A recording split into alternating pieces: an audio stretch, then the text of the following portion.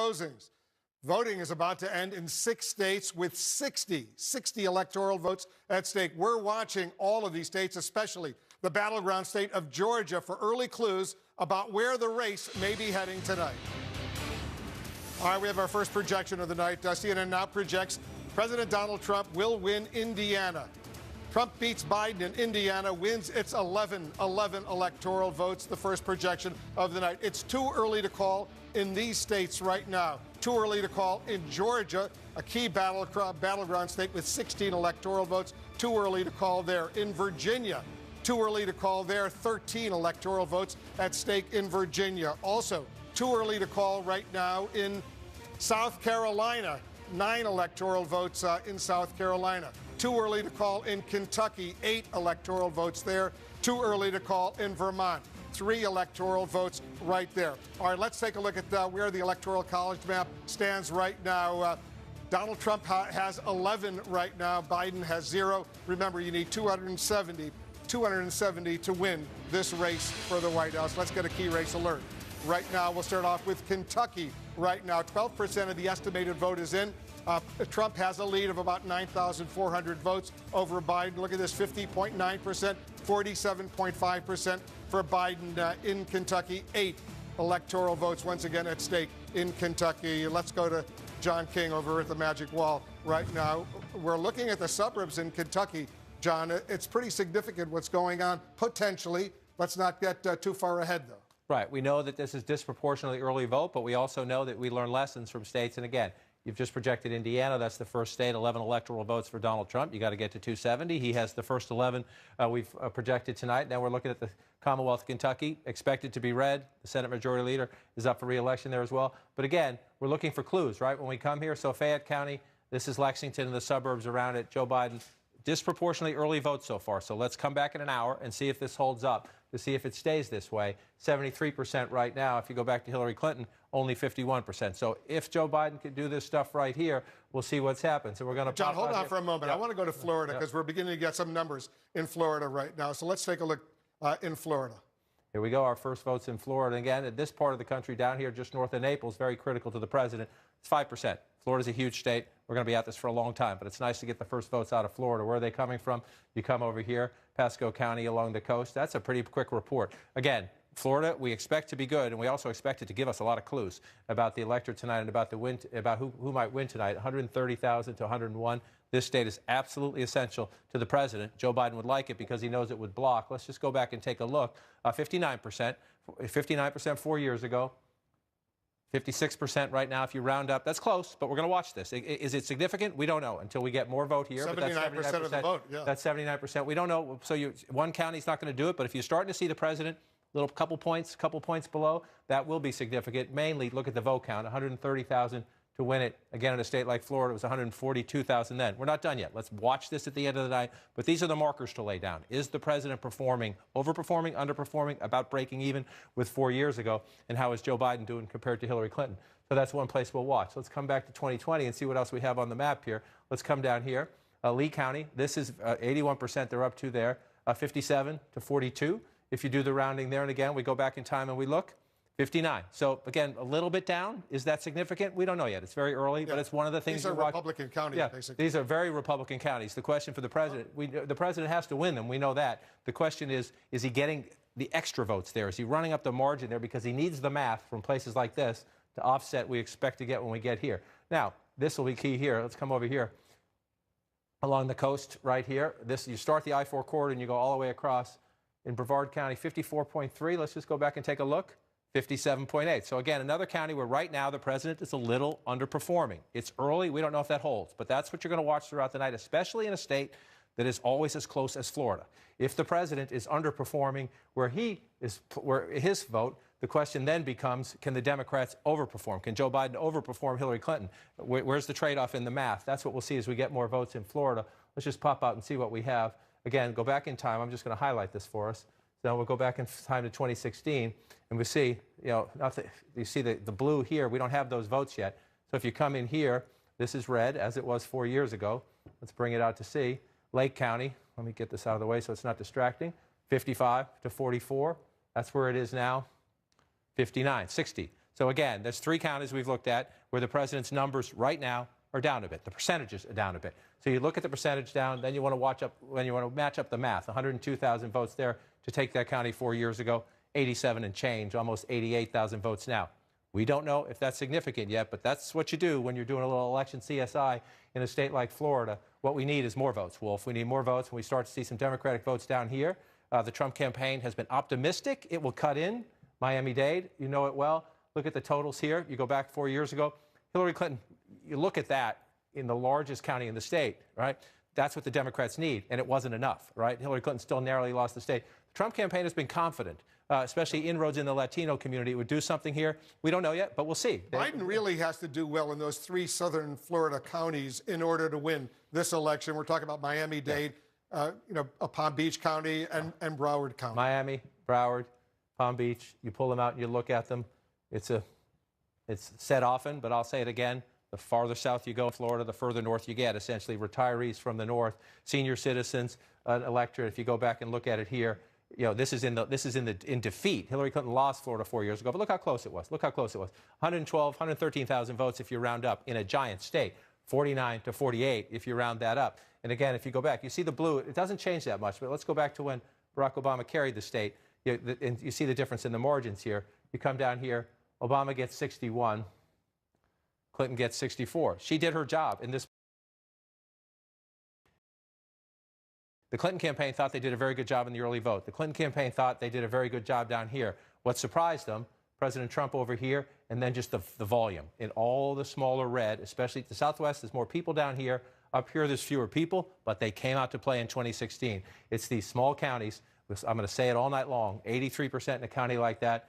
2,800 votes, you think that doesn't matter, but that's 2,300 vote difference right there. One county, you start matching that up as you walk across the board and you go from county to county. That is how you get math, right? Will those people come out this time for the president? That will be the test as we watch this state fill in tonight. But there we go. See Pinellas County right there? Again, it's early. If that's 75%. If that stays blue, Joe Biden has a good chance to carry the state of Florida. Doesn't guarantee it. 4 years ago, it was red. 4 years ago, it was red. That's why I said I remember a call on Election Day. The Clinton campaign was so confident about Florida, and I remember getting a call, and somebody came out and said it was the Clinton campaign thought we got good early vote here. We feel good about this. And one of the ground organizations went out to some polling places and saw a line stretching down the street, saw the MAGA hats, and texted me, "We are bleeped." And that was right here. And again, President didn't win this county by much, but it was a statement, right? It's a statement here. So this right now in 2016, it was red. At the moment, it is blue. What is this? This is Tampa, St. Pete. It's a suburban area. It has retirees. It is growing. It's a place where Democrats understand. If you want to get this state back, if you can keep that blue, you're on your way. Doesn't get you there. It's not enough, but we'll watch it and see if that one stays blue. Then you know Joe Biden is in play for Florida. And as we know, Wolf, from having done this a few times, we're going to be at this map for a few hours. Yeah, but if Democrats are looking at that county over there, they're getting a bit encouraged right now with 75% of the vote in. Right, and look, that's one of the great dramas of an election night, right? And it also can be one of the great frustrations on an election night. You see something like that early on, and you think, if you're a Democrat, you think that's it. We're going to be at this for a while. We're going to rock through it. It's great to get excited. People at home should get excited about their candidate, about their side. But we've got a ways to go. And again, the key here, does that stay? What's the actual turnout, right? We expect the turnout to be even higher. So we're going to have to match up the math as we go. And then the big test for me, number one, can the Democrats hold the suburbs here and build? Take the 2018 suburbs that made Nancy Pelosi Speaker and do it again in these states here. And then how does the president do up here? Does he match his numbers? He might have to exceed his numbers up here if Joe Biden is doing well across here. You had a question? It's interesting. I'm already more than 1.5 million votes have been counted in Florida right now. And just to show our viewers, Trump is at 53%, Biden's at 46.1%. He's ahead by 104,000 votes. He is, and as you say, 1.5 million counted. But just to remind people, we have a ways to go, 4.6 million to 4.5 million. So we're early in the Florida count. But look, Florida is always, I say fun. I don't have a horse in this race. If you're a partisan watching at home, you go back and forth on the up and down in all of this one. But look, this is one of the most fascinating states because of the diversity, because of the senior citizen vote, because of it's the most complicated Latino vote anywhere, because of the diversity just within the Latino community. The Democrats sent Obama down here twice, trying to get African Americans in Miami-Dade to turn out. You've got the suburban revolt against the president. Does it hold up in a state like Florida, which is now his adopted home state? And again, up here, does the Trump army come out in 2020 like it did in 2016 in these small counties. The complexity of Florida is what makes it so fascinating, and it's always so close. Jake was mentioning his conversation with Rick Scott the other day. I talked to him as well the other day. He's won 3 elections by a point.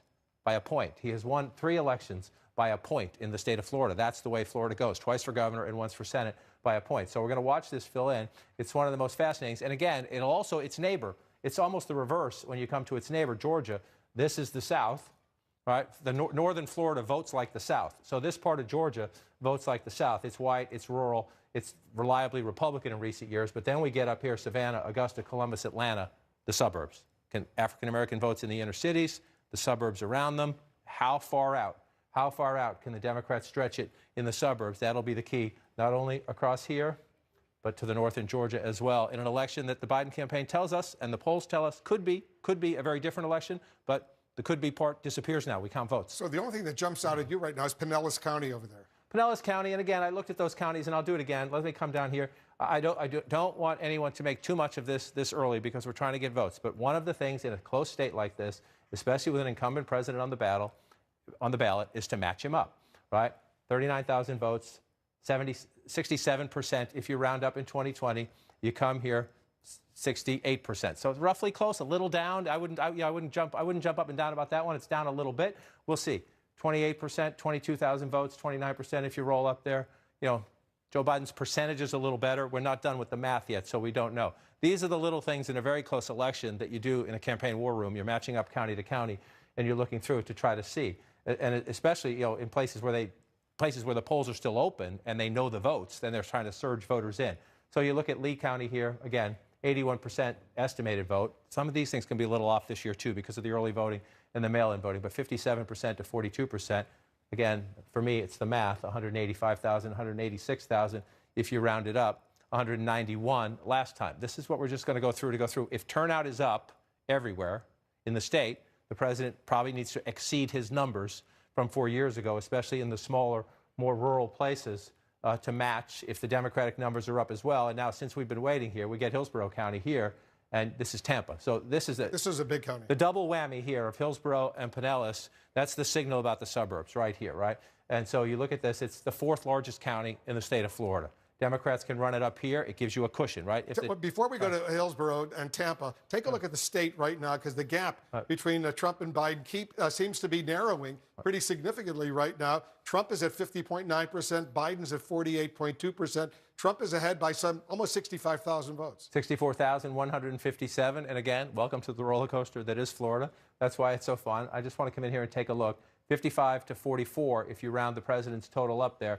And then you go back in time here again, 51. So if this holds, and it's a big if, Hillary Clinton at 51, Joe Biden at 55, if that's exactly what Joe Biden needs to do. Run a little stronger than Hillary Clinton. Take a look at the state right now. Biden has just taken the lead with 22% of the estimated vote now.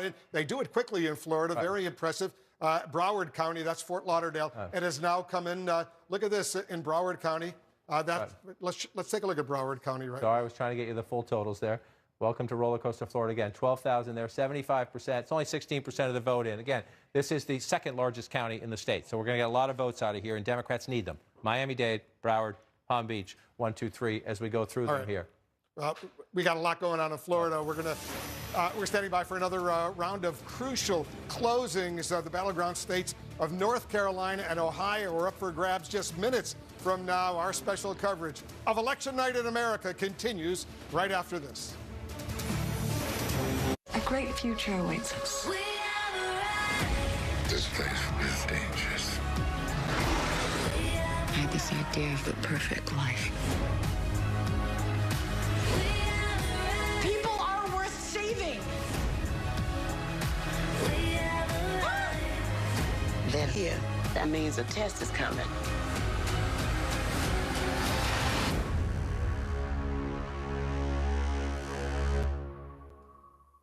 I'd like to tell you about my great-grandmother. My grandma. My cousin. My great-great-grandmother.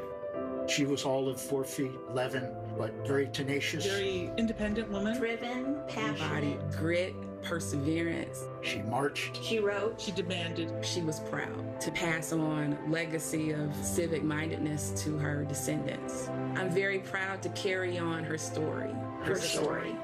Find their stories. Make them count. At Ancestry. This is Kate. She always wanted her smile to shine. Now she uses a capful of TheraBreath Healthy Smile Oral Rinse to give her the healthy, sparkly smile she always wanted. TheraBreath. It's a better mouthwash at Walmart, Target, and other fine stores. I love eggs, and there's a big difference between ordinary and the best. Which egg tastes more farm fresh and delicious? Only Eggland's Best. Which egg has 6 times more vitamin D, 10 times more vitamin E, and 25% less saturated fat? Only Eggland's Best. Which egg is so special, I'd never serve my family anything else. For me, it's only Eggland's Best. Better taste, better nutrition, better eggs. At T-Mobile, we believe you should get more. That's why we merged with Sprint. Now, it's about to get even better. And as we work to integrate Sprint's network, our nationwide 5G keeps getting stronger, with the capacity and coverage to reach more people and places across the country. Who says you can't have it all? Now is the time for 5G. Now is the time to join T-Mobile. While you watch this historic night unfold, log on to CNN.com for more. The Road to 270, Election 101, results that matter to you with My Election, and more. Election Night in America on CNN and CNN.com. In San Francisco, Black Lives Matter, civil rights matter, and holding police accountable matters. We stand as one community for real reform. Scott Wiener has stood in the way for nearly a decade. He defended police charged with misconduct. Wiener has taken tens of thousands of dollars from police and law enforcement unions, the very people he's supposed to hold accountable. If 2020 has taught us anything, it is that this year, this election is where we must take a stand. Say no to Scott Wiener. Say yes to real progress. A lot of things have changed since 1963. Our waistlines, our hairstyles, our taste in clothing. What hasn't changed is our commitment to great customer service, quality, and value.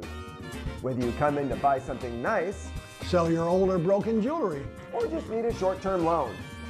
Oh, and our location. That hasn't changed either. No Miss International. Since 1963, we must be doing something right. This is CNN. More people get their news from CNN than any other news source.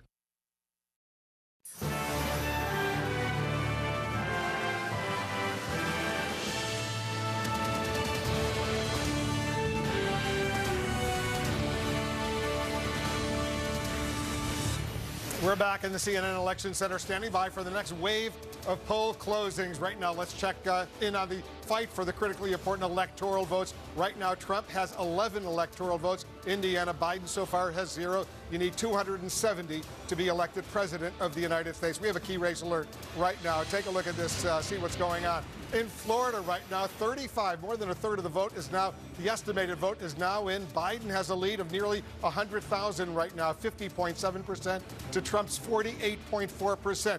35% of the estimated vote, once again, is in 29 electoral votes. Look at Georgia right now, very early.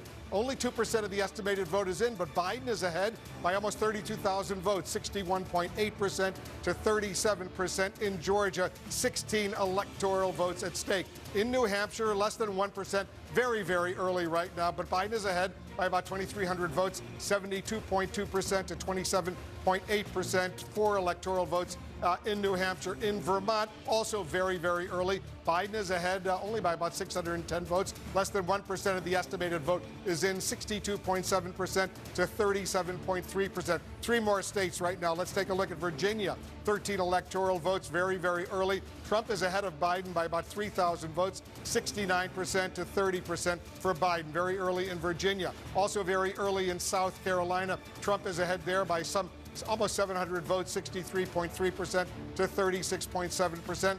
And Trump is also ahead in Kentucky, but 15% of the estimated vote in Kentucky is now in. Trump is ahead by about 35,000 votes, 54.1% to 44.3% from Biden. Let's go over to John King over at the Magic Wall. Let's take a look at the big picture first, and then I want to focus in on Florida, Florida, Florida. The big picture is the question of the night. Can Joe Biden flip states that were Donald Trump states in 2016? Can Joe Biden flip them? Well, that would be a flip. Again, it's early. That would be a flip. Again, it's early. The president right now leading in Virginia, but it's a very early count. If the president could pull off that, that would be a dramatic story. We expect Joe Biden to win Virginia. It's very early and light in the votes. But these would be two big ones right there. New Hampshire and Vermont we expect to stay. Kentucky and Indiana. South Carolina is closer than we thought. But at the moment, very early. Everybody needs to be careful about this, but at the moment, this is what Joe Biden wants to do. He flips these states here. We know we might have to wait, Pennsylvania, Michigan, and Wisconsin. If they're close, we might have to wait, especially on Pennsylvania. That could be a day or three. However, if Joe Biden wins that, he'll rest comfortably waiting for that. So let's take a look at Florida as we go through it. Again, this one is always a roller coaster. So what you see now doesn't mean the lead won't change. When you were here last time, Wolf, it changed as we were speaking. But right now, Joe Biden at 50%, Donald Trump at 49% when you round up. 62,394 difference in a giant state where both candidates got more than 4.5 million votes last time. So we're going to be at this a while. But if you're the Biden campaign, you're looking at this map, number one, you're winning Hillsborough County, which is Tampa. You like that. You're winning Pinellas County, which is St. Pete. You like that. That's where you want to be. This is how you finish. You finish your race in Florida across the I-4 corridor. You get started, if you're a Democrat, by winning down here. And if you're Joe Biden, I will say this, as we're early in the count, this is somewhat concerning. But it could be the quirks of 2020. Donald Trump thinks he can do better down here with Cubans, with other Latino votes, especially Latino men. We'll see if that's the case. The Democrats were worried about African Americans in Miami-Dade County. We'll see if that's the case. 84% in right now, 54 to 45. If you go back in time, this was a much bigger win for Hillary Clinton, right? 64%. To watch the basket where they need to run it up. So we'll see. And if you don't run it up here, you need to offset it somewhere else. That's one of the trade-offs in this campaign. We know Trump may perform better among African Americans, especially among Latino men. Joe Biden's performing better with white, blue-collar workers and with senior citizens. So we're going to go through the trade-offs throughout the night. But this right now, if you come back to 2020, Joe Biden would like that to be a little higher. We're at 84% right now. We believe most of this is Election Day voting, today voting here. So we're waiting for early vote as well. That might help Joe Biden. If Democrats disproportionately banked early in Miami-Dade, we'll see as we go through. You move up to Broward. This is more what Joe Biden wants it to look like. But again, you see that at 16% right there, 75%. You go back for the comparison, 66%. So he's overperforming at the moment Hillary Clinton by percentage. Trump just took the lead in Florida if you go statewide. So you pull back out. And again, this is going to be a roller coaster by 28,000 votes, right? And so this is what we're going to do. And what's happening? This is again, trademark for this president. Look at the smaller counties, right? You see all that filling in red? Not a lot of people live here. If you look at it, it's 184 to 83 there. You come over here, 584 to 207, you think at home, well, that's only a few votes. When you have 10, 15, 20 counties, and you're doing that, 200 here, 20 there, 1,000 there, that's how Donald Trump gets his math in a lot of states with these smaller counties like this. Interesting, look at this, John, 41% of the estimated vote in Florida is now in. Look at how close it is. Florida's close. That is not breaking news. That part is not breaking news. But it's incredible because, just as you were here last time it flipped, you were here this time it flipped. We expect Florida to flip. So you're looking at key things. Number one, for the president, that Collier County is coming in for Trump. That's a good thing for the president. That's what he needs. The southwest part of the state tends to be more conservative, 77%, but look how low we are here. So we got a long way to go here. We're just a couple hundred votes, 300 votes and some change there. So see if that holds up for the president right here. But you pull up right here. But I just want to come up here. This would be a huge deal. This would be a huge deal. Duval County is Jacksonville, up here in the top part of the state. President tends to win once you get out of the urban areas. But this is, again, one of the fast-changing areas all across America. But in the Sun Belt states like Florida, you have the city and the suburbs around it, 75%. You see Joe Biden at 54%, the president at 45% if you round up. This was a Trump win, just barely. But Donald Trump narrowly carried the suburbs 4 years ago. He's expected to lose the suburbs this time. By how much could determine who wins the presidency tonight. So if you watch Duval County right here, it's the 7th largest county in Florida. That edge for Joe Biden, we always think about down here is critical for the Democrats, up here critical for the Republicans. Let's not forget, John, in the up to 67,000. The Central Time Zone, they're not going to close until the top of the hour. Right. The Eastern Time Zone in Florida, they've closed. Right, and so again, if you look across, just watch across here. They're still voting out by Pensacola and on the Panhandle. So let me just go back and show you, just to remind you, all these smaller counties, you're going to see a lot of red. right? That is the key for the president. Again, they're not very populist, but when you add up one, then another, then another, then another, you get the votes to offset some of this. It takes time, which is why Florida sometimes roller coasters through the night. But look at... I see Palm Beach County is now in... look at check. this. That's 2016.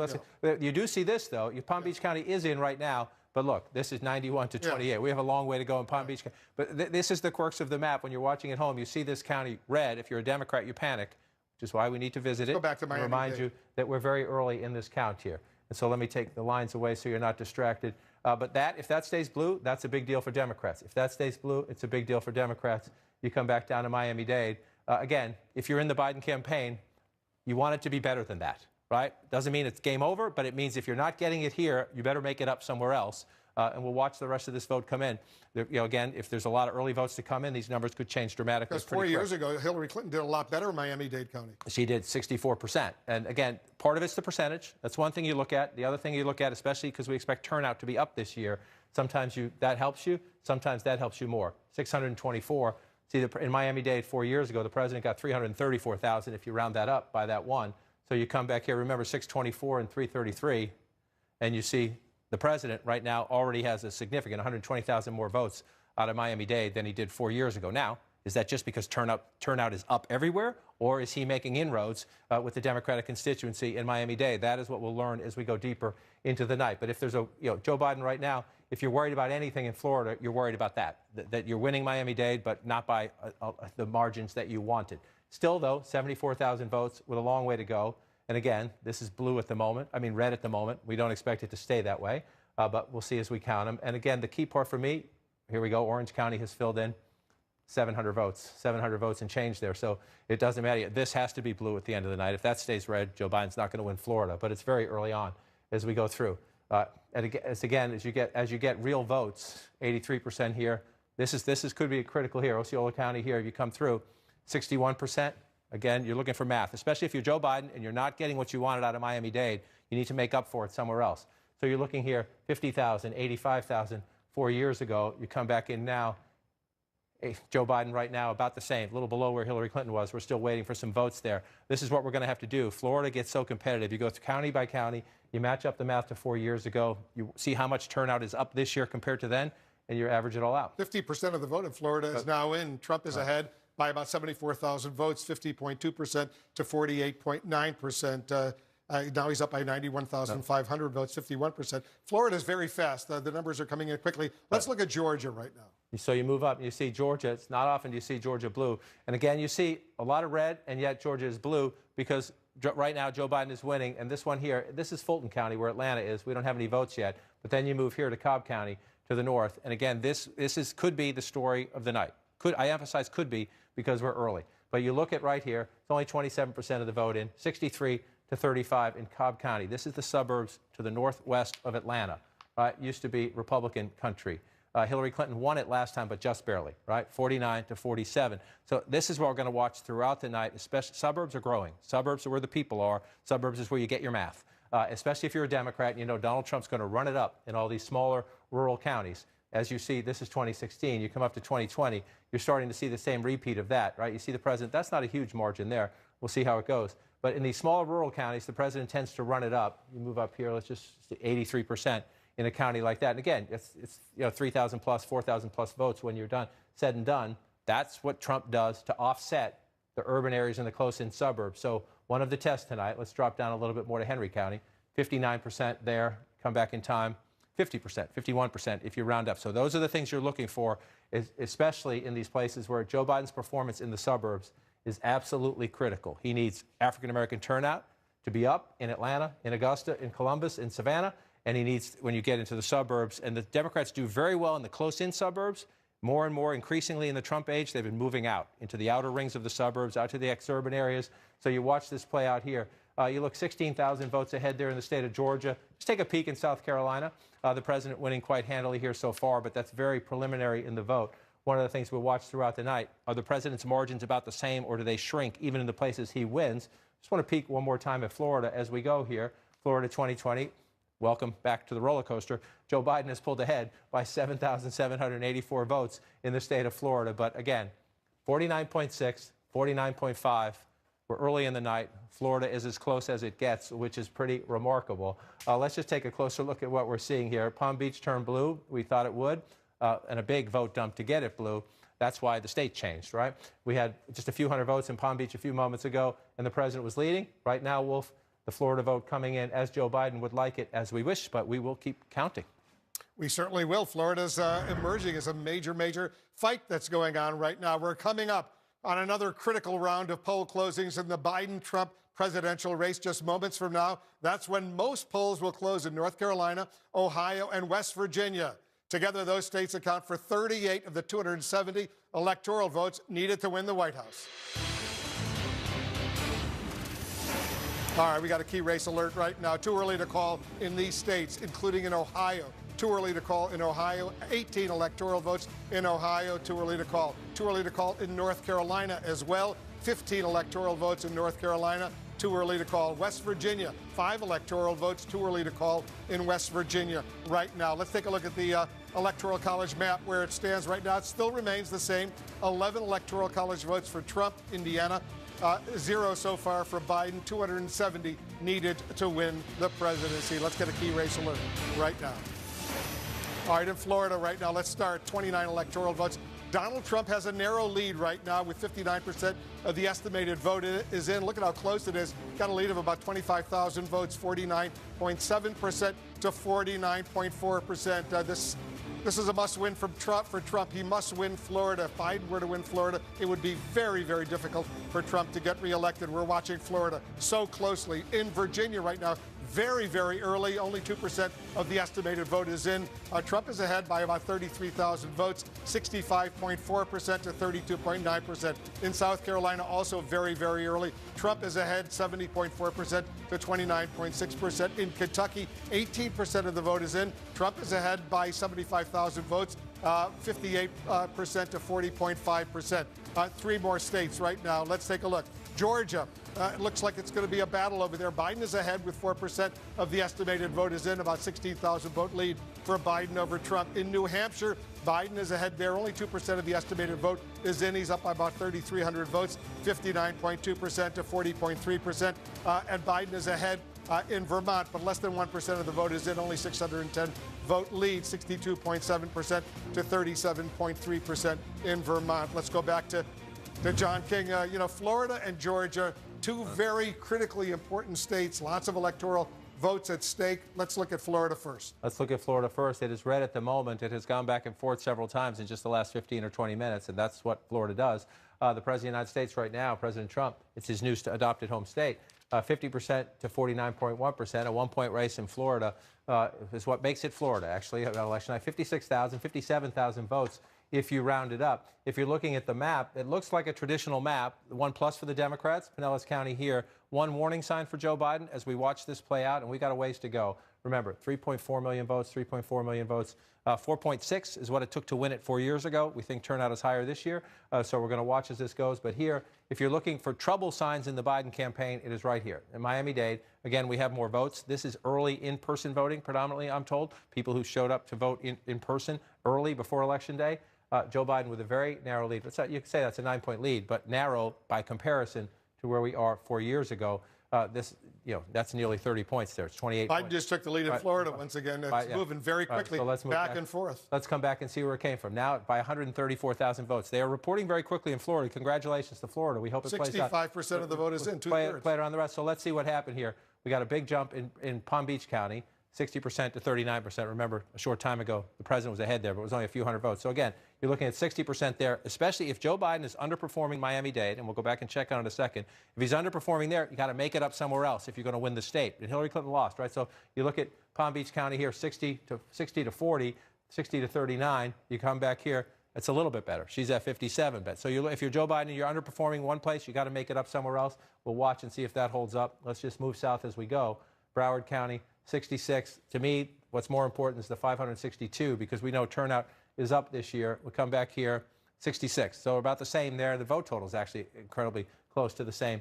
If we come back to 4 years ago, he's a little bit above it there, but we got a little ways to go still. So turnout's up a little bit, which you adjust your math, and then you come down here. Again, in the Biden campaign, you think in a normal race, you're winning anyway. You say, oh, 54-45, I'm doing great. No, the Democrats need to run it up more here. And you see Hillary Clinton with 64% when you round up last time, and she lost the state. Remember that. She lost the state, ran it up here, 624,000.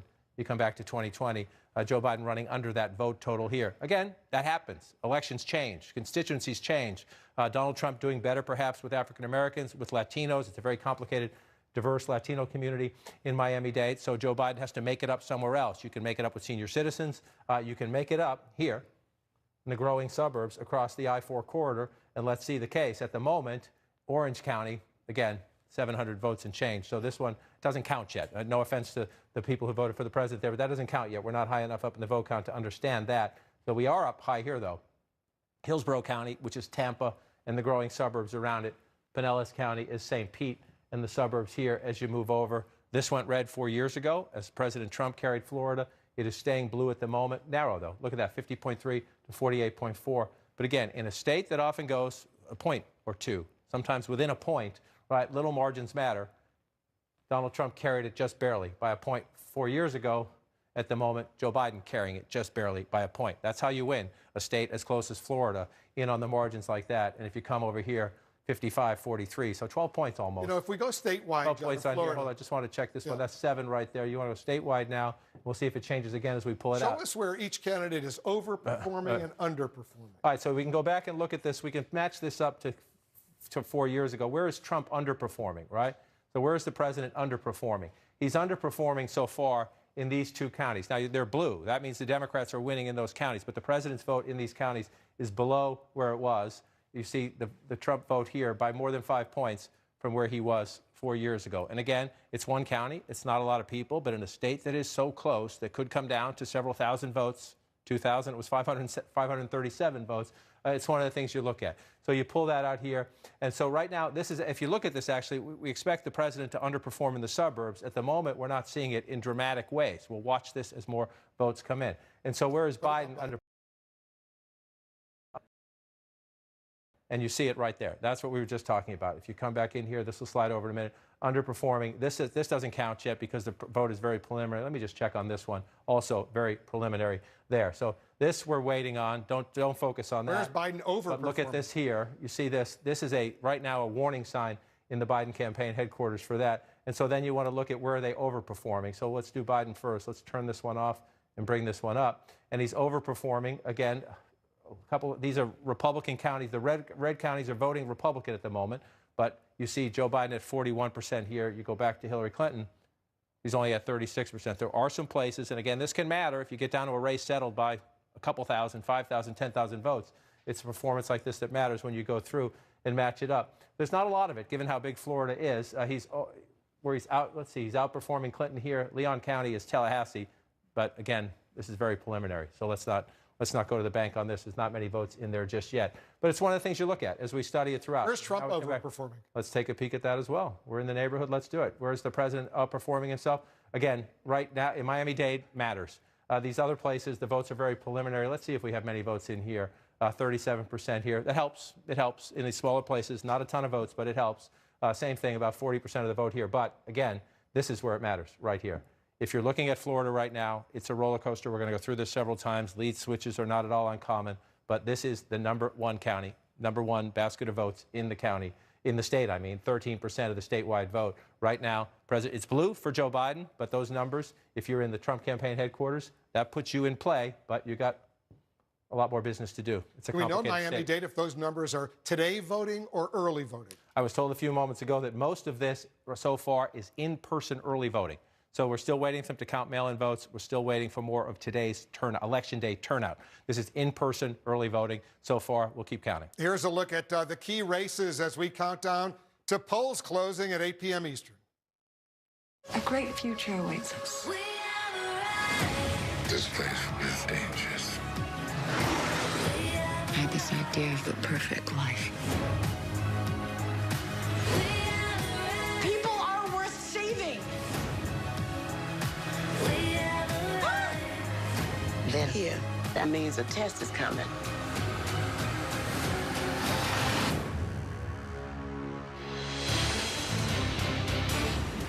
All right, let's get a key race alert right now. Let's start with Florida right now. 67% of the estimated vote is in. Biden is ahead by almost 70,000 votes, 50% to 49.1%. It's close in Florida, 29 electoral votes. 5% of the estimated vote in Georgia is in. Biden is ahead there by 4,200 votes, 50.4% to 48.6%. Only 3% of the estimated vote in New Hampshire is in. Biden is ahead there by some 3,000 votes, 56.6% to 42.7%. In Virginia, 8% of the vote is in. Trump is ahead, 50.2% to 48.1%. He's up by almost 8,000 votes in Virginia. Let's go back to John King at the Magic Wall. Lots of excitement going on.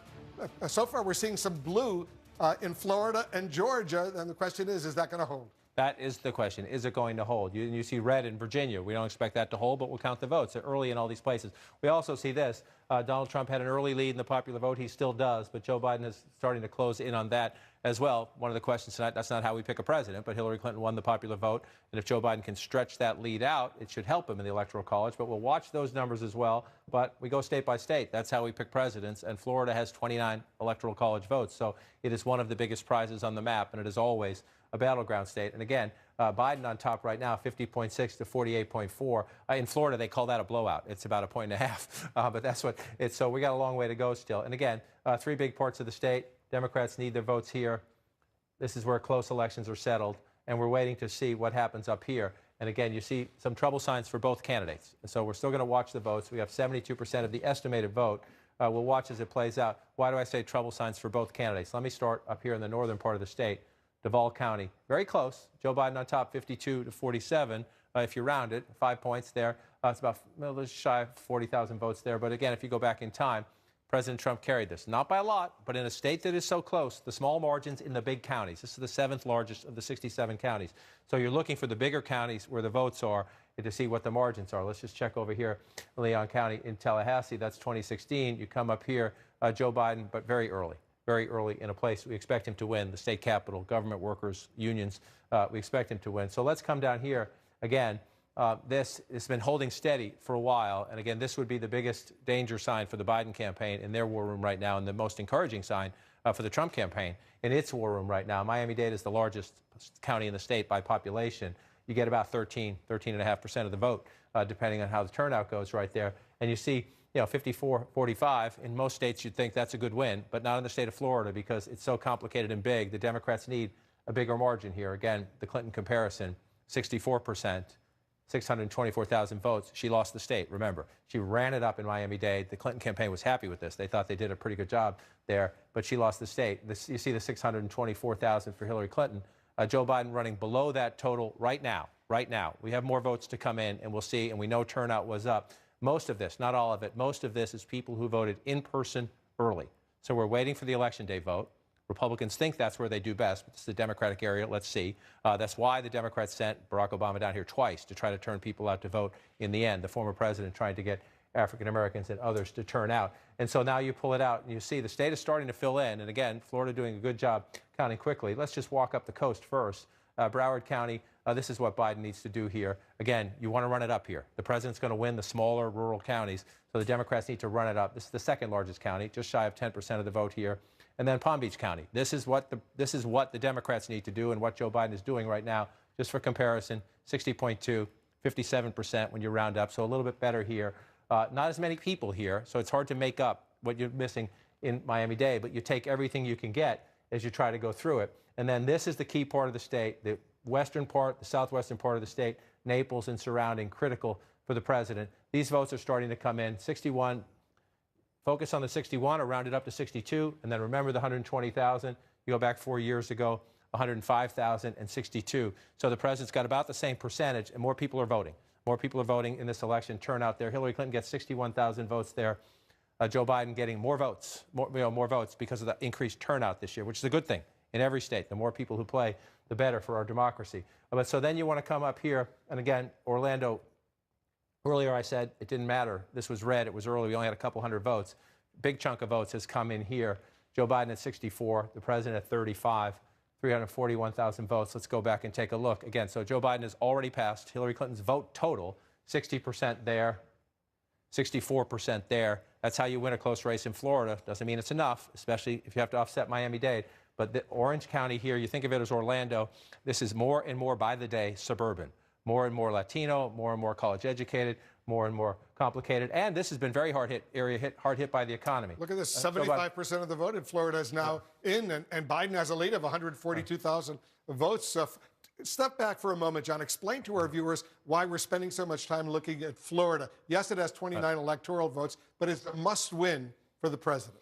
It's an absolutely must-win for the president. Joe Biden would like it. If Joe Biden gets it, it helps him remake the map. It helps him make a statement election. But let's just walk over here and we come back. This is the only state we've called so far, projected so far, is Indiana. So the president has 11 electoral votes. You have to get to 270. And remember, the president got to 306 last time, right? So why does Florida matter so much? Well, if Joe Biden can take away Florida, that right there, in and of itself, gets the president down to 277, right? So then from there, Joe Biden really needs just one more. So if Joe Biden won Florida, let's say he won Arizona, right? Joe Biden could win the presidency without winning Pennsylvania, without winning Michigan, without winning Wisconsin, without winning Georgia. All places where in these three, he leads. Here, he's certainly competitive. Some polls show him ahead, some polls show him a little behind. So that is why 29 matters. I mean, the only thing on the board tonight with more significance is potentially Texas. Democrats think they may have a chance in Texas. But if you take these 29 away from the President of the United States, mathematically, can I find a path to Trump victory? If you want to say that Trump's going to win California, or if you say Trump's going to win all three of these, so it doesn't absolute, but that's essential. You know, we're trying to be conservative. We're trying to be cautious, trying to be fair to the president. If the president of the United States loses Florida, his path to re-election is essentially gone. And right now, it's very close in Florida. 79% of the estimated vote is in. Biden is ahead by about 83,500 votes right now, 50% to 49.1%. More make or break states are on the line at the top of the hour when the last polls close in the battlegrounds of Florida, New Hampshire, and Pennsylvania. Will we be able to make any projections in the hour ahead? We're going to find out very soon. Stay with us. All I have for you is a word. Tell it. Take a moment to orient yourself. Things will feel strange. We're reversing the flow of time. Time isn't the problem. Getting out alive is the problem. It seems bold. Bold, I'm fine with. I thought you were going to say nuts. Tenet. Big movies are back in theaters now. Experience it in IMAX. Rated PG-13. Greetings, mortal. Your journey requires Liberty Mutual. They customized your car insurance so you only pay for what you need. Liberty Power! Wow, that will save me lots of money. You're insured. This game's boring. Let's get tacos. Only pay for what you need. Liberty, liberty, liberty, liberty. At home with Robert, retired burglar and family man. Setting up Simply Safe is so easy. You could do it blindfolded. But I wouldn't recommend it. Anyone can do it in less than 30 minutes. Welcome to Simply Safe. No tools or wiring needed, and voice prompts guide you. Motion sensor detected. Well, that was easy.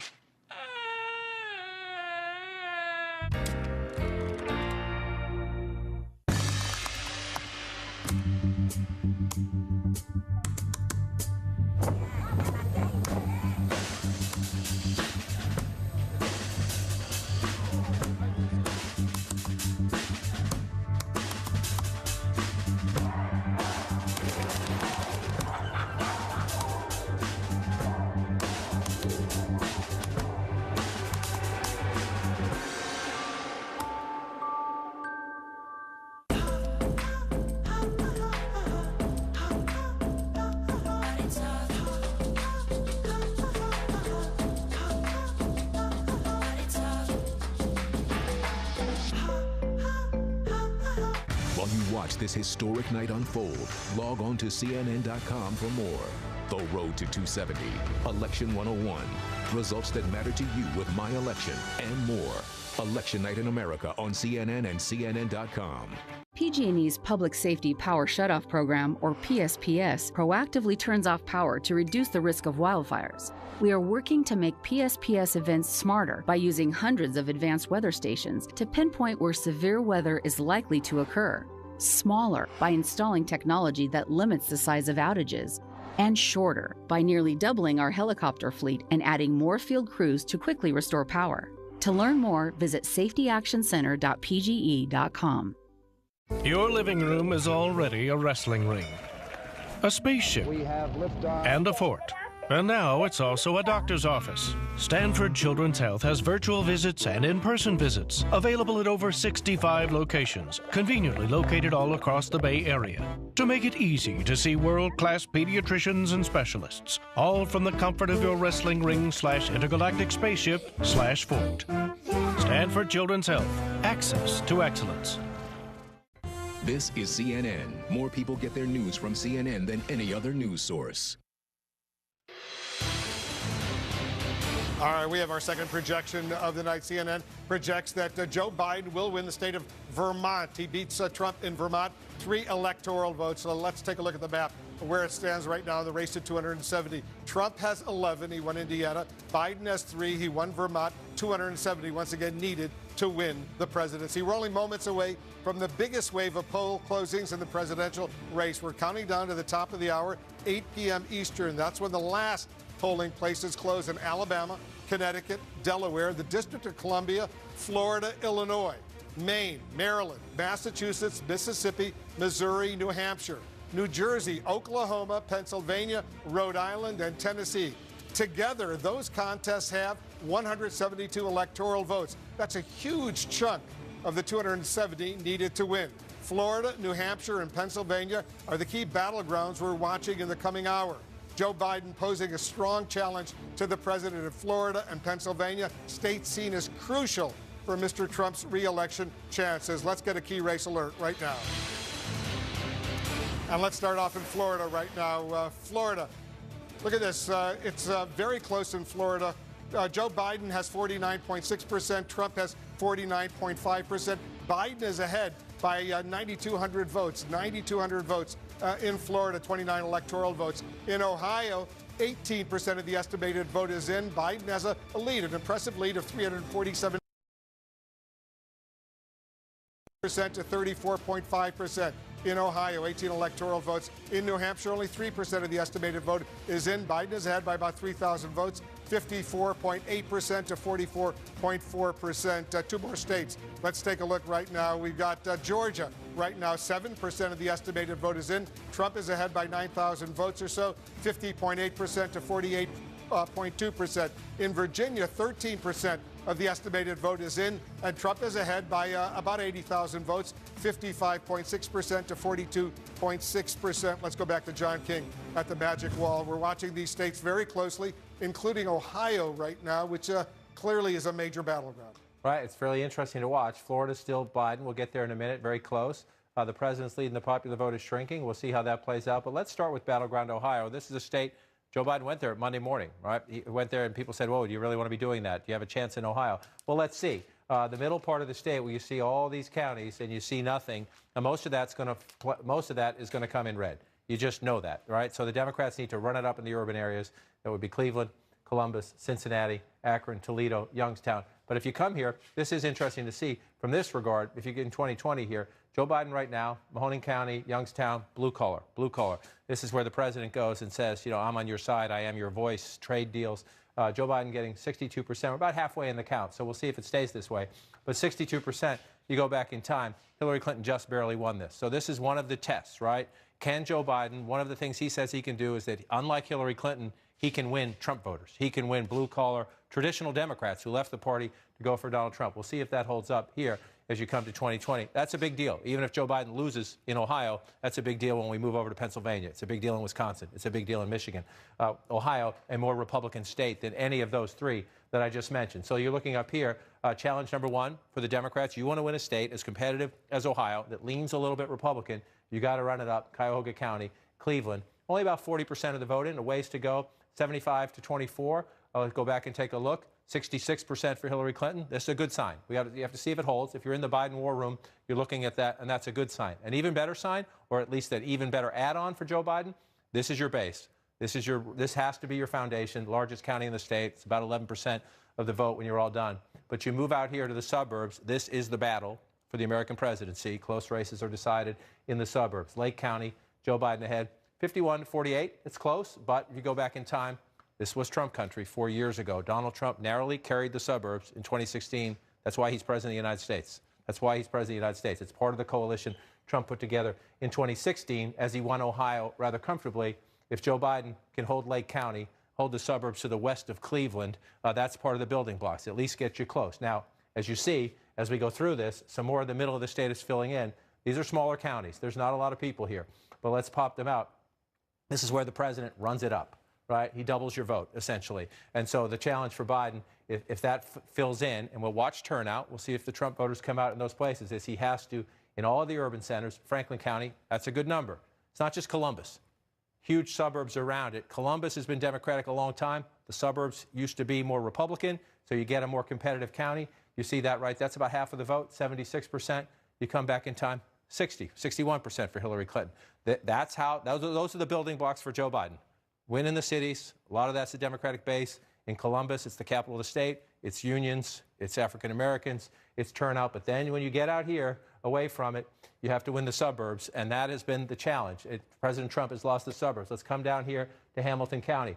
Used to be a Republican county. It's becoming more of a Clinton county. More of a Democratic county. We have no votes there yet. You saw how Hillary Clinton carried it. It's also a House district in the Cincinnati suburbs as well. One of the House districts, Democrats are trying to expand their majority. So it's John, Ohio. I want to go back to Florida because it's essentially tied right now. Let's take a look at Florida right now. 81% of the estimated vote is in. There's only a 2,000 vote separation. Biden is ahead by 2,033 votes. That's incredible. I was just going to say, some people at home who have a partisan stake in this will be throwing things at the television. But this is why this is fun. I mean, look at this. This is more. Trump has just gone ahead by 18,000 Now, votes. Trump has gone ahead by 18,000 votes. This is 4.6, 4.7. We're closing in on 10 million votes. We're above 9 million votes in the state of Florida. And we have a 49.6 to a 49.4. This is why elections are fun, and this is why Florida is, of all the states in the United States, one of the, if not the, ultimate battleground state. And so, again, let's go through it and take a look. We started earlier in Miami-Dade. This, to me, so far, the biggest warning sign. And, again, every election is different. So you're not performing, if you're Joe Biden, you're not performing as well here as Hillary Clinton did, as well as Barack Obama did when he carried the state. That's not necessarily fatal. It's not good. Then you got to make it up somewhere else. If you're not getting it here, you got to get it somewhere else. 54 to 46 if you round them up. Again, you go back in time. This is the largest county in the state. There are more people here voting than anywhere in the state. Hillary Clinton thought she did the job here 4 years ago. 64%, 624,000 votes. Joe Biden right now, 560,000 votes, only 54%. So that's a problem. It's a warning sign in the Biden campaign. Not insurmountable, because you come up here, can you make it up? This is number 2. Broward County. Miami-Dade's number 1. The second largest county. This is the second largest county. You're at 66 with 562,000 votes. You go back and look at it. So you're running ahead of Hillary Clinton if you're Joe Biden in the count. In the count, turnout is up this time. Turnout is up this time. So that doesn't necessarily mean it's enough, but you're running ahead there. And then you come up here to Palm Beach County. The third largest. Get it to come up. 1, 2, and 3 are right there. 1, 2, and 3 are right there, 58 to 41. If you look at it there, 391,000 votes. Joe Biden, again, exceeding her total, and right now at the moment exceeding her percentage. So that's a good thing there. So those 1, 2, and 3 are right here along the coast. And then you come up from here. Here's where you find number 4. That's Hillsborough. That's Tampa. It's Tampa and the suburbs around it. Again, I just said this in Ohio, and I'll say it again here. The suburbs decide close presidential elections. President Trump narrowly won them 4 years ago. He's been losing them since. Nancy Pelosi is Speaker because of the suburban revolt against Donald Trump. The question is, does it continue from 2018 into 2020 in places like this? 53%. You see that's about, you see 300, 352, so you 52,000 votes, right? In a place like Florida, if you're not doing as well as you want in Miami-Dade, you got to run it up somewhere else. There are some votes there for you. Much closer, 45, 42. And then you come over here. This, 4 years ago, it's a big victory for Donald Trump to turn this county. Democrats got swamped in Election Day turnout. At the moment, they're holding this 91% in. Again, not by much, 49.6 to 49.0. The question, that's a little bit of math. 3,000 votes. You take everything you can in a state like this. you get the votes. And so then you come up here, and now we're waiting, right? The Panhandle, this is the later time zone. We're waiting for votes out there. If you come through here, just want to show you, the president runs it up in these smaller counties. There's not a lot of people. There's not a lot of people, but 6,000 votes to 2,000 votes, that's 4,000 votes in the bank to offset the Democratic advantages elsewhere. That's what the president did 4 years ago. It looks like he's doing it in some of these places again. The issue is, as you get to the more populated counties, let's see if we have much votes. Earlier, we didn't have many votes. We still don't. This is a plus for Joe Biden. We don't have many votes out of Leon County yet, but that's Tallahassee. And then you move over here, watching this all night to see if it switches. Duval County, again, sorry for the broken record, the suburbs, Jacksonville and the suburbs around it. Joe Biden at 51, the president at 47. If you go back in time, Donald Trump carries Florida 4 years ago narrowly, because, in part, because he won the suburbs narrowly there. So, Wolf, as we watch this play out, I just want to come out to statewide and look. The president of the United States, 2,994 votes ahead in a state that has cast more than 9 million ballots. Incredibly close in Florida right now. Voting is about to end in 16 states and the District of Columbia. The biggest round of poll closings tonight, a whopping 172 electoral votes are at stake in the next hour. We got some CNN projections right now. Let's start in Massachusetts. CNN projects Joe Biden will win the state of Massachusetts, will win its 11 electoral votes. CNN projects Joe Biden will win the state of Maryland and win its 10 electoral votes. Another win for Biden in Maryland. Joe Biden will win his home state of Delaware with 3 electoral votes, a win in Delaware for Biden. And Joe Biden will win the District of Columbia, which has 3 electoral votes as well. We have a projection for Trump right now as well. Oklahoma, CNN projects that Donald Trump will win the state of Oklahoma with 7 electoral votes. That goes to Trump. Right now, we cannot make projections in these states. Take a look. Alabama, Connecticut, Florida, Illinois, Maine, Mississippi, Missouri, and New Hampshire. Also, New Jersey, Pennsylvania, Rhode Island, and Tennessee. We cannot make projections in those states. Let's take a look at the Electoral College count as it stands right now. Biden has 30 electoral college votes. Trump has 18. Remember, 270 needed to win the presidency. Let's get a key race alert right now. Biden is leading in these states right now. In Ohio, that's a key battleground. 28% of the estimated vote is in. Biden is ahead by almost 370,000 votes, 59.7% to 39.1%, 18 electoral votes. Biden is also ahead in Georgia right now. 10% of the estimated vote is in. Biden is up. It's very close by about 5,300 votes, 50% to 49% in Georgia. A tight battle underway. In New Hampshire right now, only 5% of the vote is in. Biden is ahead there by about 6,700 votes, 57.3% to 41.9% for electoral votes in New Hampshire. Trump is ahead in these 2 states. Let's take a look right now. Right now, Trump is ahead in Florida. 82% of the estimated vote in Florida is in, but he's ahead by about 11,000 votes. Look at how close it is in Florida right now, 49.6% to 49.4%. A tight battle in Florida underway right now. Trump is ahead in Virginia right now. 18% of the estimated vote is in. Trump has a 151,000 vote lead over Biden, 58% to 40.1%. Let's go back to John King at the Magic Wall. We're looking at these states right now, but let's take a look at the big picture first, John. Give us a sense of what we're seeing. Texas is blue. Look at that. Florida is blue. Look at that. South Carolina is blue. Look at that. Georgia is blue. Ohio is blue. West Virginia is blue. Again, if you're a Democrat at home, pick up your phone, take a picture. This is a map you love, right? It's not going to stay that way, but we'll see how many do, though. Texas, the Democrats think it's in play. West Virginia, I would be shocked. South Carolina, I would be shocked. Georgia, Florida, Ohio, Texas. This is a very different election. We are looking at competitive races in states that have been red. Explain Texas, what's going on now. Well, I don't think we're going to have a lot of vote there, and we don't. See, so that's why we have 700,000, 1.1 million votes. Joe Biden's ahead because of this, though. Again, I'm going to say this repeatedly throughout the night. This is part of the changing Texas. Dallas and the suburbs around it flipped a House seat there 2 years ago. 81% there. Joe Biden leading in Dallas County, 66% of the vote. I want to just point out a lot of this vote in Texas is early voting, which we anticipated would early be vote. Yeah, it's early vote. Yeah, a lot of the blue you're seeing is because we're early. I mean, this is again a lot of early votes here. So again, you don't expect that to hold up. This is very competitive. This is very competitive. We know Democrats voted disproportionately early. They wanted to vote by mail. coronavirus safety concerns. They were encouraged by Democrats early on. So we're looking at a map right now. We talked about this earlier. We're going to be talking about this all night long. Some states are reporting in a different way this year because of all the mail-in voting, because of absentee and early, and then you have in-person Election Day voting. Different states are reporting it in different ways, and some states, within those states, they're reporting it in different ways. Some states are giving you the early vote first.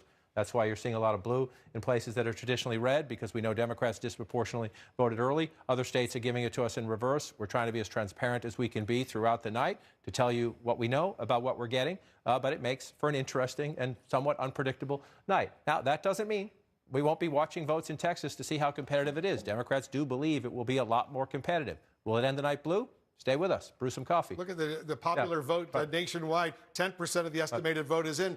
Biden is ahead by only 4,000 votes, 49.5% to 49.4%. And remember, we've been, Hillary Clinton won the popular vote by a large margin. We can go back and look at it, right? More than 2 million votes, close to 3 million votes, 4 years ago. The expectation is that Joe Biden will win the popular vote this time, but we have to see, and we're going to watch it as it plays out. So let's come back to the states where we know. Florida, I want to just start here because it has been a seesaw back and forth all night long.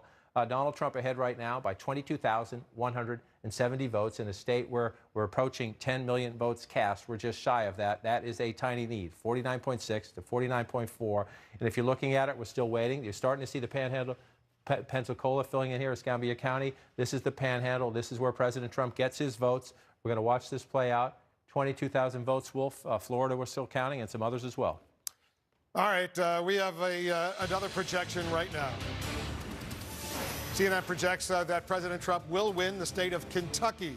He'll win Kentucky with its 8 electoral votes. That's a win for Trump in Kentucky over Biden. This is where it stands right now on the race to 270. Biden has 30. Trump has 26. Once again, 270 needed to win the presidency. Let's get a key race alert right now. Here are 5 battleground states right now where Biden is ahead. Let's start with Pennsylvania right now. Only less than 1% of the vote is in, but Biden is ahead by nearly 40,000 votes, 79.9% to 18.8% for Trump. In Texas right now, 10% of the vote is in. Biden is ahead by about 226,000 votes, 58.7% to 40% for Trump. Let's go to Georgia right now. 10% of the vote is in. Look at how close it is. Only 453 vote lead for Biden over Trump, 49.5% to 49.5%. In Ohio, almost a third of the vote is in. Biden is ahead by 348,000 votes, 58.5% to 40.4% for Trump in Ohio. In New Hampshire right now, 5% of the vote, 7.1% to 42.2% in New Hampshire right now. We got some more states right now. Trump is ahead in these states right now, beginning in Florida. 86% of the estimated vote is in. Trump is ahead by some 65,000 votes, 49.8% to 49.2%. Very, very close in Florida, 29 electoral votes. In Virginia, about a quarter of the vote is now in. Trump is still ahead in the Commonwealth of Virginia by more than 214,000 votes, 58.9% to 39.3% in Virginia. All these races so significant. John King, you're looking at all this as closely as anyone is looking at it. What do you see? I see some unpredictability. I see a lot of swings back and forth. And again, that's the nature of the night. We need to remind everybody, you had early mail-in voting, early in-person voting, and Election Day voting. 3 different challenges for every state, every county in America, and every election agency as they pull all this together. And some states are doing it. Some states are doing it different ways, even within the same state. So you see states that are blue, like a South Carolina. We're looking at it right now. It's only 5% of the statewide reporting. If it ends up that way, that's dramatic breaking news. We just don't expect it. We need you to be patient at home. And we just need you to remember, different states are doing things in different ways. West Virginia is blue at the moment. Early votes, we know Democrats disproportionately wanted to vote early by mail. So when states are counting those first, you're going to see blue in some places that are traditionally red. It's okay. They're votes. They're real. They're real. They're just not complete. It's just not contextual. We just don't have everything. And so, again, you see it in Texas here. It looks big and blue on the map. When you zoom in on the state, it's not much, right? We don't have much yet. Small county here, small county here. The most significant vote center here is Dallas. So Joe Biden is leading in the state of Texas right now because we have some votes out of Dallas. I just want to remind you with the history here, though, that alone doesn't mean Joe Biden is not competitive in Texas tonight. We're going to be at this for a few hours, but one little blue spot there is not enough to overcome what usually happens in Texas, which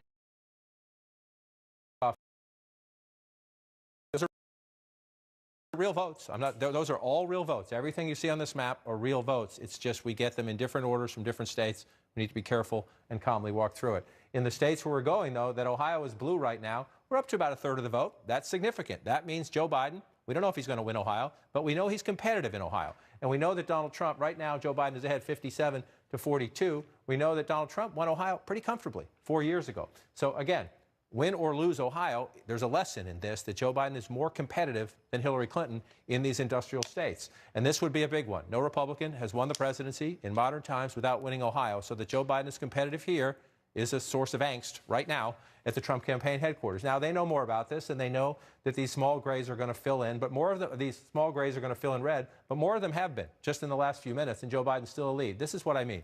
This is what Donald Trump does in small-town America.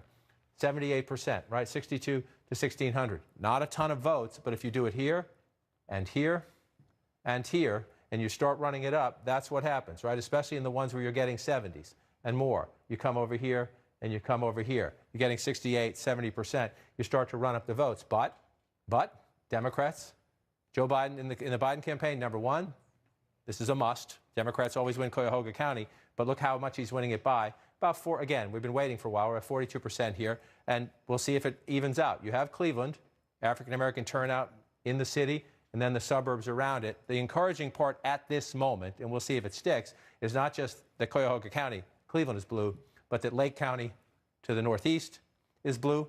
Suburban Cleveland right there. Close, but still, you're winning in the suburbs, and then you move over here to Lorain County as well. You go back in time here, you see Hillary Clinton carries this, but it's essentially a split, right? 47-47, a split there. Joe Biden right now on top by a more significant margin. These are the suburbs. There are more people. It's the 9th largest county. There's 88 in the state of Ohio. This is also encouraging to the Biden campaign when you come over here. Not just that you're winning. Democrats are supposed to win here. But again, with about half the vote counted, we'll see if it changes. Again, you get early votes, you get in-person voting. They come in different ways. Sometimes you get a big dump and it changes everything. But 62% right there, you come back pretty close split in this county. This is blue collar, work with your hands. America, it used to be reliable Democratic votes. This is where Trump cut in deeply to the Democratic Party right here. So now you come out here, we're going to watch Ohio come back to 2020. It's a great race. This tells you, no matter how this ends, this tells you that this is a very different campaign than we had 4 years ago, and that Joe Biden is more competitive than Hillary Clinton. You see Michigan votes, you see Pennsylvania votes. That's it right there. Joe Biden can be president if he just changes what happened 4 years ago in the industrial Midwest, but it's everywhere. He's in play everywhere. Let's pull up the red down here. 11,000, 117,000, I'm sorry, Trump vote lead right now, 50% to 49% if you round up there. And we're starting to get the panhandle, right? So you come all the way to the west. Escambia County, Pensacola, 53, so 54 to 44. You go back in time, that's a little, Trump's underperforming a little bit there percentage-wise. 88,000 votes, 69,000 votes, so that could be significant. This is the most populous county here along the panhandle right here. You keep an eye on that. It's red for Trump, as it should be, but remember, Joe Biden is underperforming in Miami-Dade, or at least he was. We'll check on it in a minute. If you're underperforming places, you need to do better elsewhere. Could be some votes there to be made up there. Then you start moving across the panhandle. And again, this is what the president does in smaller counties. And this one's a medium-sized county. It's 30. It's in the middle of Florida. 67 counties in Florida. This one's 30th. You keep coming across. This is what the president does, and you rack up the votes here. And if you pull it out into context, there are a lot of them, right? So you come across here. This is Alabama. This is Georgia. This part of Florida votes like the South, except for the cities. Now, we were waiting earlier for Leon County. This is Tallahassee, the state capital, the suburbs around it. You see blue right here, 63% for Biden, 60%. You might say that's not a big deal. In a state as tight as Florida, those little margins, if you can perform, again, especially if you're struggling in one place, you have to overperform somewhere else. So you see, you're watching that play out there. Again, though, the president's still 112, 113,000 if you round him up. Earlier, I was talking about, this is 2016. I'm sorry, I'm looking at the 2016 map. This is Duval County here. It was red 4 years ago. It is blue right now. You come back up. I'm looking at the 2016 total, thinking it was this year's total, because that's the way it always is in Florida. It's that close. 10 million votes are about to be cast. We're really close to 10 million votes, and 131,000 separates them right now. But Duval County is still blue for the Democrats, 51 to 47. That's the suburbs. Donald Trump makes it up in the rural areas. And then we're going to come across here. I just want to see where the margins are. One of the things you get, at this point, Florida's returning so quickly, you're starting to figure out what's still out. Where can you find more votes? If you're going to make up 100,000, which is the lead right now, where can you get it? Orange County, growing, a lot of votes here. but about 93% of the estimate in. We'll see what the numbers are. We'll see what more votes come in. 383,000 here for Joe Biden right now, 329. So that's 50,000 votes. He's running ahead of Hillary Clinton, 50,000 plus from 4 years ago. The turnout's up everywhere, though. So the president's numbers are up, too. You're going county by county in the campaign war room. This is significant as you come across. Again, Hillsborough County, Tampa in the suburbs, Pinellas County, St. Pete in the suburbs along the coast. This was blue. I mean, this was red 4 years ago. Very close, 49.2, 49.5 to 49.2, 2,000 votes. 2,000 votes there. 2,000 votes matter in a close state. And again, I want to do this again in reverse order this time. Palm Beach County, almost all counted. 56 for Joe Biden, come back in time. 56 for Hillary Clinton, so you're matching it up. Might not be good enough. Hillary Clinton lost the state. Come back to 2020. You come down here, 66%, second largest population center, second largest county in terms of people in Florida, 66. Come back in time, 66. You're essentially matching what happened 4 years ago. The vote count, 553, 562. Turnout's up a little bit, but you're essentially matching the percentages there. And then you move down here, and this is the trouble sign. Again, we're not done. We're not done counting in Florida. Joe Biden can make it up somewhere else. But 54% Miami-Dade, 579 to 486,000. If you look at it there, number one, this is your biggest county in Florida. This is where the most votes are.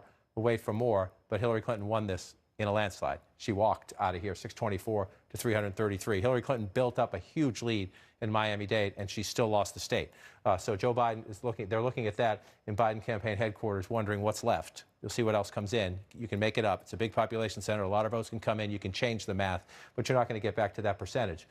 Again, 63% there, 54% there. If Joe Biden loses Florida narrowly tonight, this will be why. But we're not done yet. We're not done counting yet. You come back out, although that lead now 163,000. Just in the course of this conversation, President Trump has stretched it out. He stretched it out as it starts to fill in here, and as we get more of the votes here. This is what he does. And again, this is the Trump coalition. These smaller places, not a ton of people live here, but the president's above 80% in these places. He racks it up. 163,000 Wolf, 574 votes, 10 million now. We are past 10 million votes in the state of Florida.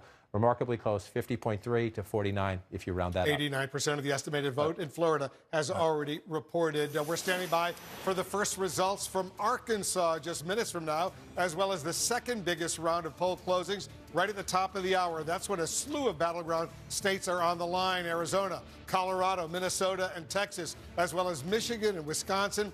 The next hour could go a long way toward deciding who ultimately wins the White House. We'll be back in 2 minutes. Election Night in America, brought to you by Noom. Noom is based in psychology for lasting health and weight loss results. For a while, I've had like a kind of negative self-image. There's like this contrast between like the way that I was thinking about my personality and the way that I was thinking about my body. With Noom, I was able to learn how to interrupt those habits and create new ones. So my goal was 35 pounds, and I've lost about 30 pounds now. So I've never been this confident in my body. My name is Sarah, and I changed my life with Noom. Visit Noom.com and lose the weight for good. Either I'm transitioning and I don't know it, or I'm in decline. I figured it was time to go to a real therapist. He said, I think you lack empathy. Like a Republican? The thing is, I like older men, which brings me to the strong and deep sexual feelings that I have developed for Andrew Cuomo. I want him to flatten my curve, and then I want to flatten his curve, and then I want us to apex together.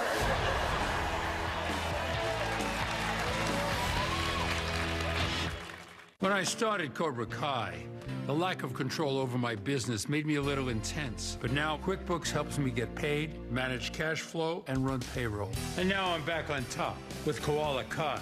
Save over 30 hours a month with Intuit QuickBooks.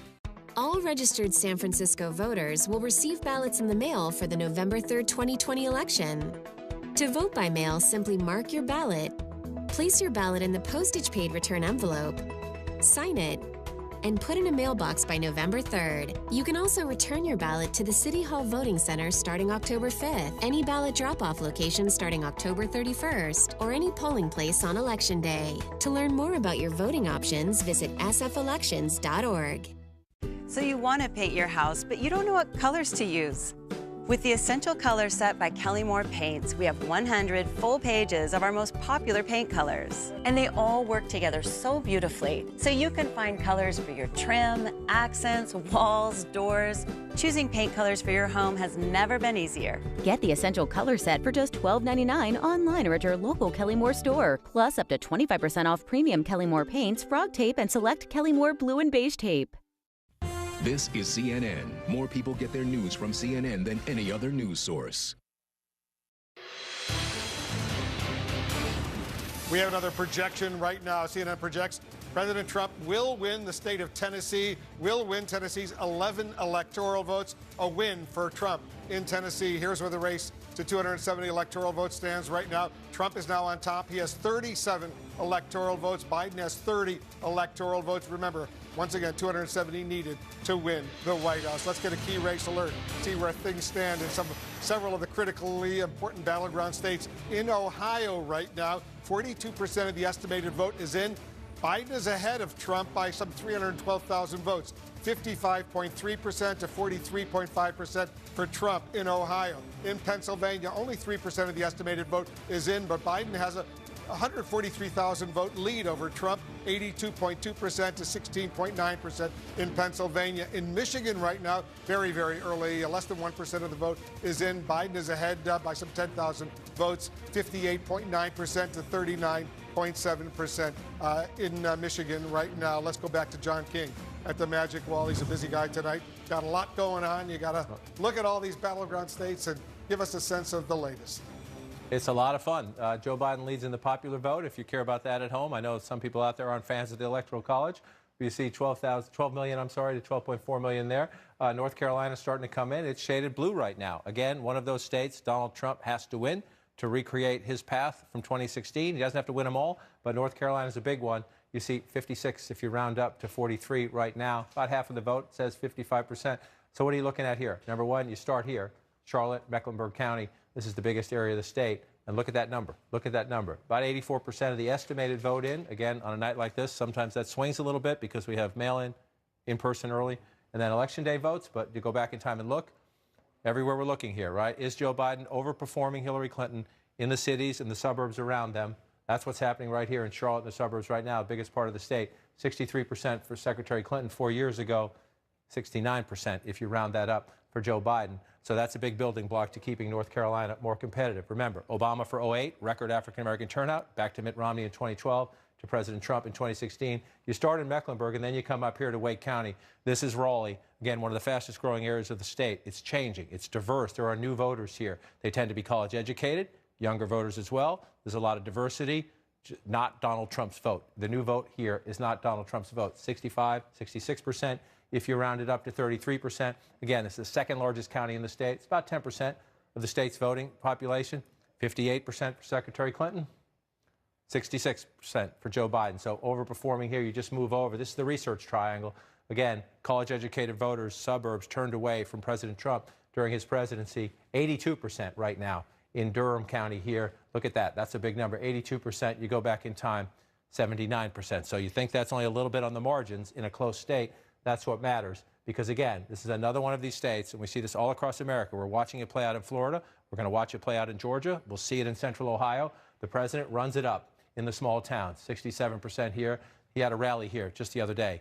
This will be interesting to watch. There are Trump super counties, if you will, around the country. The president went to certain places to do his rallies because he knew he was losing in the early voting, and they were all designed to turn people out. So you want to watch this here. 67% Trump Clinton, right? Catawba County. Let's come back here to go see where we are. It's about the same, right? Is that enough? 45,000 votes now and some change. 48,000 4 years ago. That could be a key test. We'll watch this play out. That's 75%. Let's watch. The president had a deliberate travel plan. He went to certain places where they knew their voters are, where they thought they could turn at least match 2016, hopefully exceed 2016. So let's watch this when we get closer to the final. He was there for just a rally the other night. You pull it back out. Again, if you're the Democrats, you got to run it up in the cities. Asheville, suburbs around it, 63% now, 55%, 56% if you round up 4 years ago. Those are the building blocks. Go to the places where your candidate did well 4 years ago, but grow and build, especially in places where the population is changing like it is in North Carolina. Let's pull back out again and just take a look. Just want to wander through all this. You come down to the coast here in Wilmington. not as big. It's the 9 of 100 counties in terms of the population, but you're down along the coast here. This is where you find Republicans in the suburbs, right? 52% to 47% is where we have it right now. Donald Trump carried this county with 50%. Again, it's 3 or 4 point swing. You think that's not a huge deal. It is when you're 55,000 votes for the president 4 years ago, 52,000 votes now in a very close state. 2,000 or 3,000 votes could matter. The Democrat getting 58 plus for Joe Biden there compared to 50. So 8,000 votes. 8,000 votes can make a difference in a close state when you're racking them up. Now, turnout is up everywhere, so everything you're not making a direct comparison. We have to be careful about that. Let's come in here to Fayetteville. Both campaigns spent a lot of time here. The president had a rally here as well. Senator Harris was here. 60% for Joe Biden, 38% for the president. Let's go back in time. 57%. Again, Joe Biden overperforming. Let's actually pull that out and see if we can see how significant the overperforming is as we come into the thing. Let's see where he's overperforming here. Oh, sorry, I'm in the wrong map. Thank you. Let me come back out here. Back out, and we hit where is he overperforming, right? And so he's overperforming. If you see these counties where he's overperforming, we're the 2 biggest places for a Democrat, for anybody, but for a Democrat in North Carolina, they are Mecklenburg County and they are Wake County. And you see here, he's overperforming Hillary Clinton by 5 percentage points here, the biggest, most populous county in the state. That's the building block of a smart campaign. Then you come over here to Wake County, second largest county in the state. Again, changing population. You know what happened in the suburbs during the 4 years of Donald Trump. This is where you go. You turn out your African-American base. You try to get young people on those college campuses. Here in the Research Triangle, a lot of new voters with college degrees, professionals in the suburbs. That's what you try to do. And you see Joe Biden, and you come out here. This is significant as well. These are counties President Trump is going to win. But Joe Biden is overperforming Hillary Clinton by 5 percentage points or more. What's that mean? Shrinking the president's margins in these smaller places where the president tends to run it up. You shrink the president's margins there.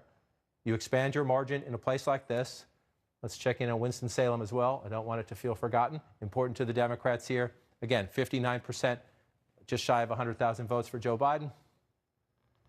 That's 5,000 votes. 5,000 votes matters in a close state when you're coming through. So you come back to 2020 here. We're not done in North Carolina. I'm not saying by any means we're done. We're going to keep counting votes, but let's turn this off and look at the entire state. 54 to 48. That's a nice lead for the former vice president right there, 60% in. You know, in a lot of these places here, the president's going to get his votes. But if you're the Democrats and you're looking at the early North Carolina map, you are encouraged, especially when you compare in the suburbs and in the cities. Did you turn out the Democratic base? Did you make inroads in the suburbs? That's what that looks like so far. We got a ways to go. And I say when we have a ways to go, we're looking at a South Carolina right now that is blue, which reminds us, go slow, be cautious. Don't think anything we see now is absolutely definitive about where we're going to end the night. However, this just that it's closer. It's only 9% of the vote. Just that some of these red states are going to be closer does tell you something. There's a competitive Senate race there. We'll see how it plays out when we get more votes. Let's keep going down. Ohio is still blue. I was going to go south to Florida, but Ohio is still blue. I just want to check on it. About 40%. That's where we were last time. 55. There's a lot of, not as many, though, rural counties to fill in here. And we'll just pull out to the map and we look just really quick. Florida, still close, but the president holding that lead there. Georgia, still close, ways to go. Long way to go in the vote count in Florida. In Georgia, not as much to go in Florida. If you're the president, you're looking at 189,000 in Florida, and you're starting to feel a little bit more comfortable. 206,000 right now. 90% of the vote in Florida is in. Let's check in with Jake, Dana, and Abby. All right, Wolf, thanks so much. So there's a lot of blue on the map right now, but of course, it's still very, very early. What are you looking for? Look, I mean, you're exactly right. The fact that Georgia, in particular, seems to be so competitive when 4 years ago, if anybody would have told us, you know, watch Georgia, we would have said, no, that's a very red state. And it seems to be really giving Donald Trump a run for his money. And it is, as we talked about, and which is similar in a lot of other battleground states, the changing demographics and the suburbs. Yeah, I mean, I do think that we might see tonight a little bit of a distinction. I mean, when we talk about demographics, we often sort of talk about it with just sort of in a way that where we're saying all demographics benefits the Democrats, but that's not always the case.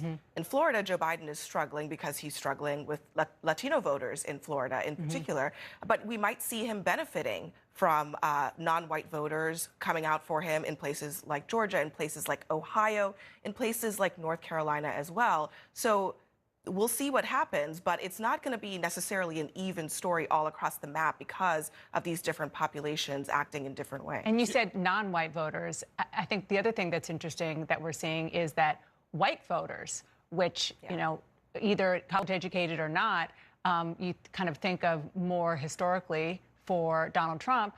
It seems to be changing, at least in the exit polls that we're seeing so far. Well, there are, in some of these states, it's a smaller percentage of voters that are white. Yep. And Donald Trump is not doing as well with them, even if he is winning them. And it's those different kinds of margins that will determine this election ultimately. And of course, there's also different kinds of Latino voters, for example. There's Latino voters who are largely Cuban American and Venezuelan American in southern Florida. And then there's Latino voters who are largely Mexican American in Arizona, and it's a very diverse group politically, in addition to where their ancestors are from. The other thing that's very interesting is how Biden is, even though he's doing worse with some of these groups, like Latino voters, he's doing better with suburban voters. And we're seeing that across the board. And I think this is where we need to put on our 2020 hats and allow 2020 to be what it is, which is that Biden may put together a coalition that is different than what we've seen from other Democrats, particularly Barack Obama, who was the last Democrat to win the White House. The Obama coalition was something fairly specific. It involved younger voters, involved a lot of black voters, and a lot of Hispanic voters. Joe Biden might need to do something different tonight. He might need to cobble together more older voters, more suburban women, more non-college educated men, in order to win in some of the places he needs to win, like a Pennsylvania, in order to get to 270. Which is exactly what the Biden campaign was telling me, and I'm sure both of you as well, coming into this, which is why they have felt better in the northern states, in the northern Midwestern states, because his coalition isn't the same as the guy who was the president when he was the vice president for 8 years. It's just different. No, he's middle-class Joe. That's what he calls himself. Scrappy kid from Scranton. But they've got to perform. I mean, this is where the rubber meets the road. And I think when we talk about what's going on in Florida, this is where Democrats were not able to turn out their voters. They have to turn them out elsewhere on the map. Of course, we're all still waiting for those big 3 Midwestern states, Pennsylvania, Wisconsin, Michigan. Wolf? All right, thanks very much. We have another projection right now. CNN projects that President Trump will win the state of West Virginia with its 5 electoral votes. Trump wins West Virginia, 5 electoral votes. Too early to call in the state of Arkansas, which has 6 electoral votes. Too early to call there. Let's take a look at the race for 270. Let's take a look at where it stands right now. Trump right now has 42 electoral college votes.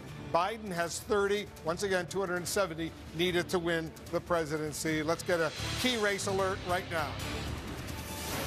Here are some of the latest numbers. North Carolina right now, take a look at this.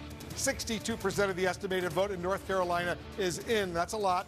Trump is losing to Biden right now by some 329,000 votes. Biden is ahead 53.9% to 44.9% in North Carolina. In the key battleground state of Ohio, 44% of the estimated vote is in. Biden is ahead there by an impressive 284,000 votes, 54.5% to Trump's 44.3%, 18 electoral votes in Ohio. In the key battleground state of Pennsylvania, only 6% of the estimated vote is in, but Biden is ahead by about almost 79,000 votes, 58.7% to 40.7%, 20 electoral votes in Pennsylvania. In Texas right now, almost half of the vote is in, 45%.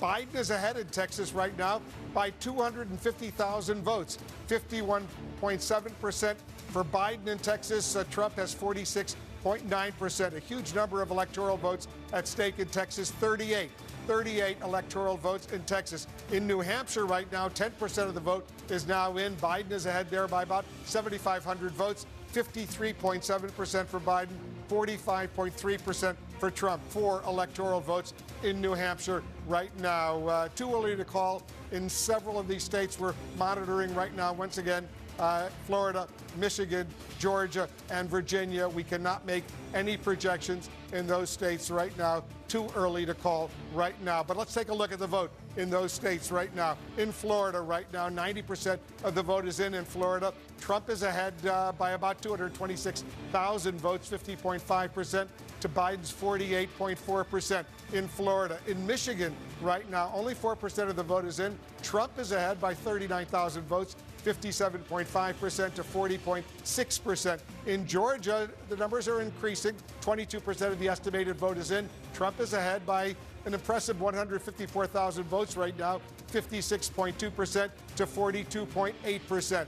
In Virginia right now, 30% of the vote is in. Trump is ahead, also impressive, 260,000 vote lead in Virginia over Biden, 58.3% to 39.6%. Let's go back to John King at the Magic Wall. I'm really curious to see what we're seeing in the Commonwealth of Virginia. It's interesting that we have a lot of places on the map that at this moment in time, and remember this was going to be that night because of the combination, mail-in voting, early in-person voting, election day voting, different states handling those ballots in different ways. The map looks a little different than we expected. Now, we'll see where it ends up. That's what makes tonight exciting. Makes it exciting. But you're looking at a map right now that has Kansas in blue, Virginia in red, where I started my career, Rhode Island in red. I don't expect it to end that way. Michigan's in red at the moment, but again, we're waiting for votes to be counted. We're very preliminary in some of these states. And on the flip side, I just circled some states that you'd be surprised by. You look right down here, Texas is blue, Mississippi is blue, South Carolina is blue, which tells you what? A, we're having an unusual night because of the pandemic election and the different ways people are voting and the different ways states are counting. So everybody needs to be patient. Number two, it's just without a doubt, though, even as I say that, and even as we have a long way to go, we are seeing a very different map. We are seeing. We don't know how it's going to end tonight. We know Joe Biden is more competitive in this race and across the industrial Midwest with blue-collar Americans who voted for Trump. We know Joe Biden is more competitive, and we know that because just look at that. That's a 10-point lead in Ohio, only 40% of the vote. There's a long way to go. Ohio is a traditionally Republican state. It's the more Republican if you're going through Ohio, Pennsylvania, Michigan, Wisconsin.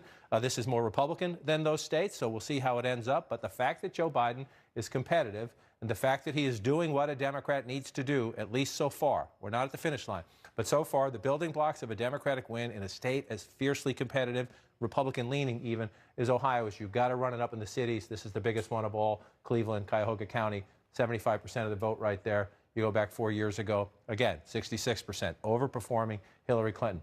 Lake County in 2016 went for Donald Trump. This is the suburbs to the northeast of Cleveland. Right now, 61% of the vote in those suburbs going for Joe Biden. Remember what happened in 2018. In 2016, Donald Trump narrowly wins the suburbs. He's president. 2018, the suburbs revolt. Nancy Pelosi is speaker. Test tonight. Does that last? Does that accelerate? Does it stay the same? Lake County right now, we'll see. We're not at the finish line.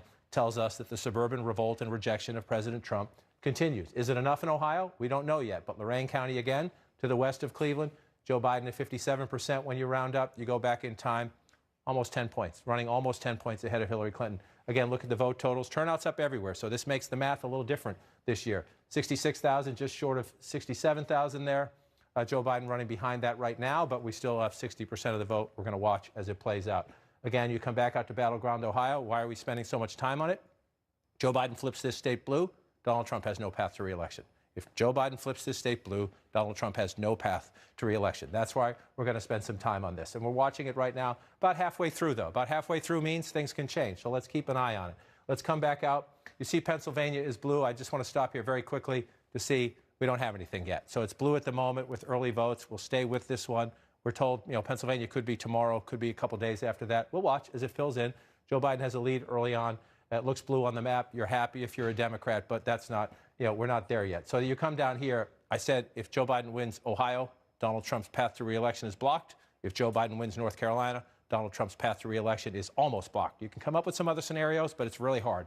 And so you're looking at this one right now, 66, 2/3 of the vote in Wolf, 53 to 46 when you round up, 275,000 vote lead. That gets hard to overcome at some point. 66% of the vote in North Carolina is in, and Biden has a 275,000 vote lead. I want to check in with David Chalian right now. So we have a sense, David, how much of this vote is early vote, how much of it is today vote? We do have that sense. As John was just showing you, what you see here now is a Joe Biden lead. He's got 2 million votes to Donald Trump's 1.7 million.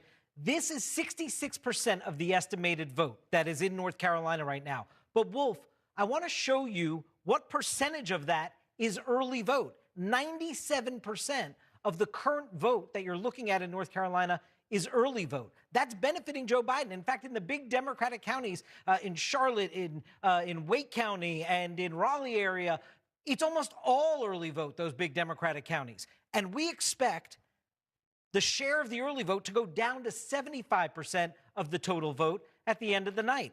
That could benefit Donald Trump as more Election Day vote comes in. So it's just the note of caution that right now, the vast majority of the vote that's in North Carolina is early vote, and that is benefiting Joe Biden at the moment. So there's still more Election Day vote to be counted. What about Ohio? Do we know Ohio? Well, in Ohio, I think what we see here is that Joe Biden's also benefiting from early vote there, but there's more early vote to come in there. So, take a look here. We have 49% of the total estimated vote in. 29% of it right now is early vote. We think that's going to climb, okay?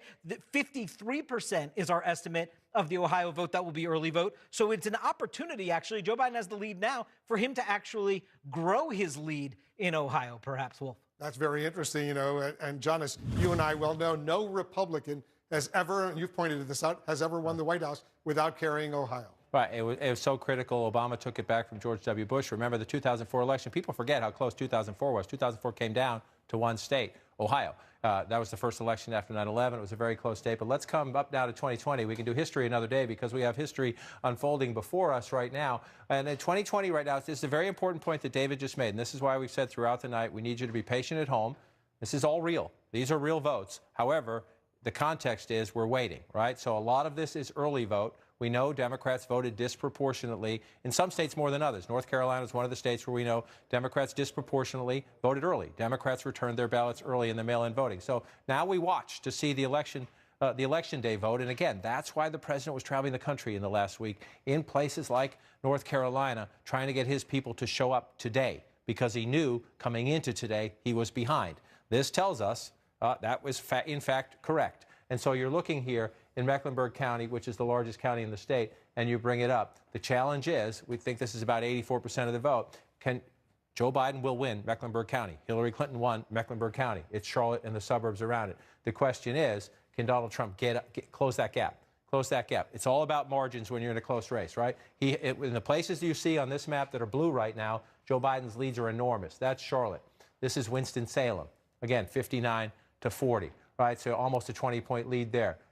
Let's just go back and take a look. 59 to 40. You come back here, 53 to 43. So a 10-point race, 10 points and change here. 4 years ago, Donald Trump carries the state. With the early vote, Joe Biden has a much bigger advantage. Now we have to count the rest. We have to finish. We have to finish. We might be 2/3, 3/4 even away around the track. We're not finished. And we have to wait for those votes to come in before we can tally. Joe Biden is doing what he needs to do, impressively, actually, when you look at these places, but we're not at the finish line yet. So you come up here to Durham County. Again, 83% in. Let's see when that Election Day vote comes in. Does President Trump narrow this gap? That's ouch, right? 82 to 17. If you look at it that way, you go back in time. It was ouch 4 years ago, 80 to 18, right? But again, in a race on the margins, can he get it just a little bit closer? A little bit closer. Even in a place you're not going to win, you got to get it a little bit closer. And then let's pull back out again. Number two, this was it. The Democrats spent a lot of time here. Wake County, second largest county in the state, one of the places that is growing again. You start in the city, you move out to the suburbs, 65, 33, 58, 38, if you round up for the president. Again, this is why it matters, but again, we have to see if it sticks, right? We have to see if it sticks. The Democrats got around the track with the early voting. Now we'll wait for the rest of the Election Day vote to come in. And one of the things you counter with, you see the open spots, the gray spots, right? These are the smaller, more rural counties. Let's just go back in time. We don't have anything there. This is where Hillary Clinton actually won Chatham County. So that's an opportunity there for the Democrats if it comes in. We have nothing there so far in a place. Let's come back to 2020 here again. You come over here. You start getting between Asheville and Winston-Salem, right? This is an interesting area. The president tends to run it up in places like this. We don't have anything yet. You come back in time. This was a 68% county 4 years ago. So this is what you want to watch. When the rest of it comes in, these are smaller counties, so it's hard to overcome a big lead. 250,000 votes. When you're at 67%, you're starting to get into the danger zone, but there's room. there's room on this map for the president to certainly narrow it. I want to check one more down here in Fayetteville and bring this out. Cumberland County, again, president did a rally here just the other night, 60 to 38, 56 to 40. Got to get up a little bit more. Again, you say, oh, that's not that much. It can matter in a very close race to narrow those margins. So let's wait to see if the president can get his vote total up, narrow the margins a little bit as we go through it. And again, you're spending extra time on these states because Joe Biden does not need this. Joe Biden can win the presidency without North Carolina. If Joe Biden wins North Carolina, the president's math gets near impossible. And let's pull back out because another place, if president lost this, it would be near impossible, but they're feeling pretty good. We're not ready yet. Florida's hard. We wait. We count every last vote. They're feeling pretty good at Trump headquarters about that one. Let me just check up here on Georgia. Still very early here to see where Georgia goes again. You want to build a lead. You always want to build a lead, but we're nowhere near done here. I want to show two maps. The map where we see some of these blue states right now, that could easily change. But show us the Electoral College map, where things stand right now as far as the projections we've already done. Right. Okay. So looking at this map, before I walk over to this map here, Texas, Kansas, Missouri, blue. Right. That would be something. If in a few hours, when we're a few more espressos in, that would be something. But again, please bear with us and bear with these election officials because they're all doing their job. Whether they're Democrats or Republicans, large counties, small counties, these are amazing people. And so they're counting. They have mail-in votes. They have in-person early voting. They have election day turnout. Turnout is up everywhere. So these volunteers, they're always stressed. And guess what? This year, with more people voting, which is a good thing, Democrats, Republicans, Independents, the work is hard. So some of this votes, I'm sure that's early vote. Democrats tended to vote early. We'll watch what happens. Maybe we'll have some surprises. Fine, that's good too. But what you're seeing right here is preliminary. I just want to come over here right now to just look at this map because the idea is to get to 270. And again, we're waiting on Florida to finish. We're waiting for more Election Day votes in North Carolina. This is what we know. What we know so far, on the way to 270, Donald Trump has 42, Joe Biden has 30, which tells us what? We have a long way to go. Nothing on this map so far. There are surprises over here, right? We don't know if they're going to hold. As I said, some of these states are reporting early, so you have red states that are blue states. This is not a surprise so far. This map is filling in as we expected. The challenge for Joe Biden is to flip, right? This is the president's map 4 years ago. Joe Biden would love to flip this, this, and this. If he flips two of those three and holds the Clinton states, he's the next president of the United States, and he's competitive. Joe Biden is in a whole lot of other places, including Arizona, maybe in Texas. We're going to watch. So I just come back over here. And again, this map looks, if you're a Democrat, you're celebrating this map because you're leading in Texas, you're leading in Kansas, you're leading in Missouri, you're leading in Ohio. Those words have not been spoken in a very long time on a presidential election night. And just be patient at home, though. They're unlikely to. It's unlikely to stand. Just pull out Missouri, for example. It's one of the more conservative states in the country. Joe Biden's ahead right now, but that's early voting. You come down to Texas. This one's more real. This one is more real. We're up to about 60% of the estimated vote. We have a ways to go. We know Texas is going to be more competitive this year. Can Joe Biden win it? Stay with us. We'll get through this. But so as you look at this map fill in, you have Joe Biden ahead by 216,000 votes in a giant state like Texas. And so you're looking at the map. Again, I just want to go back in time. Most of this is going to fill in red. Most of them are small counties, but it just adds up after a while. So the challenge for the Democrats is where you see the dots, where you see major urban areas, Democrats have to run it up. In the cities, the suburbs around them, a lot of growing suburbs in Texas. You look at Dallas, again, Democrats flipped a House seat here 2 years ago. They hope to build. They think they can even pick up more House seats here, down in the Austin area as well. 66% for Joe Biden right now. You go back in time, 61% for Secretary Clinton. That's where people live. That's what you want to do. Expand what the last Democrat did and grow. So that's so far a building block there. Let's come back to 2020. Move down. Largest county in the state is right here. It's the size of Rhode Island. It would be the 25th largest state if it were a state by itself. Harris County, Houston, and the sprawling suburbs. More than 16% of the vote comes right here, right? There's been a lot of voting here. We know turnout was off the charts here. 789,000 votes for 56% in Harris County, Texas. You go back in time, 707,000 votes, 54%. So turnout is up. Joe Biden's percentage is up. Again, you're nowhere near the finish line in Texas, but those are the building blocks to be competitive and to maybe win. Democrats think there's a House seat down here. They could flip as well. So then you come down here, you come to the other major urban areas, San Antonio. The Latino vote matters here. You're in the city. Then you go to the suburbs, 59% for Joe Biden. This time, you go back in time, 54%, 55% if you round it up for Secretary Clinton. For me, the vote totals matter because turnout is up, 319,000 then, come up to now. Joe Biden already approaching 400,000 votes. Turnout is up everywhere, which is a great thing. No matter who wins tonight, turnout is up, which is a great thing, and we hope that continues. You come down here, this is where Beto O'Rourke and others in Texas told the Democrats, you want to win the state? Yes, you have to be competitive in Dallas and Houston. Please come down here, try to turn out votes here. Let's see Joe Biden here. It's the 19th largest county, Webb County, 59%. Go back in time, 74%. So let's see, this could be a place where you're looking at the end of the night. Is this a place where Joe Biden underperforms Hillary Clinton? We'll watch that as we go through it. In Texas, again, a lot of votes to count. Wolf, we're looking at Austin as well. Williamson County above it, and Travis County here. Joe Biden running it up where a Democrat needs to, but a long way to go to count in Texas. And remember, it's not just about the presidency. There's a Senate race there. There are a couple House races there. Democrats think they have a chance to take back the House, the Texas State House. We'll see. A lot of business to do still. We certainly will. We're standing by for the second largest wave of poll closings just minutes from now at 9 Eastern, when the last polls in 14 states: Arizona, Colorado, Kansas, Louisiana, Michigan, Minnesota, Nebraska, New Mexico, New York, North Dakota, South Dakota, Texas, Wisconsin, and Wyoming all closed. 156 electoral votes are at stake in this coming hour. Remember, 270 are needed to win the presidency. We're watching key races in multiple battlegrounds in the next hour: Arizona, Colorado, Minnesota, and Texas, along with two of the most coveted prizes tonight, Michigan and Wisconsin, battlegrounds that may hold the keys to the White House. Those states sealed President Trump's victory in 2016, and Joe Biden is hoping to win them back for the Democrats. Let's get a key race alert.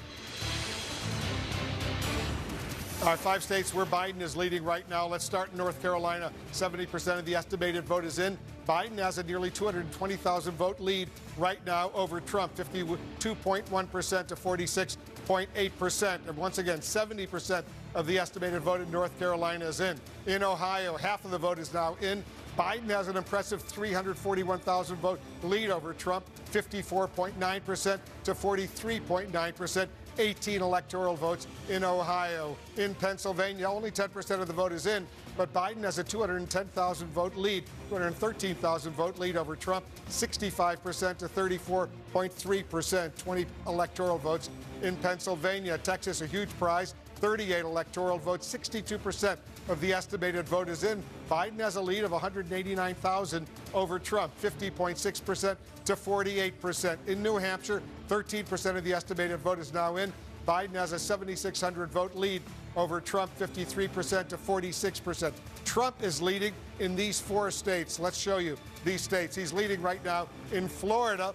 91% of the estimated vote in Florida is in. Trump has an impressive 260,000 vote lead over Biden in Florida, 50.7% to 48.3%. In Michigan right now, only 9% of the estimated vote is in. Trump has a 107,000 vote lead over Biden, 59.7% to 38.2%. In Georgia, a quarter of the vote is now in. Trump is ahead by almost 177,000 votes right now, 55.9% to 43.1%. More than a third of the vote is in Virginia right now, and Trump has a 285,000 vote lead over Biden, 57.7% to 40.2% in the Commonwealth of Virginia.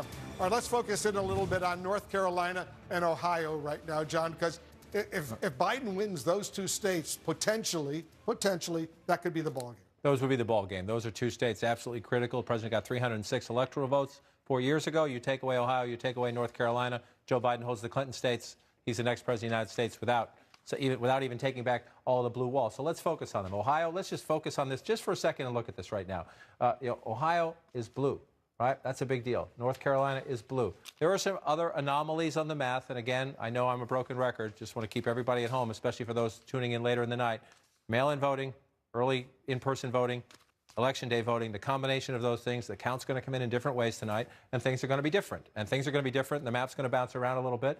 And this is real. These are votes. We're counting them. They're important. It could change. It's not where we are in the middle. It's where we get in the end. And for out here, we haven't even begun yet. So let's just get to Ohio, because we're in the middle here, 50% of the estimated vote count right there. And however this ends, this is already a statement tonight about how Joe Biden is performing differently than Hillary Clinton outperforming Hillary Clinton in the industrial Midwest. Look at this, 54.5 to 44.3. It's almost a flip of 4 years ago. The president carried the state 52 to 44. That was a handy win, an easy win, almost an easy win for Donald Trump 4 years ago. And so now you come forward here. We're not done. We have a way to go here. We have a way to go here. But I just want to look at this in Cleveland. You bring this out. That's what you want to do as a building block. That's one way to look at it. You go through the building blocks of the state. Let's look at it another way, right? One of the challenges is, why Joe Biden, not Hillary Clinton, right? We've said consistently, Joe Biden is not Hillary Clinton. That's not meant as a criticism of anybody. It's meant as a performance metric.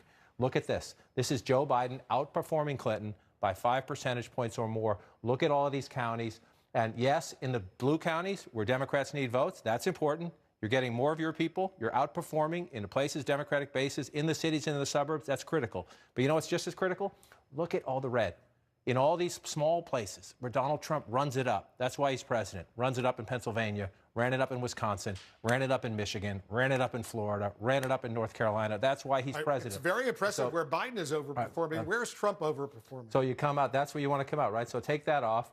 Is the president overperforming himself? Look at this in Ohio, one county. Wow. One county, right? So you come up and you say, well, okay, what about overperforming? Let's turn that off. Where is he underperforming? A lot of places. So Joe Biden is overperforming in Democratic areas and in Trump counties. The president is underperforming by 5 points or more.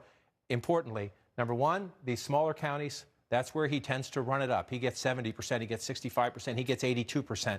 It's a couple hundred votes here, a couple thousand votes here. That's how you win a state. He won this one convincingly. But remember, Donald Trump, I am your voice, right? Trade deals, trade. Sanders voters, come to me. They live here. They live here, right? 61 to 37 right now. You come back 4 years ago, 49 to 47. This is the story of Ohio right now. Will it get there to the finish line? We don't know. But Joe Biden is overperforming Hillary Clinton. Donald Trump is underperforming himself, if you will, which is why this state is competitive right now. We just turn this off and come back to where we are about halfway through. Is Biden underperforming any place in Ohio? Well, let's bring it out and we'll take a look. You ask a question, I'll try to get you an answer. Is Biden underperforming anywhere? The answer to that is no. At the moment, the answer to that is no. And again, that was right. Remember back, and Joe Biden said this today when he was talking to reporters. At the beginning of the primaries, everybody said, you're not the guy, you're not the fit, you're not what we want, you're not in touch with the movement of the Democratic Party, the progressive wing of the Democratic Party. Joe Biden's message was, I can win these guys. Joe Biden's message was, I can do better than Hillary Clinton here and here and here. Toledo, Akron, Youngstown. If a Democrat is doing better than Donald Trump in those places, Democrats are expected to win them. The question is the margins. Yeah. That's how you win. And Biden is ahead by 300,000 votes right now in Ohio. Let's do the same thing in North Carolina right now. Let's come over. North Carolina blue at the moment. We're not at the finish line. Democrats would see this and celebrate. Republicans would see this and get nervous. We're not done yet. We're still in the middle chapters here. But we're up to about 70% of the estimated vote. Those numbers will swing a little bit, too, with the combination of the voting. Early votes came in first. We're waiting to see. We knew a lot of this early. Joe Biden's early lead was because of the early vote, right? The question is, the president was rallying there all week long. The vice president went there as well. Can you turn out today, on Election Day, the Trump army to overcome the early voting? Well, 51, rounded up, it's 52 to 47. Just to go back for comparison, again, 50 to 47. 3-point race for the president 4 years ago. Right now, Joe Biden. And so, Joe Biden, you want to do the performance metrics. Let's look at it. Where is the president overperforming Hillary Clinton? Well, a lot of places, and a lot of places that matter. Again, that's Biden. Biden overperforming Hillary Clinton by a lot of places, including the places you need votes the most. Most populous county in the state, Mecklenburg. Biden outperforming Clinton by 5% or more. 68.4, 63. This was a good county. This was a good county for Hillary Clinton 4 years ago. That's a very good job, right? You're looking at that, but Joe Biden is doing it even more so. In this case, some of that's Joe Biden. Some of that, when we flip it and look at the president, some of that's Donald Trump because of the suburbs around, without a doubt. So you come up here to Wake County, number 2 county in the state. This is about math in the end, right? Number 1 county, run up the vote. Number 2 county by population, run up the vote. That's what Joe Biden's doing, 65 to 33, 58 to 37. That's where it matters. Get the votes where the people are and try to run it up. So this is where you pull it out this way. This is where Biden is overperforming, right? Is Biden underperforming anywhere? Let's check on that one first. Again, 1 county, 1 Republican county. That's a pretty good record. And so now we've got to flip it this way. Where's the president underperforming? Several counties so far. Not a ton, not a lot. This is a very competitive state. So if you're the Trump campaign, that's not horrible. You don't want to underperform anywhere. Let's see if the president is overperforming anywhere. which is the key. Can you do better than you did in a couple of these smaller counties down here? That's what makes it a battleground state. But the key here was the first metric we showed you. The key metric, if you're the Democrats, you lived the last campaign. Those are a lot of important places. And it's, again, when you see Winston-Salem, Charlotte, Raleigh, those are where the Democratic votes are. Cities surrounded by suburbs. The farther out in the suburbs you can go, that's what Democrats are trying to do. And so if you're Joe Biden, especially, again, down here along the coast, you're looking for places that flip. New Hanover County, you're along the coast. Wilmington, 52-47. 4 years ago was the other way, 50-46. You're flipping counties because you're overperforming. These are suburban voters. This, again, the Republican revolt. Women will watch the women votes number, the gender gap at the end of the night. But if you're coming in here now, let me just turn this off as we go and look. Here's where we are. 193,000 votes. That's a little closer. That's a little closer. The election day vote is starting to come in. The lead is shrinking a little bit. And again, as the election day vote comes in, you're watching places like this, tiny counties, right? There's 100 counties in North Carolina. This is number 21. This is where the president does it, 70%, things like that. You come back in time, 72%, right? So this is where he does it here in North Carolina. We're going to watch this play out. I just want to pull out the map just to see if anything else has changed. Come back to 2020 and take a look. Texas is still blue. Let's just take a peek. Still at 65%, but again, see the smaller here. Most of that's going to fill in red. Most of that's going to fill in red, but if you're Joe Biden, you're looking at that, you're encouraged. We got a long way to go, though. Long way to go. Let's just move around. Oklahoma is as it should be. We see that one coming in red. I want to come back over here and look again at Georgia. We haven't had any votes from Georgia in a while. The vote count's not going up that much. It's a comfortable lead for the president right now, but we got a long way to go here. Let's just come back to Ohio, the state that could decide it all. Again, the president needs this one. Absolutely needs this one, without a doubt. We're at 52%, 54-45, battleground Ohio. Map starting to fill in. There's still a long way to go, Wolf. Certainly is. Voting, John, is about to end in 14 states. That's the second biggest wave of results tonight. 156 electoral votes are up for grabs. We're watching 6 key battleground states, from Arizona in the west to Michigan and Wisconsin in the Midwest. We have a projection right now. CNN projects that Joe Biden will win the state of New York and win its 29 electoral votes. Biden beats Trump in New York State. We cannot make projections at this hour in these states: Arizona, Colorado, Kansas, Louisiana, Michigan, Minnesota, Nebraska, New Mexico, North Dakota, South Dakota, Texas, Wisconsin, and Wyoming. Take a look at the Electoral College map where it stands right now. With Biden winning New York State, Biden is now ahead. He has 59 electoral votes to Trump's 42 electoral votes. You need 270 to be elected president of the United States. Let's get a key race alert right now, see where things stand. First of all, let's go to North Carolina right now, 15 electoral votes. 74% of the estimated vote is in. Biden is still ahead by about 170,000 votes, 51.4% to 47.5% in North Carolina. Let's go to Ohio right now. More than half of the vote is now in.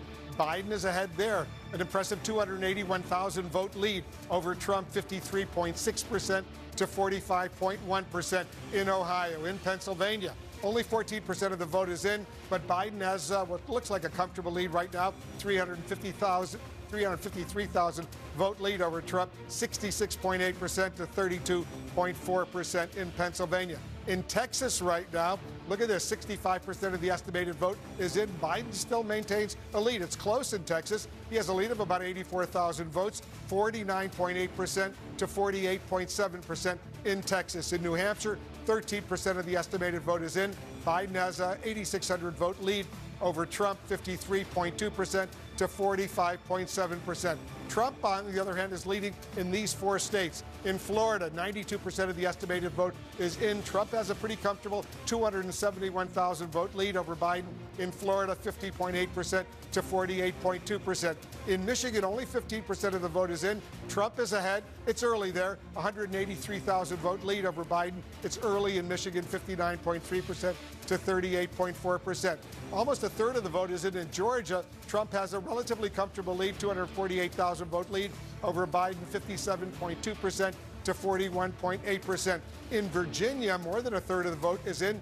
Trump has a nearly 300,000 vote lead in Virginia over Biden, 57.7% to 40.2%. Let's go back to John King. He's looking at the magic wall for us. It's a lot of stuff going on. You see a lot of red, but you see a lot of blue as well. It's an interesting map right now. So I'm going to go through some of the big ones that we're going to watch as we play out right now. And we'll start in Ohio. But then I just want to explain some of these other states that look a little different right now. And we'll see. We could have a different election night. We'll see. This is the big one for me, Ohio. And the more of this is starting to fill in, right? So I just want to show you 2016. You see all this red in here. That's what you're looking for. Those are the small counties where the president runs it up. But as they fill in, Joe Biden is holding on to that lead. But we still have a way to go. About 53% here. But again, this is impressive. And it's somewhat, the Democrats thought this was in play. Joe Biden went there on Monday. Some Democrats were worried, should that time be spent somewhere else? But he went here. He went to Cleveland to turn out the vote right now. And again, we still have some more votes to come from Cuyahoga County. So if you're a Democrat, that's impressive. The question is, when the later votes come in, do you keep that margin? How much can you grow it? Can you maintain it? Because it's absolutely critical. By far, this is your #1 vote center in the state of Ohio. You want to run up the vote. Again, I keep watching the suburbs here, are up to 61% of the vote. It's close. It's close. It's a moral victory, but it's also a little bit of the math, right? The Democrats want to expand in the suburbs. If you can pick up 1,000 votes anywhere in a place as tight as Ohio, you try to do it. So let's move out of Ohio. One place that's been red for a long time, people from home probably asking what's going on in the Commonwealth of Virginia. It has become more of a blue state. But look, the president has a healthy lead right now, 57%. That's not insignificant at all. However, I just want to make the point, this is where the votes are in Virginia. You come up here, Fairfax County, by far the largest county in the state, only about 15% of the vote in so far. So we're waiting on that. You come over here to Alexandria, also waiting for votes. So Virginia red at the moment, Wolf. A lot of places where Democratic votes are that we haven't received them yet. We'll keep an eye on it, though. It's an interesting night. Yeah, Northern Virginia, very, very critical in the state of Virginia. We have two more projections right now. CNN now projects that Joe Biden will win the state of New Jersey, will win its 14 electoral votes. Biden beats Trump in New Jersey. We have a projection in Arkansas. President Trump beats Biden in Arkansas. He will win Arkansas 6 electoral votes. Trump wins in Arkansas. Let's take a look at the Electoral College map where things stand right now. Biden is still ahead. He has 73 electoral votes as of right now. Trump has 48. Remember, you need 270 needed to win the presidency. 73 to 48 right now.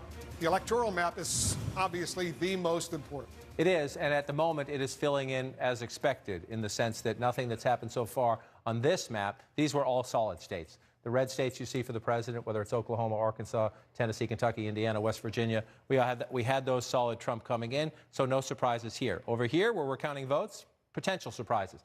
You look at these states up here again, no surprises here. Massachusetts, Vermont, New Jersey, Maryland, Delaware, New York. Those were solid Biden states coming in. So 73 for Biden, 48 for the president. The question is, where do the big prizes go, right? So you remember this map, right? It's as it was, which means it is as it was. We go back 4 years ago, this was the Trump map. So nothing has changed so far, but remember what we're seeing on the other map. Just for now, we're not done yet. We're not done yet. But if that changes, and that changes, right there gets Trump down to 273. So imagine that, right? So then, if you're looking around, Joe Biden, you have a chance in Arizona. We're not there yet. We got a long way to go before we get west, right? If you keep looking at this map, Joe Biden had a healthy lead at the end of the campaign in Michigan. He had a decent lead at the end of the campaign in Wisconsin. He thinks he can win Pennsylvania, although we'll see how that one goes. But it just tells you the menu. That gets Joe Biden to 322. We don't know if that's the way it's going to turn out, but it just tells you that he has more options anyway, and if you can add Ohio to that, then it's just a buffet. I mean, it's a buffet of possibility to run it up and to take away the president's map. So if you're the president and you're looking at this right now, you had 306, right? So you're trying to figure out, what am I going to lose, right? If you're in the president's campaign, what am I going to lose? Well, again, that was a double-digit lead, right? We don't know. We're going to count votes in Michigan. He's overcome deficits before. Not quite that big in 2016, though. It's a bigger deficit. But if you're in the president's campaign and you think you may lose those two, look where you are now. You're already at 280. And so at Joe Biden, if he can get Michigan and Wisconsin, and we're just starting up here, there are other options. He has so many menu options. But those two coming in look like they were there. This is why, if you're the Trump campaign, at this point, you're getting nervous, because that means you can't afford to lose that, right? And Joe Biden's leading there right now. And even if you hold that, there is just no way you can lose that. That would do it. And again, we're not done with Florida yet, although Trump's lead there seems pretty comfortable. We're not done with Georgia yet. Joe Biden is competitive in Arizona. Texas, we're still early in the night on. The idea is that the menu options are more plentiful for Joe Biden to get there. Doesn't mean he gets there, but if you're sitting in the Trump campaign right now, the state you're watching most nervously, well, I'll give you two. Number one is Ohio. Number two is North Carolina. Well, let's look at that. So let's come on over. Viewers right now. Let's start with Ohio. Let's come on over. Ohio, right here in the middle. Again, Michigan is red right now. It's a very early vote. Doesn't mean it won't end up that way. It certainly did 4 years ago. That was one of the big Trump surprises. But up here, when you see Pennsylvania blue, Michigan red, we're very, very early. We'll come back to them when we have a significant amount of votes. If we're not spending time on them, that means we don't have any significant votes yet. So we're not ready to do that. We do have significant votes here. And again, it's cliche but true. No Republican has won the White House in modern times without Ohio. So that's why we're going to spend a lot of time on this. And if you look at this right now, again, 55%, 52 to 46. That's where you want to be. You want to be on top whenever, but we do have a ways to go. But if you watch this map play out, I just want to go back. Doesn't look a lot different, right? But just watch. Just watch where you see a little bit more blue when you come back in here. You see it up here in the suburbs. You see it up here along the lake. Again, suburbs outside of Toledo. This is where the Democrats are doing it. I haven't come over here at all tonight. Let me just take a look. Lucas County, look at this. And again, here's your opportunity, right? Is this early vote? Joe Biden, 73% to 26% at 39%. So watch when that number's higher later in the night. Are the margins still like that percentage-wise? Where does that math go? We go back 4 years ago. Yes, Hillary Clinton won here, 56-38. Let's just see where you are now, 73-26. That matters. That matters. Those margins matter in places where there are votes. Then you come across, again, we did Cuyahoga County, earlier. This is Summit County here. You're dropping down south of Cleveland into Akron. This is a place where Donald Trump made inroads, 67% to 31 right now. You go back 4 years ago, 52-43. That's a big difference. That's a big difference. And if Joe Biden can hold that, again, that gives you your cushion. And this was the central argument of the Biden campaign. Scrappy kid from Scranton, middle-class Joe, pick however you want to describe it, that I can go into these places, not only win them, but outperform Hillary Clinton, make them like they used to be when Democrats were more competitive in the state of Ohio. Move it over here again. You come along the river and the valley here, 61% to 31. Again, we're only halfway there. So let's just see. This is a place where the president has votes. We'll see if they turn out this time. He had votes last time. We'll see if they turn out this time. If I had votes last time, I just want to show you 46%, right? This was very close last time. It's the 10th of the 88 counties in Ohio. It's the 10th largest. So this matters in terms of the votes. And it matters not only here. You go across the border, then you're in Pennsylvania. These two come together in these blue-collar communities. This was the fight of 2016. Ohio was comfortable, but Pennsylvania, Michigan, Wisconsin, it's the same people. It's the same people who swung it. So let's pull back out and take a look at it. Let's come back to 2020 and look. Where else are you looking? You look down here. Hamilton County is Cincinnati. Again, Joe Biden running it up, 69, about halfway there again. So when you're halfway, you're looking at it and you're placing a marker. You say, that's where you want to be. That's actually outside where you want to be. Let's go back and look. 52% then, almost 70%, 69%. Now, that's a wow. If that stays there, that's a wow. But you're only halfway there. So you're thinking there's early vote here. The question is, what happens to the election day turnout? This used to be a Republican area. This is, again, a changing community because of the suburbs. And as Joe Biden tries to win Ohio tonight, and that would be a statement right there, game over, there's also a House seat right down in that same area. So you're watching the Democratic vote. You're watching how things play out as well. You come up here to Franklin County. Again, this is the capital. Democratic area right in Columbus. Labor unions, African-American vote. This is Democrat will run it up here. But it's when you get out here and you get out into the suburbs, if you're running 75%, you come back in time, 60%. That's a huge difference. I mean, that's quite, some of this math is difficult, some of it's not. Look at that. You're at 60% then, 351,000 votes. You're at 74% now. We're only about halfway. So watch the vote total. If that percentage stays there as we go up, but again, we have Election Day votes to come in. So don't get ahead of yourself. But if you're looking at the building blocks and you're Joe Biden, you're looking at that and you're happy. But you also know 57% is not 90%. You want to get up there before you start feeling more comfortable about it. But that's huge. It's huge that we watch. And again, whether that changes or not, the fact that it is so competitive, the fact that Ohio is so competitive tells you Joe Biden's going to be stronger in Pennsylvania. He's going to be stronger in Michigan. He's likely to be stronger across the Midwest because there's so many places that are a lot alike in those states. There are some differences, but the similarities tell you if Joe Biden's doing that well here, especially in the eastern part of Ohio, that carries over into western Pennsylvania. If it does, it makes Biden a stronger candidate in a part of Pennsylvania. We don't have enough votes here yet, but Joe Biden needs to do well out here. He's got to win Allegheny County. The early votes there have president ahead. But if you go back to 2016, you see all this red out here, right? Let's just pick Westmoreland County here. Joe Biden does not need to win Westmoreland County, but you see the 64 right there. When this comes in, we don't have anything right now. If Joe Biden can make it 55-45, if he can make it 60-40, it's better. It's better. This is where we'll watch the debate come out. But the fact that Joe Biden is performing so well right now in these parts of Ohio bodes well for this part of Pennsylvania. But again, we'll count them as they come in. And just you pull out again, North Carolina is still blue.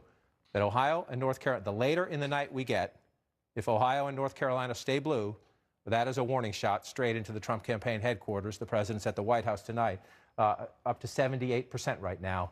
It's come down some. It's 126,000 now. It was 160 earlier. It's starting to come down a little bit. That's the Election Day vote coming out. But you're up to 78%. You see it's 50-48. That's closer too. That's closer too. This is why we wait. This is why we count. The early vote had Biden ahead. It's closer, but we're still watching. I just want to see where we are. 82% Wake County. We have more vote to come. Again, does it get closer? 65-33, 58-38. You see the difference there? The question is, as we get the rest of it, can the president narrow this gap? He's not going to win Wake County. That's not the point. The point is, can he get closer? And those would be Republican votes out here in the suburbs. Same when you get up to Durham County. That's nuts, 82-17. Again, Secretary Clinton won this big too, 80-18. President needs to narrow that gap. That is the repudiation of the suburbs there. And you come back in. I just want to check down here in Mecklenburg County, number one. It's the largest. By number one, I mean most populous county. This is where the most votes are, Charlotte and the suburbs. 68% to 31% when you round it up. You come back again. Again, Joe Biden overperforming here. We have a ways to go in North Carolina. That's 2016. We come to 2020. We've got a little ways to go, Wolf, but it's getting interesting. Very interesting indeed. We have two more projections right now. Take a look at this. CNN now projects that Joe Biden will win the state of Connecticut. He beats Trump in Connecticut. He wins Connecticut 7 electoral votes. Trump, on the other hand, wins South Dakota. He beats Biden in South Dakota, 3 electoral votes in South Dakota. Trump is the winner there. Let's take a look at the Electoral College map where it stands right now. Biden has 80 electoral college votes. Trump has 51. You need 270 to be elected president of the United States. Let's go back to John King. John, I'm really anxious to take a look at Georgia right now, see where things stand in Georgia. Update our viewers. So we're looking at Georgia 2020 right here. A healthy lead for the president right now, 322,000 votes, 58-40. A little more than a third of the estimated vote in. Democrats thought this was a state where they could be competitive. There are 2 Senate races at play here. One could be settled tonight, one likely to go to a runoff. We'll see how those play out as well. But that's what makes this state even more important. You have a presidential race. The balance of power in the Senate could also hinge on those 2 races in Georgia. So where are we right now? If you look at that, 36% in, that's a pretty comfortable lead for the president. The question is, what is still to come in this night that's a little different than previous election nights because of the mail-in voting, early in-person voting, and Election Day voting, but we'll watch it play out. So let's look. One of the things we've been looking at throughout the night is the president outperforming. He is in some counties right there. This one tells you this one's important when you look at them. They're all important, obviously. You like every vote you can get, but right here in this DeKalb County outside of Atlanta, the president, now he's getting, you see, oh, wow, it's very early. So I say it's important. It's important if it stays that way. You see that vote count right there is pretty low. It's important if it stays that way. Is the president underperforming anywhere in Georgia? Well, early on, I suspect I'm going to find the same thing, but I'm going to look in these counties here. The question is how much of the vote is in. Not much. Fulton County is Atlanta. One of the reasons, so Donald Trump has a comfortable lead right now in Georgia. Well, we don't have many votes out of the single largest county in Georgia. So that's one of the reasons we're going to keep looking at this state. The Democrats believe it's much more competitive than these numbers tell you are right now. So I say the president's underperforming there. Let's check in later in the night. There's not that many votes there right now. So we don't know enough. Let's see, is Biden outperforming Clinton anywhere? Again, it says he is up here. Very preliminary vote count, so I don't want to jump to any conclusions. We come down here and let's see. It's also really preliminary if you look at the vote counts. We have a long way to go in Georgia. You just go back and look at the count now. She won that county with 62,290 votes, and we're at 23 right now. We know turnout is up everywhere. So that tells me when you go through it, we're overperforming, underperforming. We'll check in on it later in the night. Right now, the vote counts are pretty small, so it's hard to know whether it's significant or not. But we got a long way to go. This is most of the votes are right here. It's a big state. It's an important. I'm not saying the other places are unimportant, but this is where most of the votes in Georgia are, right up here in Atlanta and the suburbs. So you start anybody. This right here, 10% of the vote. We don't have much in yet. All right, then you move over here, Cobb County, about 30% of the vote in. That's good for Joe Biden. If you're winning by that margin out there in the suburbs, you come back there. It was much more competitive. Again, suburbs, one of the biggest stories in America right now, American politics as they shift. Move over back to Fulton, You come to the suburbs to the east. Gwinnett, 15%. Again, a long way to go. So you see this, a lot of this is early vote, tends to be disproportionate Democrat. So you look there, you switch back, 51%. If it holds up, that's significant. You're overperforming Clinton there. But we're very preliminary when it comes to Georgia. So we want to wait and see how that plays out. I just want to pull out the map again just to see what else has changed. Texas has gone red. Remember earlier we had Texas blue for a while. Starting to fill in some counties here. 66%, 1,300 votes in a state like Texas. So it's very competitive. A lot of these states are more competitive this time. And again, that's part of the story. This was not a close state 4 years ago. Almost a 10-point race there, 807,000 votes. 4.6 million won it. Come back here just to look where we are, 3.8. We know turnout is up. So we have a ways to go in the state of Texas as we count through it. Just want to pull out and look at some more. Again, we don't expect Kansas to be blue at the end of the night, but there's a Senate race out there. Let's just watch. About 40% of the vote in. Where is it right now? It's coming mostly from here, you can see. Riley County, Manhattan, Kansas. Fantastic military base out there. You come out here, you pull out. I want to check in here again because this is it right now. I mean, no offense to any other state. If Ohio stays, that would be the ball game, but we're still at 58% there. Just want to pull back out as we look. Just check down here to see if we've gotten any higher. We're up to 93% in Florida. By Florida standards, if this holds, a 3-point race, that's a big win by Florida standards, not in many states perhaps, but we'll see. We have a ways to go still in Florida as well. Just pulling out and looking. Again, these are the two that jump out at you right now. I know Pennsylvania blue, Michigan red. People are looking. Their votes are early there. We don't know enough about them. Let's just look. There's some. I suspect this is very early vote out in Colorado. You see that coming in there. Joe Biden up comfortably. We expect that one to stay blue. So, Wolf, I'm a broken record. Well, you see, it just had some votes pop up in Wisconsin, but very few. So you see President Trump, 2,300 vote lead early in Wisconsin. Wisconsin, Michigan, Pennsylvania, all places where we expect to get sort of distorted results. Some states only election votes, some counties only election day votes, then early votes. We'll figure it all out. These ones are going to take a while. But again, North Carolina blue, Ohio blue, this time of the night, that makes it interesting. Michigan and Wisconsin pretty early right now. Yes. We see they're red, yes. But 17% of the vote is in Michigan. Trump is ahead by 200,000 votes. 17% of the vote is in, and you have the President of the United States leading Wayne County right now. That's not going to happen. We don't know what 3% of the vote. Right. We don't know what the margin's going to be in the end, but the President of the United States is not going to win Wayne County. No offense to the President of the United States, but that's just not going to happen. So that's how you just know this is one of those nights where, because of the different ways people voted, mail-in, in-person early, election day, there's going to be some distortions, if you will, some disruptions in the force. The main point is we'll look early on because they're all votes. We'll look at them early on. But the key is where are we a couple hours from now? And in some of these states, where are we tomorrow and the day after? And there's absolutely nothing wrong with that. Is that by the end of the night tonight, we could have some people saying we should be done? No. Legally cast ballots can be counted, whether it's tomorrow, whether it's Wednesday, if necessary Thursday. You have good people doing this in every state across the country. So when anyone says we're done, listen to your Secretary of State, listen to your county election officials. They'll tell you when we're done. Coming back to this again, just because I'm fascinated by it, this is a statement right now, again, win or lose, Joe Biden is making Ohio competitive and making Republicans in Ohio nervous tonight and making people at the Trump campaign nervous tonight. I know you've spoken to him frequently during the COVID crisis. Governor DeWine was on our air earlier today saying he thought the president would squeak it out. There's still time. There's time. There's time to squeak it out. But that would be the ultimate statement right there. I just want to check in on Virginia again. Because if you're in the Trump campaign headquarters, which is in Northern Virginia, you're looking at this and you're thinking, can that be real?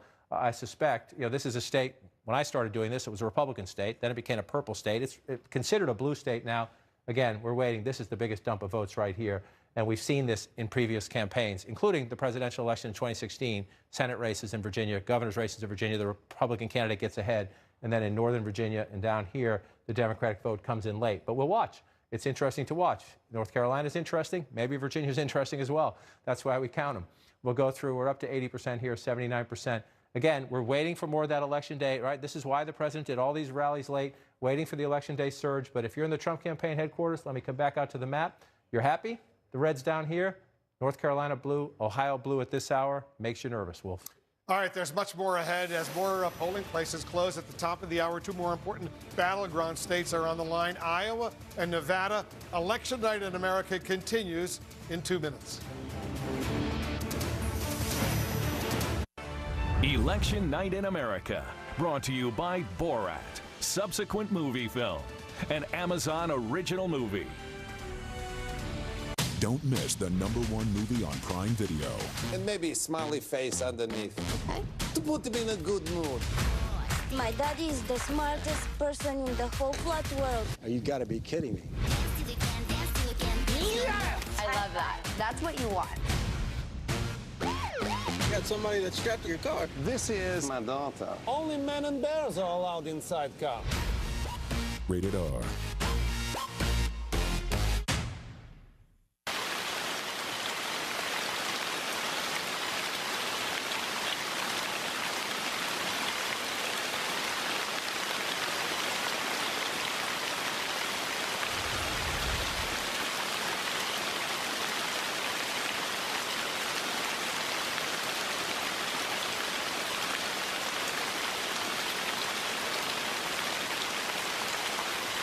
Calm. Download the free app now. The election of our lifetimes, a pandemic raging, record early voting, a blue wave, or polls wrong again. When will we know the results? Will they be accepted? It's all come down to this. With so much uncertainty, this is the team you need. We might change that course that our country is on. Breaking down the results county by county. The potential exists to get a lot of results pretty quickly from Florida. Live election night coverage beginning at 6 tonight on MSNBC. Let's do it. I'm pumped. What's going to happen next? You jump, I jump. Impressive. That was fun.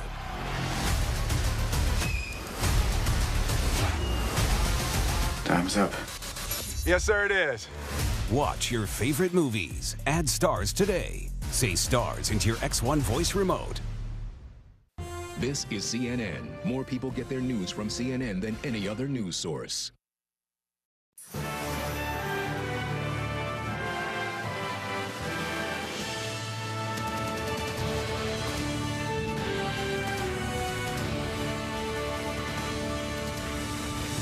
As we stand by for the next poll closings right at the top of the hour, here's an update on the race to 270 Electoral College votes. Right now, Biden has 80, Trump has 51.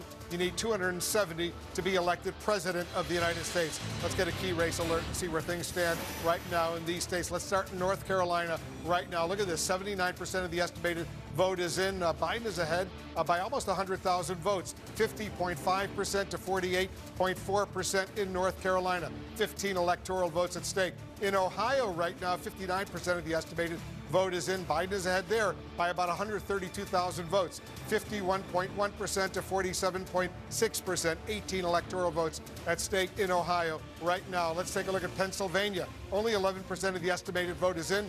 Biden has a lead of about 200,000. Right now, 62.2% to 36.7% in Pennsylvania, 20 electoral votes at stake. 70% of the vote in Texas is in. Look at how close it is. Biden is ahead, but he's ahead by only 5,200 votes, 49.3% to 49.3%. Look at how close it is in Texas right now. Huge prize, 38 electoral votes in Texas. Let's take a look at some more states right now. In Pennsylvania, 11% of the vote is in. Biden is ahead once again by 200,000 votes in Pennsylvania. In Colorado, Biden is ahead. 32% of the vote is in Colorado. 235,000 vote lead in Colorado. In New Hampshire right now, only 17% of the vote is in. Biden is ahead by some 15,000 votes, 54.4% to 44.3% in New Hampshire. We have 5 more races we want to update you on right now. Let's start off in Florida. Right now, 93% of the vote is in. Trump has a pretty comfortable lead of more than 327,000 votes, 51% to Biden's 48% in Florida, 29 electoral votes at stake in Florida. Take a look at that. Let's move on to Michigan right now. 18% of the estimated vote is in. Trump is ahead by about 213,000 votes, 59.2% to 38.5% in Michigan, still relatively early in Michigan. In Virginia, 41% of the vote is in. Trump has a lead, a very impressive lead of 332,000 votes right now in the state of Virginia, 57.7% to 40.4% in Virginia, 13 electoral votes at stake. In Georgia, more than a third of the vote is in, 39%.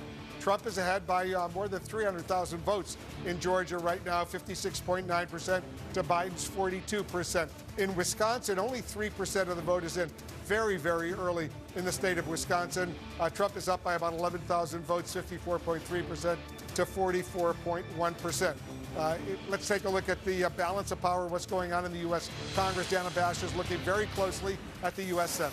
That's right, Wolf. We have 8 projections to make in U.S. Senate races, starting with the Commonwealth of Kentucky, and that is the Senate Majority Leader, Mitch McConnell. CNN can project that he will go on for another term. Same with Arkansas's Tom Cotton, keeps that seat going on for another term there. And in South Dakota, CNN can project that Mike Rounds will go back to Washington for a second term. Tennessee, this is an open seat. Lamar Alexander is retiring. CNN can project that Bill Haggerty will win a first term there. In West Virginia, Shelley Moore Capito is going on for another term, according to CNN projections. And in Delaware, CNN is projecting that Chris Coons is going to go back to Washington. Representing that state, it was Joe Biden's old seat. New Hampshire, CNN is projecting Jeanne Shaheen is keeping her seat as well. And same goes for New Jersey. Cory Booker is going back to Washington representing New Jersey. Now let's look at some of the really important races we are watching right now. Colorado, right now, the Democratic challenger, John Hickenlooper, is ahead by a little more than 200,000 votes, 60.3%.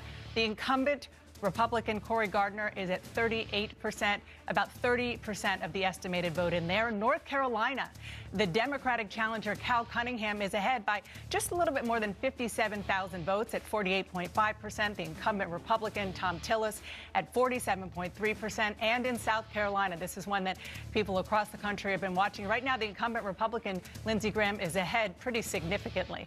Now, let's look at what this all means in the big picture right now. Democrats are leading in 3 Republican seats. Democrats must pick up 4 Republican seats to flip the balance of power. And what is the balance of power right now? 39 Democrats, 36 Republicans, 25 seats remain to be called. Wolf? All right. Thanks very much, Jenna. We'll get back to you. Let's have another projection right now. CNN projects that Joe Biden will win the state of Colorado, will win its 9 electoral votes. He beats Trump in Colorado. Trump, on the other hand, wins in North Dakota. CNN projects Trump will win in North Dakota, pick up its 3 electoral votes. Trump is the winner in North Dakota. Here's the Electoral College map where it stands right now as a result of these projections. Biden is up to 89 Electoral College votes. Trump has 54, 270 needed to win the presidency. Let's go back to John King at the Magic Wall. We're looking at all these races. 89 right now, Electoral College. This is the most important. 89 for Biden, 54 for Trump. Right, starting to get the building blocks, right? And again, a lot of unpredictability in counting votes on some of the other maps. A lot of states in play like Ohio and North Carolina that would be flips for Joe Biden. This map so far filling in a predictable way, but that's because we haven't called the battleground states, and we'll see where we go. But 89 to 54, 270 is the goal. You see the Joe Biden lead. This is why you look at the big states. The big states are what get you the lead. Joe Biden has New York, right? That's why Florida, Texas, California will be blue at the end of the night. So that's why battlegrounds like Florida, Texas this year, Ohio, that's why they're so important, because they're big chunks. You want to, that's the best way to get there is to build big. Pennsylvania, the biggest of the blue wall states. So if you're looking at this map right now, there are no surprises so far on this map. Again, if you come over here, I just want to pull out 1 second, ask Brian to take a peek here. If you look at the 2020 map right now, we have Ohio blue right now. We have North Carolina blue right now. So let's come back over here and explain the significance of that, because we're at 89-54. You come back to the Trump map 4 years ago, right? Nothing has changed so far in the blue states. So far, Joe Biden is winning the Clinton states. The red states we've given to the president are states we expected him to win. But if you look at the map where we have it right now, and if that stays, right there you get Donald Trump down to 273 and Joe Biden up to 265. So you're thinking, you have a scenario here where with just one more state, right? Just pick a state. There's 2 congressional districts here and here. That could get Joe Biden to 267. But you could get to 270 with just Michigan. All right? If Donald Trump somehow holds on to Michigan, you could get to 270 with just Wisconsin. If Donald Trump somehow held on to Wisconsin from 2016, you could get, if you're Joe Biden, to 270 by flipping Arizona as we move west later in the night. This is the dynamic of the night. Joe Biden has more options. The menu to him gives him more options, especially if Ohio is competitive and North Carolina is competitive, and he's leading in those states right now. That is the challenge. President Trump has a much more narrow path to re-election as he tries to defend this map. And the Ohio and North Carolina early results, we're not there yet. They're all the more significant because we do know heading into the final days. And again, 2016, the president was behind. He roared back. Election day turnout overwhelmed Hillary Clinton's lead in the polls. Joe Biden's lead in the polls was bigger this time. It was bigger in Michigan. It was bigger in Wisconsin. It was bigger in Pennsylvania. So there was a path for Joe Biden to win without Ohio, without North Carolina, without Georgia or Arizona. Joe Biden has more options on the map, which is why in the Trump campaign headquarters right now, you're looking at Florida, you're happy. We're not done yet. You're looking at Florida and you think, okay, we're doing pretty well, but you're looking at Ohio and you're looking at North Carolina, and I'll just move over here and do it. And that's what you're looking at because you can't afford to lose. You don't want to give up anything from your 2016 map, but if you're going to give up anything from your 2016 map, you certainly don't want to give up two of your bigger prizes, which would be Ohio and North Carolina. Again, we're not there yet. And again, right now, Trump's leading in Virginia. So if there are trade-offs, if you give something up, if you lose in North Carolina, you get it back by taking Virginia. I just want to say, though, people watching at home, look at that. Look at that, right? Virginia is a state that has been trending blue, but, and here's the but, and this is the anomaly of tonight. We're getting different results at different times in these different states. So we have a lot of Democratic votes still to come in. Fairfax County is the biggest. I was looking at some of the other ones early. A lot of Democratic votes still to come in. We'll watch it. It's interesting, right? Maybe it's going to be closer than we thought. Maybe there's a Trump surprise there. We'll keep looking at it, but there's a lot of Democratic votes out still. So I suspect Virginia may change in a little bit. So we come down to North Carolina. Look at that lead, 85,000 now. What was the question earlier? We were 140 at one point. We're down to 113. Now we're down to 85,644. We told you early on the Biden big lead early was based on early votes. We know Democrats disproportionately voted early for COVID protection reasons. Democrats encouraged them to do so. And then Trump, all his rallies, what was the goal? Impressive, overwhelming election day turnout. That's what the president wanted. Is he getting it? We're up to 80%. We shall see. Right, 50.3 to 48.5, a much closer race in a state that is a 50-50 battleground. North Carolina may be the most competitive state in American politics. Maybe Florida is a close second. But when you look at the demographics of North Carolina, it is perhaps the most competitive state in American politics right now. Cumberland County, 57%, 90%. So you get to this point, 90% of the estimated vote. If you're a Democrat, you're thinking, how much more can I get out of this? If you're a Republican, you're thinking, can I just narrow the margins a little bit? 57.5, let's go back in time, 56.7, right? So you don't think that's a lot, right? 71,000 votes then, 16-point race. You come back here, 17-point race. Look at the turnout everywhere in America. And this is a good thing, whether you're a Democrat or Republican or independent. Look at that number right there. All right? In every county we're looking at, almost every county we're looking at, a higher vote total winning this time. That's a good thing. No matter who wins the election tonight, that's a good thing. More Americans came out and participated in the election. So we'll come there. Let's look at Wake County. That's Hillary Clinton then. That's Joe Biden now, from 58 to 65. That's a big deal. 355,000 votes, 302,000 votes, 53,000 more votes in the Democratic column there. Let's look at the president's numbers from 2016. 196. You come forward, 179. So higher turnout in this county. The president's not. He's got a ways to go, 80% there. We'll see if he can narrow the gap. And again, you're looking at these blue areas. You see the dots in the middle. These are your urban areas. This is all around America. Democrats run it up in the urban areas. The question then is, how do the Republicans do in the suburbs? They're getting shellacked. The president's getting shellacked there, as he did 4 years ago. He's getting beat here. Wolf, just one more. I just want to look quickly. Mecklenburg County, Charlotte in the suburbs. This is the most populous county in the state. 68 to 31 when you round up. 63 to 33. Again, doesn't seem like a lot. In a place that has the most votes in the state, that matters. Yeah, 87% of the vote in that county out there. Let's check in with David Chalian, who's taking a very close look at North Carolina as well. I am indeed. Well, first, I just want to show you this board here. These are the states that Joe Biden is leading in that Donald Trump won 4 years ago. So in North Carolina, as you were just discussing with John, he's got a 1.77 percentage point lead over Donald Trump. In Ohio, he's just under a 2 percentage point lead over Donald Trump. And in Wisconsin, he's got just over a 2 percentage point lead over Donald Trump. 3 states that Donald Trump won 4 years ago. Let's look at North Carolina and look at what's going on there. What you see the state of play right now, you see that Joe Biden has 2.385 million votes compared to Donald Trump's 2.301. He's ahead with 80% of the estimated vote in. But here's what we have to look out for. All those big Democratic counties John was just talking about, it is mostly early vote. So look, of this 80% of the vote that's in, 90% of it right now in North Carolina statewide is early vote. We think that's going to come down. We think that at the end of the night, 75% of the total North Carolina vote will be early vote. So right now, the early vote is helping Joe Biden. But as more Election Day vote comes in North Carolina, Donald Trump may be able to benefit from that. So we just got to keep watching as those votes come in North Carolina, Wolf. All right, David, thank you very much. North Carolina, it's really important right now. Look at 80% of the vote is in. Biden's lead has gone down from 150,000 to now 84,000. And David was just outlining the challenge for Joe Biden in North Carolina, in Ohio, in any of the battleground states, which is that the Democrats were happy with their early voting. In many of the states, if you looked at the data, disproportionately for the Democrats. So they got a couple laps in, if you will, on the Republicans. That's great. It's great to be leading the race, but you have to finish the race. And you finished the race today on Election Day. And that was the challenge for the Democrats. And that was the concern as they saw the president going around. How many rallies did he have in Pennsylvania? How many rallies did he have in North Carolina, Wisconsin, Michigan? The president retracing his 2016 map, trying to get voters out of the woodwork to vote today. And so as David makes the point here, you know, you've gone from 120-something to 111, now to 84,000 votes ahead. You want to be in the lead. You'd rather be in the lead always, of course, but now we're going to keep counting these Election Day votes. And so in some of these places, you know, you're in more rural counties. I keep coming back out to here, 95% in. If you're Joe Biden, you're happy because this is one of these Trump super counties. This is where he had a rally the other day. You hope that there's not many more votes to come here because you just see the margin, right? 30,000, just shy of 30,000 votes, the margin here. You come back 4 years ago, same idea. The president ran it up there by about 27,000.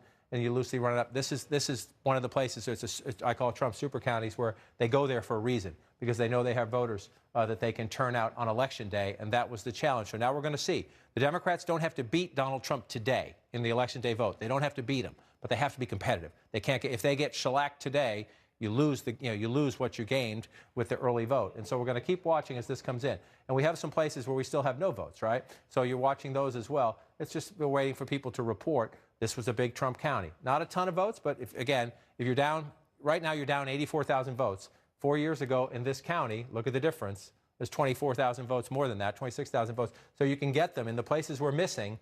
When you come back in here, some of the places we're missing are places where the president did quite well in 2016. So that's the concern if you're in the Biden campaign headquarters. You like how this looks, but you know there's more to come. And so what every campaign does right now, they know what's missing. They know which counties, they know which precincts within those precincts. They know what their data tells them about who lives there and how they're doing. Let's go to Ohio. Durham County there, 86%. Again, just one quick point before we do it, before we leave. This is a place where they ran it up 4 years ago, so that's not quite as significant. I want to move over here. This is the thing. We'll come back here to Raleigh, to Wake County in the suburbs. Does the math change and does the margin change as that Election Day vote comes in? So we'll use that as a marker. Now you want to go back to Ohio. And you come back here, 64%. It's been sort of we got some good votes early on, but it's been a slog since. And look how close that is. 13,461 votes. They call them battleground states for a reason. 49.5 to 49.2 with 64% in. And again, you have the same dynamics at play, especially in some of these smaller rural places. It doesn't look like a lot. You don't think this is a lot, right? Because it's 8,000 votes in a giant state like Ohio. But you're halfway in. You're getting 8,700 to the other guy's 2,900. That matters, right? That margin matters when you do it here, and then you do it here, and then you do it here, and then you do it here. That's how it adds up. And so, again, you'd rather be leading than trailing, but you're watching those leads shrink as Election Day vote comes in, and you're trying to figure out, is it enough to hold, or do we have trouble? Let's go back to David Chalian. David, take a look at Ohio right now. How much of the vote is very close? Only a 13,000 vote lead for Biden in Ohio right now. How much is the early vote as opposed to the today vote? Yeah, you're noting Joe Biden's very, very close lead over Donald Trump. That's with 64% of the vote in. But let me show you that right now, of that vote that's in, 41% of it is early vote. That's helping Joe Biden. But unlike North Carolina, we expect the early vote share to grow here in Ohio. At the end of the night, we estimated it should be about 53% of the overall vote. So there's the potential as more early vote comes in, Joe Biden could potentially pad that lead. It's something to watch. Obviously, those rural counties can help Trump as well. Jake? Thanks, David. We're looking at the race having tightened up quite a bit from what some pundits were projecting. And right now, it really does look like President Trump has narrowed or even broken even in Florida and North Carolina and Georgia. So really, it is all coming down to what we said months and months ago, the blue wall of Pennsylvania, Wisconsin, and Michigan, the states that Hillary Clinton thought she had in the bag that Donald Trump tore down. Joe Biden trying to build it back up. That's right. And, you know, look, those states that you just talked about, it is not over. We are still watching them. But the whole MO of the Biden campaign from the beginning was to rebuild that blue wall. And there's also another state that's going to come in later, which is Arizona. And that is still one that the Biden campaign is really hoping to finally flip from red to blue. Yeah, and I think that we also are looking at a situation in which Biden is not maybe expanding the map as much as they might have hoped that they would. The states that they thought that he had a good chance, maybe because of turnout, maybe because of demographics, are tight, which is fine, but it's election day, and you have to actually win the state in order for it to matter. So, you know, we don't know what's going to happen yet, but this is a map that, as you just said, is probably just going to come down to what we always thought it would come down to, that blue wall up there, that Biden really, really, at this point, must hold on to in order to get to 2. Although the Biden people, we should say, have not conceded any Florida or Georgia or North Carolina, and they feel very good. They still feel good about North Carolina. They still feel very positive about Arizona and the blue wall. But it's just not going to be, as some Democrats were hoping for, that they thought it was going to be an early landslide, which was really always a pipe dream. Yeah, I mean, there is no landslide that we're looking at. No way, given the numbers that we've seen, particularly when you start the night in Florida, when it's as tight as Florida tends to be. And it's maybe even less so right now as they continue to count the votes. What is interesting is Florida, one of the reasons why the Biden campaign thinks that they're doing not as well as they'd hoped is because they're really underperforming with Latino voters. Right. They're hoping to change that dynamic in a big way when Arizona starts to count the votes, that they're hoping that that is what helps to buoy them in Arizona. Yeah, and we talked about this earlier. The Latino voters in Florida, a great deal of them are Cuban-American and Venezuelan-American in southern Florida, very different from the Mexican-American, Central American voters, Latino voters in Nevada and Arizona. Yeah, I mean, I'm hearing the same thing from Democrats who are saying, wait and see, because in Arizona, we might see a completely different story. Even in a state like North Carolina, we might see a different story where a smaller population of Latino voters could be very important for Biden if he is able to turn them out. But that being said, what is happening in Florida, I can tell you, Democrats are not happy about it. Yeah. At the end of the day, the situation in Miami-Dade is something that in the autopsy of this election, they will be looking back at and trying to figure out what went wrong. And I'll tell you what they think went wrong is that the Trump attacks have worked. Yeah. Calling the Democrats socialists work with people in that area in particular and that segment of the population. And a lot of disinformation campaigns going on down there as well that we've covered on this air. Wolf? All right, thanks very much, Jake. You know, John, let's take a look at Michigan and Virginia right now. What are we seeing? Well, we're seeing red, number one. Michigan and Virginia. Virginia certainly we thought would be blue. It has increasingly become a blue state. Let's start at Michigan because Michigan, of course, was critical to the Trump win in 2016. You see a lot of red on the map right now. But again, 20% estimated reporting. We expect red up here. Let's give you a little 2016 flashback. A lot of red in this state, right? The question is, can Joe Biden flip it back? So let's come back to 2020. Remember the blue down here. That's from 2016. You don't have it down here right now. And again, so you look at Wayne County, that is Detroit and the suburbs around Detroit. Donald Trump leading right now. It's 3% of the vote. So this is a tiny amount of the vote here. You come up to Macomb County, 35% of the vote. If that holds, that's a big deal. But again, it's 35% of the vote. Macomb County 2020, legendary home of the Reagan Democrats. If you go back to the 80s, who were the blue-collar workers disaffected from the Democrats, supported Ronald Reagan. This is where the studies, Stan Greenberg, the Democratic pollster, did a lot of studies there. If you look at 2016, Hillary Clinton lost Macomb County by 10 points and change, 11 points there. And so this number here, if that holds up, that's a huge deal. That's Michigan, but this is very, very early. I just want to pull out again because I know people watching at home, we've told you there's going to be a lot of anomalies in the map tonight. There might also be surprises. That's why we continue to count them. This is one here. 56 to 41 in the Commonwealth of Virginia. You might expect Trump to pull ahead there at some point. That's a huge lead, about 45%. I just noticed earlier tonight, I just want to check one more time. Fairfax County, the largest county in the state, fast growing, hugely Democratic base, 27%. So there are votes to come in the Commonwealth of Virginia, but again, on a night where we expect maybe the unexpected in some places, we'll keep an eye on that. Let's check in with David Chalian. Give us some context on these two states, what we're talking about. We're talking about Michigan and Virginia.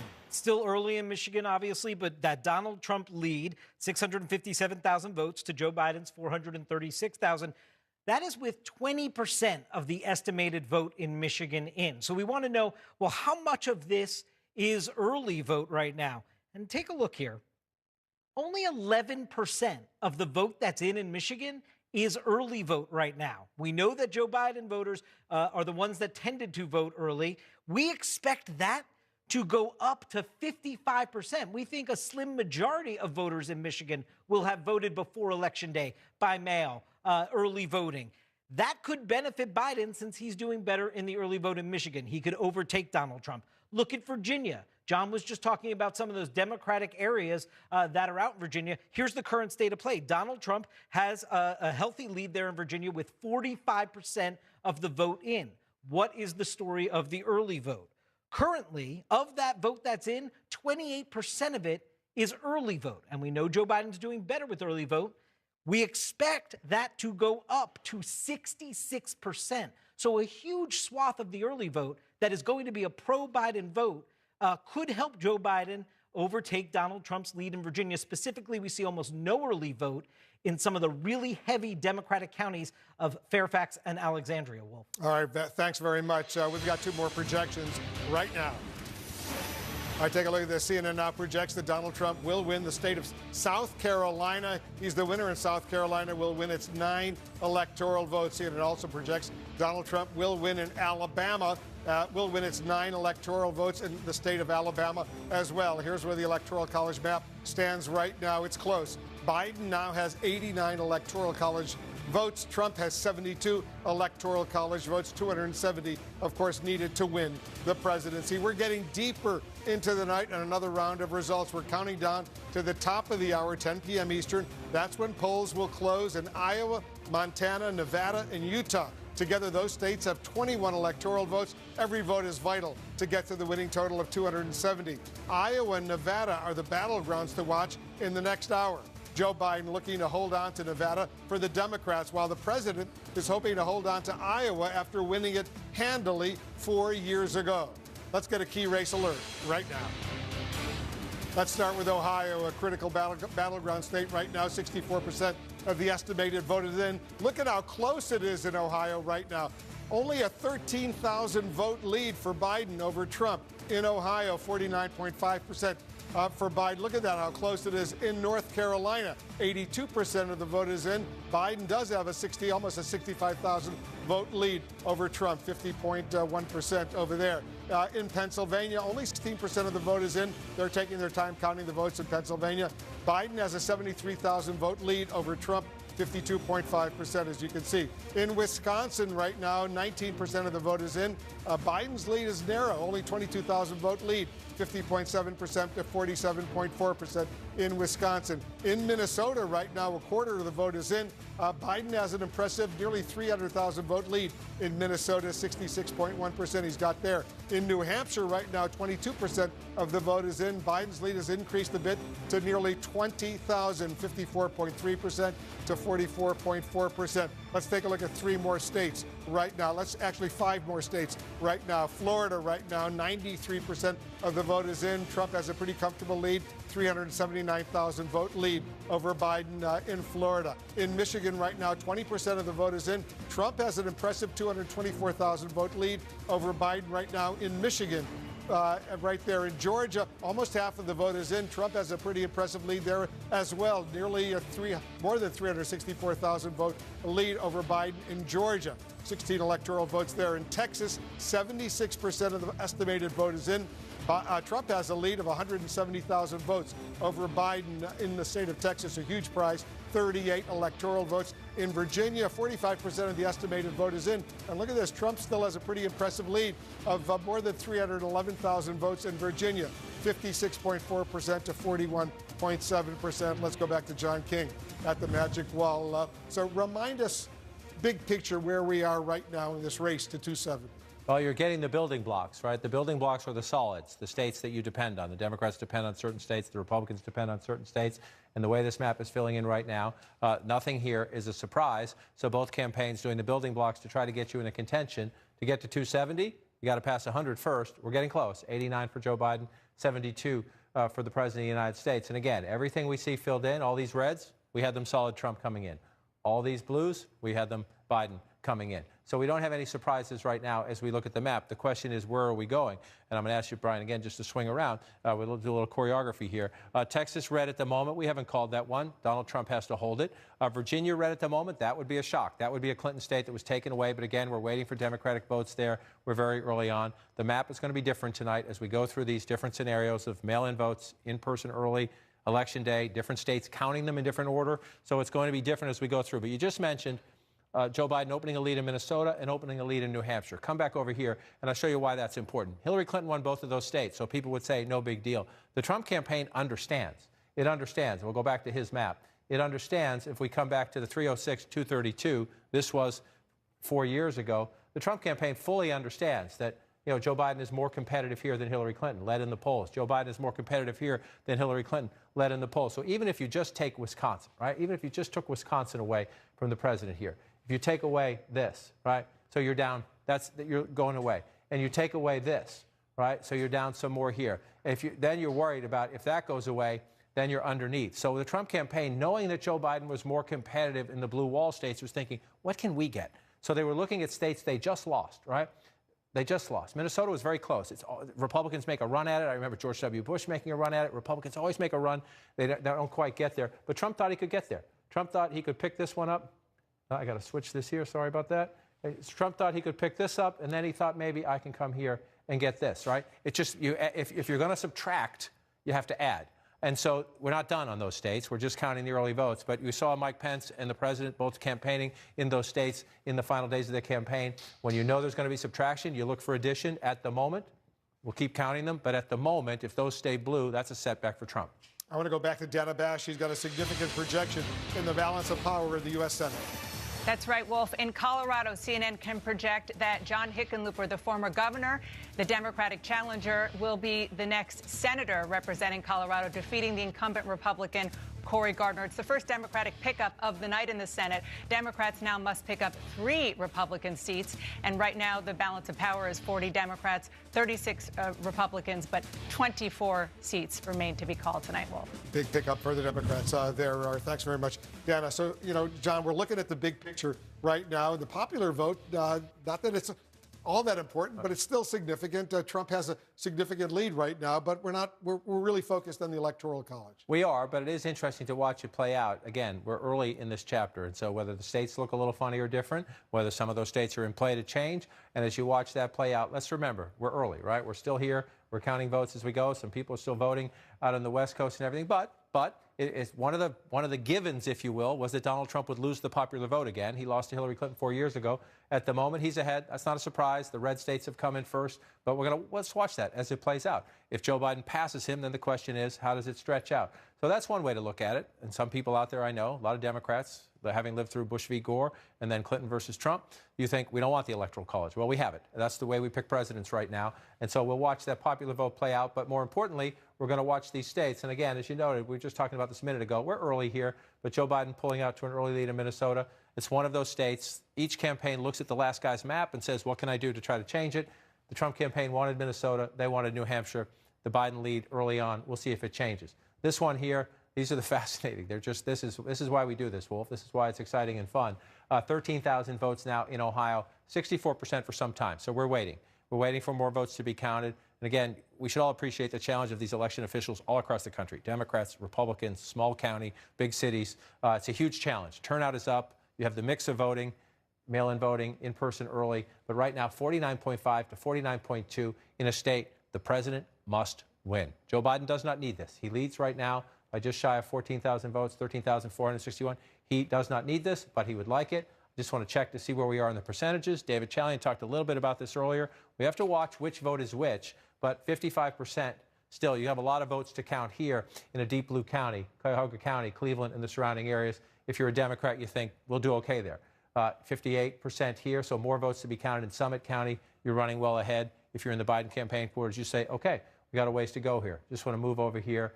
About half of the votes counted. I'm just following the blue to see what's left to come in. So if you're Joe Biden, the question is, do you hold these margins? Or when more Election Day vote comes in, this is a place the president ran pretty strong 4 years ago, does he get the Election Day turnout to bring it back? That is the dynamic of the night in state after state after state, and we're going to have to watch it. But Ohio is a great battleground state. It's been a while. It was not a battleground last time. The president won it quite comfortably.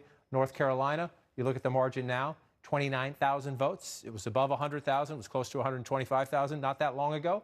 It is down, but 84% right now, 49.7 to 49.1. Just want to go back 4 years ago.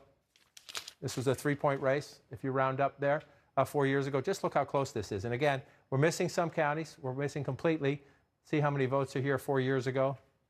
13. There's about 1,000 vote difference there, a little more than that, a little less than that 4 years ago. So you're looking to see what's missing in these counties. And the main place, just come check in here, up to 92%. The question is, again, what's missing?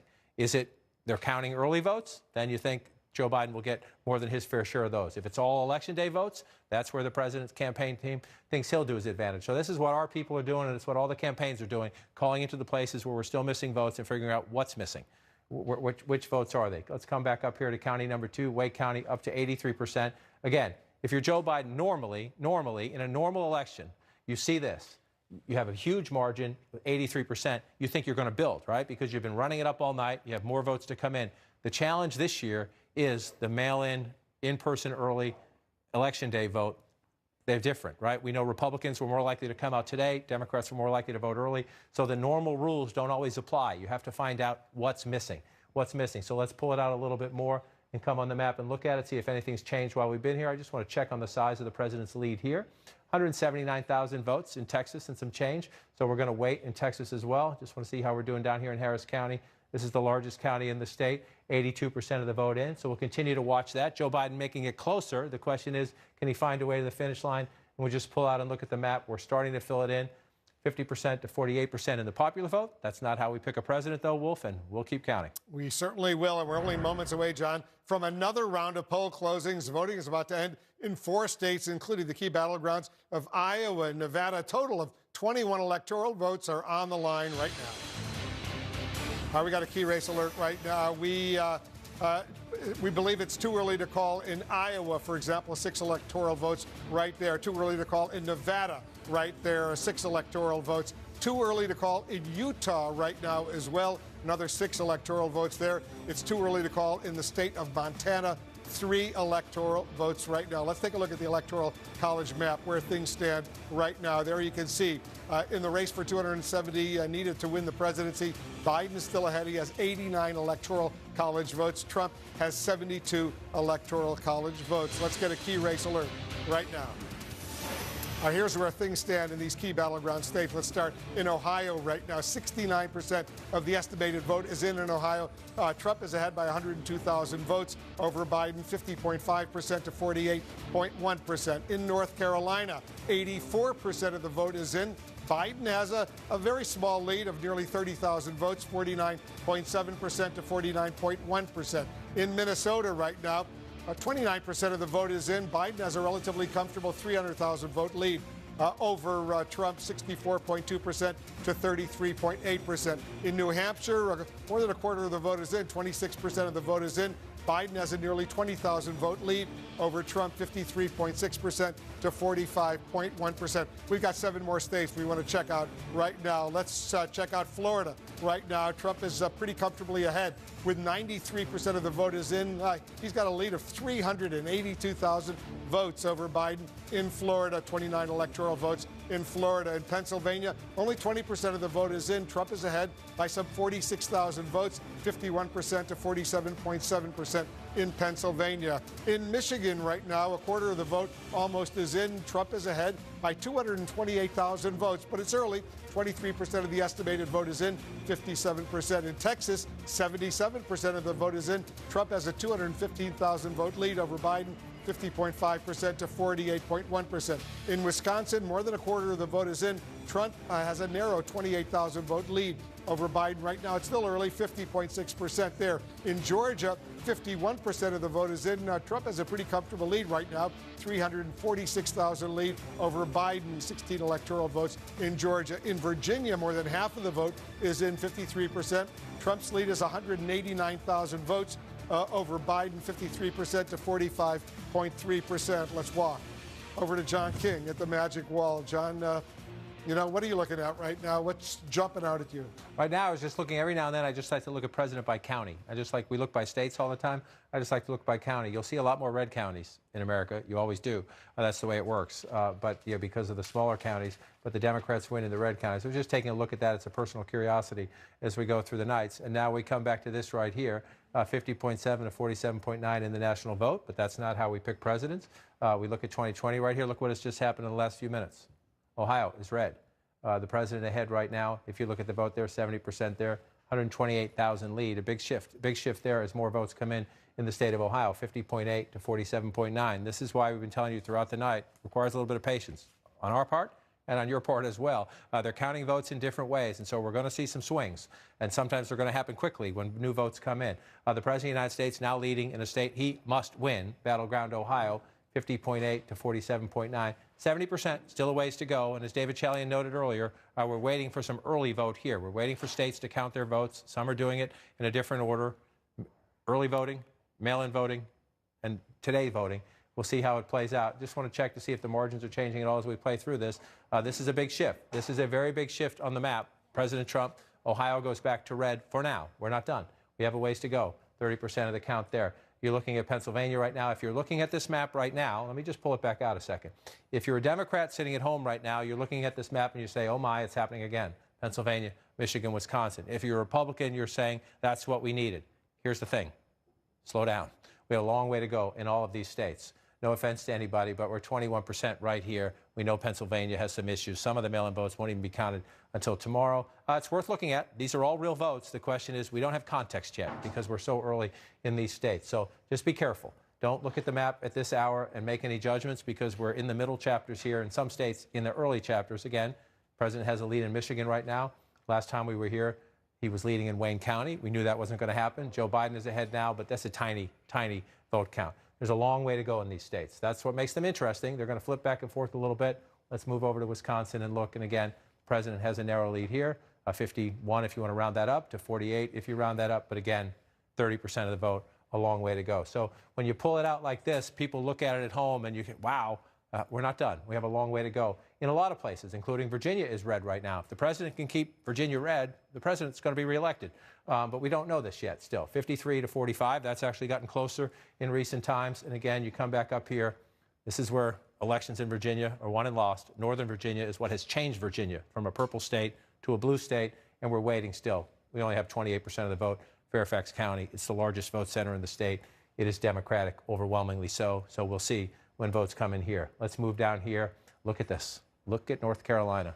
This was over 100,000 at one point. I think it was over 120,000 at one point. It is now 5,000, 2,000 as you speak. More votes come in. That's the magic. That is the magic of live data reporting and the counting votes. 2,000 votes ahead, 49.4 to 49.4 in battleground North Carolina. Joe Biden doesn't need it, but if he gets it, he blocks the president's path to re-election, most likely. This state, remember, and again, this is a textbook example of what we've asked throughout the night. Patience on our part, patience on your part. Early votes came in. Joe Biden built an early lead. Now we're getting Election Day votes in.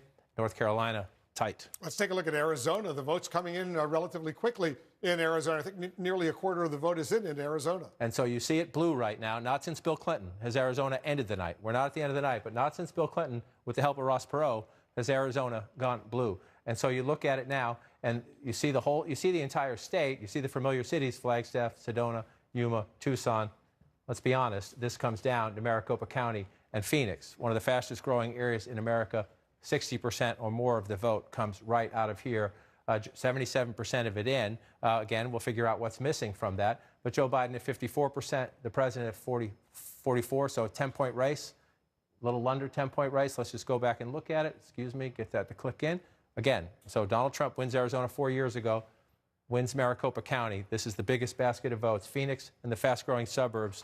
4 years later, from 2016 to 2020, this is one of the fastest-growing states. You get out of Phoenix, you get down here, Goodyear and the like, fast-growing suburbs. Again, the suburbs have revolted against this president. There's an important Senate race in this state as well. Let's come back to 2020 and look at the map. That Maricopa County is blue, is a source of joy in the Biden campaign right now. They have to keep it that way.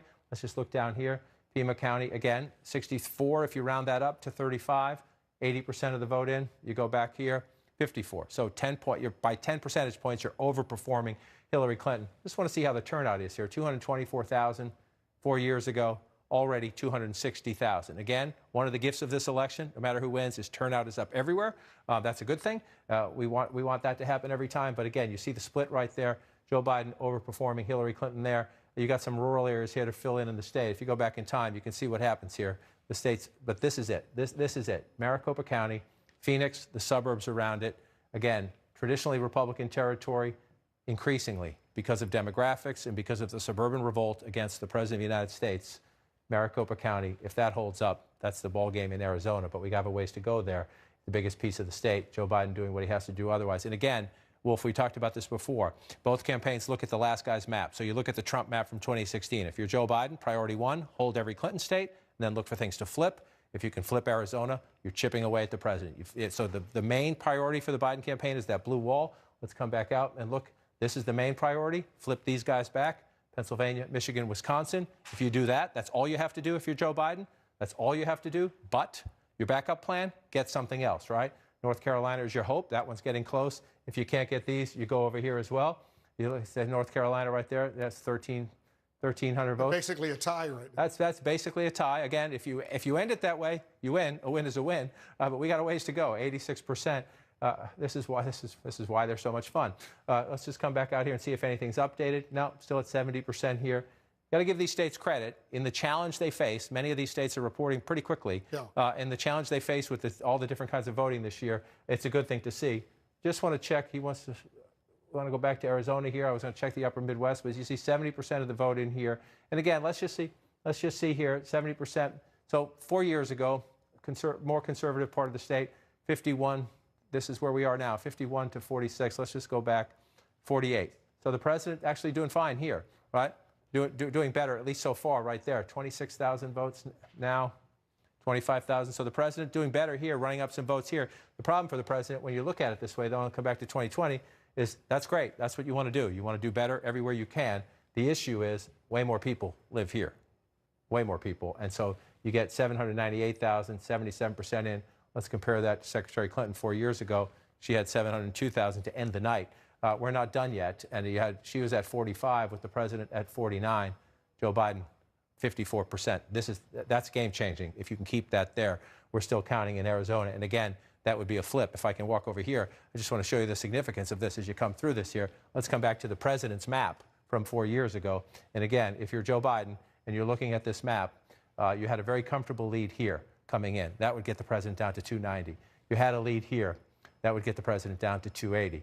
Then if you can pick this up here, you're at 269, 269. Everybody at home, take a gasp right now. 269, 269. It never ends up this way, but we do have scenarios where it happens.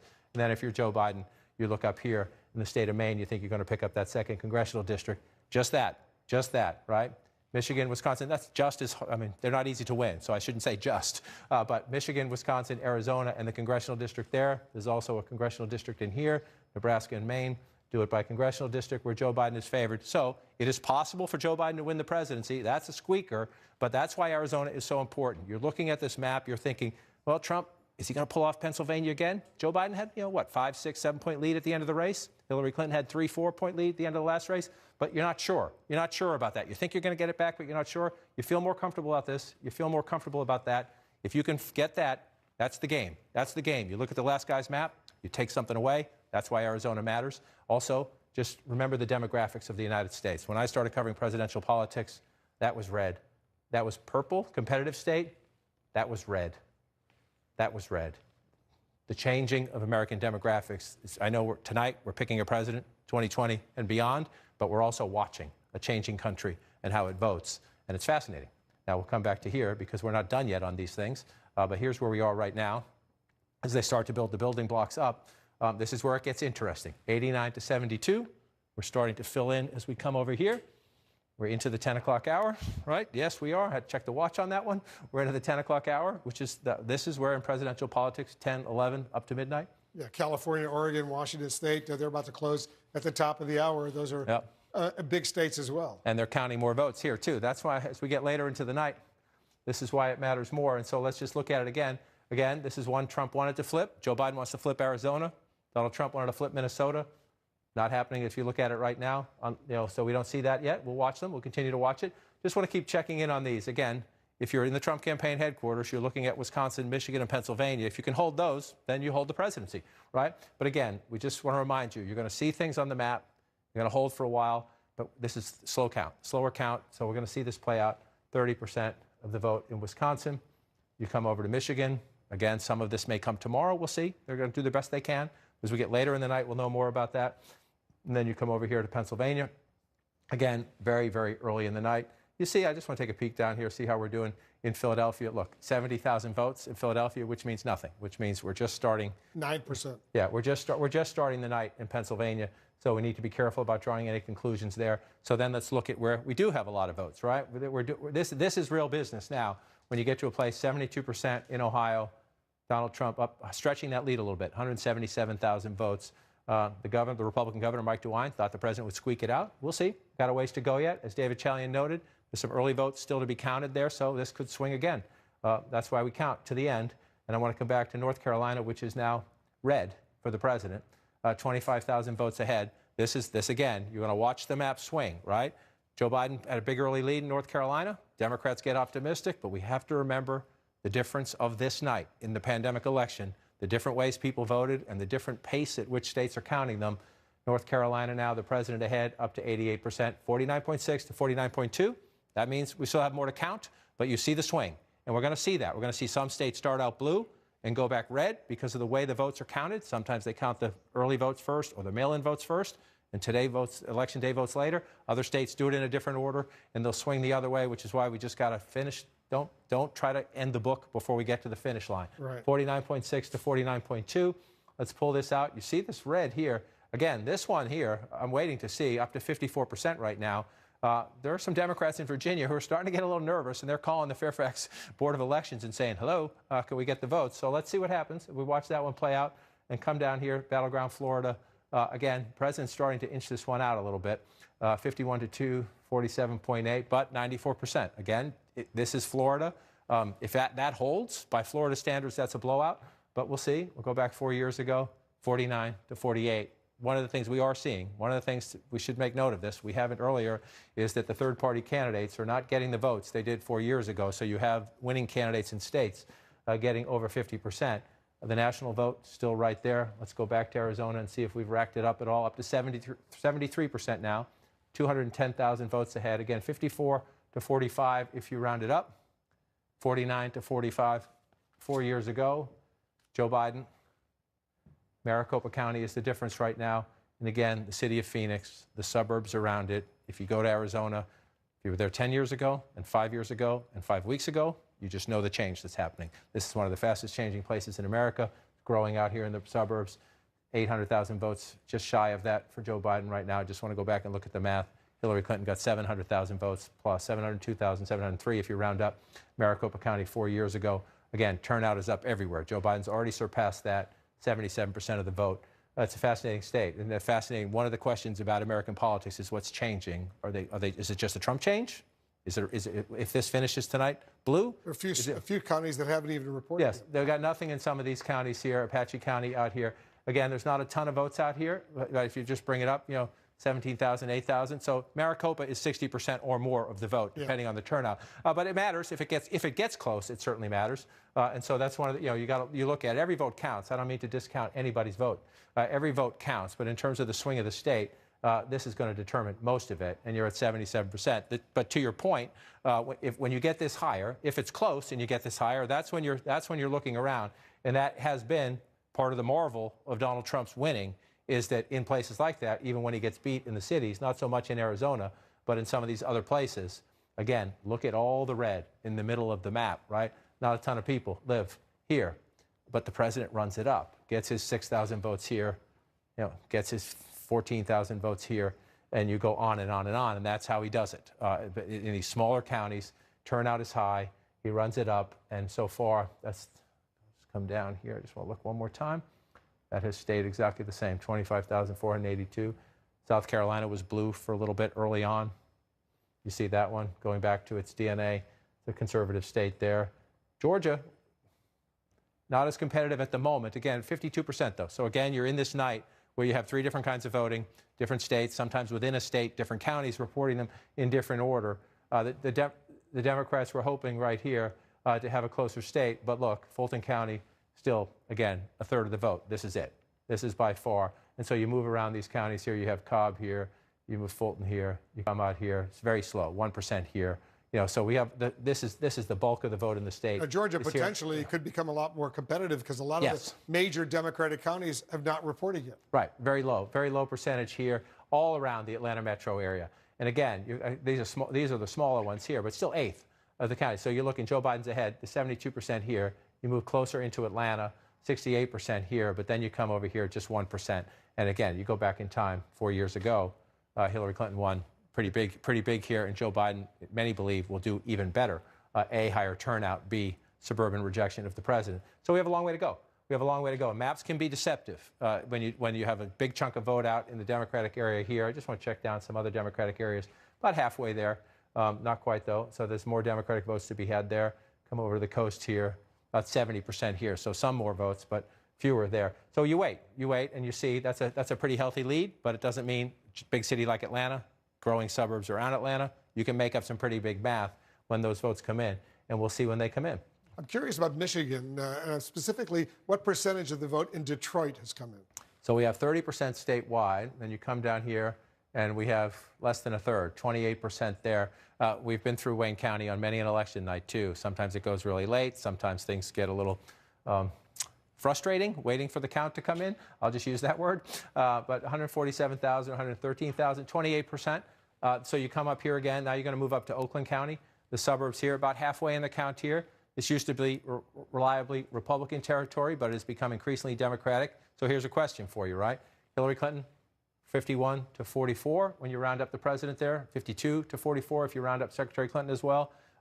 Right now, Donald Trump doing a little better. So let's see what happens there. See if Michigan, again, we're very early in the count here, but that's what you're watching, right? Democrats, to win Michigan, Joe Biden has to, let me move it up a little bit. Joe Biden has to run it up in Detroit and then do well in the suburbs. And again, Macomb County, we're at 35%, so don't jump to any conclusions here. But this was one of the flips, right? This is one of the flips. Barack Obama carried Macomb County twice.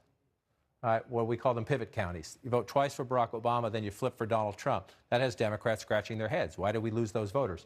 And who are those voters? Well, in Macomb County, they work in the auto industry or they work in related industries like that. Blue-collar workers, people who work with their hands. This has been a problem for the Democrats. Joe Biden said he could get them back. So we'll see. We got a long way to go there, so you don't want to jump to any conclusions. But it's also important if you just pull Michigan up again and you go back to 2016, you don't see a ton of blue here, but you come back to 2012, this is the difference, right? Can Joe Biden, can the guy who was number 2 to Barack Obama on the ticket win back some of these areas that Barack Obama won when he carried these states, many of them quite convincingly? You see that this is Mitt Romney's birth state. I know he moved to Massachusetts, now he's in Utah, but this is where he was born, and Barack Obama beat him by 10 points.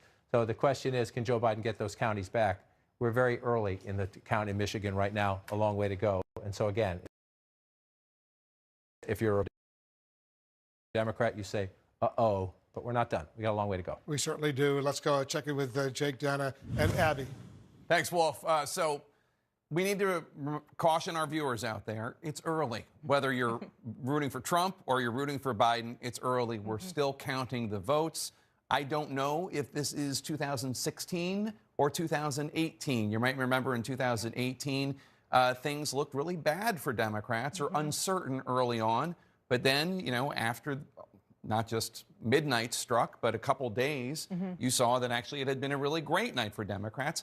On the other hand, it could be 2016 with things breaking for President Trump. We don't know. Everyone needs to just take a deep breath out. Which is hard. I mean, look, this is a nation that is on edge, so it's understandable. But as you said, and as we have been telegraphing as we've approached tonight, it could take a while, and it is bearing out. And what I'm hearing from Democrats in particular, over and over, text after text, let's just wait and see what happens up north.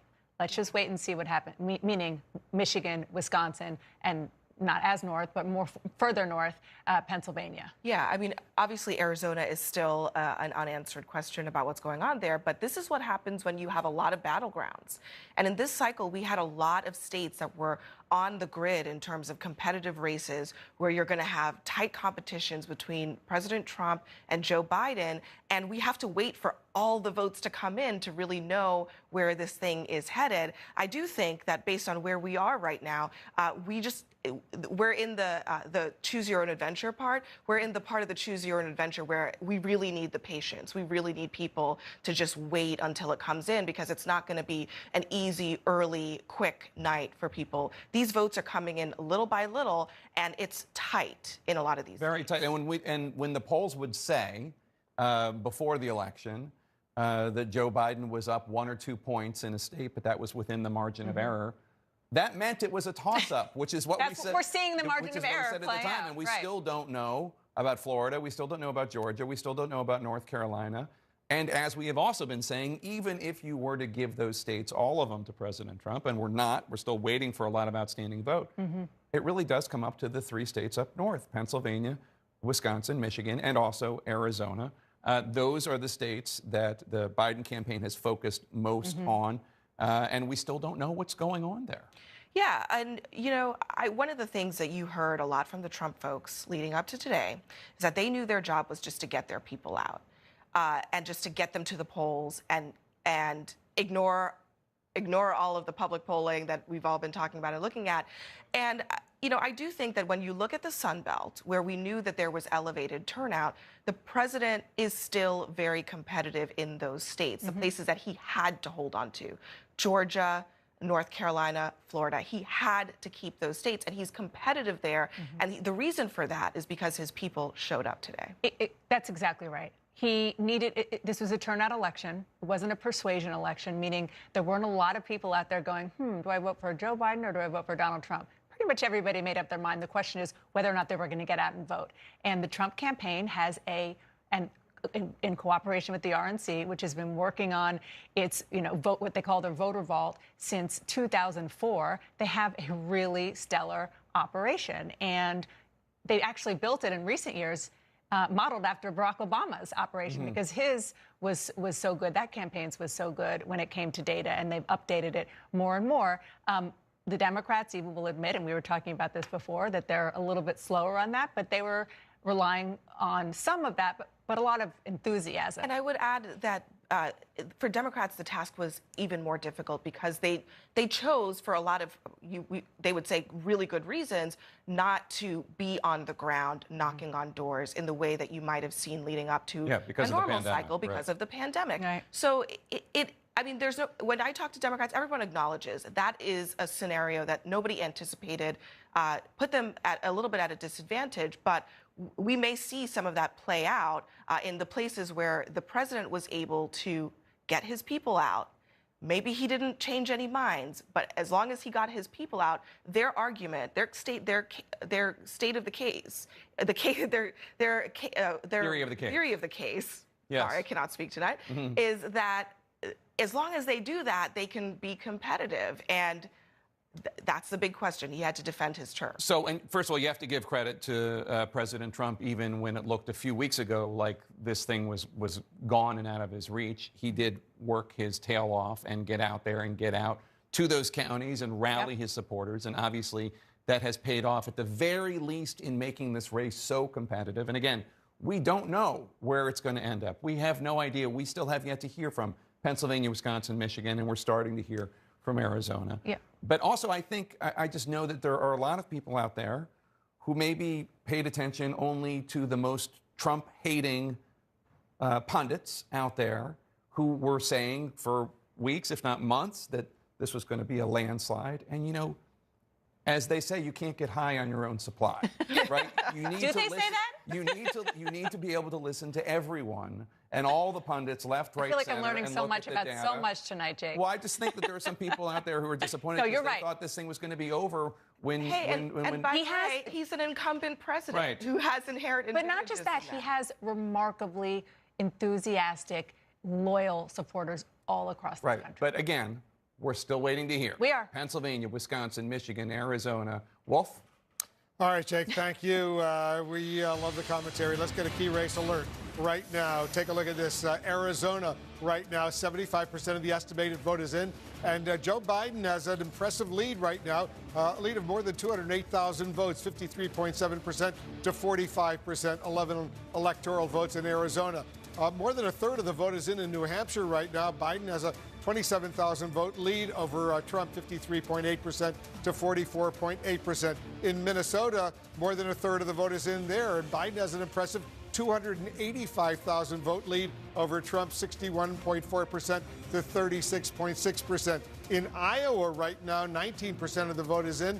Biden's lead is 85,000, 61% to 36.9%. We've got some more states right now. Let's take a look at these other states that are coming in. Michigan, a third of the vote is now in. Trump is ahead by some 210,000 votes, 54.7% to 43.4%. In Pennsylvania, almost a third of the vote is in. Trump is ahead by 179,000 votes, 53.4% to 45.2%. In Wisconsin, a third of the vote is in. It's very, very close. Trump is ahead by some 20,000 votes, 50% to 48.3%. In Georgia right now, more than half of the vote is in. Trump has a pretty comfortable lead in Georgia of 348,000 votes. Right now, 55.4%. We have a projection right now. Take a look at this. CNN projects that Joe Biden will win in New Mexico right now. Take a look at that. Joe Biden wins in New Mexico. There he is, the winner in New Mexico. That's 5 electoral votes in New Mexico. So let's see where the Electoral College map stands right now. Right now, with that win in New Mexico, Biden has 94 electoral votes. Trump has 72 electoral votes. The all-important race to 270 needed to win, 94 to 72 right now. 270 being the magic number. You're elected president if you get 270 votes. What are you seeing? Well, you're seeing a map right now that's going to make Democrats nervous, and so which is why we need to emphasize the point that when you see red Pennsylvania, red Michigan, and red Wisconsin, we are very, very, very, very early in the count there. However, if you look at this map right now, the name of the game, if you're Joe Biden, is takeaway, because Donald Trump's the incumbent president who won last time. And so we're not done yet. We're not done yet by any means, but you look at North Carolina, the president's stretching a lead out here, 89%. It's a modest lead, 42,423, about 49.8 to 49. Joe Biden had a lead early on. Donald Trump's Election Day surge puts him back in the lead. Can he hold it? We'll watch that as we play it out, but Republicans feel good about that. We're coming down to Florida now, and you look here, a 5.6 million for the president, 5.2. Higher turnout in Florida, a very competitive race. Again, we have to wait. We're going to count some things here, but Democrats are not happy, particularly with down here in Miami-Dade, 53%. You look, you see 53, 46, you think that's great, but that's way below where Hillary Clinton was 4 years ago. So you're looking at this map here. The plus side for the Democrats is out here in Arizona, where Joe Biden right now, 75% of the vote, 54 if you round up to 45. That's a big shift from 4 years ago when the president won at 49, 45, a 4-point race. You see the president, Joe Biden, the Democrat, above 50 there. So let's just put this into context. Number one, this was the name of the game in 2016. We're not done. We're not done. We're not done. Some of these states could go on into tomorrow. But as you look at this map, many Democrats say it does raise the scenario many of them are worried about. An hour or two from now, is the president going to come out and say, I win, if he's still leading in those states? We're not done. That's not how we count. These states will decide who wins their elections, and we have a lot of votes to count. But the question is, the name of the game, Wolf, I'm going to switch maps here, is this is where we are right now, 94 to 72. There are no surprises on this map so far. Everything we see filled in is the way we thought it would go coming into the night. There are also, though, if you think about out here, where we haven't counted votes yet because it's still early in the night, people are still voting. We don't think there are any more surprises out that way, if you will. Nevada was the one Clinton state. The Trump campaign made a run. We'll see. But we expect that to stay Democratic, which is why things get interesting now. Again, we haven't called some of these close states, but this is the calculation in both of the campaign war rooms. This is where Donald Trump started. Joe Biden has to look at this map and say, what do I take away to get him below 270 and to get me to 270? So Joe Biden wanted Florida. Not yet. We'll see. We'll keep counting. Doesn't look that way. Wanted North Carolina. Donald Trump has a lead right now. We'll see. We'll get to the finish line. Georgia, we got a lot of votes out. The Democrats had these targets of opportunity. Can we get these states can we get a surge? We'll watch Georgia. We're still missing a lot of Democratic votes. Texas is filling in red. Again, we haven't called it. We have a ways to go, but it's filling in red right now. So far, you look like you're getting that, right? We're not done. We're not done in Arizona yet either. But as you project it out, so okay, now you got the president at 295. If you're not going to get Ohio, haven't called it yet. We're waiting. There's a possibility some votes out. North Carolina or Florida, where do you go? Well, then we come back. Number one, let's just assume for the sake of argument, Joe Biden gets the congressional district here. Hard to see if there is a Trump Election Day surge. The president went out here and did a rally, but the Democrats are pretty confident they're going to pick up the one in the 2nd District of Nebraska. So let's do that for the hypothetical. We'll watch as it plays out. Then you're at 293 to 245. So then we come down to where we ended 4 years ago, Pennsylvania, Michigan, and Wisconsin, right? And so Joe Biden, 1, 2 gets you to the finish line. You don't absolutely need Pennsylvania. If you win Maine's 2nd Congressional District, if you win Nebraska's 2nd Congressional District, and you hold Arizona, you can do it without Florida, without Georgia, without North Carolina, without Ohio, and without Pennsylvania. But you have to win these two, right? If you can win this as well, then it's game over. We've always known if Joe Biden could rebuild the blue wall, forgive me, Donald Trump would pay for it. The question is, can he make it happen when right now, if you look over here, again, we're early. This is where Democrats get nervous because they remember 2016. We cannot emphasize enough. We're nowhere close to the finish line in any of those states, Pennsylvania, Wisconsin, and Michigan. We need to count votes, and some of those counts could take until tomorrow. But we talked earlier about Joe Biden having the more menu options. Some of those menu options appear to be closing. We're not done yet, but that we still have, that we can't take Florida away. Still red over there. North Carolina, we'll see on Georgia. Joe Biden had many menu options coming into the night. That list is narrowing, which is why you get into tense time. I want to check in with David Chalian, who's taking a very close look at the vote in Pennsylvania right now. What are you seeing over there? Yeah, just exactly what John was talking about. I know it's red on the map right now, but we got to make sure we count the votes here. So what you see is Donald Trump leading Joe Biden in Pennsylvania with 32% of the vote in right now. Let's look at what we know about the early vote.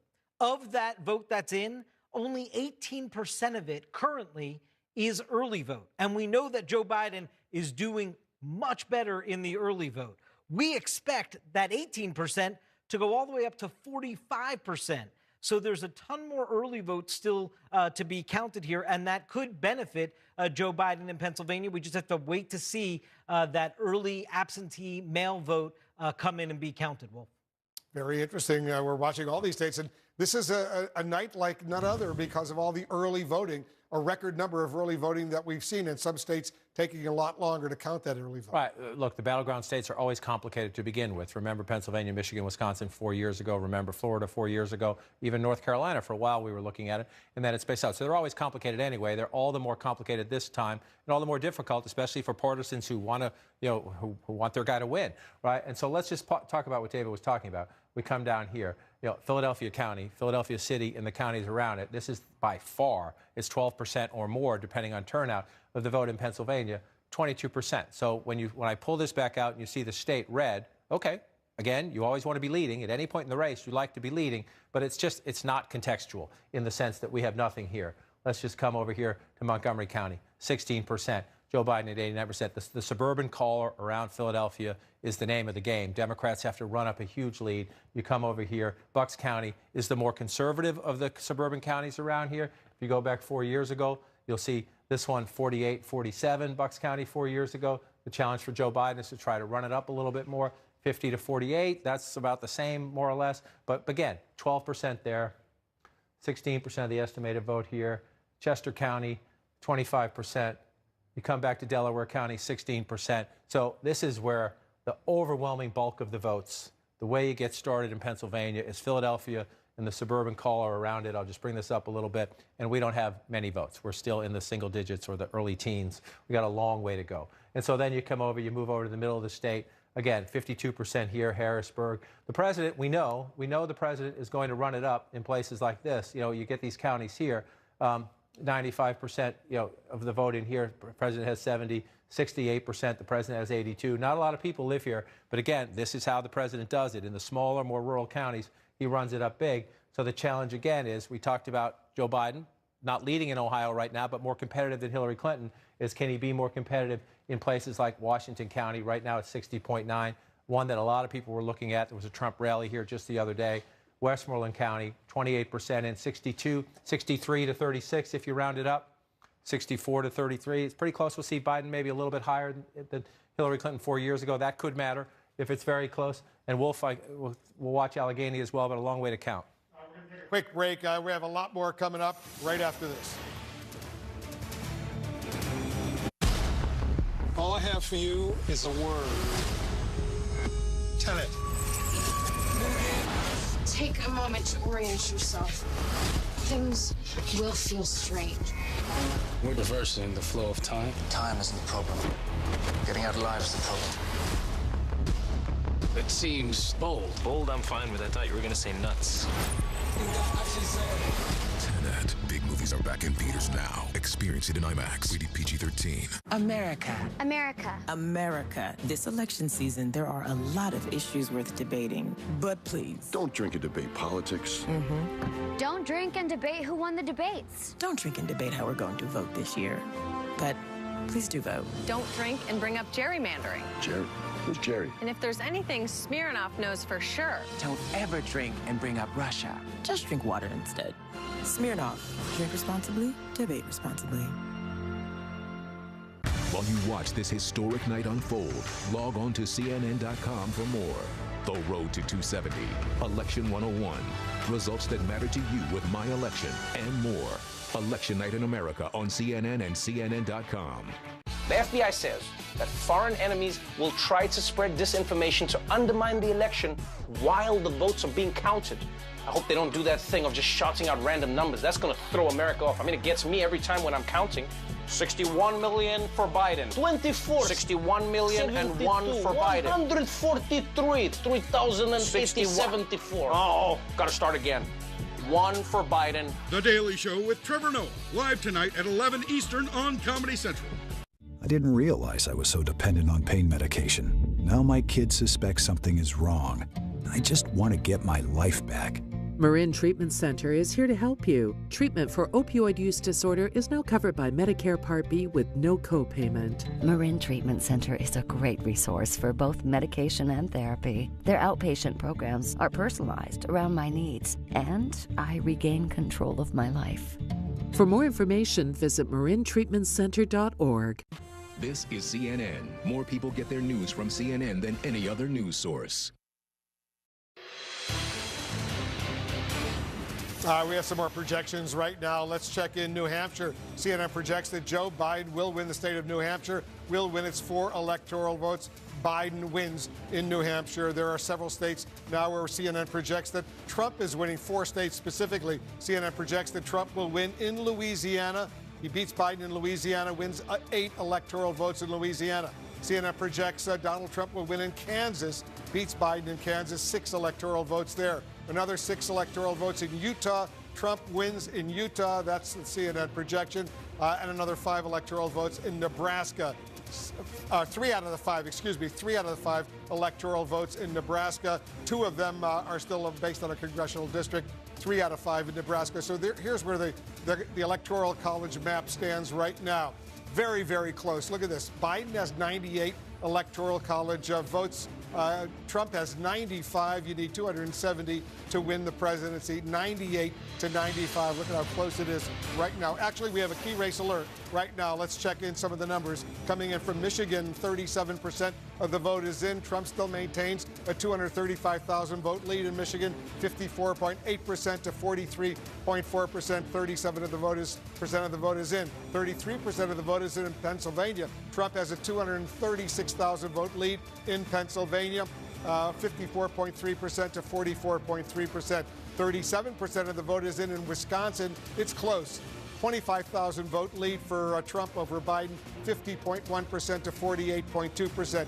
In Georgia, 58% of the vote is in. Trump has looks like a pretty comfortable lead of 387,000 votes, 55.7% to 43.1% in those states. Let's take a look at some more states right now. In Arizona, right now, 75% of the vote is in.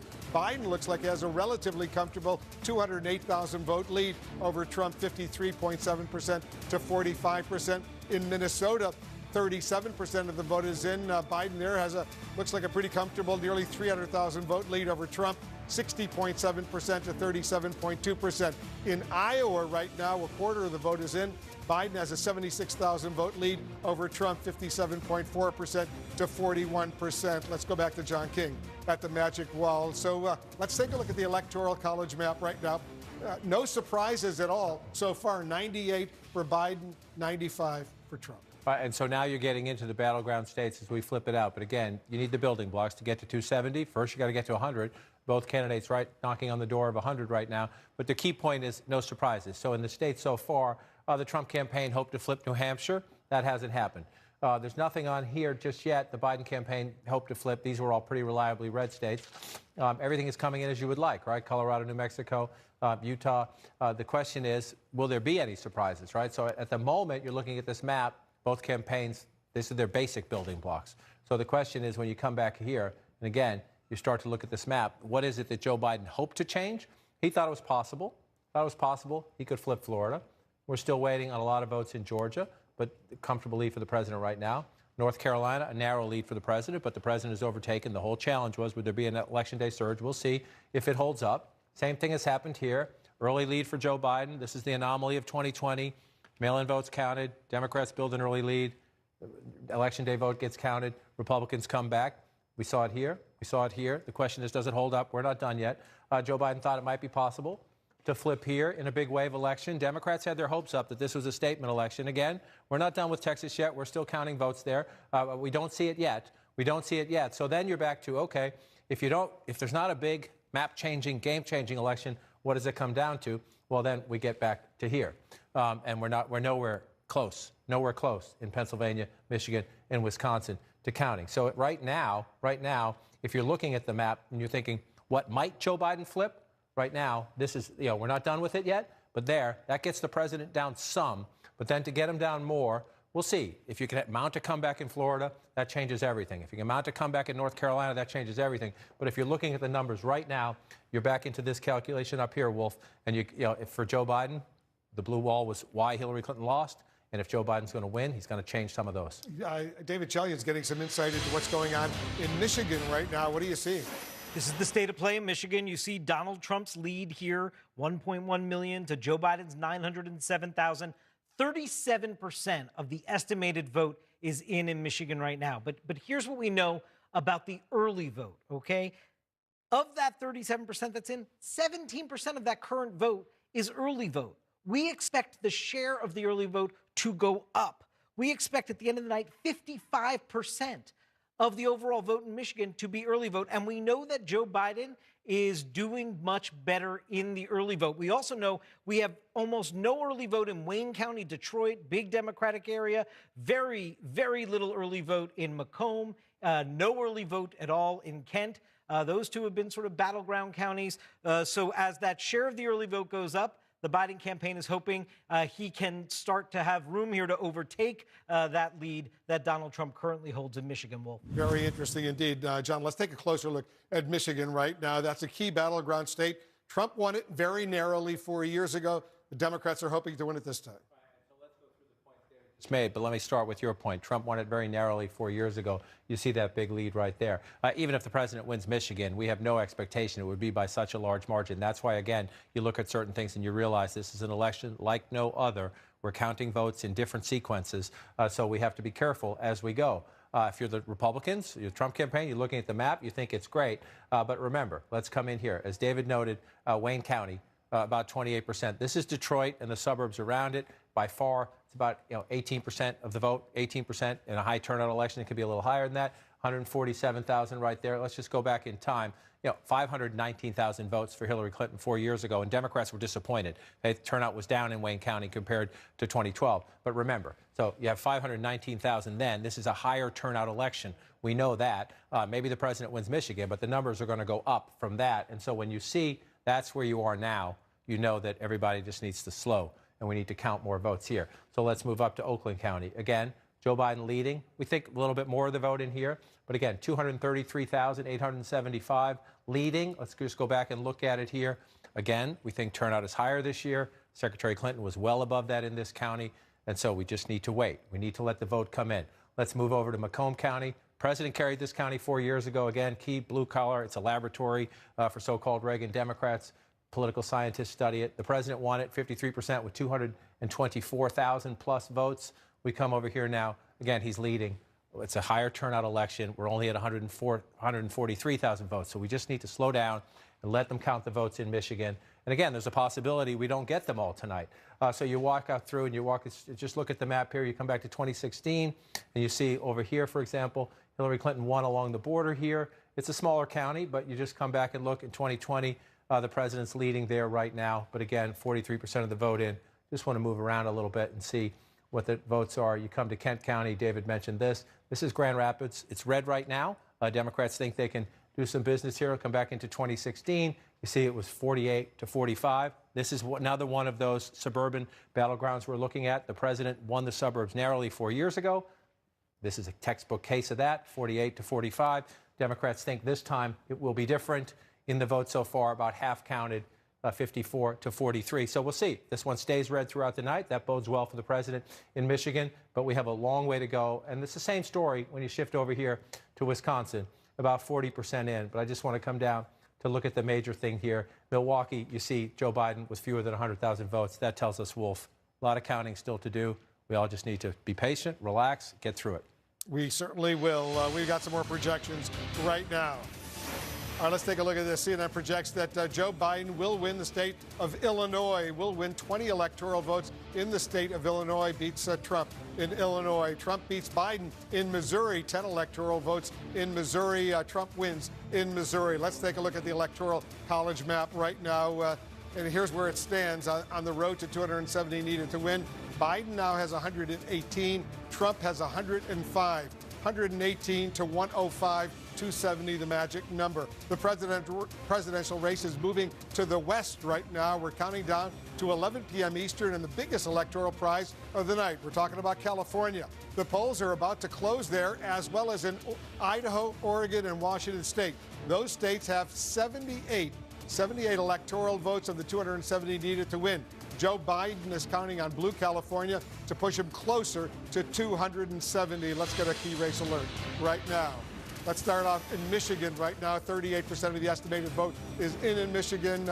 Trump still maintains his 240,000 vote lead over Biden, 54.7% to 43.4%. Lots of votes outstanding, though, in Michigan. In Pennsylvania, 37% of the estimated vote is in. Trump has 344,000 vote lead over Biden, 55.9% to 42.7%. In Wisconsin, 40% of the estimated vote is in. Trump has a narrow lead, 21,000 vote lead over Biden, 49.9% to 48.4%. In Georgia, 59% of the estimated vote is in. Trump seems to have a pretty comfortable 372,000 vote lead over Biden, 55.4% to 43.4%. Let's take a look at some more states. We're getting some more key race alerts in Arizona right now. 75% of the vote is in, and Biden has a 208,000 vote lead over Trump in Arizona, 53.7% to 45%. In Minnesota, 38% of the vote is in. Biden seems to have a pretty comfortable 290, almost 291,000 vote lead over Trump in Minnesota. In Iowa right now, 42% of the estimated vote is in. Biden has a 112,000 vote lead over Trump, 56.4% to 41.8%. Let's walk over, as we like to do, John King at the Magic Wall. We're watching these states. You're looking at counties over there, and you see what's going on. But go ahead, tell us what's on your I was just doing some matching up to try to see where the president's overperforming, where he's underperforming, looking at different places. It's early, Michigan, Pennsylvania, Wisconsin, but just trying to get deep in to study a little bit. That's what I do when I get a little chance, just study, go into some states and take a look around and study. So where are we right now? If you look right here, so you got Illinois. You're adding, as I said, it's a reliably Democratic state, has been for a long time. But when you're doing your building blocks, you like the big ones, right? So you like to take those out. New York, Illinois, in the Joe Biden's column gets them up to 118. The president's at 105. But just, in the idea of just, you think about the bigs, right? We're not here. We have not called these states. But I just want to say, early on in the night, the Democrats are thinking, can we get Florida? Can we get Texas? Well, those are the two bigs and two normally reliably red bigs. We've not called these states. I'm just walking through. The president leads there right now. The president leads there right now. So that you just see what happens. When you win the big ones, you see how quickly the math changes. So that's what's important from the perspective. And if the president holds that one as well, that gets you up. And if the president holds North Carolina, you start moving up, right? The bigger states, the double digits, if you will, big double digits here, 30 plus, 20 plus, 15, you move it, then you're just moving up the math when you do the big ones. So that's what they're looking at in the Trump campaign right now. If we hold Texas, and they think they will, we hold Florida, they think they will. We're not done. We're not done. That's just what they think. North Carolina, they've pulled ahead. It's close. We have to count them still. Same with Ohio. We're still counting votes. But as you see that happen, you see the election day surge pull you ahead, you think it's going to continue. It's not guaranteed. But that's what they think. And you know what? You wouldn't get a lot of pushback in the Biden campaign. They're still hoping the votes come back. But as you start looking at the map now, you start thinking, okay, this is a more traditional map, which, again, gets us back to where we began or where we ended 4 years ago. Whoa, how did I do that? That was good. You do the double sometimes. It gets you. There you go. Pennsylvania, Michigan, and Wisconsin. This is where this night now looks like. A lot of us thought this would come down to this, and it certainly looks like it's going to again. Again, we're not done. You see Joe Biden with I think I'm going to glance over my shoulder. Yes, still leading a little bit in Iowa. You see a lead in Montana. We don't expect these to hold up, but we'll see, right? You get surprised sometimes. But so right now on the map, you're looking at this would be the only flip right now. That's the only flip we see for Joe Biden to get him up. But, it's easier to do it more quickly if you switch over here to the president's map. And so the flip we think so far, we're not done, is this.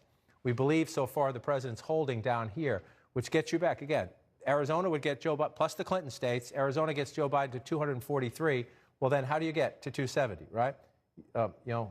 Could get one here if you carry Maine, but then you need more. So if that gets you to 244, let's just say for the sake of argument, you get one of these. We're still waiting on two of those districts there. Let's just say you get one of them, right? So then you're looking here, 245. So what do you need, right? Do the math. You need 25.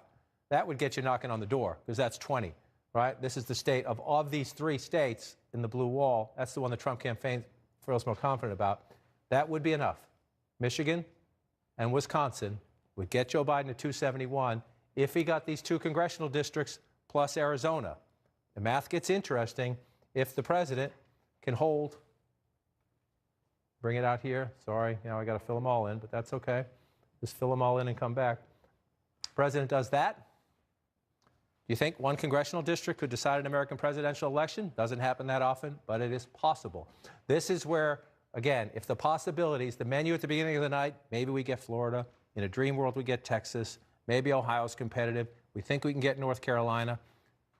At the moment, none of that is there. We're not done. It's possible it comes back. At the moment, none of that is there. So now your numbers crunchers are getting into the tougher math, the more difficult math, and the different scenarios. And trust me, they're calling into that congressional district, they're calling into that congressional district, and they're calling in a fury into these because now we're into tense time in both campaigns. And in those three states, those so-called blue wall states, right. Pennsylvania, Michigan, and Wisconsin, there's still plenty of outstanding votes there. Plenty of votes. And again, we're going to say this repeatedly, and some people at home might not like that we say it repeatedly. And a lot of the early vote is outstanding, too, where Democrats will do well. It is, which is why, as I come back over here, as you're watching the map throughout the night, in any election, again, we are 10:55. In any presidential election that's close, we're just getting started. We are just getting started. That would be the case 4 years ago, 2004, pick your close election. That's the case. This year's even more different because of the three different ways of voting and the different ways each state is handling that, right? The mail-in vote, the in-person early vote. And so here you go. We're going to look at it. 40% in. You see that big lead for Donald Trump. If you're a Republican, you have every reason to be happy about that. But you also need to have the context. You have to have the context. You come down here. This is Montgomery County, one of the big suburbs around Philadelphia, 29%. You go into Philadelphia, which is the biggest basket of votes, predominantly Democratic. Turnout here is absolutely key. We'll see if Democrats can deliver, but you're only 20% of the vote roughly there. You move up here, Bucks County. This is a more competitive suburban area, but you're still at 12% of the vote. Move out here, Chester County. This is where most of the votes are in Pennsylvania. Philadelphia and the suburbs that surround it, 30%. So you just have a long way to go. And we know, David Chalian told us earlier, a lot of the votes that are missing are the early votes, which we believe are disproportionately Democrat. And even if we were just counting for one set of votes, even if we were just waiting for all the votes counted today, what we have from this part of the state is so low that you just can't make conclusions. You just can't. We have to wait and see. And it looks good. You know, the map looks at first glance to Republicans, but we're just nowhere near the finish line. Nor are we in Michigan. 39% of the estimate, 54 to 43. You think that's a big number. If you remember how close this was 4 years ago, 10,000 votes, right? 10,000 votes decided this state 4 years ago. So it is just unrealistic. Even if the president's having a very good night, it's unrealistic that he's going to win Michigan by 238,000 votes. If he wins Michigan again, maybe it's by more than 10,000 votes, but it's not going to be by 238,000 votes. We just know that. So when you see that number, that's when you know this is the anomaly of 2020 and how we count votes, and we need to be patient. Let's take a look at Arizona. Let's go out west, because this would be, so far, this would be the flip. This would be a change. We're up to 75%, 208,000 vote lead, and some change there. Again, 54% to 45%. If you go back, not since Bill Clinton has a Democrat won this state, and in 2016, not a huge win by any means. This is why the Democrats wanted to compete this year. Arizona is trending demographically, and the Democrats think this year, demographics plus the suburban revolt is what gets you there. 1.2 million votes won it 4 years ago. If you come up here now, Joe Biden already has that, and we're still counting votes there. Again, turnout up across America in this election. That looks good. That doesn't mean we're done. We have to count them. Let's just look at Maricopa County, 77%. If this holds up, if the trend lines hold up, this is where 60% plus of your votes are. If you keep a 10-point margin in Maricopa County with high turnout like this, you're going to win the state of Arizona. But we're not done yet as we do it. But as we go through the race to 270, and you're Joe Biden, Donald Trump had 306 last time. You need to take away. It's simple. Just do the subtraction. And where do you get them? Arizona would be a start, an important start. It's protection, if you will. It's a safety blanket, but that's it. That's the name of the game. It was 4 years ago, and it sure looks like it's about to be for the rest of tonight and into tomorrow. That's the guess. That's the guess, Wolf, as you go through it. So just come back out again. I just want to look at this one again because getting a lot of texts and emails from Republicans and Democrats saying, whoa, what's happening in Virginia?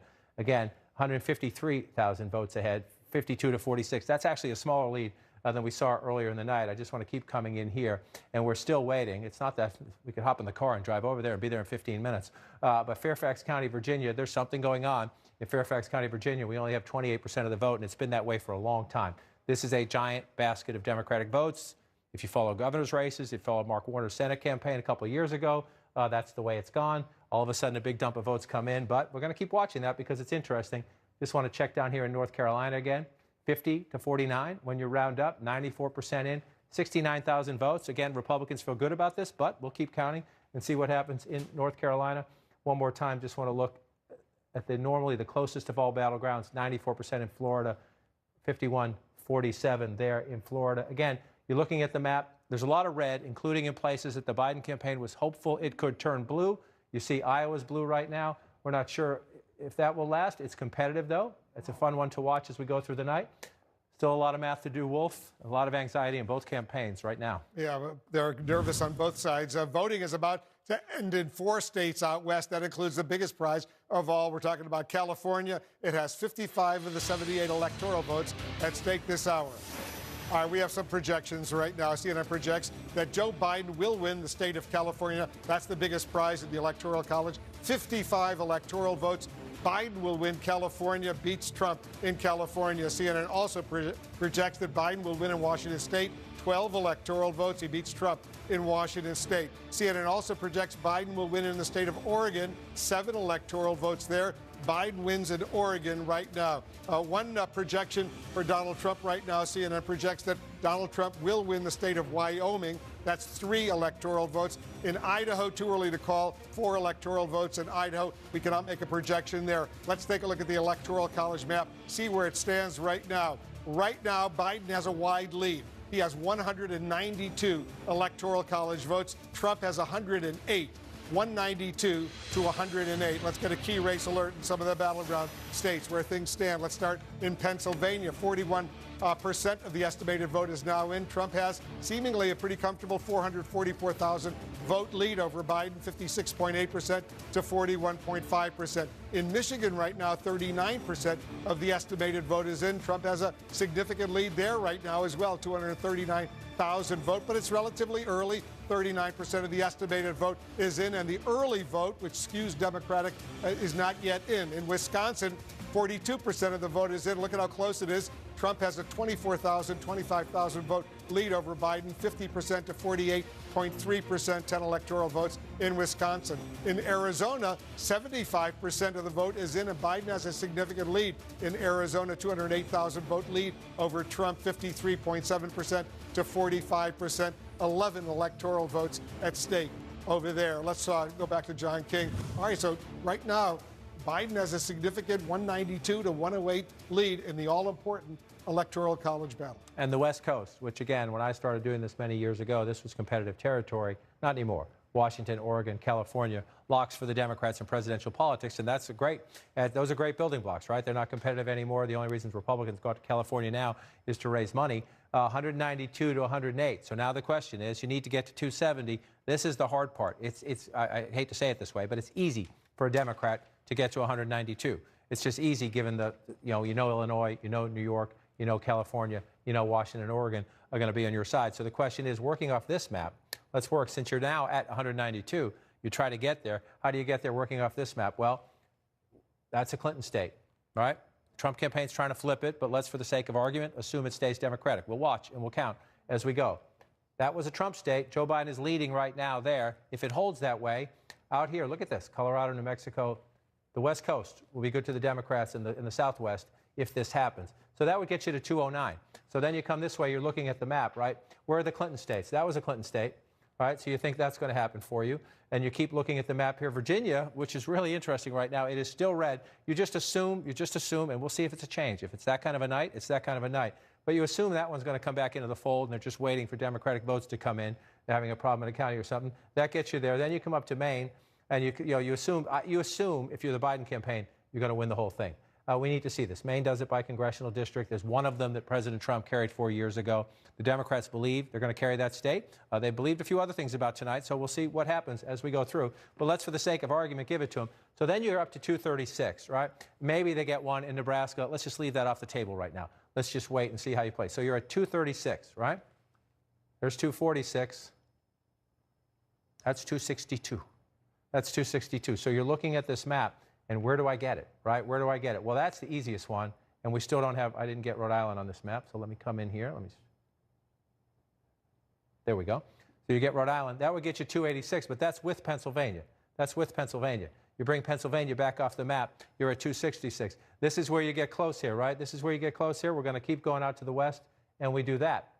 That gets you to 270. So could it be, in a race against Donald Trump, wouldn't it be something if Barack Obama's birth state is the one that puts you over the top? That would be interesting if you go that way there. But so you have Hawaii, you have Nevada and Colorado. We're going to watch. So this is interesting. So you don't need Pennsylvania if you're Joe Biden now, but now you're in this different mood in Biden headquarters. You came into the night thinking you had all this great opportunity. Maybe some of these will come back. But if they don't, you're thinking, okay, we better win that congressional district. We absolutely better win that one. And then we're going to fight it out up in here. And again, if you get Pennsylvania, then stop the conversation. But we might be a couple days on this one. If you don't get Pennsylvania, you're in a scratch and claw mode now, as opposed to early in the night where you thought you might have had a buffet of opportunity. Let's take a closer look at Arizona and Pennsylvania. Let me do that and cross over again when we come back in here. And let's start in Arizona. We'll go west to east this time. And again, this one has held up pretty consistently, but we've also been waiting for a little bit. Sometimes you get votes in spurts. Sometimes you have long pauses. We're at 75% right now. That's 8 points, 9 points if you round up right there. That's a pretty healthy lead. Most of it's coming from here in terms of the vote count. You see, just in Maricopa County, Joe Biden approaching 800,000 votes, 10-point, almost a 10, just shy of a 10-point race in Maricopa County. That's 60% of the vote in the state. Then you come down to Pima County, that's another 15% of it. And again, that's not even close. And so every indication here is, we still have votes to count, but every indication here is that Arizona is going to flip to blue.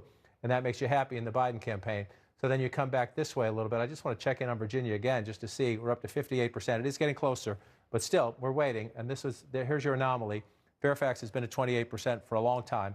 I'll check in with our decision team and our desk team in a little bit to see where that is. Some of these other places, Loudoun County, Joe Biden holding that there. You come over Fairfax County, we're waiting. Northern Virginia, Arlington. So it's Fairfax. Fairfax is the biggest basket of Democratic votes we're missing. I just want to check down here in Southeast Virginia. See Chesapeake area here. 60% of the vote in there. So we're missing some votes in Democratic areas that could flip that. But if you're in the Biden campaign, you're getting a little bit nervous about that, even though your data and your math tell you should be okay. But at this point of the night, you'd like it to change.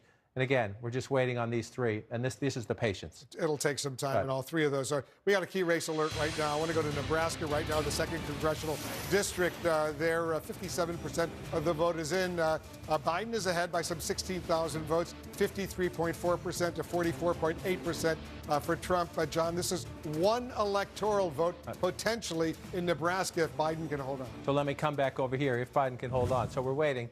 Nebraska and Maine do their congressional votes by, let me pull it out like this.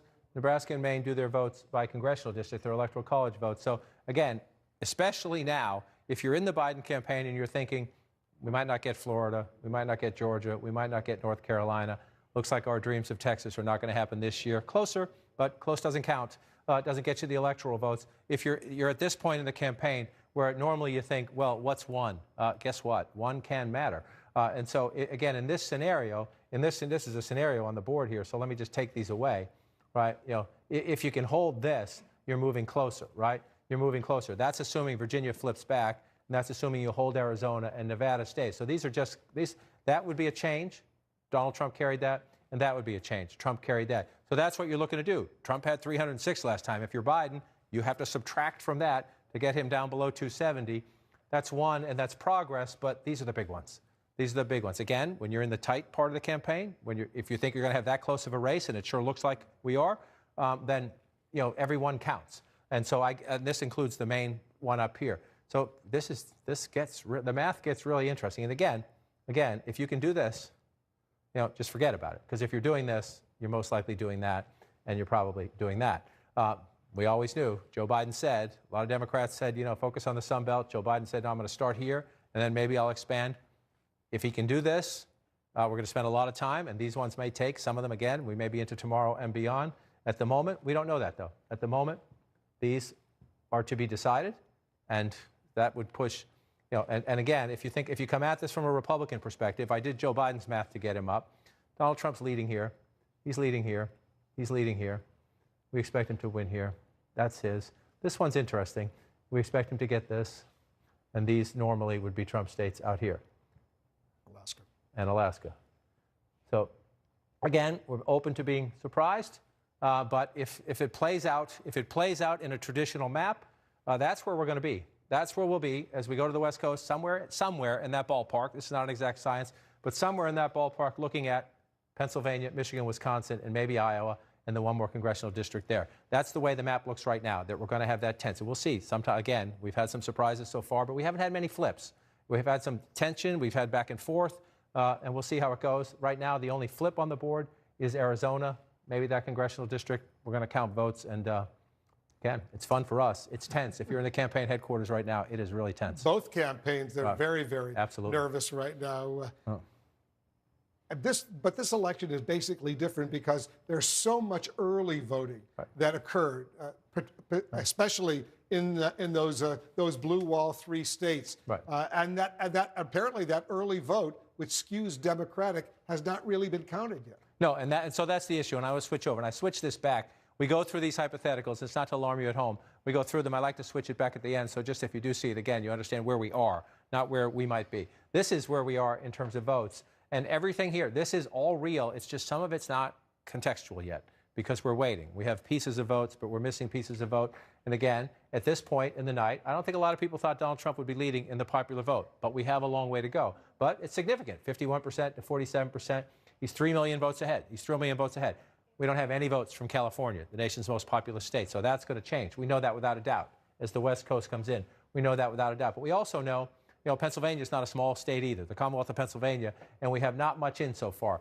1.6 to 1.2, just to go back in time. And remember, 2.9, 2.9. We have a long way to go, and turnout is higher this time, right? So this is just shy, this is just shy of 6. You add in, it's just shy of 6 million, and we're not there. We're just not there. And so if you're looking at the map as a Republican, you're grateful that it's red, but it's really early on. We got a long way to go. And again, I'm going to be a broken record here, but we're looking at Northampton County here, maybe 40% of the vote, a little shy of that. You come down here to Bucks County, key suburb just outside of Philadelphia. This is the more conservative of the suburbs in the call around Philadelphia. 12% of the vote, maybe. You come down to Montgomery County, again, big suburban area, absolutely critical to the Democrats. So you see that Trump lead right now, but you know, we haven't counted most of the votes in Montgomery County. We haven't counted most of the votes in Chester County. We haven't counted most of the votes in Delaware County. And the biggest basket of them all, Philadelphia City and then Philadelphia County around it, the suburbs around it. It's going to be overwhelmingly Democratic, and we haven't counted hardly any of it. Only 22% of the vote. We haven't, right. Philadelphia County is in. Yeah, it's like you're looking at a football game and just saying, you know, okay, first quarter, end it. It's not the way it works. I want to check in with Pamela Brown. She's getting some new information on what's going on in Pennsylvania. Yeah, you're talking about Philadelphia right there, and it's slow going through the influx of mail-in ballots. They've gone through around 76,000 mail-in ballots, and they have a lot more to go. In total, they have around 350,000 to get to. That's according to the city commissioner there. It's the same story over in Allegheny County. That, of course, is another big county there that has Pittsburgh, the home of Pittsburgh. They also have 350,000 mail-in ballots to get through. And in the Philadelphia suburbs alone, you have more than 500,000 mail-in ballots to get to. So I think, you know, as we're looking at this, as we're looking at the numbers slowly coming in there in Pennsylvania, it is keeping us on the edge of our seats, especially in Philadelphia, that Democratic stronghold, John King, where we had 350,000 mail-in ballots they're going through. Right now, though, like I said, they've only gone through 76,000. That is behind schedule than what they thought. They thought by around 8 p.m. Eastern time, they would have 100,000 counted. So they're behind schedule a little bit there. And I'm told by officials they're going to be working through the night trying to quickly tabulate the influx of mail-in ballots that they got there in Pennsylvania. Remember, they just started this morning opening up those ballots. They were way behind compared to other states. They did not get a head start. And Pennsylvania is a state that does not have a history of counting absentee ballots.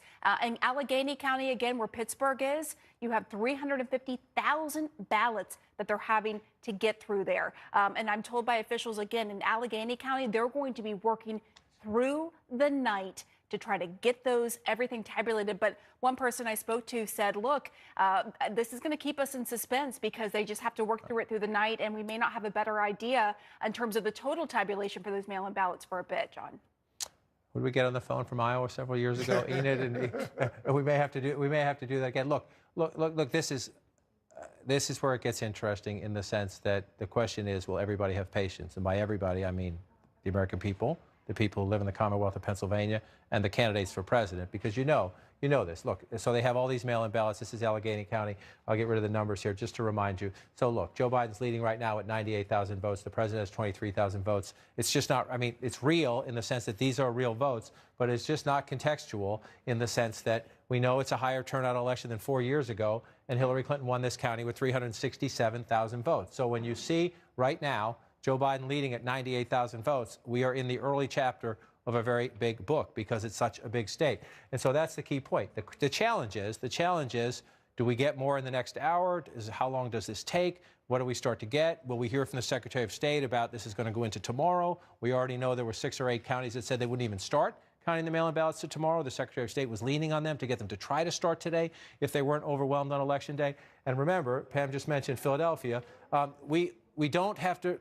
This is not conjecture because we have the words of the President of the United States, who has spent the last couple of days saying he believes there's cheating and there's fraud in Philadelphia. The question is, many of his advisors have been urging him, stay off Twitter, stop talking about this, let this play out. But does the president lose patience as this night goes on? We're told that in Pennsylvania, John, more than 1 million mail-in ballots, Pamela Brown was telling us, more than 1 million have not yet been counted. Right, so more than 1 million. So you come back again, you come back out and you see 1.7 to 1.3, 370,000 vote lead, 373,000 vote lead, but you know more than 1 million. Again, more than 1 million have not been counted. So this is real, but it's just now. Again, if it's a baseball game, we're in the 2nd or the 3rd inning at best.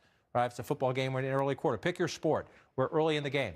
You always want to build a lead. You'd rather be leading than behind, but it's not contextual. I keep wanting to say it's not real. It is real. These are real votes. They're actual votes. So if I say that, I don't mean it that way. I mean, these are real, but they're not. We just don't have the full picture. Again, I just want to show you these counties. This is look. Think about the places where we are close to the finish line. In every one of those states, we're showing you turnout is higher now than it was 4 years ago.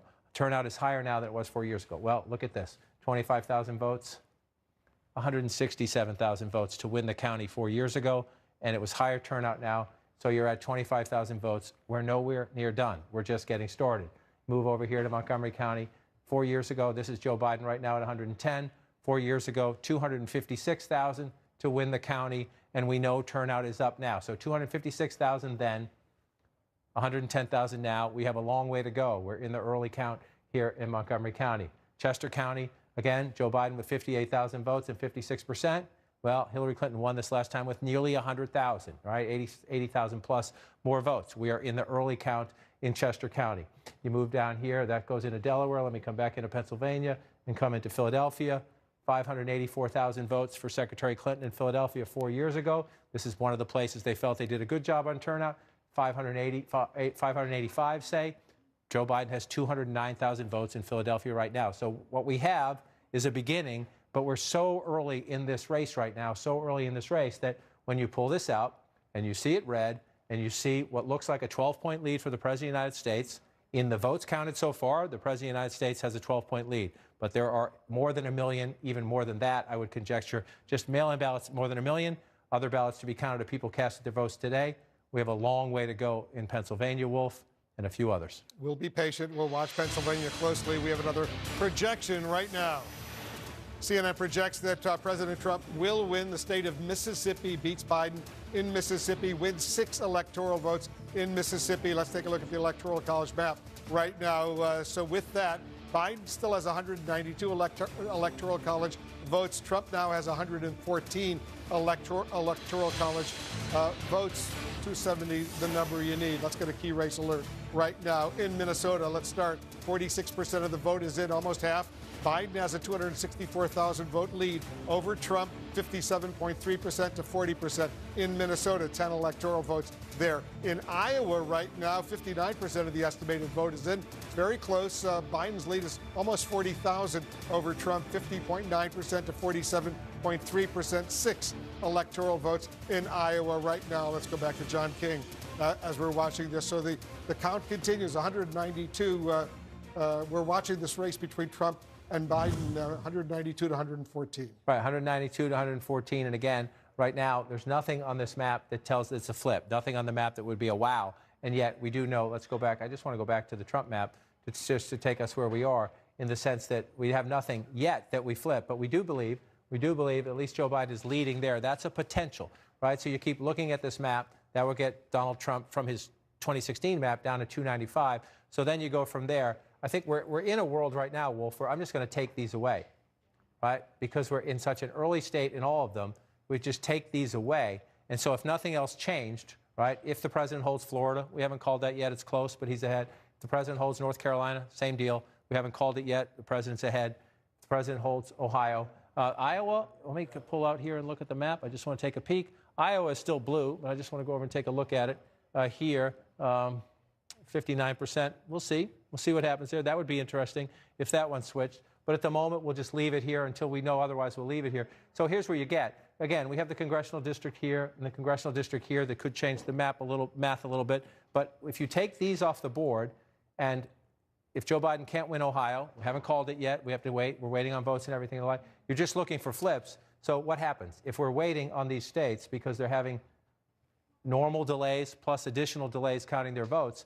We could get to a point in a few hours when we start to fill in some of the ones that are left. We're somewhere in this ballpark, and we're fighting it out over these states. Yeah, it's going to be amazing to watch. Right. Everybody's got to be patient, though, and let everyone count the votes as they should. That's what's critically important. It is critical, and so we're going to get to a point. I'm going to shift maps again. We're going to get to a point again. So we're looking at 11/20. We knew this was going to take time. The Secretary of State in all 3 of these states have told us, the chief election official here, Secretary of State here and here, have told us this is going to take time. Please be patient because of the difference between mail-in voting, in-person early voting, and then the Election Day surge. The priority on Election Day is to deal with the people in the line, to deal with the coronavirus safety concerns, for example, to deal with ballot integrity and ballot security when you have moving parts. Then you have to count all those mail-in votes. And so you see red, again, if you're a Republican and you're looking at this map, this is a handstand map, but we're just not there yet. Again, these are real leads, but we're just nowhere near done. And I'm going to keep going through them just to see if the numbers change at all. Delaware County, 16%. Philadelphia County up to 33%. We're at 22% more. And you see the math starting to go up there, but still 33%. And you see 209,000. So you've got at least 300,000 plus. If it's a higher turnout election, maybe 400,000 more votes to win. So we're going to have to watch as this one plays out here. And again, you come into the counties around it. In Bucks County, that's 2016. Let me come back here to 2020, still at 12%. Again, it's frustrating to people who want to know, especially when you get to this point where if you're a Republican, you think the president's going to hold Florida, hold North Carolina, and hold Ohio. We're not sure about that yet, but if you're looking at the numbers right now, that's what you think. If you're a Republican, you won't get too much of an argument from many Democrats until they see more evidence, until they see something change. They're not going to argue with you. So if you're a Republican and you're looking at that, you're thinking, okay, here we go again. And if we're defying the odds here, some people thought we were going to lose Florida. Doesn't look like we will. Some people thought we were going to lose North Carolina. Doesn't look like we will. The Republican starts to think, okay, well, then we're going to do it here again, too. But we just don't know that. We just don't know that. And because of the early counts, I just want to come back out here again. Pam mentioned Allegheny County waiting on a lot of votes. We're at 17%. So just focus. You can look at that or you can look up here. Again, Joe Biden has 98,000 votes in Allegheny County right now. Hillary Clinton carried it 4 years ago with 367,000 votes. This is a higher turnout election. The winner of this county is going to be north of that number, right? Most likely north of that number, at least equal to that number, and we're not even close. And so we just have to be patient and wait it out. That's Pennsylvania. We'll just pull it back and come back in. We'll move over to Michigan. We'll just do the same experiment, right? You look at Macomb County. Let's start in a place where the president is leading right now. That would be impressive. If the president can keep that lead in Macomb County, he'd be in pretty strong shape in Michigan. 143,000 right now. We go back in time, 224,000. This is a higher turnout election. We expect everywhere, at least close to 2016. We don't expect any place really, especially an important battleground place, to be below 2016. So 224,000 votes 4 years ago, 143,000 votes now. What does that tell you? It tells you we have to wait and we have to keep counting. Way more votes down here. Wayne County, Joe Biden is ahead right now with 147,000 votes. You go back in time, Hillary Clinton won it. Again, look at the difference. 147,000 votes, almost 520,000 votes. What does that tell you? It just tells you they have a lot of votes to count in Wayne County, in Macomb County, in Kent County, in other places in Michigan, and we're just going to have to be patient. And the same story, Wolf, we can go through it if you want, over in Milwaukee. I'll just bring up, in Wisconsin, excuse me. You just bring up Milwaukee. Hillary Clinton gets 288,000 votes right now. We're at 122,000 for Joe Biden. We're in, pick your sports. We're in the early innings. And so we're just gonna have to wait. Basically, it looks like those three states are going to decide who's going to be the next president of the United States. Unless we get a dramatic shift, yes. I mean, we sort of knew that coming in. The Democrats did believe, and the polls said they had an opportunity. Opportunity is not winning. You have an opportunity to win states, you have to execute. I think one of the things we're seeing so far, and you have to tip your hat to the president worked hard in the final days of the campaign. The president staged rallies all around the country, and it seems that his rallies actually generated a high election day turnout, which is what they absolutely needed. Is it high enough? We're not there yet. But you do know that some of these states have moved in the president's direction. Again, we're up to 94% in Florida. Can you overcome 381,000 votes when you're this far up? Unlikely, not impossible. We're waiting to see. And again, because of the differences of this year and the different mix of votes, our people are working extra hard, and so are all these election officials. Florida, they were quick, right? The early count was very quick in Florida. We're going to get to the finish line. Just to pop in and look at a place, you're at 95%, right? In a place that's voting Democratic. So if you're Joe Biden, where can you get more votes? Again, the disappointment in the Democratic Party tonight is right here. Not only at the presidential level, but at the House level as well. Some pain in Miami-Dade County. It looks like we're not at the finish line yet, but you see 53% right there. You see 63% right there. That tells you all you need to know about that. So you just come back out on the map. And again, one more real quick, North Carolina, 74,000 votes at 95%, 50 to 49. It's very close, but again, a state the president barnstormed at the end of the campaign. Looks like he generated a lot of election day turnout. Is it enough? We're not quite there yet. But if you're looking at the map right now, again, we'll get to the finish line soon enough. Some places, maybe not soon enough for the people watching at home.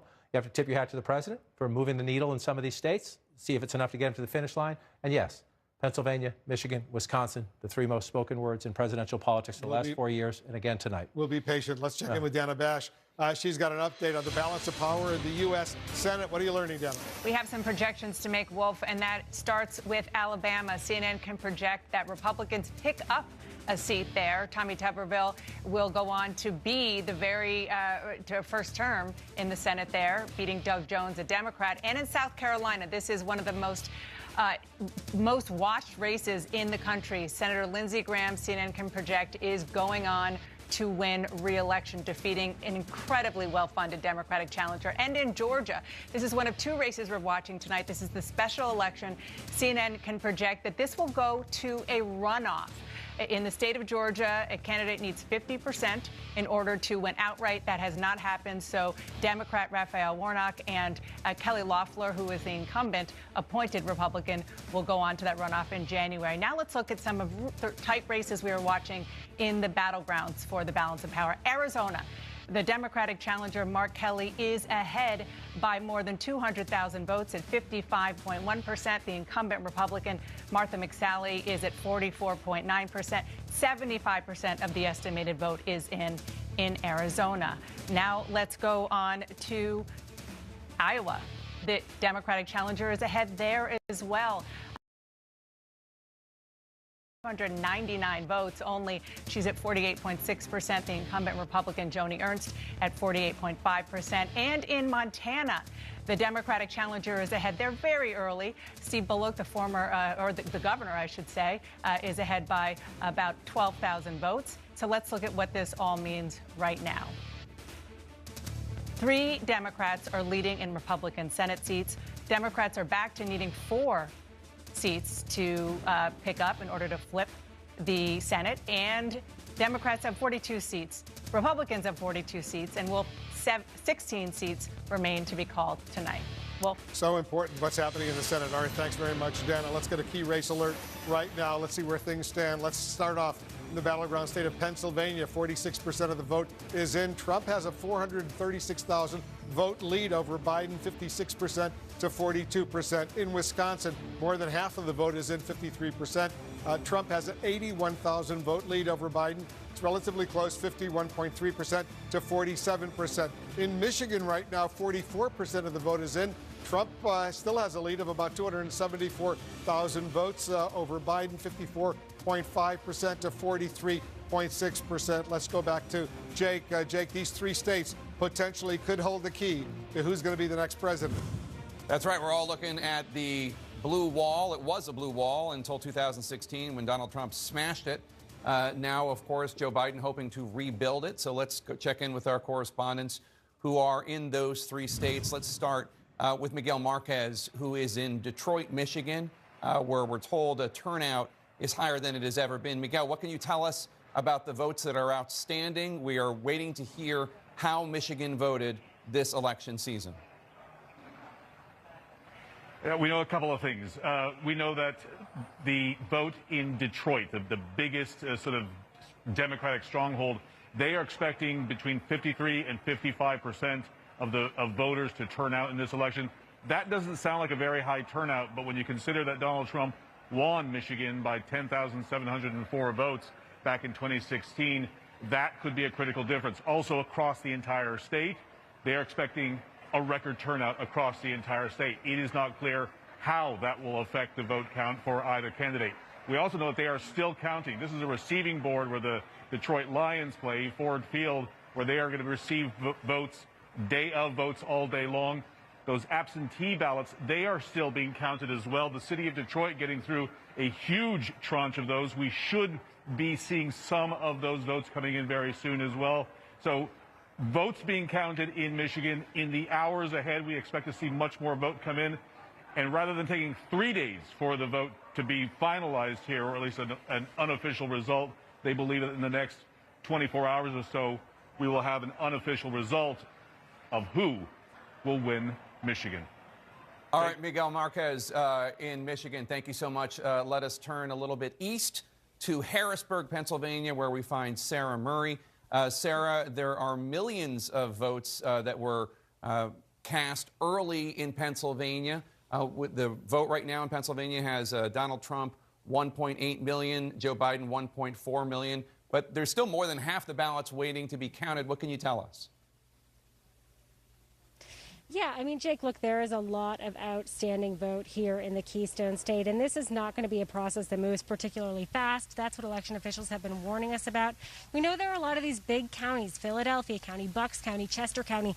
They are going to be counting all night long, and these are not places that have really experienced any issues. They're not having any problems. It just takes a while. And the Secretary of State just wrapped up a press conference here. She said, essentially, we need to stay patient. You also need to be prepared for these vote totals to kind of come through overnight in fits and starts, right? They've been reporting day of totals, then they've been going through, opening more ballots, removing those from the inner envelope, putting them through the scanner, and then uploading bunches at a time. So just as you pointed out, this is going to come in fits and starts throughout the night. We may know by tomorrow morning a little bit something more. It may take a while. You know, the Secretary of State was saying these counties are working as fast as they can and as hard as they can. We know, like I said, a lot of these places are working overnight. It is just going to take a while, and it is the first time that Pennsylvania has had mail-in ballots to this capacity. And remember, they couldn't start opening them until 7 a.m. this morning. All right, Sarah Murray in Harrisburg, Pennsylvania. Let's go to Bill Weir, one of Wisconsin's favorite sons, who is in Madison. Bill, tell us about turnout in Wisconsin. We're waiting to hear who the Badger State picked to be their president.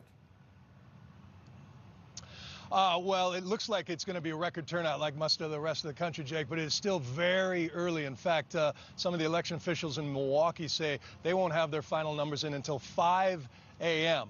And that, of course, will be is expected to be a huge blue boost for President or Vice President Biden when those numbers come in. Just looking at the wow counties around Milwaukee, Waukesha, Ozaukee, Washington County, a little bit better than they were 4 years ago for the Democrats. Trump is still leading in those. He won Fond du Lac County a little bit better than he did 4 years ago. But I've been texting with the head of the Milwaukee Democrats, who said he thinks feels like stronger than expected in the Milwaukee suburbs for them, even though Trump is winning those right now. Possibly softer turnout in Milwaukee, they think.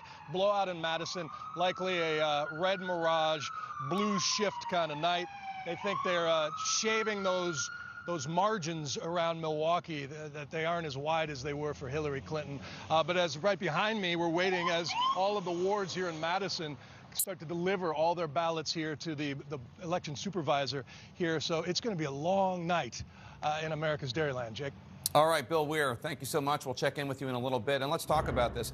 I do feel like we've been saying for a long time that, A, anything could happen. This is a very competitive race, and B, that it's really going to come down to these 3 states, Pennsylvania, Wisconsin, and Michigan, and C, that we're not going to probably know who won those states because of all the early vote the night of election night. And all of that is happening, and yet it still feels like people out there didn't hear us when we were telling them that in the previous week. Well, I think people hear what they want to hear or need to hear at any given moment, understandably, given how tense the country is. I'll add one state to what you just said, which is Arizona, which also could be a tipping state, depending on how it goes, given what we're seeing so far. The thing to keep in mind is, and some of our reporters mentioned this, is that what we're seeing now is not including the early vote. And the early vote is the one that Democrats feel the most confident about because they encourage their voters to go and vote early. And so that is the missing piece of these vote totals that we just haven't seen yet, which is a really, really key piece because it could change the dynamic abruptly. And I'm talking about early vote in Michigan, Wisconsin, and Pennsylvania, those 3 blue wall states. We just can't draw any conclusions right now about what's going on up there. And even Arizona is still unknown. But even if we did know Arizona, we would still need to wait on those states to count all of their votes to really get a clear sense of what is going on. So, yeah, we're asking for patience, but I also think that it's important for people to recognize that this is kind of the opposite of what we were seeing earlier in the night when we were getting a lot of mail votes from states like Florida, and it was looking okay for Biden. Now we're getting a lot of Election Day votes from those states, and those are going to benefit Trump. We just have to wait and see. We can't even say really what is happening in some of these counties because the percentage of the vote is so low, you can't draw any real conclusion. And just to underscore what we're all saying is the early votes in Michigan, Wisconsin, and especially Pennsylvania are the votes that we expected to be counted last. Right. Particularly in Pennsylvania, because that's the law for some reason in Pennsylvania. And so... Well, the Democrats tried to change it. They did. And the Republicans in the legislature wouldn't let them for whatever reason. Well, I think we know the reason. Well, whatever it is, that's the reason. They're counting now. It takes a long time. I don't know if this feels like 2016 when Donald Trump pulled this huge upset and surprised everybody, or it feels like 2018 where Democrats actually had a really good night. It just took longer than a night. But Jake, I want to go back to something that you said at the beginning of the night, and you keep saying, which is, it feels like 2020 because, meaning it's not unlike any other year, because going into tonight, in most of these battleground states, the candidates were within the margin of error. Right. Yeah. That, by definition, means it is a close race in all of these states, and that is what we are seeing play out right now. Yeah. And it's a divided country. It's a divided country. It's a close election. One thing that we can say, based on how close the race is in some of the places that Donald Trump was really at risk of losing, is that the Republicans really delivered in the sense that they were able to keep those races close and in their direction as we speak right now. We're looking at a map in which a lot of states are red because they're trending red, and they need to stay that way. And for President Trump, that is a really important thing, because we would be having a completely different conversation tonight if we were talking about Joe Biden actually expanding the map in a serious way early on in the night. Yeah. Wolf, back to you. All right, guys, thank you. Let's get a key race alert right now. Let's start off in the 2nd Congressional District in Nebraska. One electoral vote is at stake. 57% of the estimated vote is in. Biden has a 16,000 vote lead over Trump, 53.4% to 44.8%. In Arizona, a lot more of the vote is in. 75% of the estimated vote is in. Biden has an impressive 203,000 vote lead over Trump, 53.5% to 45.1%. In Minnesota right now, 61% of the estimated vote is in. Biden has a 220,000 vote lead over Trump there as well, 54.3% to 43.6%. There's more states. Let's continue the key race alert right now. In Ohio right now, 88% of the estimated vote is in. Trump has an impressive 434,000 vote lead over Biden in Ohio, 53.2% to 45.3%. In North Carolina right now, 95% of the vote is in. Relatively close, only a 75,000 vote Trump lead over Biden,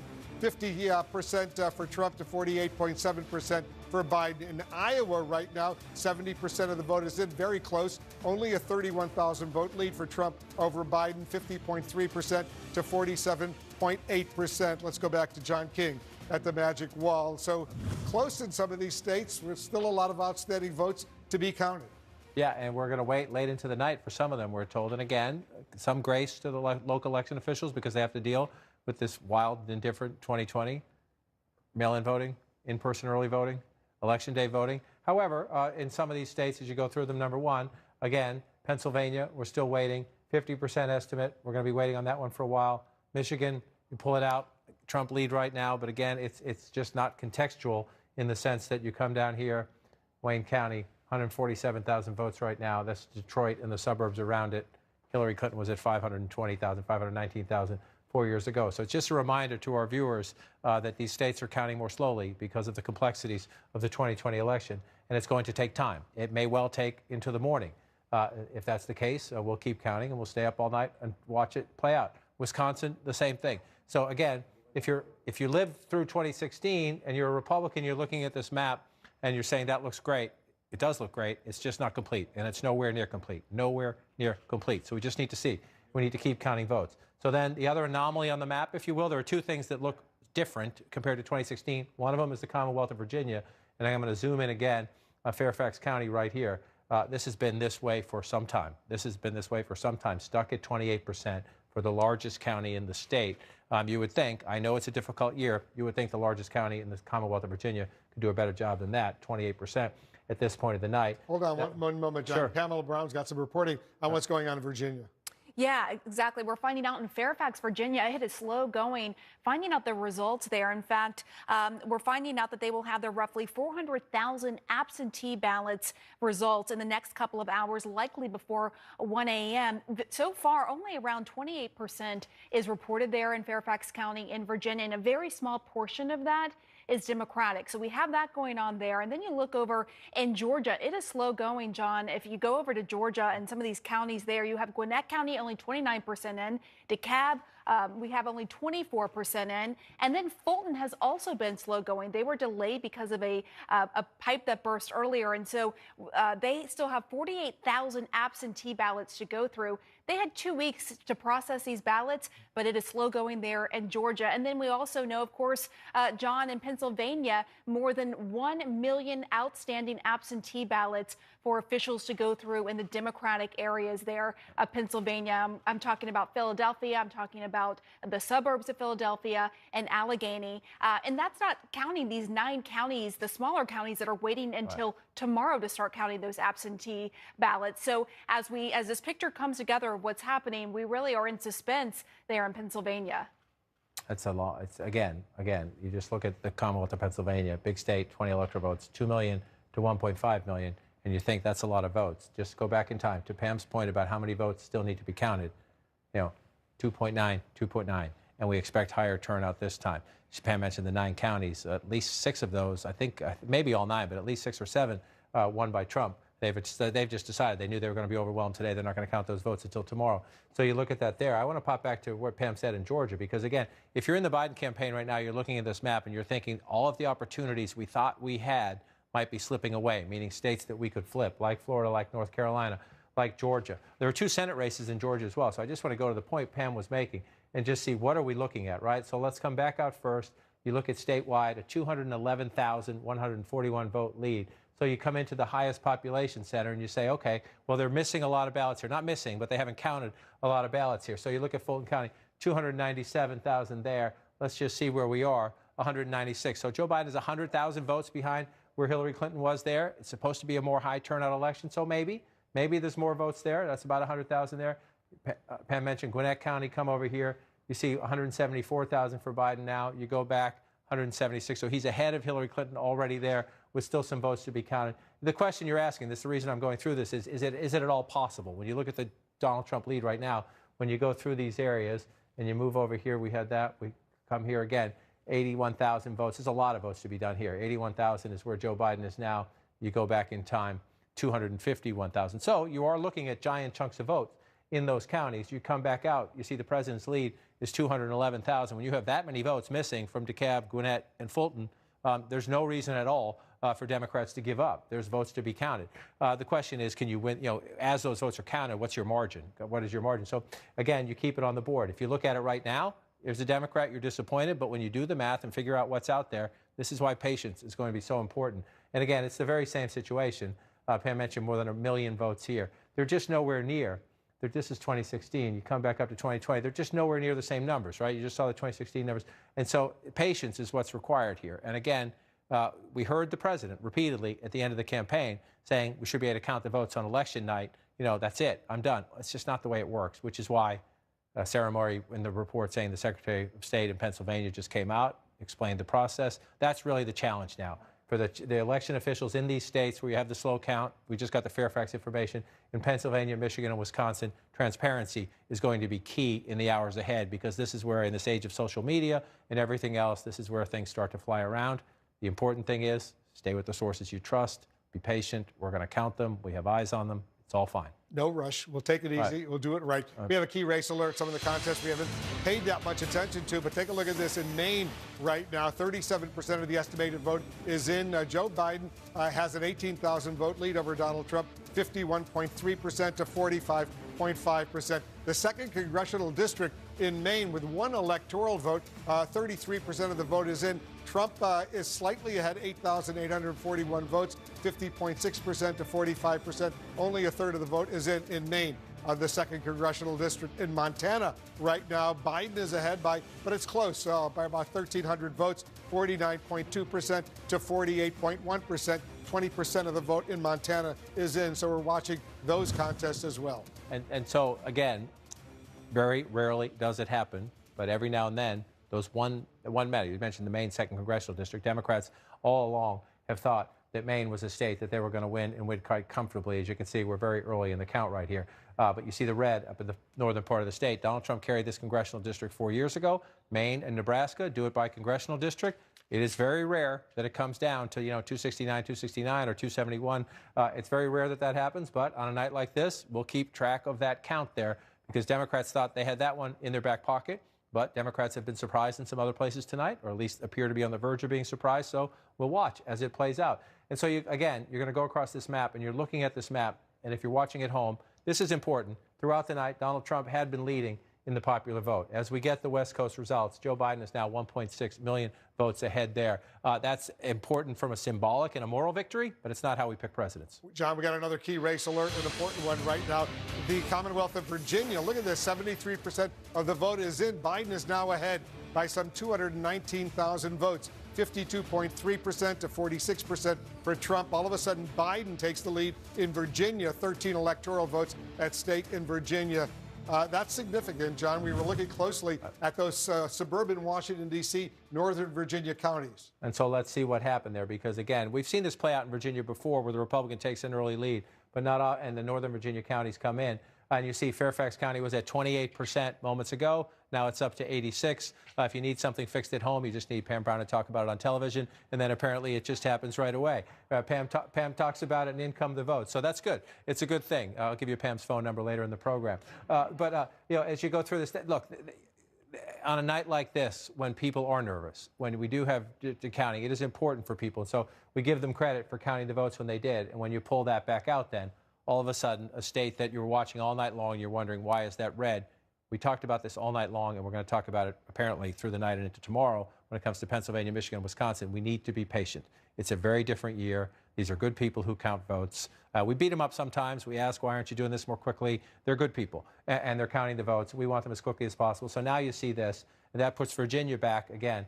So you come back out, and you look at this map where we are right now, right? So now we're at 1147. This is where normally we're thinking, are we close? Are we close to making a call? We are not. We are not. Why? We are not. Why? Because we're waiting for so much. Number one, you see those? They're red right now, but it's just not contextual. It's real. The president leads in Pennsylvania, Michigan, and Wisconsin, but we're missing a ton of votes. We're missing a ton of votes. And so you look at this part of the country. Has anything changed? Right? Let me take this out. Has anything changed from 2016? No.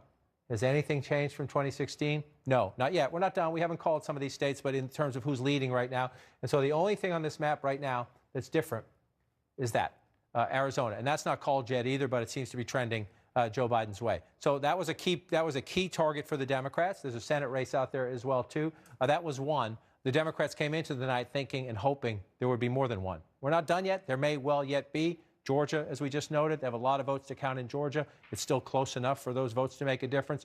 But the Democrats who spent this week saying it's going to be a blowout are reconsidering that right now. Again, we haven't finished with these states. But if you were going to have a blowout, even when you're waiting for some votes to be counted, in a blowout year, you're leading. You tend to lead. So it doesn't mean one or two of these won't flip back, but you don't see any evidence right now of a huge wave. And that's going to matter, not just for the presidency, as we get later in the night in the Senate, as we start doing the House tally, as tomorrow we think about governor's races and state legislatures. The fact that there's a lot of red here is better news for Republicans. How good? We don't know yet. That takes a few days to sort through that. And so you come back to this map here right now. Again, Joe Biden now ahead in the popular vote. That's just a moral victory. It's a symbolic victory. If you start to stretch it out, then it does affect the Electoral College map. But if it's pretty close, as it is right now, then you're doing state by state, hand-to-hand combat of presidential politics. And that comes down. I just want to check this one again. We kept waiting. Was Ohio going to change? 88. Again, we're still waiting. I was just communicating with a very good, solid Republican vote counter in Ohio. Very confident that's going to stay for Trump. Not a Trump person, just a very smart Republican vote counter. We'll see. We'll see if she's right. But it sure looks that way. You come back here again. So you see this right now. You think it's halfway through. 519,000 votes. That's big, right? Even in a big state like Pennsylvania. However, let's go west to east this time. 98,000 votes. We've been stuck there for a long time. 17% of the estimated vote. Allegheny County, that's Pittsburgh. That's the suburbs around it.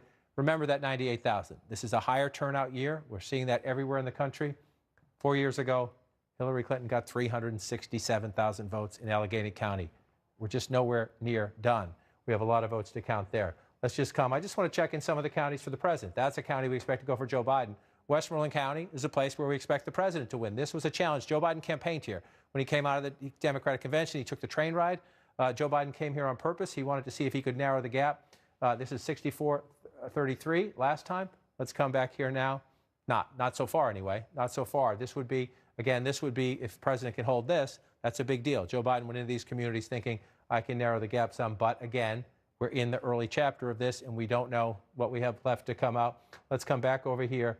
Again, in the Commonwealth of Pennsylvania, this is what matters most in terms of the vote count.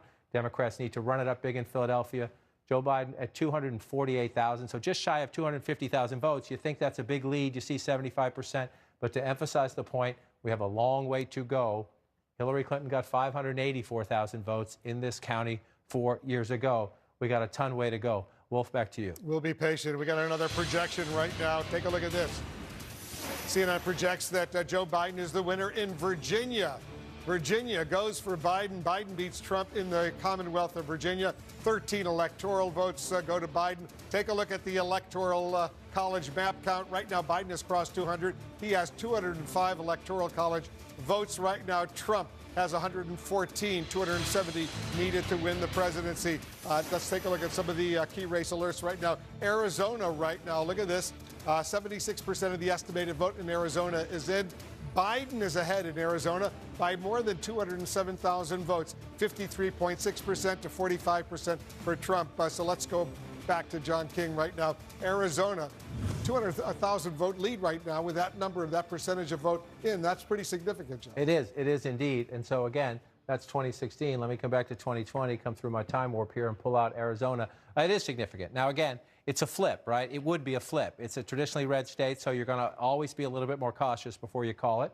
And so we want to wait and see. But you're up to 76%. You're up to a 207,000 vote lead, 1.2 to 1. And again, this is the bread and butter of Arizona, 60% of the vote, Maricopa County. You see Joe Biden just shy of 800,000 votes right there, 54%. Let's just go back and take a look. Hillary Clinton, 700,000 votes, 702.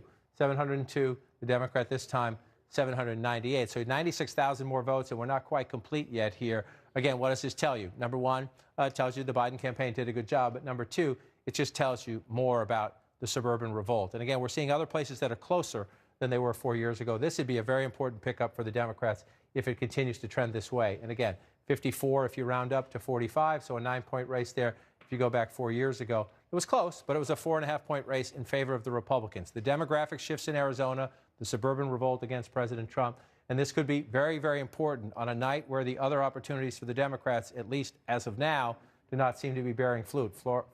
Florida's still red, Georgia's still red, North Carolina's still red, Ohio's still red. So if you're the Democrats and you're thinking, how do we take away, and I can walk over here and show you, how do we take away from Donald Trump's math? This is where we are right now with the states that have been projected. So this part is done. Nothing here is a surprise. So the question is, if you're Joe Biden, how do you get to 270? Well, that would help, right? 205 gets you up to 216. That would help. Doesn't get you all the way, but it helps. Not only does it help you go up, it takes it away from Donald Trump's 306. And so then you're looking at this map. If you're a Democrat and you're looking at this map, you assume this one's going to come your way. We're not done there yet, Minnesota.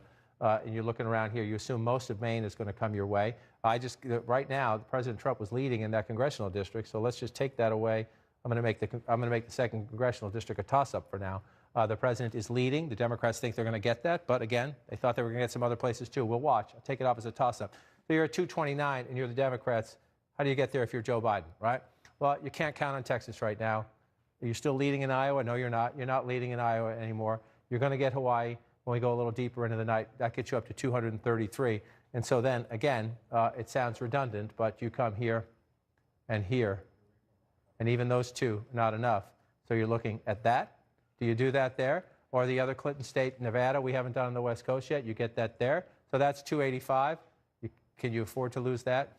You can't afford to lose that. So we're going to walk through the math as we go through this for the rest of the night. Let's take a quick break. A lot more coming up. We're waiting to see what happens in Arizona. Can Joe Biden pull off a win in that state? We'll find out Election Night in America continues in 2 minutes.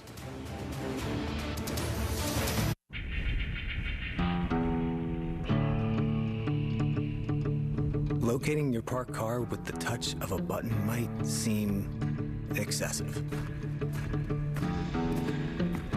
Unless getting lost is the whole point.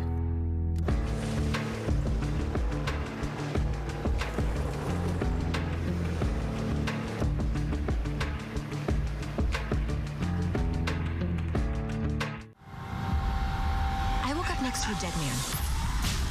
The flight attendant, she knows more than she's saying. The whole night, it just flickers. Why'd you clean it up? I don't know. I feel like I'm losing my mind. You did nothing wrong. Nothing. Oh, God.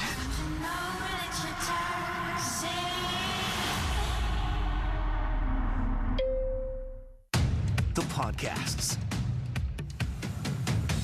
the newsletters, the mobile app, the #1 source for news. This is CNN. I'm Chris Berman, and welcome back to the biggest auto protection show on earth, brought to you by CarShield. If your car is out of warranty or close to expiring, you could get stuck paying thousands for an engine, transmission, or computer system breakdown. But when you have CarShield, you'll never pay for covered repairs again. CarShield makes sure you don't have to pay for expensive car repairs, and that's why I'm a CarShield customer. Call 800-987-3316. Everyone wants to protect their nest eggs in this roller coaster of a market. Stock market profits can start to hemorrhage at any time, and many smart investors are taking their money off the table. You've probably heard it's wise to have a diversified portfolio. That includes not just stocks, but also real estate. But who wants to pay the taxes? That's where Opportunity Zones come in. You can invest in commercial real estate while also reducing and deferring the taxes that you have to pay when you sell stock. To learn more about this government program, visit urbancatalyst.com/diversify. This is CNN. More people get their news from CNN than any other news source.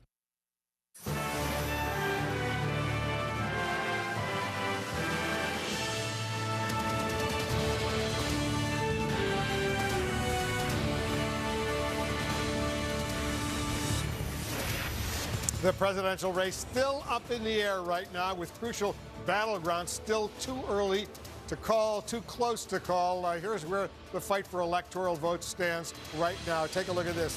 205 electoral college votes for Biden right now. That's what Biden has right now. You need 270 to win. It's a very, very important race right now. Let's take a look at the key race alert right now. In Pennsylvania right now, 51% of the estimated vote is in. Donald Trump has 56.5% to 42.1% for Biden. He's got a lead of more than 500,000 votes right now, but 51% of the estimated vote is in. Still plenty of votes outstanding. In Michigan, still plenty of votes outstanding as well. 48% of the estimated vote is in. Trump has 54.4%. Biden has 43.8%. Trump is ahead by 289,000 votes. In Wisconsin, 61% of the vote is in. Trump has 105,000 vote lead over Biden, 51.6% to 46.8%. In Arizona, 76% of the estimated vote is in. Biden has 53% to Trump's 45% in Arizona. 207,000 vote lead for Biden over Trump in Arizona. As we follow some of those crucial undecided races, we're getting closer and closer to another poll closing just minutes from now. Voting ends in Hawaii. 4 electoral votes are at stake out of the 270 needed to win this contest. Let's go back to John King over at the Magic Wall. John, right now Trump has 114 electoral votes. Biden has 205. Right, and so you just mentioned we're going to get Hawaii at the top of the hour, and it would be a shock if this went any way other than that. So we'll just do that, and we're going to wait for Alaska, but we assume that will go red. So let's assume here, then you get Joe Biden to 209, right? And so we're from there. Again, we're not done here yet, and we're not done here yet. But that's how it looks like it's trending there. Hawaii is too early to call, by the way. Hawaii is too early to call. I'm just saying I expect that's where we end up, right? It would be a huge surprise.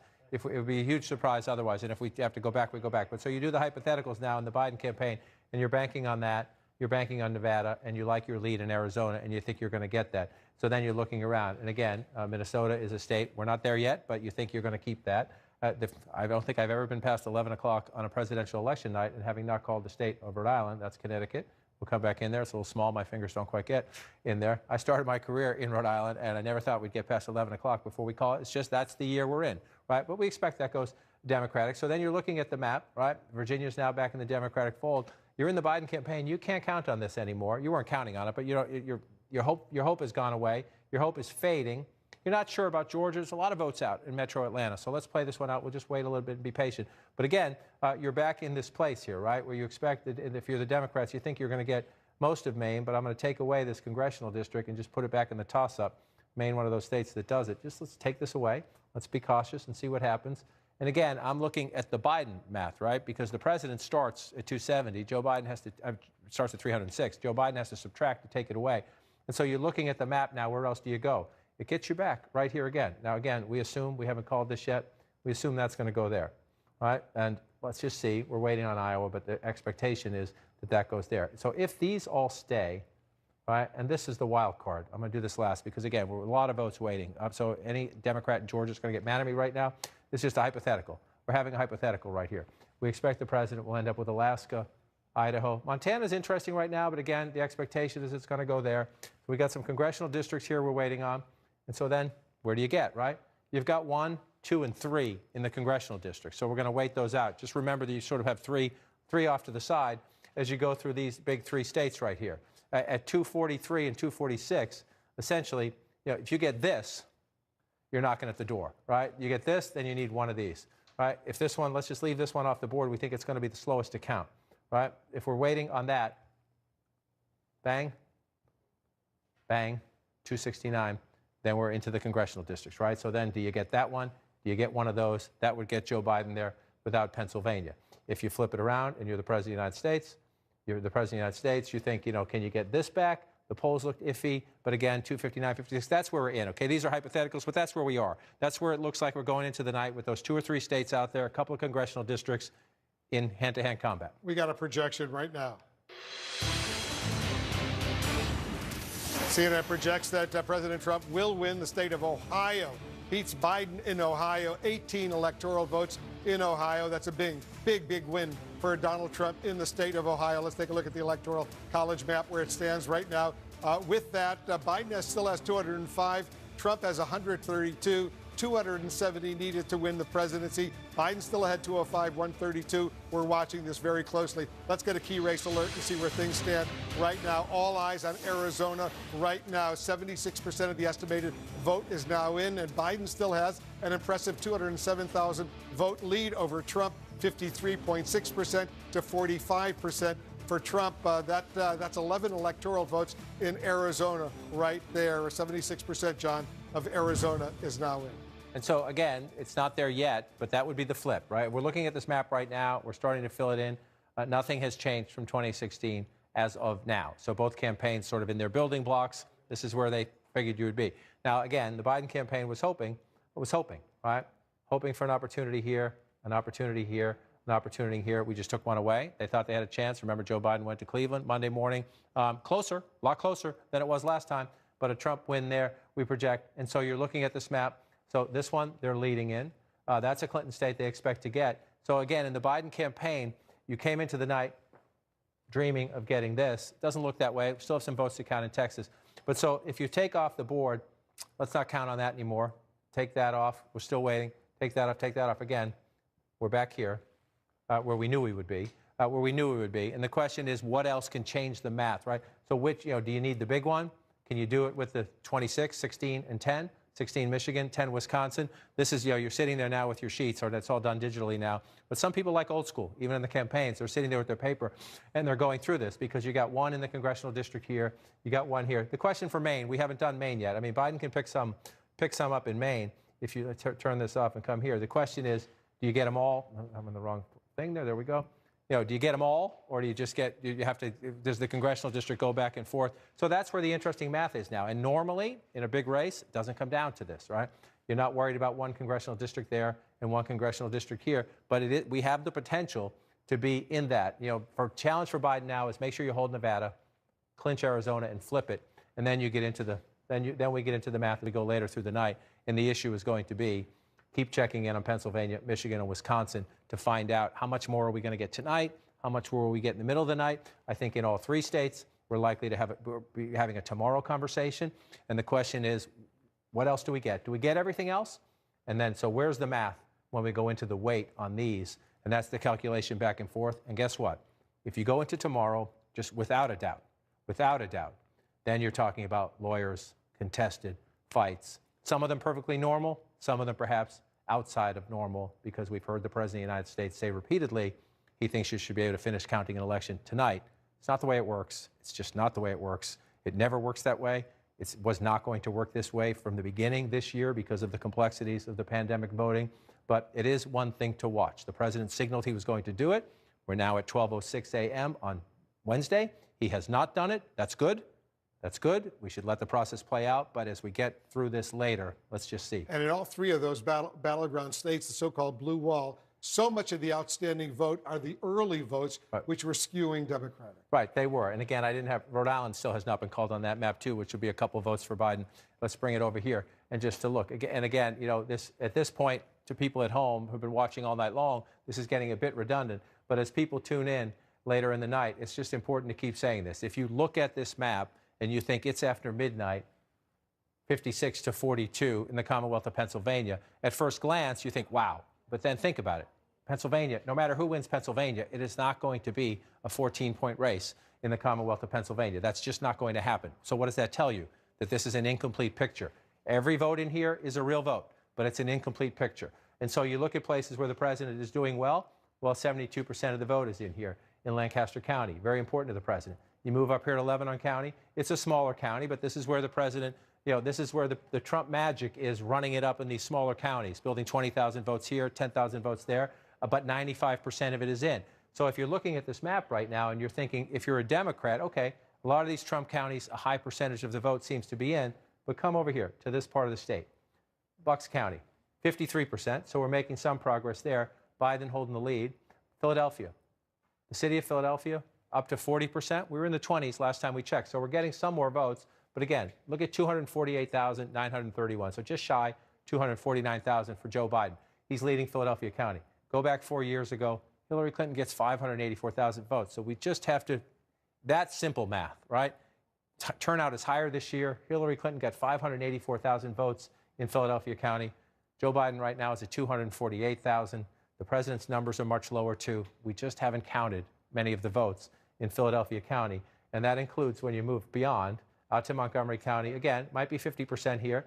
Look at the numbers there, 168,000 for Joe Biden now. Hillary Clinton won this county with 256. So there's just a lot of math to be done, right? You move down here, Chester County, Hillary Clinton had 141,000. You come up here now, we're at 73,000. That's about half, a little less than half, a little more than half, I'm sorry. So if you just bring it out, this is where we just need to be patient. And again, the key thing, if you're a Democrat and you're sweating this a little bit, number one, you know, most of your votes here have not yet been counted. This is your other big basket here. You're still at 17%. Allegheny County, Pittsburgh, and the suburbs around it. Joe Biden leading healthily, 98,000 votes. That's a healthy lead. You go back in time. Hillary Clinton got 367,000 votes in Allegheny County. Joe Biden hopes to do better than her 4 years ago. We'll see if that turns out to be true. But we just simply know 260, just shy of 260, just shy of 370. You come here now. We just haven't counted a lot of votes. There's just a ton of votes yet to be counted, which means we're not done.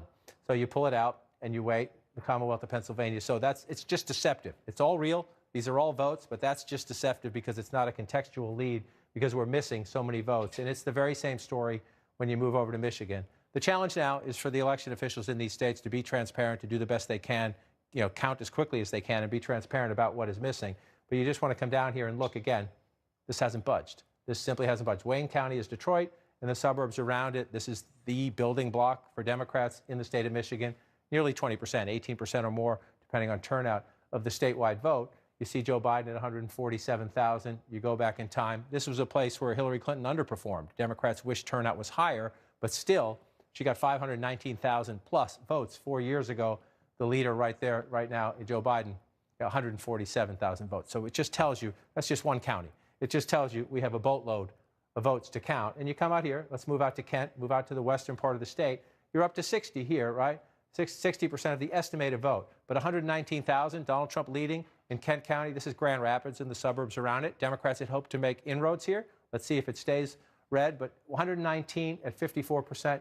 You come back 4 years ago, 148. So even in a place where they say they're up to 60, we just know it's under the 2016 vote total. We know that turnout is up just about everywhere in this election. So it tells you it's real, it's a Trump lead, but it's an incomplete picture. Let's come to 2020 as we do that. It's a Trump lead, and it's a healthy lead, it looks like, but it's just incomplete, and it's significantly incomplete. And Wolf, it's the very same thing over in Wisconsin. You look at this as a Republican, it's closer here, but it's still 5 points when you look at it, 108,000 votes. But you come down here to Milwaukee, 128,000 votes right there. You go back in time. Hillary Clinton had 208,000 votes. Turnout was down in Milwaukee 4 years ago. I heard Bill Ware say earlier Democrats are worried about it this time, but it's not going to be this much down. You're not going to have 288,000. Look at the president. He was at 126,000 here, and you come up to 2020 here. He's at 80,000 and 128. It's just not a complete picture. There are a lot of votes to be counted, and so you want to know. It's past midnight. You want to know. We just have a long way to go. We have to count votes. Let's be patient, and we'll count the votes. We have a projection right now. CNN projects that President Trump will win the state of Idaho.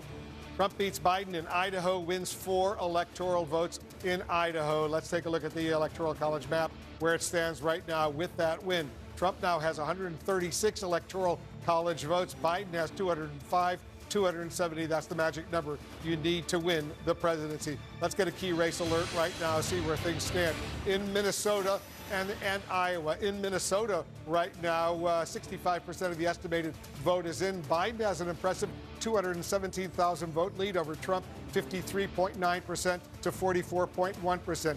In Iowa right now, 84% of the estimated vote is in. Trump has a 95,000 vote lead over Biden, 52.2% to 45.9% in Iowa. 2 more states. We're waiting for those states, John. So the counting continues. The counting continues, and again, we mentioned Iowa. It was blue very early on. This is one of those states that Biden. This is a much longer shot. This is more of a Republican state. Some Democrats out there thought there's a Senate race out there as well, so Democrats thought make a run at it. But you look at that right now, again, 84%. We have a way to go in the count, but you just come into Polk County. This is Des Moines, up to 95%, 57% to 41%. Just checking the vote totals to see turnout. 146,000 leading there, 119. So you see, even there, Joe Biden's numbers higher, turnout is up everywhere, but it doesn't appear to be enough as you walk it through. We'll just come through here and come out and look. You come over to the eastern part of the state, Cedar Rapids, Lynn County. Democrats need a big turnout here. 70,000 votes, 92%. Just want to go back in time again to compare it. Hillary Clinton gets 58,000 votes. So Joe Biden is, in the places where the Democrats need to do well, Joe Biden is getting more votes, more because of higher turnout than Hillary Clinton. But just look. There's an interesting thing to look at this here, the so-called pivot counties. Just watch this map. This is Trump 2016, right? Trump 2016, Trump 2020, Trump 2020, still a lot of red. If you go back in time, watch all the blue. This is Obama 2012, Obama 2008. Iowa has more of the so-called pivot counties than any state in the country. There are 31 counties in this state that voted twice for Barack Obama and Joe Biden. 31 counties, 31 of the 99 Iowa counties. Look at that. It changed in 2016, and it looks like if you do it here, we're not quite done with the 2020 count. It does look like Joe Biden maybe took a few of them back, but nowhere near. The bulk of them are right up in here. Nowhere near. Again, we're not done with the count here, but we're up to 84% there and a 98,000 vote lead. In Iowa, you pull it back out. There's a lot of red, but remember this red is incomplete. Certainly is. We got a key race alert right now. In Arizona, look at this, 76% of the estimated vote in Arizona is in. Biden has an impressive 207,000 vote lead over Trump, 53.6% to 45%, 11 electoral votes in Arizona. In Nevada right now, still very, very early. Only a few votes have been counted. Trump has a lead of about 2,700 votes, 78.7% to 18%. Less than 1% of the vote in Nevada is in. 6 electoral votes in Nevada. We'll watch Nevada closely. Arizona is a key battleground state, and Biden's doing well there, John. That would be the first flip. It would be the first flip of a Trump 2016 state to a Biden state, and you pull it out again. 207,000 votes when you're up to 76%. Not impossible to overcome, but it gets hard at this point, especially when most of your votes are here. More than 60% of the vote will come out of Maricopa County, and it's a 10-point lead, just shy of a 10-point lead for Joe Biden. 805,000 votes in Maricopa County. Again, higher turnout this time. Number one, demographics favor the Democrats every day. Arizona gets more diverse, but also the suburban revolt. When you add all those up, 2016, Hillary Clinton gets 702,000 votes in Maricopa County, and the president wins it 4 years later, 100,000 more votes, 103,000 more votes for Joe Biden to carry Maricopa County. So you pull out and look at the rest of the state. You move up here. You look at Flagstaff. Look at 66% there, up to 73%. You go back in time, 56%, so 10 points better. We're just getting word, by the way, that Joe Biden is about to make a statement shortly from Wilmington, Delaware. We'll, of course, have live coverage of that, but go ahead. And so that's the challenge for these candidates tonight. We're waiting to see if the candidates would speak. Nobody can declare victory tonight because we don't know. We just don't know. And so the question is, what tone do you set? Again, there was some reporting during the week that perhaps the president would come out if he saw this and say, it's past midnight, election day's over, I'm ahead. He hasn't done that, and that's good. That's good because that's not the way it works. So I assume Joe Biden's going to say, we're counting votes. Let's continue. Let's respect the process, and we go forward here. And you come up, you just say, you think, you just got to count the votes because this is all incomplete right here. And again, you walk through it, 66%, but a lot of Democratic votes missing, 50%, a lot of Democratic votes missing. You just walk through it as you go through here, 57%, almost nothing, or at least up to 40% now in Philadelphia, but a ton to count, 53% here. 55% here. So more votes starting to come in slowly in that area here in Pennsylvania. But if you're Joe Biden, number one, you're nervous. You're nervous. The map is not what you thought it was going to be as you come through. But number two, you also know that we're nowhere close to being done right here. And if those turn around, then you're back in a better place. Yeah, those are three critically important states right now. They're watching closely. It'll be interesting to see what Biden actually has to say at a sensitive moment like this. Right, absolutely. The challenge is to urge people to be patient and to trust the process. The challenge also is to ease some Democratic jitters because a lot of Democrats came into the night thinking that this would be better. A lot of Democrats just simply thought the animus toward Trump is so deep among the Democrats that they just thought, and the polls, they look at the national polls, and again, we'll see where this ends up. We'll see where this ends up. Joe Biden has pulled ahead in the popular vote, and we'll see where it ends up. But they looked at the national polls, they looked at some of those other polls, and they thought, okay, this will not happen to us again. The flip side is there are a lot of Democrats who said, oh, is this going to happen to us again? So what does Joe Biden have to do? He has to say, let's wait and let's count, which is the right thing to say, whether you're Joe Biden or the president. However, if you're looking at this map now, again, if you come back, this is where we are right now. And Nevada, a Clinton state, we'll see what happens. We're still counting. Arizona, a Trump state. Looks like Biden has a lead there. We haven't finished yet. But if you come back to this map, and again, if you just think about all the places the Democrats thought, we're not done with these counts, but Democrats thought that would just be game over. That would be game changer, game ended. All right? That one we've projected. That's not going to happen.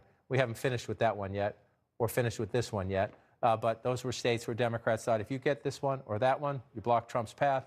You get this one, you absolutely block Trump's path. Didn't happen. We're not done here either. It's a weird night. There's some interesting votes still to be counted. But again, Trump's leads are starting to grow. The election, the whole Republican strategy will get you on Election Day. So far, we're seeing it. Again, we have to get to the finish line in these states counting the votes. So if you're Joe Biden and you're looking now, number one, you do think you're going to change this. It's not enough to get you there. It's not enough to get you there. So the rest of them will come here. Congressional district here, perhaps. Congressional district here, perhaps. But this is the meat and potatoes of presidential politics in the last several years, and it's going to be tonight. And it seems increasingly, it's already Wednesday morning, 12:29. This could go on throughout the day. We have another key race alert. In Georgia right now, 80% of the estimated vote is in, and Donald Trump has a nearly 300,000 vote lead over Biden, 53% to 45.8%, 16 electoral votes in Georgia. Trump has an impressive nearly 300,000 vote lead. Let's take a closer look at Georgia right now. It looks good for Trump right now. It does look good for Trump if you're looking at the math right now, but you also have to remember the most important thing when you get to a point like this is what's missing, right? So you see 53, 46, you see 297,000 votes, and that sure seems like a lot, especially when you see a number that says you think about 80% of the estimated vote is in. However, then you come here to metropolitan Atlanta, and you see right here, this is the largest county in the state, Fulton County. It'll be somewhere ballpark 10% of the statewide vote. Joe Biden's at 238, right? 238. Where were we 4 years ago? Hillary Clinton was at 297. So there's some votes there, and we think turnout was higher. We expect turnout to be even higher. So then you want to move over here to Cobb County. Hillary Clinton had 160,000 votes 4 years ago. Where are we right now? Joe Biden's at 163 with 70%. So more of these votes are starting to come in. They're starting to come in. As you move over here, let me come one more over to Gwinnett County, up to 78% right here. Joe Biden, 186,000. Come back and look at it here. 20,000 more than Hillary Clinton in the end. So as the votes the votes here are starting to come in, they were still not full at all. That's 2016. You come back and look at it here, 53%. So if you're looking at it, you think, okay, that looks insurmountable, but it's starting to come back. The votes around Atlanta coming back, it's going to make it closer. Pamela Brown's got some information on Georgia. What are you learning, Pamela? Yeah, and Fulton County, home to Atlanta, they have stopped counting there for the night. They're going to pick back up at 8 in the morning Eastern time, and they still have 48,000 mail-in ballots to go to count. Of course, Georgia had 2 weeks to process these, but they couldn't start counting these mail-in ballots until the polls closed. So we know we're going to be waiting for a bit on the edge of our seats as we find out what's going on in Fulton. And then when you look at other places like DeKalb, only 31% reported in DeKalb there in Georgia. What do you make of that, John King? I make it that they're having a slow count. And so you mentioned, so if Fulton County's going to wait, so you're waiting on votes there. The question is, can Joe Biden get close enough to make those votes count? It's a slow count. And so, again, we just waited for a long time, and then Virginia gave us a big dump. They're trying to get through it. It gets frustrating at this point, especially you're trying to figure out a winner. But that is the election here. So you say 30% there. Again, this is a place where you look at that big number. If you come out here and you look at the big number, you say, wow, that's insurmountable, 297,000. But then you remember how many people live around here. So you come back in, and you're at 30%. Joe Biden has 102,000. So we got a long way to go. Back in 2016, Hillary Clinton got 251,000 votes just in this county. And so you're still counting votes, which means there's some to be banked. Does Joe Biden get them all? We don't know. But we do know that he's doing better in the suburbs. He tends to be doing a little bit better than Hillary Clinton in the suburbs. Let's see if we can see this and see if it plays out. Again, the vote count is incomplete, so sometimes this can get you a little bit off. But if you look at places, there it is. Where is Joe Biden outperforming Hillary Clinton by 5% or more? It's right here around Metro Atlanta. So he's doing better than Clinton did 4 years ago, and we know there's still a lot of votes to be counted here. Is it enough? You don't know until you count them. But that's why you don't give up, and you hang in and you wait. Because especially, remember the governor's race with Stacey Abrams versus the Republican governor now, Brian Kemp. There was a lot of bad blood among Democrats who thought the votes were suppressed, who did not think votes were counted fairly, who did not think the process played out correctly. So the last thing any Democrat is going to do tonight is to concede Georgia. In fact, they're going to demand that everybody be patient and wait and count the votes. There's a raw history in Georgia on this issue, in many states on this issue, but especially right here. And again, you don't know, right? When you see that Joe Biden is overperforming Hillary Clinton in the area where Pam just detailed. There's a lot of votes still to be counted. Again, you come back out and you look at that and you think, wait a minute, the president's now 300,000 votes ahead. Okay, the president's 300,000 votes ahead. That's a good place to be. But we're not done counting, so let's just keep counting. We saw what happened in Virginia. Right. Trump was way ahead. All of a sudden, Biden won Virginia. We got a key race alert right now. The two congressional districts, Nebraska and Maine, one electoral vote in each. Right now in Nebraska's 2nd congressional district, Joe Biden is ahead by about 28,000 votes, 54.3% to 43.9%. 83% of the estimated vote in that congressional district is now in. In Maine right now, the 2nd congressional district, 40% of the estimated vote is in.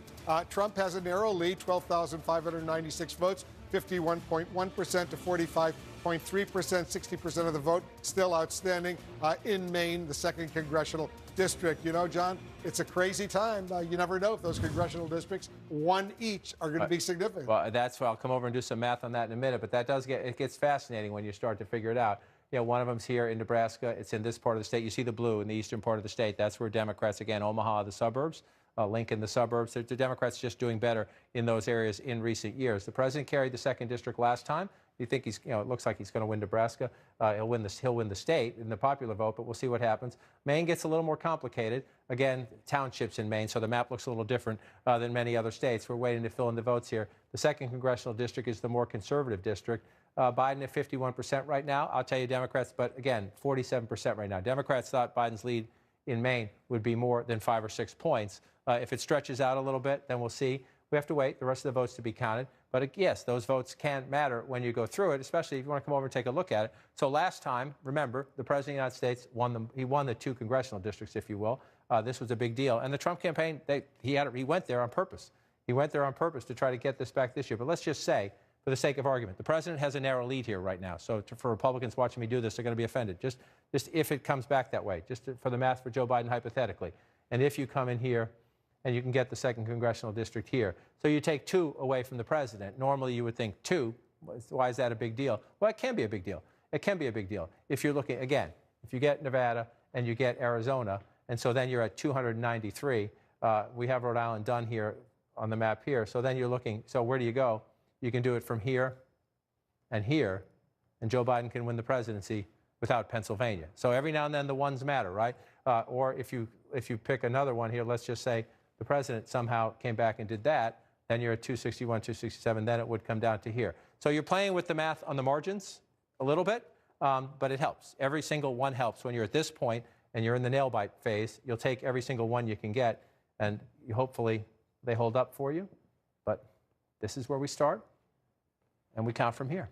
That's 2016. That's what happened then. That's 2016, and here's where we are now. As you figure them out, Joe Biden, that looks like a lead because of California, but we got Texas to add and Florida to add. As we get a little bit later into the night, or now we're into the morning, I'm going to call it the night. Election night lasts until it's over.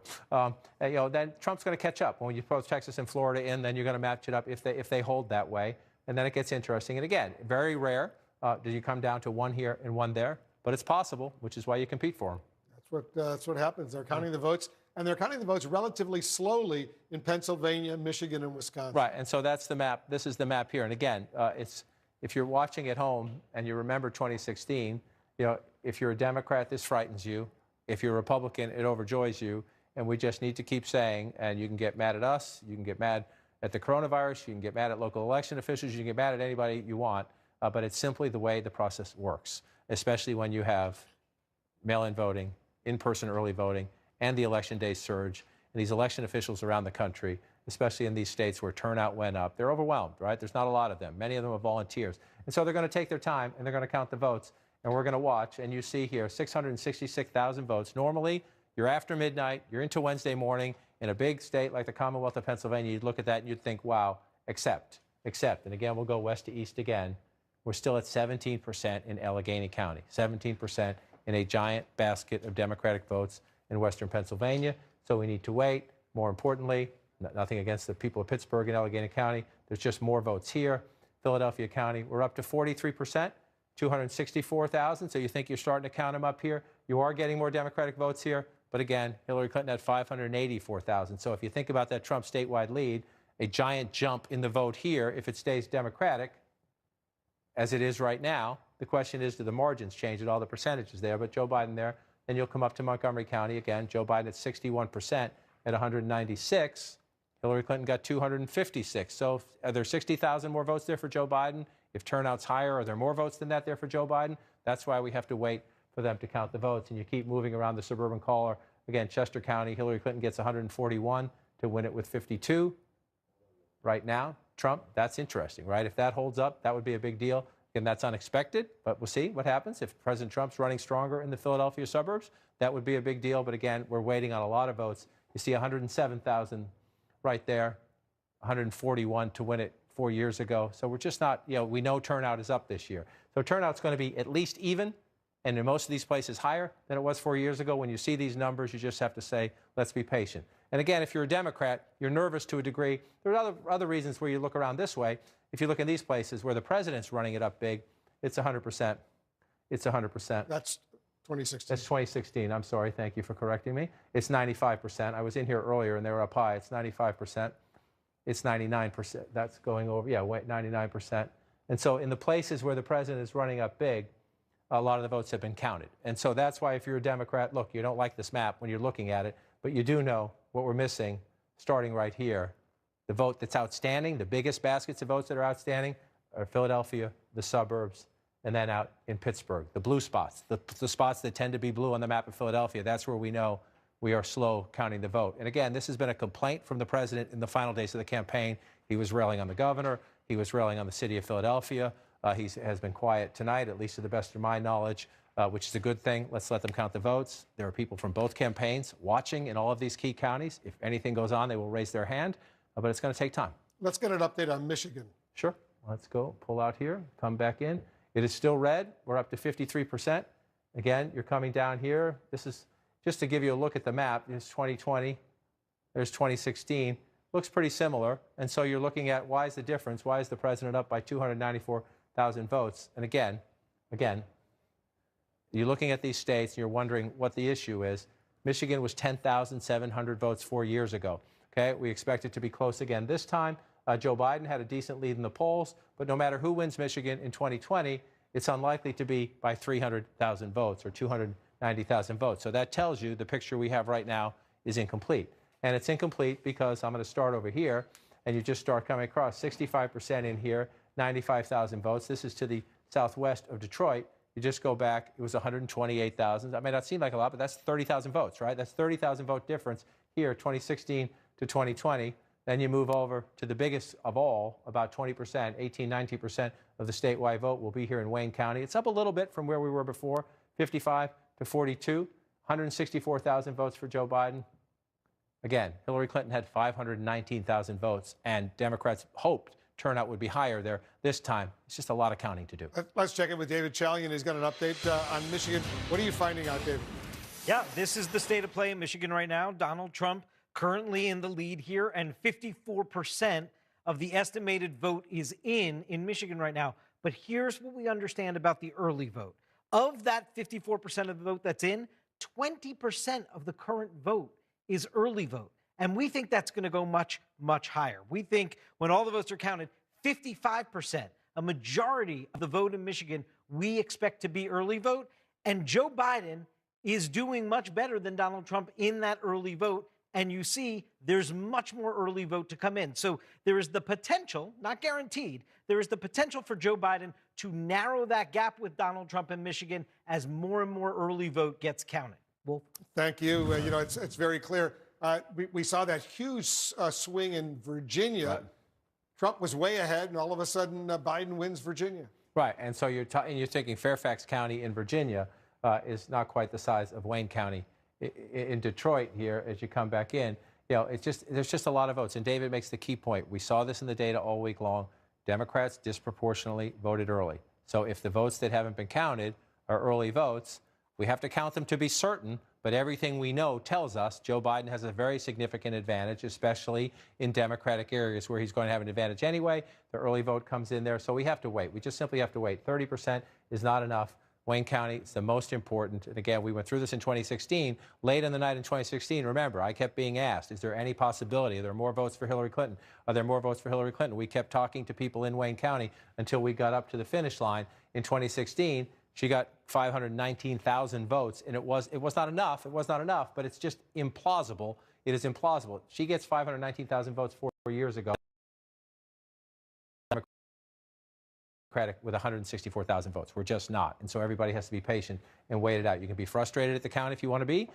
If that's up to you, that's your right, but it just takes time to do this. And again, move over. Oakland County, the suburbs north of Detroit, used to be more Republican, trending Democratic. You see that they say about 70%, 68% of the estimated vote. And again, you're waiting for more votes to be counted. Joe Biden with a 53 to 45, but 284,000 votes. Hillary Clinton had 343,000 votes. So you just do this math at home.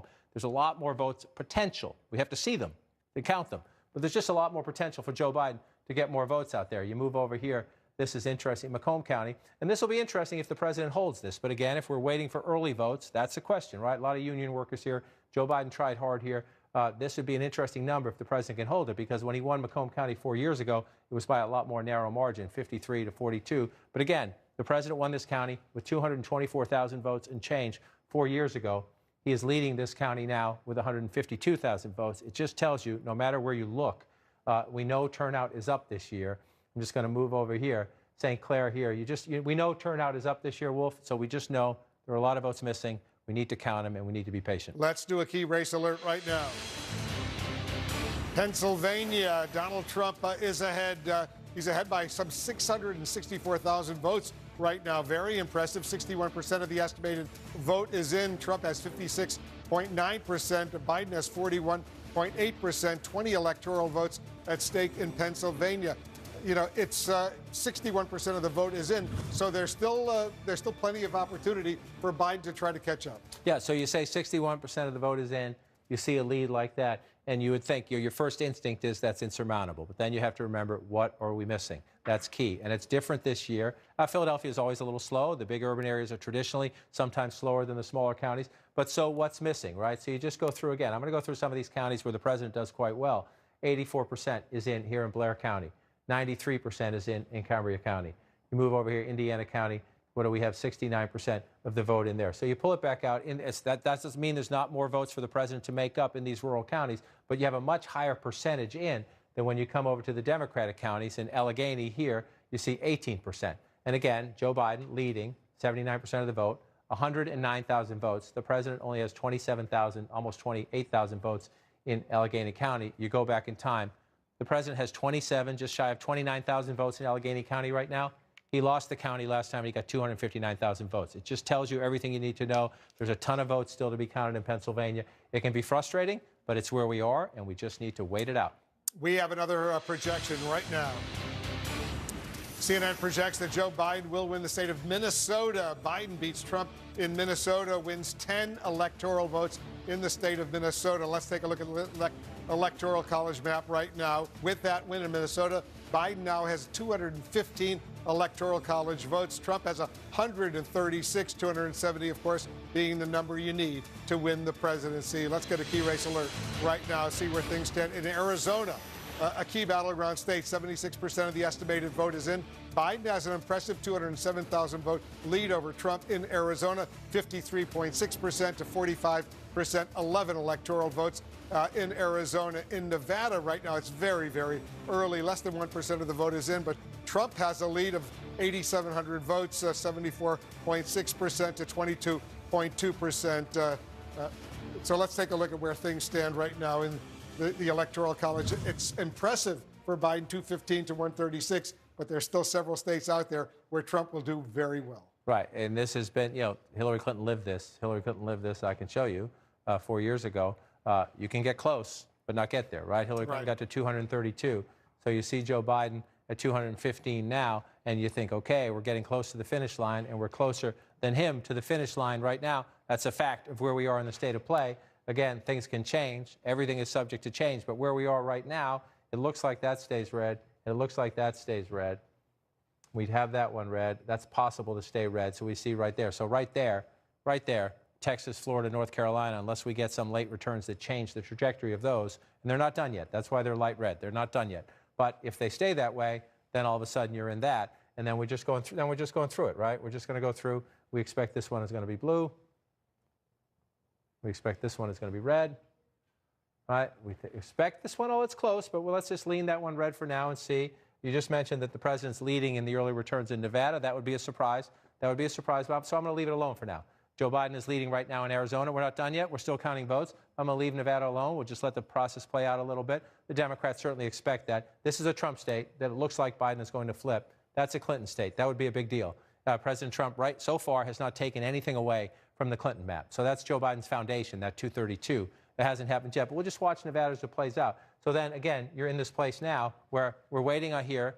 It looks like we might have to wait till tomorrow, especially the metro Atlanta area. A lot of votes still out. President has a healthy lead right now, but there's a lot missing. And this is the story of 2020. Patience, let them count the votes. If we have to wait till Wednesday or Thursday to know who our president is, that's simply, it's frustrating, but it's the way it's going to be.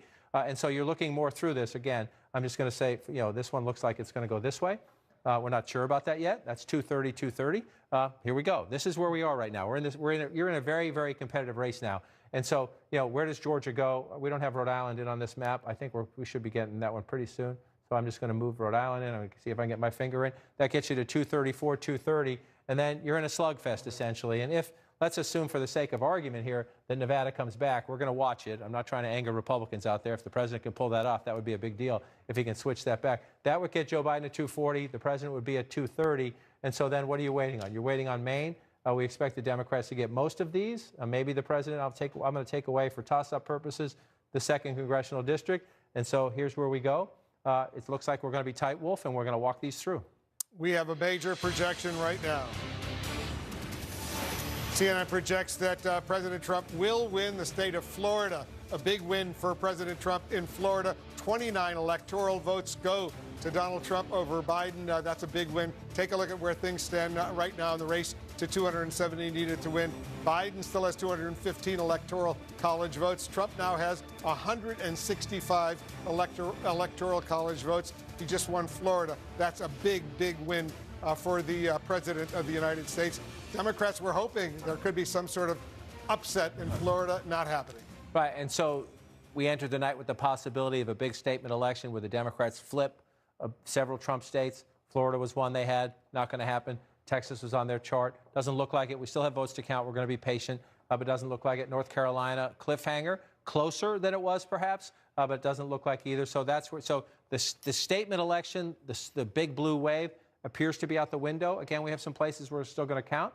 The one thing that looks like it might flip is Arizona. We're not done there yet, but it looks that way. So if you look at it from the perspective of the Trump map, right? So what did he just do?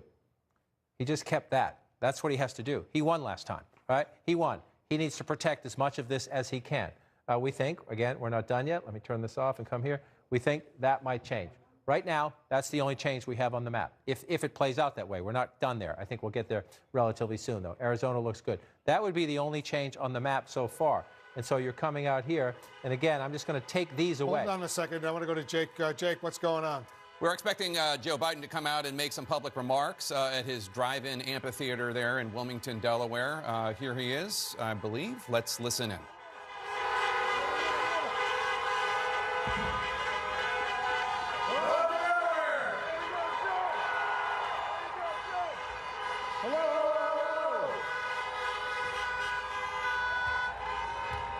Good evening. Your patience is commendable. We knew this was going to go long, but who knew we're going to go into maybe tomorrow morning, maybe even longer. But look, we feel good about where we are. We really do. I'm here to tell you tonight, we believe we're on track to win this election.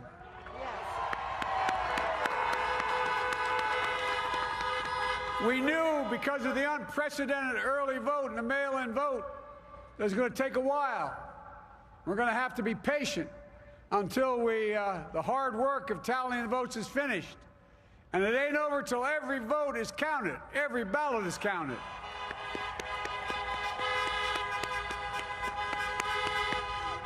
But we're feeling good. We're feeling good about where we are. We believe one of the nets has suggested we've already won Arizona, but we're confident about Arizona. That's a turnaround.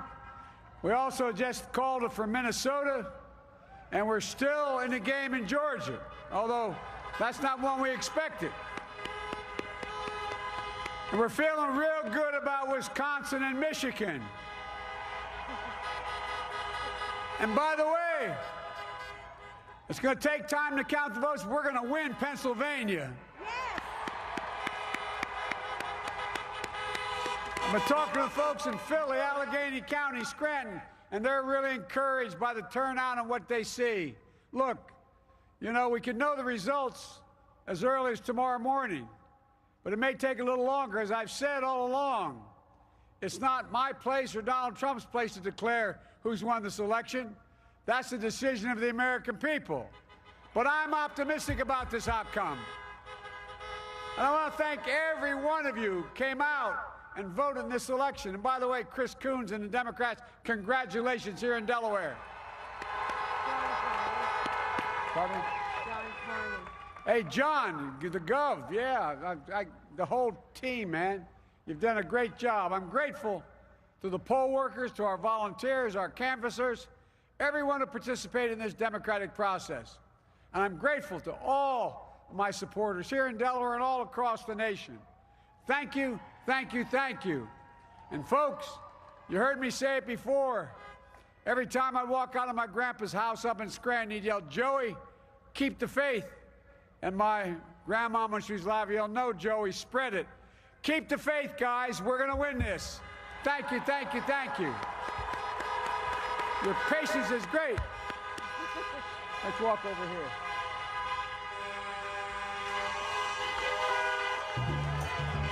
All right, former Vice President Joe and former Second Lady Jill Biden thanking supporters for their patience, talking about how they think it's going to take a little while, but they still feel confident about what's going to happen in Wisconsin and Michigan and Pennsylvania. Patience. Former Vice President called for patience, Dana, and he said he's been saying that for a long time, and if that's true, he has been saying that it's going to take a long time to count the votes because of the pandemic and all the vote by mail. It's absolutely true. And he was going through the states saying basically what we have been looking at as the night has gone on. We can leave Georgia out of it right now, but Wisconsin, Michigan, and Pennsylvania. Hold on. Thank you. Okay, there we go. Sorry about that. No, that those states are likely to take longer because the early vote is going to take a bit longer to count there. And the fact that he has come out, frankly, before Donald Trump did is maybe not something that anybody predicted, considering the fact that the president was so going on and on about the fact that he doesn't think that votes should be counted after Election Day, which we should say over and over again is not the way it works. And it's not going to happen. The votes are going to be counted. It already is after Election Day, by the way. It is November 4th, and the votes are going to be counted. But I do think both campaigns right now are kind of feeling similarly about where we are with the map, which is that it's pretty wide open. We don't have enough information to know which direction this is going to go. We do know, though, based on what Joe Biden just said, that they still think that their best path is through that upper Midwestern region. They still are waiting for those states that are going to take longer to count. And frankly, Donald Trump is doing exactly the same thing. We're waiting on Arizona, we're waiting on Georgia, but it's still going to come down to Michigan, Wisconsin, and Pennsylvania. Let's go to Jim Acosta right now for an update on where he where the president's team thinks they are. Jim? Yeah, Jay, and we should just point out the president just tweeted a few moments ago that he will be making a statement tonight. He is describing his performance in the 2020 election as a big win. He also says we are up big, but they are trying to steal the election. We'll never let them do it. Votes cannot be cast after the polls are closed. Of course, the president there saying, misspelling the word polls, misuse of that word there. But the other thing we should point out, as we were reporting, we were expecting the president to perhaps try to declare victory on election night when he doesn't have victory at hand. And that appears to be what the president is on the verge of doing. I talked to a Trump advisor not too long ago who said now that Joe Biden has gone out and said what he has said, we should expect the president to come out and essentially say the same thing, that they feel like they're going to win this election. So we should be hearing from the president within the next hour or so, essentially saying the same thing, that they believe they have won this election. But I will tell you, there is great distress inside the Trump campaign right now. I talked to a couple advisors just a short time ago. They are very upset that one of the other networks has called Arizona for Joe Biden. They have been trying to convince the other networks to not call Arizona for Joe Biden. They're worried that if Arizona goes to Joe Biden, that their path to victory then narrows. As one advisor said to me, if we lose Arizona, we have to win Wisconsin. That's because at this point they don't believe they'll win Michigan. And so, you know, you get a sense of some of the desperation inside the Trump campaign. A lot of them are very confident. They still think the president will pull it out. And obviously the president is tweeting that he's very confident. He thinks he's going to win tonight. But certainly some anxiety inside the campaign right now, especially about Arizona right now, Jake. All right, Jim, thanks so much. The fact that the president misspelled polls is just chef's kiss. I do want to say a couple things. First of all, the fact that no one's trying to steal the election. Counting votes is how this works. And the idea that the president immediately says that is just factually incorrect. That said, they are also trying to make the exact opposite argument in Arizona because, as Jim noted, a different network called Arizona for Biden. We have not, and most networks have not. The governor of Arizona came out, a Republican, Governor Ducey, and said, count all the votes. That's the argument that the Trump campaign is making when it comes to Arizona. Mm-hmm. It should be the argument they're making for every state. I can't believe you're looking for consistency. Count all the votes. But let me just give one other insight as to why Vice President Biden was projecting optimism. And again, I have no idea how this is going to end. Certainly either candidate could win. But the perspective of the Biden team is, remember how Virginia stayed open for so long, even though it's a reliably blue state, generally speaking, these days. and it looked like Trump was ahead.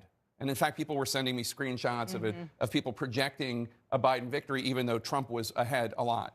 And I've heard from Biden campaign people who have said, Virginia is how we see what's going to happen in Pennsylvania, Michigan, Wisconsin, and those 3 states, in the sense that it looked like Trump was ahead, and then the major population centers, Richmond and Fairfax County in Northern Virginia, they started sending in their votes, and then it wasn't close. And then it became clear that Joe Biden was going to win the Commonwealth of Virginia. That's what the Biden people think is going to happen in Pennsylvania, Michigan, Wisconsin. I don't know that they're right. I will just add Georgia. We don't know what's going to happen in Georgia probably until tomorrow, or I guess it is tomorrow, until later today, because we don't know the votes in the major population centers, namely Atlanta. But one thing I really want to drill down on is the president's tweet saying they are trying to steal the election. That is so patently false and frankly scary. And the reason is because people who love the president believe everything he says. They just do. I mean, I've been on the road and I've talked to Trump supporters, and they parrot everything that he says. And even things that are just not true. Stealing the election is not counting the votes. You must count votes in order to know what the people believe. And that includes votes that aren't counted until Election Day or after Election Day, because the state law doesn't allow that, like in Pennsylvania. It's obscene that he said that. It is, but it's more than obscene. It really is dangerous. Dangerous, absolutely. Because it's going to cause a lot of unnecessary tension in an already unnerved country. Well, we already knew that this is what was going to happen. I mean, this has been telegraphed for days. In fact, earlier tonight, just a few hours ago, they sent a fundraising email to their supporters with almost the exact same language, implying that this race has been decided, which it has not. This is a ploy to muck up the works and make it seem as if things are more definitive than they actually are. We won't know who wins until all the votes are counted. That's the end of the story, no matter what President Trump says. Now, he can come out and say, we feel really good, just like Joe Biden said. We feel really good about the direction this is going in. They can feel however they want. We have to wait for the votes to be counted. But I expect that President Trump will come out and claim that the sort of elusive they, whoever they is trying to do something that nobody's trying to do. We just don't have the votes. Yeah, it's false, and it's premature, and it is dangerous because it could get people hurt. Wolf Blitzer, back to you. All right, guys, thank you. We have another projection right now. CNN projects President Trump will win the state of Iowa. He beats Biden in Iowa, 6 electoral votes in Iowa. Trump wins Iowa. Let's take a look at where the Electoral College map stands right now. Biden still has 215 Electoral College votes. Trump now has 171, getting closer, 270 needed to win. We have a key race alert right now. All right, let's take a look at Arizona right now. 76% of the vote is in. Biden still maintains an impressive 207,000 vote lead over Trump, 53.1% to 45.6%. The lead just went down to 185,000 in Arizona. In Nevada, only 5% of the vote is in. Trump has a lead of 32,000 or so, 73.4% to 23.9%, 6 electoral votes in Nevada. In Georgia, 82% of the estimated vote is in. Trump still maintains an impressive nearly 300,000 vote lead over Biden in Georgia, 52.9% to 45.8%, 16 electoral votes in Georgia. Let's go back to John King, who's watching all of this oh so closely. So right now, the race to 270, 215 for Biden, 171 for Trump. Right, and so we're waiting. Pennsylvania, Michigan, Wisconsin. You heard Joe Biden say we need to wait. Georgia as well. We're going to wait. I just got a text from somebody in Michigan who says they share Joe Biden's confidence. We'll see. We'll see, right? The Democrats are going to say we're doing fine. We'll hear what the president says momentarily. Here's where we are. Here's where we know we are, 215 to 171. But let's, if you will, refight the last war. You always do the next election based on the last election, especially when you have an incumbent president who ran on this map. Why is the Trump campaign so upset about Arizona? Well, Arizona, right now, we have not called it yet, but Arizona would be the first takeaway.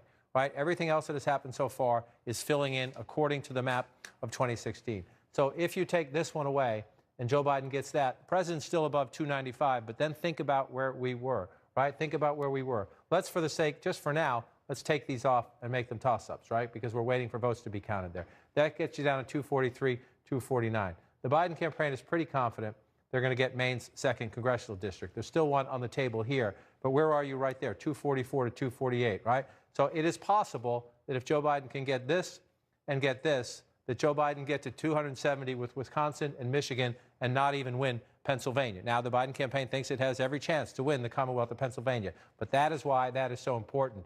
Without that, Joe Biden needs to run the board in the blue wall states. If he has that, he can get there with 2 out of 3. And again, they had a healthy lead in Michigan coming in. We need to count these votes. We need to count these votes. But the Biden campaign thinks had a healthy lead, had a relatively healthy lead. If you come over here and look at where the count is and where the votes are missing in both Wisconsin, both Wisconsin, votes are missing here in Democratic areas.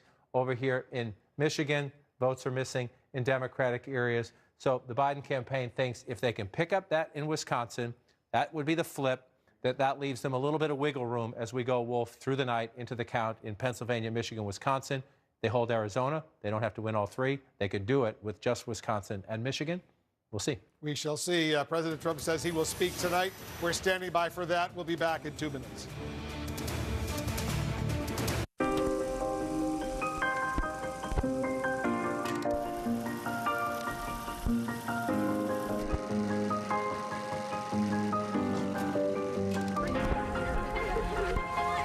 Since pioneering the SUV in 1935, the Chevy Suburban has carried many things. Nothing more important than family. Introducing the most versatile and advanced Chevy Suburban and Tahoe ever. This is Steve. He used to have gum problems. Now he uses TheraBreath Healthy Gums Oral Rinse with clinically proven ingredients, and his gum problems have vanished. TheraBreath. It's a better mouthwash at Walmart, Target, and other fine stores.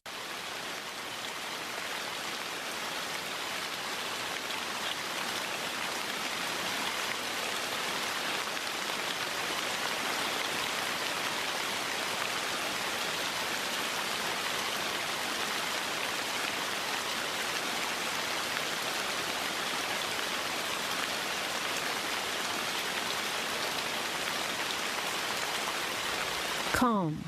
Download the free app now. While you watch this historic night unfold, log on to CNN.com for more. The Road to 270, Election 101, results that matter to you with My Election, and more. Election Night in America on CNN and CNN.com. Businesses today are looking to tomorrow, adapting, innovating, setting the course. But new ways of working demand a new type of network, one that's more than just fast. You need flexibility to work from anywhere and manage from everywhere. Advanced technology with serious security and reliable coverage nationwide. Forward-thinking enterprises deserve forward-thinking solutions, and that's what we deliver. So bounce forward with Comcast Business. I don't want to look like this anymore. What is happening to my body? Why can't I lose weight? You may be suffering from insulin resistance. Measure your waist. Females measuring more than 35 inches and males measuring more than 40 inches may have insulin resistance. To learn how to reverse insulin resistance and lose weight effectively, go online to Golo.com. Once again, that's Golo.com. This is CNN. More people get their news from CNN than any other news source.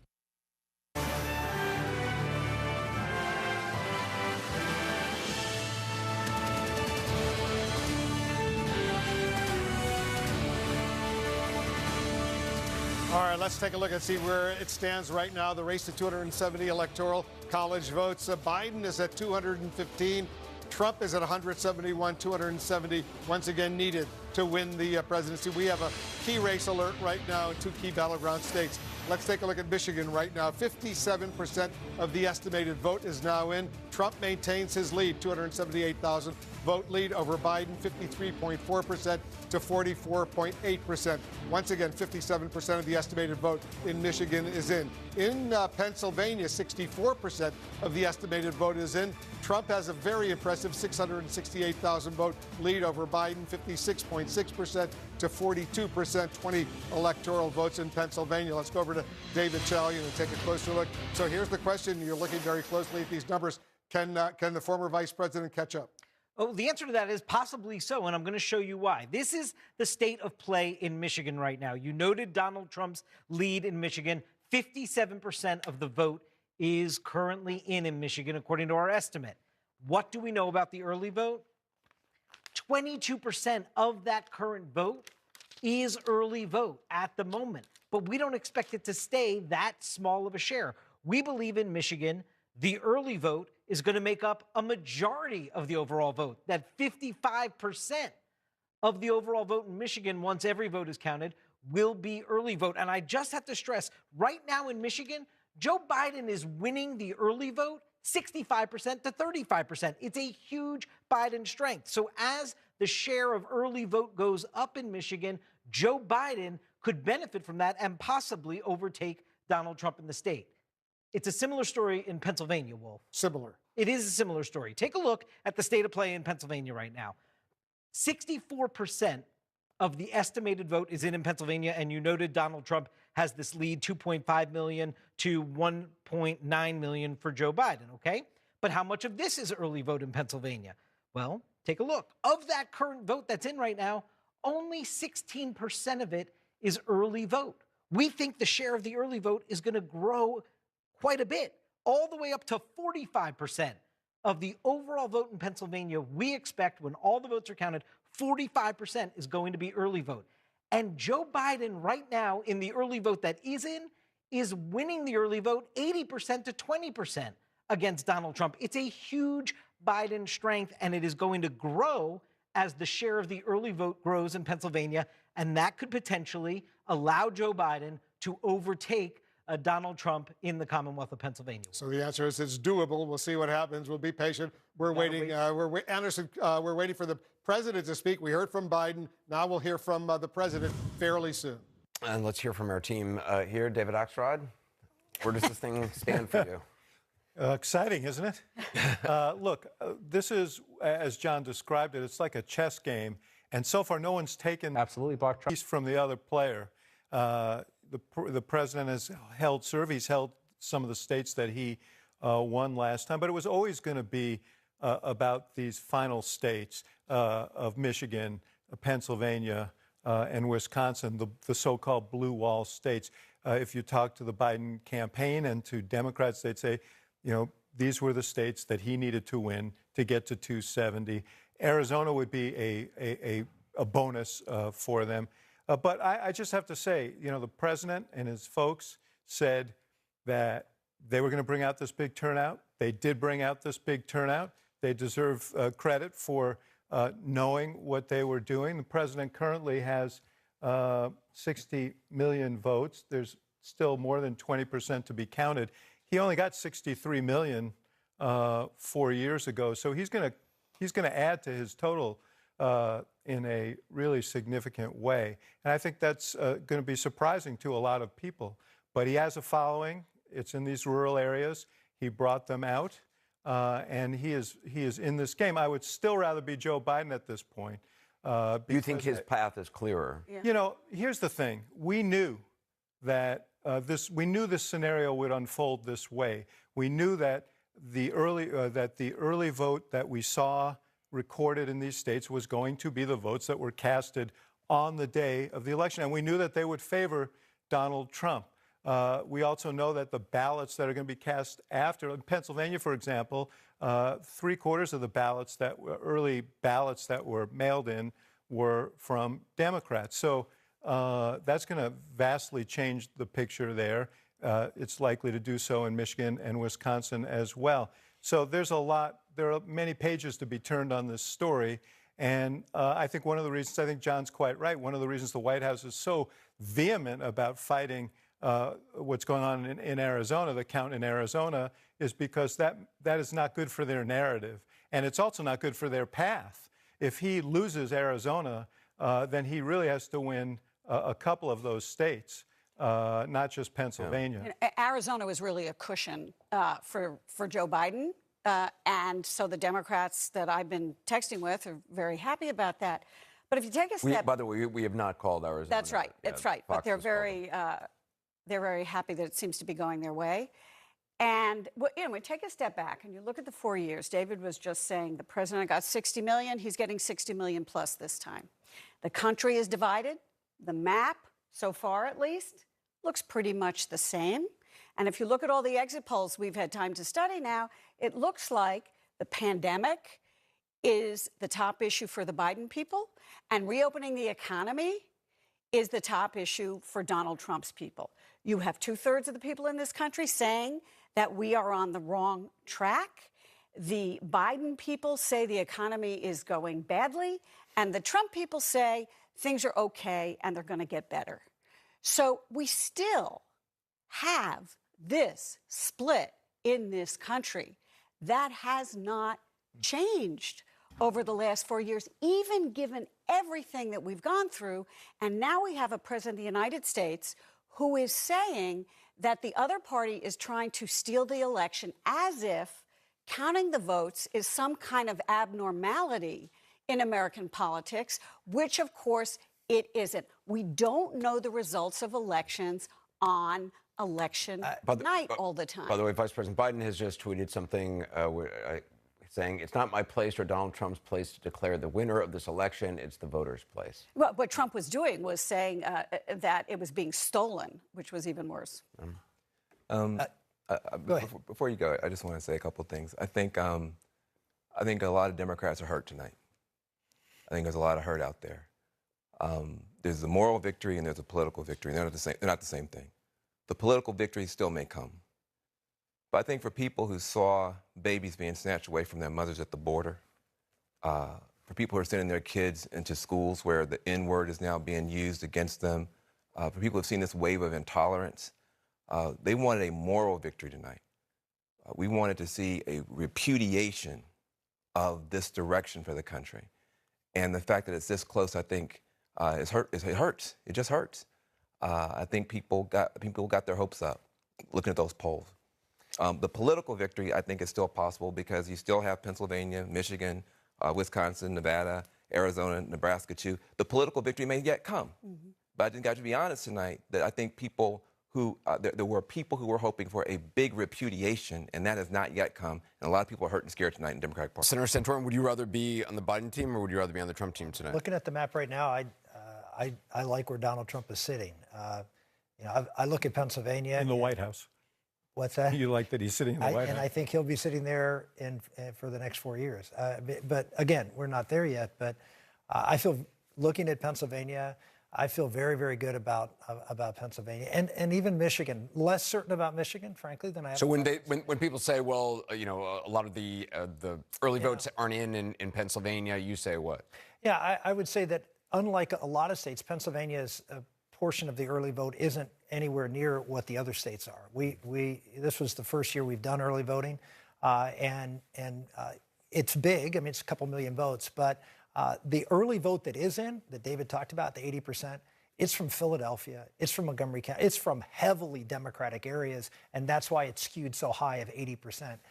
None of the smaller counties, at least from what I'm hearing, have, and by the way, Allegheny County, which is Pittsburgh, all of those early votes, well, from Pittsburgh and Montgomery County are in. Philadelphia still has them, and they're still counting tonight. I'm told they're still counting tonight. So there will be more votes coming in, early votes from Philadelphia. But 2 of the 3 biggest counties in the state where early votes are coming from that are going to be heavily 80% Democrat are already in. And so you're going to have early votes from central Pennsylvania and northeastern, but they're not going to be anywhere close to what the early vote is for those other states. So where do you think the Trump path is to victory? It's Pennsylvania, Michigan right now. And look, I've talked to some very key people in Arizona, and they're telling me that that I know other networks have called. We haven't, and I think we're very wise in doing so. I know this network takes that responsibility very seriously, as they should, and I'm very proud to be affiliated with that. because I think the call of Arizona, from what I'm hearing, is premature, and that for example, the early ballot drop, the mail drop that you're seeing, it was a +2 Democrat. They believe that the actual, when all of the mail is counted, it's going to be actually +3 or 4, and that there's +3 or 4 Republican, and that the same day. Now, again, it's not a huge amount of votes in Arizona on election day, but it's going to be heavily Trump. And so they think it's possible for them to get there. Obviously, it's going to be tough. Can I just say, we're going to know, okay? Right. I mean, the fact is that we're here to speculate and so on. We're going to know very soon because these votes will be counted. Right. And do you think by later today, being Wednesday? Well, no, I don't think. I don't really know, Anderson. Well, when we'll know the final count. I mean, Michigan, they're not going to count them all today. But certainly not tonight. Well, tonight. I guess today we're now into. Yeah, today is Wednesday. I don't know where we are. Where are we anyway? So, yes, will they be counted today potentially? But here's my point. This is the process. It was necessitated by the crisis that we're living through as a country. And just to echo what Gloria had to say, we're going to know what happened. And to suggest that somehow this process is corrupt, that the election's being stolen. We knew it was going to happen. Abby mentioned it earlier. The president's been signaling it for weeks. And so that's way out of bounds. I would agree with you that the president should not say that the election's going to be stolen. But just to let your viewers know, the Secretary of State in Pennsylvania over the past couple of days has changed the rules. And for example, they changed the rules when they went to the Supreme Court and talked about signatures that they had to be aligned. But they basically said, no, you don't have to do that. Now, wait a minute. You're saying they're minor issues, but that it's not being stolen, though. But I'm not saying they're being stolen. But I didn't say. I said I agree that those are valid ballots that have been sent in, and they contact the people to make sure. The law says that you're supposed to match signatures, and the Secretary of State said, no, you don't. But Rick, let me just say one other thing, because there are two things the Secretary did. The second thing the Secretary did is say that she told the United States Supreme Court that they would segregate the ballots and not count them. She then, just yesterday or last night, said, no, we're going to canvass them. And so we're going to open them and canvass them. So you can say, it's no big deal. But you can't have it both ways. The president is saying, I want it all done. I want it quickly. I want it done tonight. And so if she says, okay, we're going to try and count them and segregate them to speed up the process so we know the result, why doesn't the president applaud that? Because they're segregated, because they're questionable as whether they can be counted. But as you know better than anyone, that now in Pennsylvania, the counting can go on for a couple of more days. That's right. This is what the public has been told. But there is a dispute about that. But they went to court and they said, we're gonna do this, and we're going to extend it because of the post office and whatever reason. And the Republican legislature said, let's do it this way. No. So, no. The Republican legislature did not agree. But isn't the larger point that the right? Shouldn't we all agree that the sacred right to vote in an incredibly important election should be preserved for every person? I guess the answer is we all agree with that, but we all agree there are rules, and we should follow the rules, not make them up as we go. Van, and then we got to go back. Okay, on other topics, I think there are three things we can learn. First of all, there's some myths that have been destroyed tonight. Republicans, it turns out, when a whole bunch of people vote, it doesn't necessarily hurt you. So maybe you can let more people vote. Had a big turnout, you haven't been hurt by it. Democrats, it turns out, when diverse people vote, it doesn't always go our way. So it's not a census, it's an election. We're going to have to do a much better job of reaching out to Latinos and to African Americans in some parts of the country. And lastly, these polls are not to be trusted. There's something wrong with the polling industry because the reason that people right now, I think, are hurt is because we got a little bit inflated with these polls. All right, let's go back to Wolf. All right, guys, thanks very much. Let's get a key race alert right now. Arizona, a key battleground state, 11 electoral votes. 79% of the estimated vote in Arizona is now in, and Joe Biden maintains his lead, 163,000 vote lead over Donald Trump, 52.6% to 46.1%. Biden is still ahead in Arizona with 79% of the vote in, John. We're watching Arizona very, very closely. That would be a switch. That would be a switch. And so let's start from where we are on the map, and it's going to take a minute, but let's build up from here. 215 to 171. That would be a switch. So let's just say, for the sake of argument, we haven't called it yet, but let's just say that that one is a switch. And let's say that Joe Biden holds the Clinton state of Nevada and that Joe Biden holds the Clinton state of Hawaii, right? And so then we're moving through and we look right here, and let's say that Joe Biden wins Maine. I'm going to give him all of the congressional districts here. There's one up there that's in play. President Trump carried Maine 2, the 2nd congressional district. Last time, Maine and Nebraska do by congressional district. So there's one up there that could be in some dispute, but let's stop there for a second. Now let's look at this map here. We haven't called Texas yet. Let's move that one over. Let's assume Alaska goes this way as well. Let's assume Montana John, does. hold on. I got a projection right now on a state very close to your heart. CNN projects that Joe Biden will win the state of Rhode Island. Rhode Island goes to Biden with 4 electoral votes. Took a while, but Rhode Island wins now on the road to 270 needed to win. Biden now has 219. Trump has 171. With that win in Rhode Island, I believe you went to college someplace in Rhode Island. Indeed. Started my career for the Associated Press in Providence, Rhode Island. It's a great state, the state of Rhode Island. I just made it there. We just finally, this is the latest we've ever waited on Rhode Island, but that's the year we're having. So you move Rhode Island over as well, and you're going through these states right now. Again, we haven't called Texas yet, but I'm going to give it there. We're still waiting on Alaska and Montana, but the light reds means we're leaning them there. It looks like that's the way they're going, right? So let's add North Carolina to that. We have a ways to go here and everything. And so then where are you? Georgia, president's ahead, right? So I'm going to do this for now. And right now, Democrats in Georgia are saying, don't you dare. I get it. A lot of votes to count in Atlanta, the caller counties around. For the sake of argument, what happens if the president holds that? So where are we now? Where are we now? That 11, the Arizona flip is important because Joe Biden had hoped to run the board here. 1, 2, 3. That would make him president. We've got some issues, right? These races are closer than we thought. So let's take this one away. Pennsylvania we're waiting on. Joe Biden can win if he gets this Maine 2nd congressional district, or one of them. He could get it in Nebraska as well. If he gets one of the congressional districts, picks up Arizona, he can win the presidency with Wisconsin and Michigan. Or if he wins Pennsylvania, then you could take away, if you do it this way, let's say you get Pennsylvania and you lose one of these. You could do it that way too. That you can't lose them both. But it makes it, you don't have to run the board in the so-called blue wall with Arizona if you get one of the congressional districts. It's very close as you play it, and we'll see how it plays out. So that's why we're going to have to watch. And again, there are Democrats saying that we think we can get this one back. We'll see how that goes.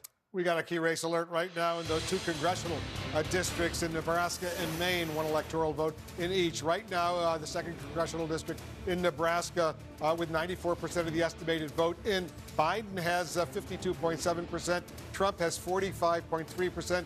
Biden is leading by some 23,000 votes in that congressional district. In Maine right now, 46% of the vote is in. Trump is ahead. Look at this. Trump is ahead by some 18,000 votes, 52% to 44.5%, 46% of the vote in that congressional district in Maine is in. Those are each, John, one electoral vote. And so let's change the map based on the vote right now. Doesn't mean that's the way it's going to end up, but let's change the math based on the vote right now. And you just said that the president is leading in Maine too, so we'll switch that one over to him. And you said that Joe Biden is leading here. Oh, sorry about that. You got to do this one at a time. I'm sorry. Let me fix it. So you come back here and you say here, and we still have one to call here. He's leading in that one. So you come back there. And so where does that get you? That gets you now. I'm going to take these back, right? Let me take these back for now because we're not done here. Again, this shows you the importance of Arizona if it stays there. This has Florida. We already projected Texas. I'm giving the president these. So let's just say again, come back to the argument, and I go, Democrats are going to get mad about this because we're going to count in the morning. If you give the president Georgia, so then you're looking at 244 to 247. And again, it comes down to here. If the president can get this, that gets him in play. He needs one more, right? Even if he gets that one, it wouldn't be enough. He needs to pick up something else up here, right? And so can you do that again? That would get the president there. If you're Joe Biden, you hope to do this and this, but you're not sure. That's why we're going to count. We have another projection right now. CNN projects that President Trump will win the state of Texas. He beats Biden in Texas. He wins 38. That's a big number. 38 electoral votes. Here's where the electoral map stands right now. Biden now has 219. Trump has 209. You need 270 to be president of the United States. 219 to 209. John, Texas, a big win for President Trump. Texas is a big win. I'm not sure what I'm missing on this map, but I'll figure it out as we get there, as we go through it later. No, I know about Rhode Island. I'm meaning the Trump for Trump. I'm missing some votes for Trump there. If we come up there we go. We get that. There we go, 219 to 209. So the question then is, how do you get there from here? So let's do it another way. We're building this way, right? Another way to look at it is to go back to 2016 and start here. And so Texas, that was one of the opportunities. Democrats thought they had the chance to make this a statement election. The Democrats thought they had a chance to take this away and to take this away. The two biggest prizes right here, right? California's the biggest of them all. These are the two big Republican prizes in electoral politics. Democrats thought they had a chance. They are now staying with Trump. Democrats thought they had a chance. Another giant electoral prize, staying red for Trump. And so you're looking at the map. We're not sure yet about North Carolina, but again, Democrats thought they could flip it. Right now, the president has a lead. We're not at the finish line there, but it's trending that way. We'll watch and we'll count the final vote. So then you're looking at it this way. Right now, we have no flips at the moment. We do have Joe Biden leading here, and we think that's a possibility. That gets the president down to 295, gets Joe Biden up to 243. The president's leading there right now, so we'll leave Maine 2 with the president. We'll see if it ends up that way.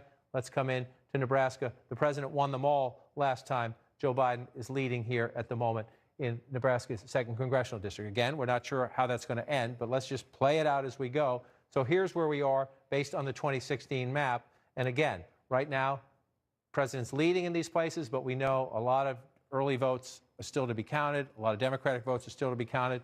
We don't know how they're going to end up. So essentially, this is your state of play, 248 to 244.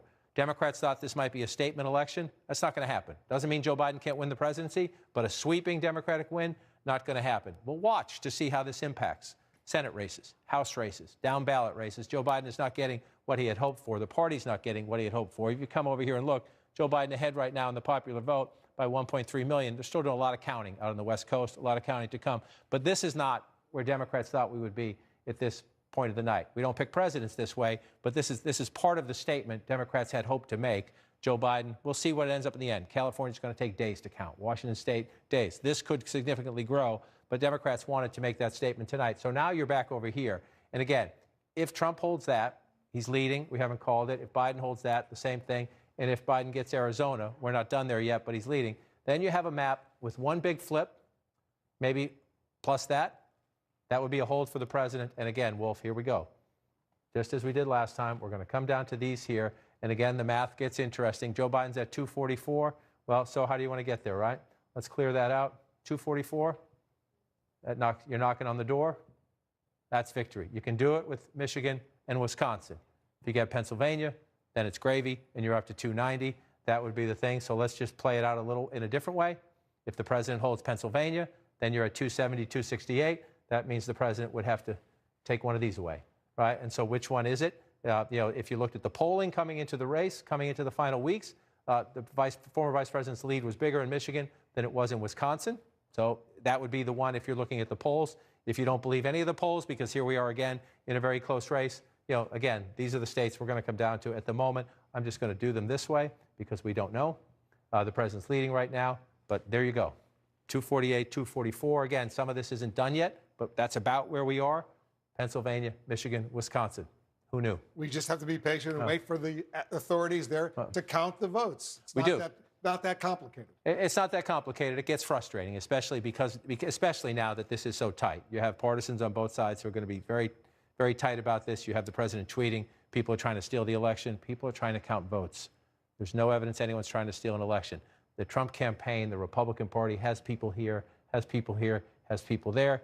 So did Biden and the Democratic Party. If they see anything, trust me, they will raise their hands. That's why it happens. This is the process. It's a frustrating year. It's a frustrating and a different year. And you come over here and you look at it, it's frustrating because what have we lived through the last 8 months? The coronavirus. What does that mean? Safety at the polling places today, more in-person early voting, more mail-in voting, which means just complexities. As Senator Santorum was saying earlier, Pennsylvania almost had no early voting last time. They just really didn't do it. Pennsylvania was one of the states that was very slow to move to early voting and the like. And so you look at that and you think, okay, 66% in, the president's up 685,000 votes. Normally, that's what you call the state, right? But we have so many votes missing.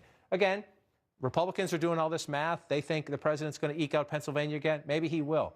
We'll know when they count the votes. We don't need to write the final chapter of the book until we get the votes. Up to 45% now in Allegheny County. That's interesting. We have had some bit of an increase there. Joe Biden at 202,000 votes, the president 134 and change. Again, though, we're told the turnout is up just about everywhere. 367,617 it took to win this county 4 years ago. Joe Biden at 202. So, somewhere there's still a couple 100,000 votes to be counted, we assume, in Allegheny County. Then you come to the east, which is where most of the votes are in the state of Pennsylvania. Let me, before I get to Montgomery, come into Philadelphia County. Again, 46%. Joe Biden with a healthy lead in Philadelphia County, Philadelphia City, and the suburbs around it. 74%, 276,000 votes. 4 years ago, Hillary Clinton had 584,000 votes. So we're missing votes. I don't mean missing as in nobody knows where they are. I mean missing as in nobody's counted them yet. And so we have to wait for this to play out. The same in Montgomery County here again. Hillary Clinton had 256,000 votes 4 years ago. Joe Biden has 196,000, so maybe they're a little closer there at 64%. We can go through them all. This is Bucks County right now. The President of the United States leading in Bucks County right now. If that stays red, that would be significant if we get to the final vote count. This is the more conservative of the caller counties around Philadelphia, 56.8% for the president, 42%. If you go back 4 years ago, Hillary Clinton carried it just barely. But again, she won with 167,000. The president had 164,000 4 years ago. You come back here, we're nowhere near that. We're less than half that in both cases. So in Pennsylvania, in Michigan, and Wisconsin, there are simply more votes to be counted. The president leads. You pull out to the national map. The president leads in all three at the moment. He should be happy to celebrate that for now, but you have to still count the votes. The former vice president leads in Arizona. That's potentially a Democratic flip, which would be significant as we get into the close math. And Wolf, it's frustrating for everybody because everybody wants to know. But here, 76%, 113,000 votes. Here, 60%, 288,000 votes.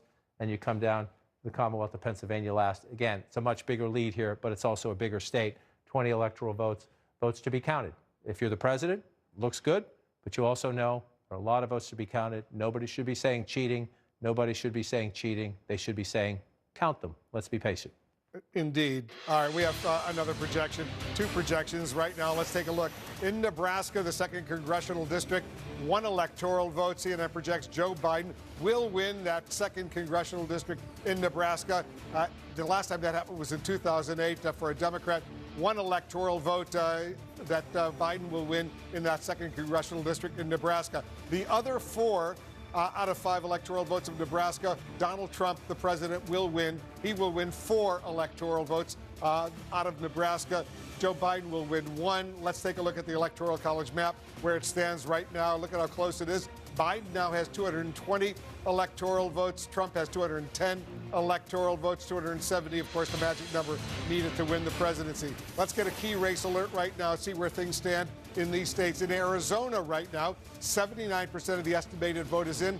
Biden still maintains his lead, a lead of almost 162,000 votes, 52.5% to 46.1% for Trump. 11 electoral votes in Arizona. In Nevada right now, still very early, only 7% of the estimated vote has been counted. Trump maintains a lead, 35,000 over Biden, 67.8% to 29.5%.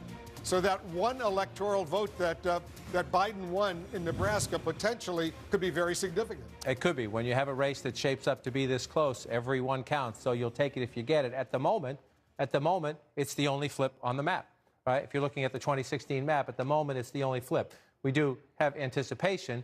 Joe Biden has to get to the finish line. He's leading there right now. That would be 11. That's a 1. That would be. So then you're moving the math there. And if you assume Joe Biden holds this, it gets him closer to the finish line. But again, let's do this from the perspective of 2016, and you come here. And so what are we going to do? First, we're going to start here, and we're going to open this up, and we're going to take one away, right? That's what just happened. The President of the United States just lost that one.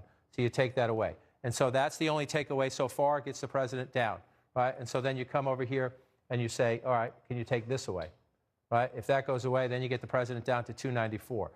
Right now, the president is leading in Maine and Nebraska. Do it by congressional district. The president's leading here right now. Democrats think they can get that, but let's leave it with the president right now. He's leading the vote right there. So where does this leave you if nothing else changes, right? We're still waiting for some of these states, but we now have Florida. We now have Texas back in the Republican fold. We have Ohio back in the Republican fold. So if you look at this map right now, where does it leave you? Well, the president is leading in the vote count here, but we're not done, right? So we take these 3 off the board. You look at them right now, 248, 244. When you take these out of the equation, Wolf, this is a card game right now, 2 out of 3.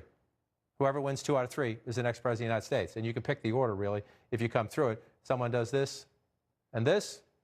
Joe Biden can do that. He's the president of the United States. Donald Trump can do this and this. He's the next president of the United States. Pick your 2, any of these 3 right now. So they're all off the board. We just take them off 1, 2, 3, because we have votes to count. But essentially, unless we're stunned by something out in the other states, and that's just most unlikely. Nevada, we have to watch Nevada. The president has a lead in the early vote, I believe, in Nevada. That often happens. Republicans go ahead early. We have to see what happens. It's possible, so we'll keep an eye on it. But if Nevada stays, a Clinton state, if that stays there, we come down to Pennsylvania, Michigan, Wisconsin, shocker, and 2 out of 3 gets you there. And we'll see how it goes. And again, you can do the math either way, right? What if Joe Biden wins the 2 smaller ones in terms of the electoral votes? That's enough. That gets him to exactly 270 if nothing else changes on the map, right? If the president, if it's Donald Trump, the president of the United States, he could do it for here and here as well. So it takes 2 out of 3. Obviously, Pennsylvania has 20. It's bigger, but in an odd way, you still, whatever you do, if you get Pennsylvania, you still need one of those. If you get both of these, you don't need Pennsylvania. That's the math we're in, and that's math that's going to carry us into the morning, most likely, as they continue to count these votes. We've been saying for weeks that blue wall is going to be critical. It turns out to be absolutely critical. We got a key race alert right now.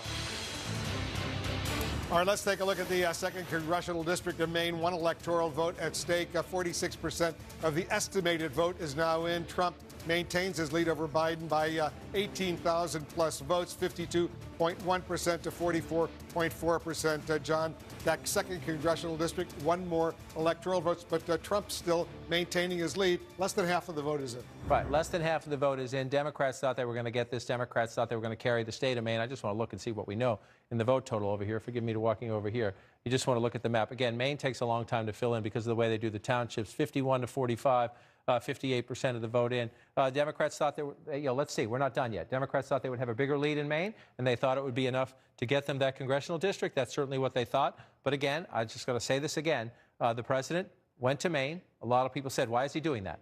Right? The president went to Maine in the last 10 days of the campaign. A lot of people said, why are you doing that for 1 electoral vote? Well, we're going to find out, probably not tonight as we go through the hours ahead, whether that mattered. But in the places the president went and campaigned, he's closer or ahead, especially in these other states that we've put his way. So there's no question the Trump rallies drove up turnout. Is it enough? We don't know yet. We'll soon find out. We have another key race alert right now. In the key battleground state of Michigan right now, 61% of the estimated vote is in. President Trump continues to maintain his lead of about 287,000 votes, 53.3% to 44.9%, 16 electoral votes in Michigan. All right, so let's take a look at Michigan right now, John. As we look at Michigan, we still have 61% of the estimated vote is in. That means 39% of the estimated vote is still outstanding. Right, and so you look at this lead again, 287,400 and change there. You look at it, you go back to 2016, this was a 10,704 votes. 10,704 votes decided Michigan 4 years ago. So you look at this lead by the president, you say, well, why haven't they called this state? Well, we haven't called the state because of what's missing. It's not what's in, it's what's missing. And so by missing, I mean counting. And again, you look at Wayne County, it's Detroit, it's the suburbs around Detroit, absolutely essential for the Democrats. We went through this 4 years ago. This was a major disappointment for the Clinton campaign. They did not get as many votes as they wanted out of Wayne County, as many votes as they needed out of Wayne County. There's Joe Biden at 206,000, right? Remember, 4 years ago, Hillary Clinton got 519,000 votes. It wasn't enough for her then, but that just tells you they haven't counted the votes. And we know, again, in-person early voting, mail-in voting, election day voting, election officials in all of these states are overwhelmed. They've decided how to sequence their count. The count is going slowly, and so we're waiting. We got a lot of, clearly have a lot of votes still to be counted when you see those numbers so much lower than 4 years ago. 37% of the vote in Wayne County reporting so far. Lots of votes outstanding. Pamela Brown has got some new information about Michigan. What are you learning, Pamela? Yeah, that's right. There in Wayne County in Detroit, 92,000 mail-in ballots still have not been counted yet. So we are expecting those ballots to be counted and have a better idea of what the total is by the morning. I know it's early morning right now, but a little bit later in the morning, we expect to find out more about Detroit. Of course, that is a Democratic stronghold.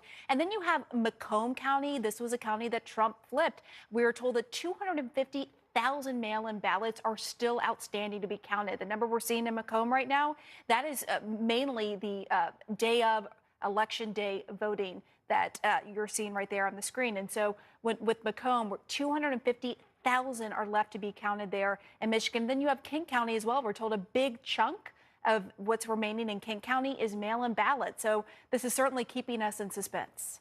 Kent County is over here as well in the western part of the state. Well, Grand Rapids in the suburbs. Again, you see the president ahead right now at 66%. This is an area where Joe Biden thought they could make a run. It's more conservative in the western part of the state. But again, the Grand Rapids in the suburbs area 2020, you come back to 2016, it was close. It was close. And so one of the reasons the Democrats thought, they've watched this across the country, the suburban revolt against the president, they thought they could do better here. Let's see. A 3-point race 4 years ago. Again, the president winning Kent County with 148,000. You come over here, he's at 130,000. So this one's not off as much, if you will, but we do think turnout is higher. So we wait for these votes here. To the point Pam made about coming back over here, and when I pull this back up in the east, we'll see the numbers stretch out again. If you got 92,000 votes, the early votes to be counted. If that's it in Wayne County, that's trouble for the Democrats in the sense that if you look at the vote count there, the question is that just the early votes or are there more votes? Wayne County is late a lot. If turnout's that much below 2016, that would raise serious questions. What happened there? So I think there's more to be heard about Wayne County, and there's often more questions for Wayne County. But let's come up here to Macomb County now. 250,000 votes in Macomb County. That's a big deal. The question is, this is a county, one of the places that Joe Biden said, I'm a better nominee than Hillary Clinton against Donald Trump. In Macomb County, you pull it up here, just let's bring it out so we can see it. Again, 47% of the vote in. If there's 250,000 votes still to be counted, well, that's a lot because the president's right there, 65 to 32.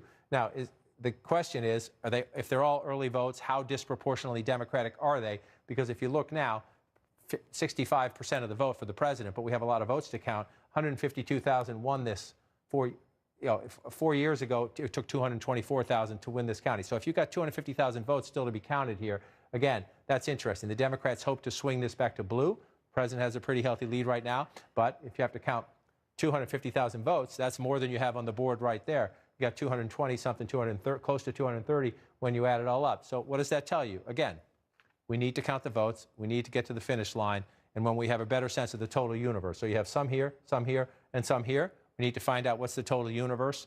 Once you know the total universe, then you can figure out Joe Biden needs what percentage of the leftover votes. We have another projection right now.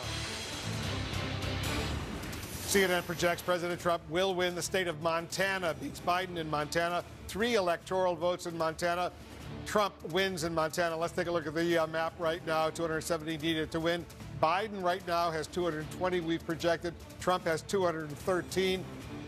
270, once again, the key number. Let's get a key race alert where things stand right now in Pennsylvania. 66% of the estimated vote is now in. Trump maintains a pretty significant lead, very impressive lead, almost 700,000 vote lead over Biden right now in Pennsylvania. 696,000, 56.6% for Trump, 42% for Biden, 20 electoral votes. Pennsylvania, John, it's looking, at least right now, before we go to you, Pamela Brown, you're getting some more information about Pennsylvania. Yeah, we're finding out just how many outstanding mail-in ballots are left to be counted there in Pennsylvania. To give you an idea, just in the southeast part of Pennsylvania, there are at least 646,302 mail-in ballots. And that is not including all of what's left to count there in southeast Pennsylvania. In Philadelphia, I'm told there's still around 300,000 ballots left to count there. Now, there is a press conference going on in Philadelphia. We hope to get an update soon, but that is a large amount left to be counted there, assuming that number has not changed since I was last told. That, of course, is a Democratic stronghold. That is where Democrats are focused on. And then overall in the state, I'm told by one official in Pennsylvania, it could be around a couple million mail-in ballots that they are still waiting to count. We know 9 counties aren't going to start counting until later on this morning. And then, of course, these larger counties, it's just going to take a while to find out what the results are because of those mail-in ballots that they just started processing the morning of the election. They just started opening up those ballots, and it takes a while to process these mail-in ballots. There are several steps to it, and that is why we were having to wait. That is why we are left at the edge of our seats as we look at Pennsylvania. Yeah, that's an important point. You know, John, 67% of the estimated vote is in, so 67% now. So what, 43%? It's it's increasing. There's still a lot of votes out there. A lot of votes. And just a quick question for Pam. You say 646,302 in southeastern Pennsylvania. Does that include the 300,000 in Philadelphia, or is that a plus? Nope, that does not. So this is what it includes. So it's including Allegheny, Bucks, Chester County, Delaware County, and Montgomery at least. Still a lot of votes. 33%, I should say. 33% of the estimated votes still outstanding in Pennsylvania. So the Democrats cling on to some hope. We got another key race alert. Take a look at Nevada right now with 74% of the estimated vote. Biden has now taken the lead in Nevada by 52,000 votes or so. Biden is ahead of Trump 51.6% to 46.5%. Once again, 74% of the estimated vote in Nevada is in. Nevada has six electoral votes. 6. And if you look at this Nevada, the key for Democrats are two places. Number one, number 2, number 3 is Clark County. That's Vegas. This is 72% of the vote, 73% of the vote. So this is the big one. You got to win here. 75% in, a 54 to 44, a 10-point race there, 388,000 votes. You go back in time, so it's about the same, 52. Joe Biden doing a little bit better there. You see the vote count a little bit behind Hillary Clinton's total here, but we're only at 75%. So we'll see if more votes come in there. That's the first thing you have to do in Nevada, is run it up in Clark County, and then you come up here in the northwest part of the state, Reno, Washoe County up here, 52 to 45. That one says it's 80% plus. Let's just go back and take a look at the vote total. Joe Biden at 111 and change. Hillary Clinton at 97 4 years ago when she won it a little bit more narrowly. So again, that's filling in. That's 2016. You come back to 2020. You expect the president to win the rural parts of the state here, but that's filling in as you would expect it to. And again, the question is, would there be any takeaways, right? Could Trump flip any Clinton states? Can Biden flip any Trump states? Right now, we have the congressional districts flip. We have the possibility of Arizona. It looks like Nevada. We'll keep counting them, but it looks like Nevada's going to stay. We got another key race alert right now. Look at it. It's narrowed. The 9% still outstanding. Trump's lead now has gone down a bit to 118,000 votes over Biden, 50.6% to 48.1%, 16 electoral votes at play in Georgia. So let's take a look at Georgia right now. Where's the outstanding votes in Georgia right now? 91% of the vote in. That means 9% still outstanding. So you're looking to see, especially here, most of the votes are up here. So you come to Cobb County, 79%, 80. Look at the margin for Joe Biden, right? So you're missing some votes here. That if you're Joe Biden, you're encouraged. Depending, you don't know what they are. Are they election votes today? Are they early votes? But the potential for Joe Biden to build here, the biggest county of them all, right here. This is very significant. Again, if you're Democrats, you don't have to give up hope. The math gets hard at some point, but you don't have to give up hope right now, because if you're at 72% in Fulton County, and you see the margin, 72% of the vote in, and you see the margins right there, Joe Biden at 289,000. If we go back 4 years ago, Hillary Clinton got 297,000. So Joe Biden's close to that, but that's the 100%. This is the key, the question. We anticipate turnout up. How much? How much? Because if the Democrats were going to do it in Georgia, which was always a tough hill to climb, you have to do it right here. You have to beat that Hillary Clinton vote total by a significant amount. If you're at 72% and you're Joe Biden, you're in reach of that. So you're going to watch that play out. Let's move over to Cobb County. 89% in here. This is a tighter county. It's a little bit more, but the Democrats running it up. So there's possibility of more votes there. Again, 210,000. You go back and look. Joe Biden well in excess of Hillary Clinton's total in this county now. The question is, can he build on it some more? So you keep looking around metro Atlanta. You come down here. You're starting to move away a little bit. Douglas County up to 91%, but potentially some more votes there. So then you pull out and you take a look. Let's just check the other Democratic areas. You come over here. Let me just interrupt for a moment, John, because go to Georgia as a whole, statewide as a whole right now, and let's say we take it down to 90% of the estimated vote reporting right now, because and let's see where those outstanding votes remain. Well, let's see if we can figure it over. We know most of them are Metro Atlanta, but let's see what we can see here as we go. That's 87% reporting or less. So as you come back in here and you do it this way, you just see, whoops, run the math, or you can come at it from this point as well. No, that's not going to do it for us. So you see most of the votes that are missing are still in the Metro Atlanta region. I'm going to bring this over and blank it out. Doesn't want to go there. There we are. See, now you got in the map. Let me come out of it. Can't get that to turn off.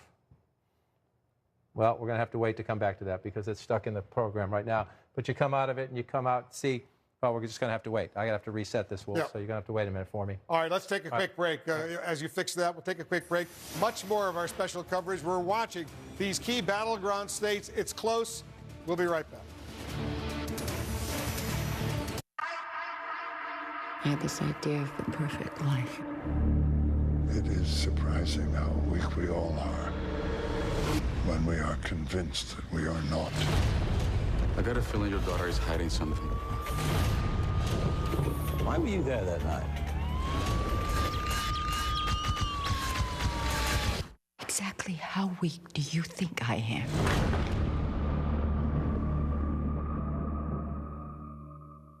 As a young girl, I was always comparing myself to my sisters. They were always thin, and I wasn't. I ate a lot of food. And then after I had my son, it was really difficult to lose the baby weight.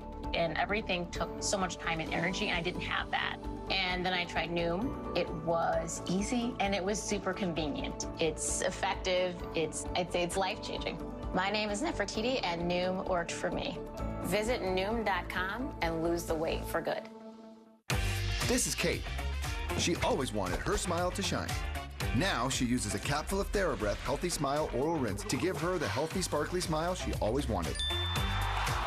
TheraBreath. It's a better mouthwash at Walmart, Target, and other fine stores. Are you ready? All right, here we go. Hey, little girl, get on up. Up that resistance a little more. Drummer, do your old stuff. Drummer, we're almost there. You sure are tough. Oh, yeah. Come on. Push it, push it. Get on up. Hey! America's biopharmaceutical companies have one very important thing in common: a common enemy. We're making great progress because we're collaborating in ways that we've never done before. In a matter of weeks, we've progressed from potential treatments to antibodies and antivirals that have shown positive results. To several promising vaccine candidates. Because science is how we get back to normal.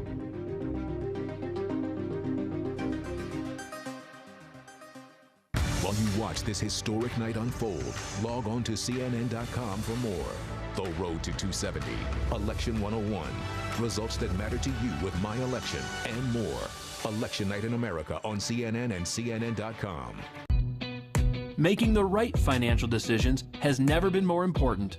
Turn to Rocket Mortgage, and we can help guide you through those significant decisions now, when they matter most. Here's a great idea that could work for you. A Yorgage is a fixed-rate mortgage that conforms to your needs. With a Yorgage, you control the home loan term, anywhere from 8 to 30 years. That custom term can help you finish paying off your mortgage in a time frame that works best for you. And by taking years off your loan, you'll potentially save thousands of dollars in interest over the life of your mortgage, helping you take control and achieve your financial goals. A cash-out refinance from Rocket Mortgage could give you the boost that you're looking for. Just remember, at Rocket Mortgage, we're committed to giving you the best mortgage experience. To learn more about a Yorgage and the many benefits of a cash-out refinance, call us today or go to rocketmortgage.com. This is CNN. More people get their news from CNN than any other news source.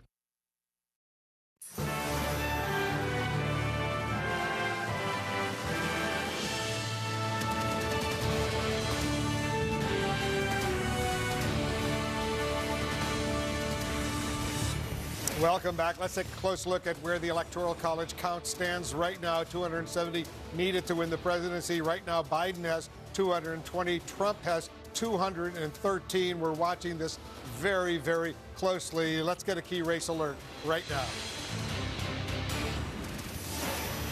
In Arizona right now, 80% of the estimated vote is now in. Biden maintains his lead of about 155,000 votes. He has 52.4% to 46.3% for Trump, 11 electoral votes in Arizona. In Nevada right now, 75% of the estimated vote is in. Biden has the lead there by about 48,000 votes. He's at 51.4% to 46.8% for Trump. 6 electoral votes at stake in Nevada. Let's go back to John King at the Magic Wall. John, you fixed that map for us. We're watching it closely. this is still a nail biter for all practical purposes. And it's going to be, I think, through the night as we go. You just mentioned, in Nevada, Joe Biden has pulled ahead out there. We're waiting for the votes out there. But you're looking for anybody who's going to flip, right? Who's going to flip? This was a Clinton state. It looks like we'll have to keep counting votes there, but it looks like that one stays. The one flip on the map so far in terms of a state would be Arizona if we get this to the finish line, 52 to 46 right there. Again, this is Maricopa County and the suburbs embracing Joe Biden 4 years after Donald Trump carried the county narrowly, but carried the county. It's the biggest part of the state. So you see that. This is a big deal because if you're Joe Biden, you're trying to flip something on the map and you've been disappointed in Florida, disappointed in Texas, disappointed in Ohio, probably to be disappointed in North Carolina. So that's one that you're looking for. And again, we have the congressional district in Nebraska. It's in here. It doesn't show up on this map. You pull it out. The congressional district here in terms of the electoral college, that's one. You get to Joe Biden there as you're looking to pick it up. So then you come back over here. This one's interesting. We were just talking about it when we had the little glitch. It's interesting because Donald Trump opened up an early lead, and we said, let's wait, especially because here, Atlanta and the suburbs, and the blue ring, it's more blue now than it used to be in years past because Democrats are doing better in the suburbs. But you also see it in other places as well. We come down here to Columbus. We're at 89% here. But you see Joe Biden's lead here, so we're still counting some votes here. If you're the Democrats, you're thinking where might votes come in for us. Let's come over here to Savannah and see here. You're up to 80% here. So there could be a few more there, but you're getting close as you go up. The bulk of the votes in the state anyway, I'm going to just check on Richmond County here, 86%. So there might be a few more, but it's not a big number.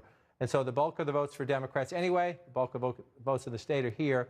And you come to Fulton, get rid of this so it's not distracting, 72%. So that's more votes to be counted. More votes to be counted, which means you want to be patient here. This is by far, it's about 10% of the vote statewide. And then you just walk your way through these suburbs. DeKalb County, it's 80%, so we have more votes to count. But again, look at the margin here, right? So if you're counting more votes and they stay anywhere close to this percentage, that's a chance for Joe Biden to run up votes in big numbers. All right, you move over here to Gwinnett County, up to 95% here, so maybe a little bit more, but not a lot of math here. You come back across, we checked on Fulton, and we come to the west, look at Cobb, come down here, and look at Douglas. These are places, again, Joe Biden's winning big here. It's not as big of a county, but there's potentially.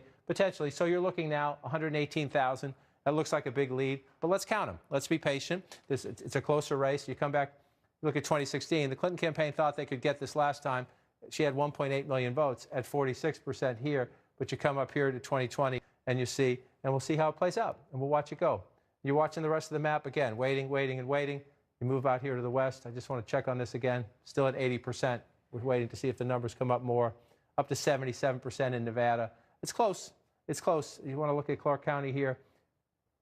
10 points here and change. 75% though. So you're looking at more votes here. The question is, does Joe Biden keep that margin? If he does, if the rest of the votes come in at anywhere close to that rate, that should be a big enough cushion there, but you have to wait to count them and see. Then check up here, 82%. So we're getting close up here. It looks like that map, it's filling in a way that the Democrats wanted to fill it in. You just need to wait to see if the margins hold. Let's just check in the rural areas. 76%, just not as many votes. You come in here, see, even if the president gets a few more votes out of these places, they're pretty small, but we'll keep counting them. And then you come back, let's just move back here to the east, just check on a few places. North Carolina, this one has tightened some. It has tightened some, but you're still looking at 76,000 vote lead for the president there, 51 to 49. And then you come back out. And again, I just want to check to see if we've had any movement since last we were here. It's not. 699,000 votes. What you're waiting for is to see the percentage jump up here. We're still at 48%. And we went through this in 2016 in Philadelphia, in Detroit, in Milwaukee, right? The map was trending Trump's way late. Democrats were saying, be patient, be patient, be patient. We'll get our votes. In 2016, they didn't get them. They didn't get them. Let's just be honest about that. But this is a different election in terms of a lot of votes will not be counted tonight. And so because of that, we're going to have to be patient. We're waiting for votes here. We're waiting for a decent chunk of votes here in Montgomery County. You move down here in Delaware County. We're waiting for a decent chunk, about 40% of the vote here. Let me just check down here. I went across the line again. I like to do that. You go over the state line. Let me just come right in here at Delaware County. Again, we got some math to do. And again, a lot of it's here in the southeast, but as Perrin Brown told us, we also have some to wait for in Allegheny County. Again, so the question is it enough? Is it enough? Joe Biden's running it up here, 55%, 43, so 12-point race out here. You look at this again. We're told turnout is up just about everywhere. He's at 251, almost 252,000. You come back. Hillary Clinton had a sizably bigger vote 4 years ago. which tells you we'd all like to know, but we got to wait and watch them count. It's just the way it is. All right, stand by. We're waiting once again for President Trump to speak. We expect him to be speaking fairly soon. We're watching some of the nail biters going on in Arizona and Georgia, some of the other states. We'll be right back.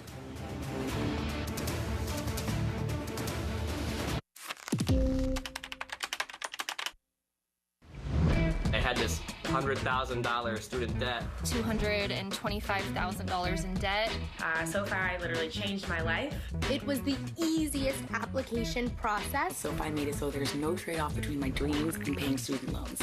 Smash yourself! Student loans don't have to take over for the rest of your life. Thank you for allowing me to get my money right.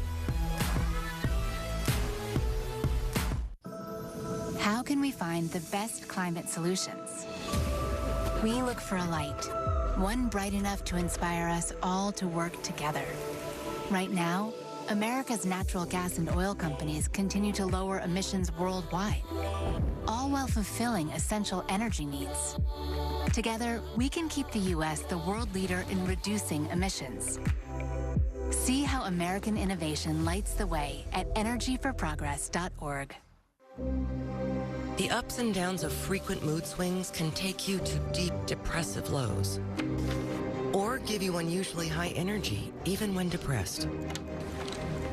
Overwhelmed by bipolar 1? Ask about Vraylar.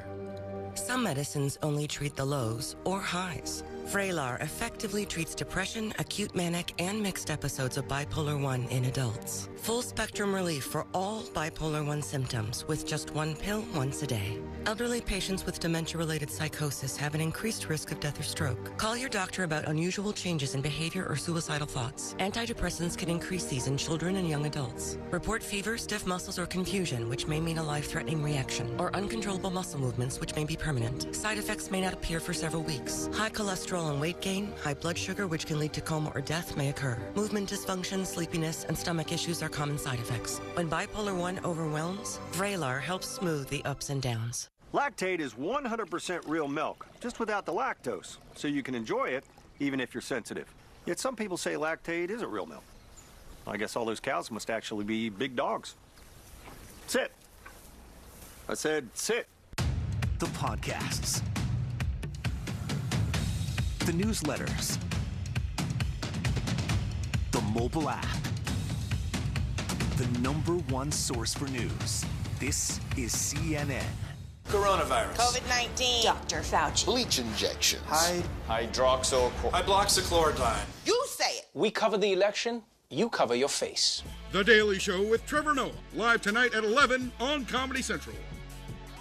Hey, Cheryl. We wanted to catch you while the guys aren't listening. We need your help. Your platforms are toxic To women who lead. We are targeted with ugly and violent language, with threats of sexual assault. Coordinated bots attack women for political gain. We have asked Facebook to do better. Our freedom, our democracy is at risk. We are fighting back, and we're asking you to join us. We've got your back. Do you have ours? You know.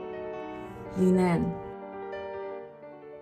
As for the idea that you won't be safe when Joe Biden is president, people are not safe now. Forget the riots. Coronavirus is waiting to punch me in the lungs as soon as I leave the house. The Daily Show with Trevor Noah, live tonight at 11 on Comedy Central.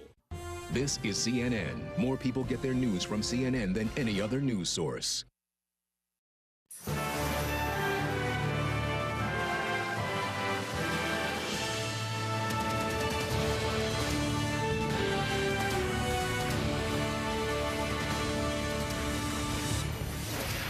Look at live pictures coming in from inside the White House. We're anticipating the President of the United States is going to be making a statement, speaking from in there. It's approaching 2 a.m. here on the East Coast. We're standing by to hear from the President of the United States. We're watching it very closely. Right now, the electoral count, the map right now. Take a look at this. Trump has 200. Biden, has 220. Trump has 213. You need 270 Electoral College votes to win the presidency. 220 to 213. Biden is slightly ahead in that all-important route. Let's take a look at a key race alert right now. Starting with Arizona, and it's 11 electoral votes. 80% of the vote in Arizona is now in. Biden maintains a lead of 155,000 votes. 52.4% to 46.3%. Biden is ahead in Arizona. In Nevada, 78% of the vote is in. Biden is ahead there by nearly 30,000 votes, 50.4% to 47.7%, 6 electoral votes in Nevada. In Georgia right now, 91% of the vote is in. Trump maintains the lead, but it's narrowed down to 118,000, a vote lead over Biden, 50.6% to 48.1%. And as we're waiting to hear from President Trump, let's go back to Jake, Dana, and Abby.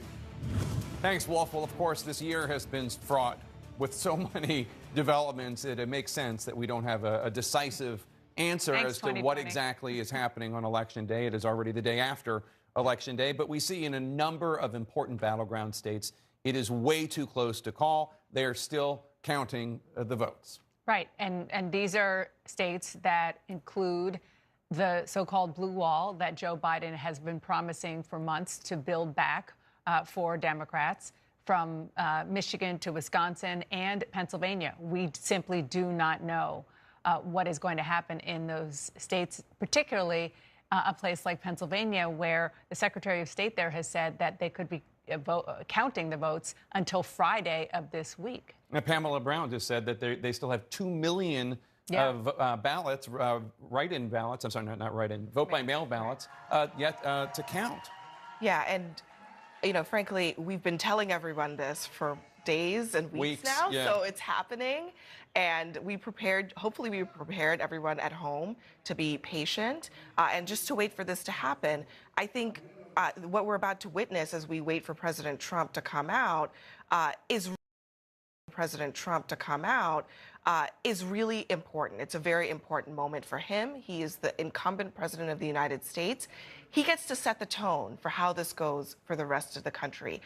Will he give us the unfiltered Trump that we saw earlier on Twitter, or will he give us something more restrained and more thought through that allows the American people to remain in a state of calm while we wait for these ballots to be counted, or will we get something that is trying to declare victory where there is no victory to be declared yet? I think that's the important question. I think you're being very charitable by suggesting we don't know what he's going to do based on what he said. It's a question of will he read a teleprompter or will he just riff? I mean, I think there's a big difference between a teleprompter Donald Trump and a riffing Donald. Okay, fair enough. And we obviously always hope for the best when it comes to his behavior and whether or not he rises to the moment. But he has already gone on Twitter and said falsely, misleadingly, potentially dangerously, as Dana noted, that Democrats are trying to steal the election. And there is no evidence of anyone trying to steal the election. There is evidence of election workers in Georgia, Pennsylvania, Michigan, Wisconsin, Nevada, Arizona,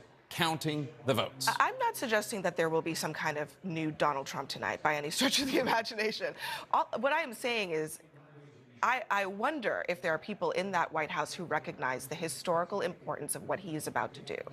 Will he try to declare victory on election night when votes have not been counted, which has not been done? So as you know, and I think that would be a completely different situation. As you know, because you covered the Trump White House, the answer is yes, there are people who understand the historical importance, but the question is whether those people are going to get to the either want to get to the president at this point to try to get him to tone it down, certainly as it relates to his earlier tweet, or whether it's even a lost cause for this president, because he has been saying what he said in his tweet earlier every single chance he got on the stump. Right, He's been saying it for weeks. So it doesn't, even if he sticks to teleprompter today and it was written by one of the few guardrails left in that White House, I mean, he's already said what he has said. He has already put the lie out there among his supporters, is all I'm saying. Hope springs eternal. I know. And I hope you're right. I completely agree with you. I do think that the night of an election, when both candidates come out and they say their piece, these are things that history will remember. I think people recognize that in this White House. The tweets are the tweets, but history will remember this moment. You're exactly right. We'll see what he does. The wise thing for President Trump to do is to write something that is actually, frankly, similar to what Joe Biden did. Joe Biden came out and said, I think I'm going to win. It's probably okay for President Trump to say, I think I'm going to win. And he might. But for him to say, I won and this is being stolen from me, would be a historically it would be a tectonic type of event, I think, in American politics. And you mentioned history, and I think it's important right now to point out that in most cases, historically, the American people didn't know who won the presidency that night. It has taken time to count votes. And that is something that I've seen historians reminding us of going back into election after election. And that's not going to change if and when the president says something different. I mean, Sure. It's just not. And let's remember, this is the 6th presidential race that I've covered. And the first two, 2000, 2004, we did not know who won that night. There you go. We did not know. Now, it has Let's happened. hope it's not 36 days. No, we but do. It could be. But it could be. We don't know. There are lots of write-in and mail-in ballots that are being counted in several states. And just like the Trump campaign, the White House don't want us to prematurely call Arizona or Nevada. Right. The Biden people don't want us to prematurely call any of the other states. Let's bring in Jim Acosta, who is at the White House. And Jim, the president's already a little late based on what we were told and when he was going to come out. What are you anticipating he's going to say? Yeah, I mean, Jake, just to give you a sense of the mood inside the Trump campaign, they are white hot over this call on another network for Arizona for Joe Biden. They have been clamoring for the other networks to not call Arizona for Joe Biden. That is part of what is driving some of the president's anger, and I think we'll see some of that expressed when he comes out in a few moments. He is going to try to make the case, as he did on Twitter, that just counting the votes in some of these battleground states, leftover battleground states, somehow deprives him of a victory or cheats him out of a victory. Let's keep in mind, counting the votes in these remaining states is not a victory for Democrats. It's a victory for democracy. And so I think to some extent, there needs to be a Surgeon General's warning on what the president says here as he comes out, because he is going to express, I think, in front of the cameras, precisely what he was just saying a few moments ago in those tweets, which is he feels that this election is being stolen from him, when in fact it's not being stolen from anybody. It's just the natural process of counting votes. And so, some of this, I think, is being driven by just some extreme tension inside Trump campaign headquarters right now. They thought things were moving along well tonight. They saw some of these margins and a lot of these states not matching what was out in those polls over the last several weeks, and so they thought they were beating the polls as they did in 2016. And then when some of these results were coming in, Arizona being called by another network, that did not come into their plans.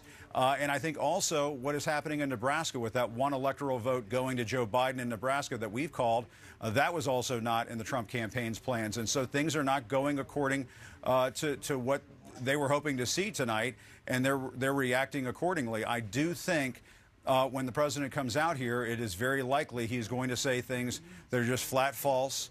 He's going to be making claims about voter fraud and so on. And we just have to remind our viewers, Jake, and as you have so many times, there is no evidence of widespread voter fraud in this country. And just because the president says something doesn't make it so. He doesn't get to declare who the president of the United States is. The voters get to do that. Election authorities get to do that across the country, Jake. That's right. Jim Acosta at the White House. Thanks so much. And we're still waiting for President Trump to come out and give his statement. We're not exactly sure what he's going to say. He has been saying things, Abby, about the election being stolen from him that are false, that Twitter and Facebook have labeled as false because he put them out on social media first. We don't have the capability of doing that like in pop-up video on VH1 immediately next to his face. Abby, we'll explain what VH1 is later. But at the same time, it is important, as Jim notes, that if the president comes out and says that the election's being stolen from him, that he has won, that is not true. That is not accurate. Now, it may be that the president ends up winning fair and square once all the votes are counted. We don't know. It's certainly a much closer race than a lot of other people predicted. And you pointed out earlier that the complete hypocrisy where literally in the same breath they're saying, please count all the votes in Arizona, don't call that race early. But they're also saying in Pennsylvania, they're saying in Pennsylvania, well, if you keep counting after tonight, then you're stealing the election. It doesn't make any sense.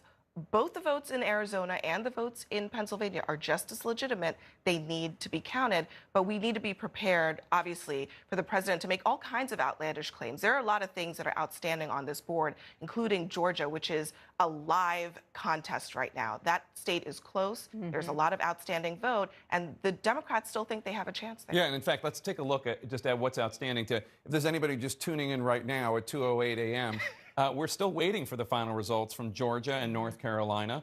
Those look to be states that President Trump is leaning towards victory, but they have not been called, and there remain outstanding votes. Obviously, the blue wall states that Hillary Clinton lost in 2016 that Joe Biden wants to return and rebuild, those are states, Wisconsin, Pennsylvania, Michigan, where not only are there outstanding votes, there are many outstanding votes that were vote by mail, that are disproportionately thought to be Democratic from Democratic-leaning counties. So we are still waiting to hear what those states have. We're told that there's more than 2 million outstanding ballots in Pennsylvania alone, which would obviously be quite significant. And then out west, we have Nevada and Arizona. President Trump and his campaign taking the exact opposite tack there. Those are states where President Trump is behind, and another network called Arizona. We have not called Arizona, but the Trump campaign, as Abby points out, completely hypocritically is saying, don't call Arizona. They haven't counted all the votes, and is saying the exact opposite when it comes to the blue wall states of Pennsylvania, Michigan, and Wisconsin. Right. And if we do, in fact, hear the president saying things about, counting votes after Election Day, isn't real, or it's fraudulent, or whatever he's going to say, it's important to note that just because a vote is counted after Election Day doesn't mean that the vote came in after Election Day. Never mind that some states actually allow votes to come in after Election Day. Including plenty of Republican states like Ohio and Mississippi. Plenty. But let's just take that aside for the moment. What we are largely going to see these swing states do is count votes that came in as part of early voting and absentee voting, period. They came in on time. And, I'm sure there will be lots of votes that will be contested. The lawyers are already chomping at the bit. But that is the most important part of the story to remember before we listen to the president. Yeah, counting every vote is a fundamental democratic principle. It's part of what is important when it comes to democracy in this country. It's one of the reasons why states bend over backwards to make sure that as many valid ballots from legal voters can count as much as possible. And the idea that this president is seeking to openly disenfranchise people, tens of thousands of whom no doubt voted for him, is just remarkable. And it's something that even Republicans like Ben Ginsburg, a Republican lawyer who has been involved in voter fraud-related issues for the Republican Party for many years, basically has said is completely undemocratic. The idea that you can just say, just because votes are coming from a more Democratic-leaning part of the country, they shouldn't be counted, is really beyond the pale, and it has no historical precedent for a president of the United States in particular to make that kind of argument before an election has actually been completed. Well, but he's been saying it for a long time. I mean, he was saying that early voting in Pennsylvania is not acceptable, right, while early voting in Florida is acceptable. Obviously, each state has its own rules and differences, but I mean, that is how he has been waging this campaign when it comes to counting the votes. But again, as Jim Acosta pointed out, and we've pointed out, it's not up to him. And he doesn't get to say who won or who lost. It's up to the individual states as to which candidate gets awarded the electors from that state. No, that's exactly right. And, when you look and listen to what Donald Trump is saying, it is pretty clear that he knew kind of going into this that this would be a possibility, which is why we heard from Joe Biden in his campaign leading into Election Day, the answer to what we could see right now is win decisively. And the Biden campaign has not won decisively. No, they did not. So that is out the window. And now we have to deal with whatever we're going to see. And that is patience and time counting votes in these key states. Well, we should say the Biden campaign has not won early, but we don't know yet if it will be decisively. because just because we don't know what the outcome is in these states doesn't mean that it's not going to be a decisive victory for one candidate really or important point, another. Abby. It's just not an early I think, call. and I think what I meant, Julia, that's such a good point. And I think what they were meaning is early and decisively, so to overcome the psychological early victory. If they could have flipped Florida, we would be having a completely different conversation right now at almost 2 o'clock. 2:13 in the morning. Yeah.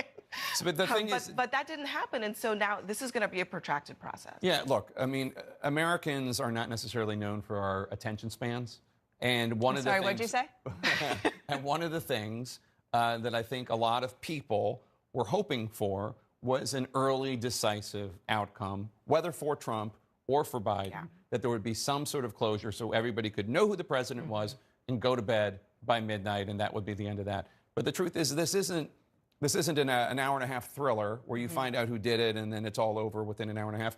This is like a Netflix 10-part miniseries. And this is the year 2020. Yeah, and nothing is busy this year. And this is a divided country. That's not a newsflash. We know that. It is a very divided country, and that is bearing out in the results that we're starting to see tonight. Yeah, including by the fact that we haven't talked about this too much this evening, but we still don't know who's going to control the Senate. I mean, it looks as though, potentially, Republicans could possibly hold control of the Senate, even while possibly a Democrat is elected to the White House. Although, again, I don't know that either of those are going to be the outcome, but it could happen. Yeah, I mean, look, I think a lot of people thought they knew what was going to happen tonight at the presidential level, even at the Senate level, and things are turning out to be a lot more complicated. We're waiting on things that I don't know that we really knew we would be waiting on at this point. States like Georgia and Arizona, certainly the Biden campaign hoped that those states would be within their reach, but this is an unpredictable environment that we're in, and part of that has to do with the fact that 4 years ago, Donald Trump changed the landscape in a really important way, and we're still figuring out what that looks like all over the country, not just in the upper Midwest, but in parts of the South. What does it mean for the turnout among non-white voters? And what does it mean for turnout among white voters? I think we're just living through a big change in this country, and we're not quite there yet, which is why tonight is a little bit hard to That's an excellent point, because one of the things that we are witnessing is a realignment. A political realignment that is, happens in this country. For instance, Virginia used to be, when I was young, a battleground state, and now it almost automatically goes to Democrats. On the other hand, we've seen Republicans make inroads with Latino voters in Florida and Texas and other places. A lot of those votes are still being tabulated, et cetera. But in terms of the margins, that we didn't anticipate would happen necessarily, although certainly people were sounding the alarms about Joe Biden and Latino voters. But there is an alignment, a realignment going on, and so it takes a little while sometimes when that's happening and the votes are so close in each state to tabulate all the ballots. And Arizona and Georgia are the prime examples of that tonight. Arizona, we have been talking about the dramatic demographic shift in that state. And Georgia, same thing. I mean, Georgia was so incredibly red. 2 years ago, there was that razor-thin gubernatorial race. And now we have 2 Senate races in Georgia, and the presidential is seeing a battlefield in Georgia. And we really don't know how it's going to turn out because of the outstanding votes in the major population center of Atlanta. We just don't know. And those are, it's people moving in, it's the populations being more diverse and younger. Well, one thing's for sure. I mean, we are still talking about Michigan, Wisconsin, and Pennsylvania 4 years later. And it could very well be that those states remain battlegrounds. I think Democrats probably had hoped that after tonight, that if Joe Biden could win them back, it would be in such a decisive manner that it would kind of take it off the board for Republicans in the future. I don't necessarily think that's going to happen tonight. I think those are going to continue to be states that are fought over, which is a big change. I mean, they really haven't been up for grabs for a long time, which is why 2016 was such a big deal. Yeah, I mean, Wisconsin, Pennsylvania, and Michigan have always been battleground states, but they're usually the kind of battleground states that Republicans 2 weeks before the election pull out of and start competing and focusing just on Florida or Virginia, et cetera. But now they truly are battleground states. Donald Trump has upended that. He tore down the blue wall that Democrats used to rely upon. Joe Biden trying to rebuild it. We don't know what's going to happen. They have literally millions of ballots that remain needing to be counted. They're going through that, and they're doing that the best they can.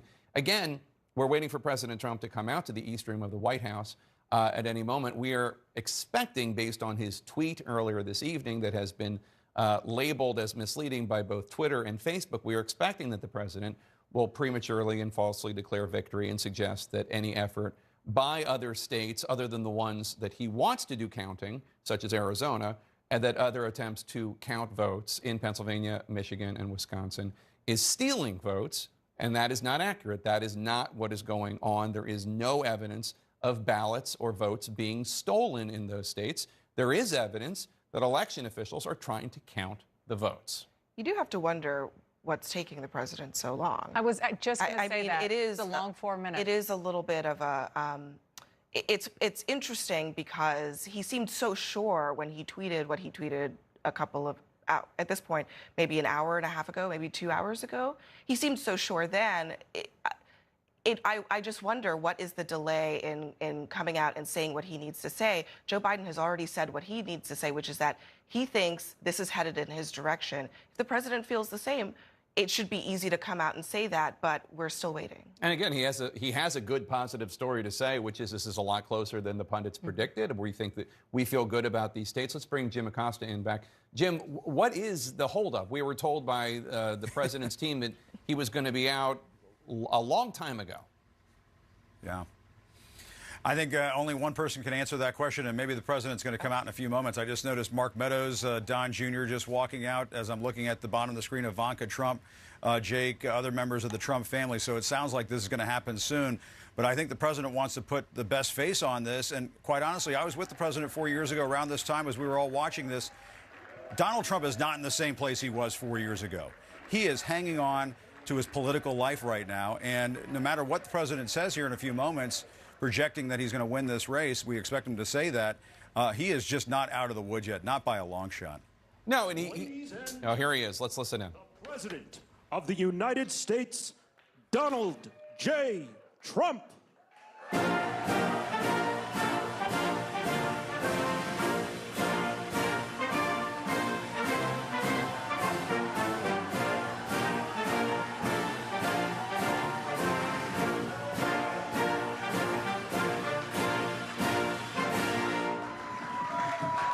Well, thank you very much. Thank you. Thank you very much. Please sit. Thank you. This is without question the latest news conference I've ever had. Thank you. Thank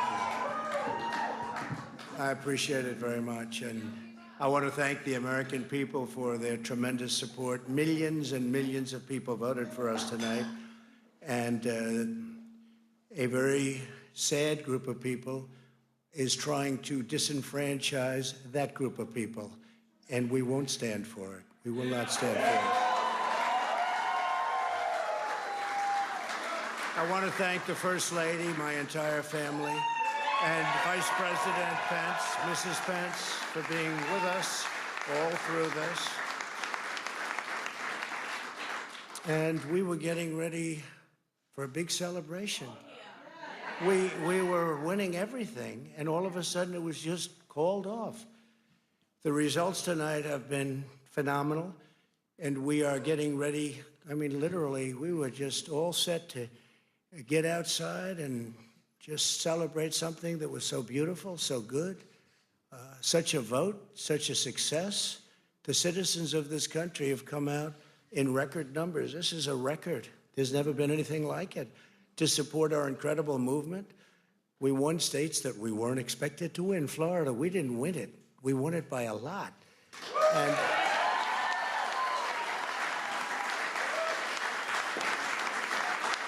we won the great state of Ohio. We won Texas. We won Texas. We won Texas by 700,000 votes, and they don't even include it in the tabulations. It's also clear that we have won Georgia. We're up by 2.5% or 117,000 votes with only 7% left. They're never going to catch us. They can't catch us. Likewise, we've clearly won North Carolina, where we're up 1.4% or 77,000 votes with only approximately 5% left. They can't catch us. We also, if you look and you see, Arizona, we have a lot of life in that. And somebody declared that it was a victory for, and maybe it will be. I mean, that's possible. But certainly there were a lot of votes out there that we could get because we're now just coming into what they call Trump territory. I don't know what you call it, but these were friendly Trump voters. And that could be overturned. The gentleman that called it, I watched tonight, he said, well, we think it's fairly unlikely that he could catch. Well, fairly unlikely. And we don't even need it. We don't need that. That was just a state that if we would have gotten it, it would have been nice, Arizona. But there's a possibility, maybe even a good possibility. In fact, since I saw that originally, it's been changed and the numbers have substantially come down just in a small amount of votes. So we want that obviously to stay in play. But most importantly, we're winning Pennsylvania by a tremendous amount of votes.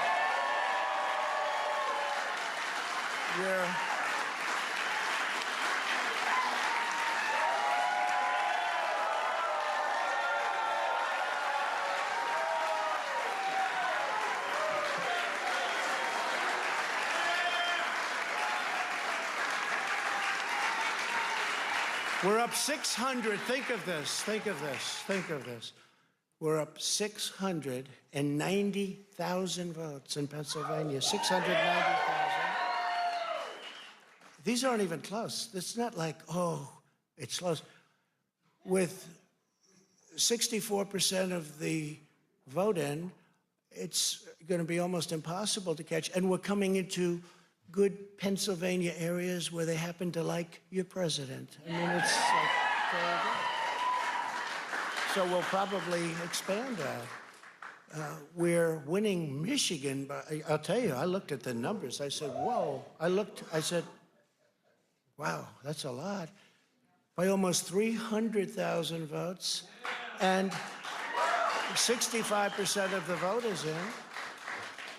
And we're winning Wisconsin. So we're winning. We don't need all of them.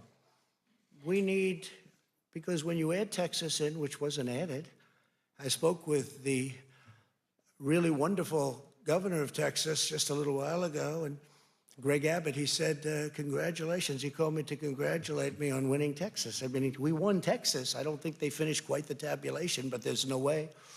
And it was almost complete, but he congratulated me.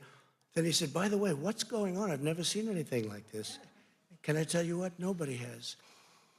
So we won by 107,000 votes with 81% of the vote. That's Michigan. So when you take those three states in particular, and you take all of the others, I mean, we have so many, we had such a big night. You just take a look at all of these states that we've won tonight, and then you take a look at the kind of margins that we've won them by. And all of a sudden, it's not like we're up 12 votes and we have 60% left. We won states, and all of a sudden, I said, what happened to the election? It's off. And we have all these announcers saying, what happened? And then they said, oh, because you know what happened? They knew they couldn't win. So they said, let's go to court. And did I predict this, Newt? Did I say this? I've been saying this from the day I heard they were going to send out tens of millions of ballots. I said exactly, because either they were going to win, or if they didn't win, they'll take us to court. So Florida was a tremendous victory, 377,000. Texas, as we said. Ohio, think of this. Ohio, a tremendous state, a big state. I love Ohio. We won by 8.1%, 461,000. Think of it. Almost 500,000 votes.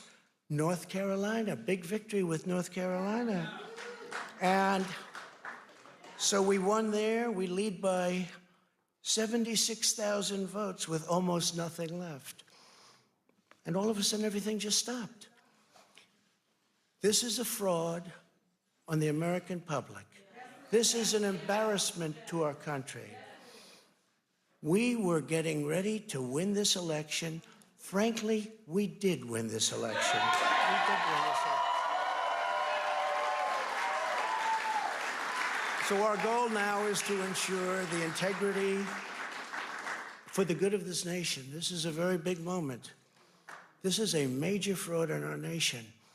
We want the law to be used in a proper manner. So we'll be going to the U.S. Supreme Court. We want all voting to stop.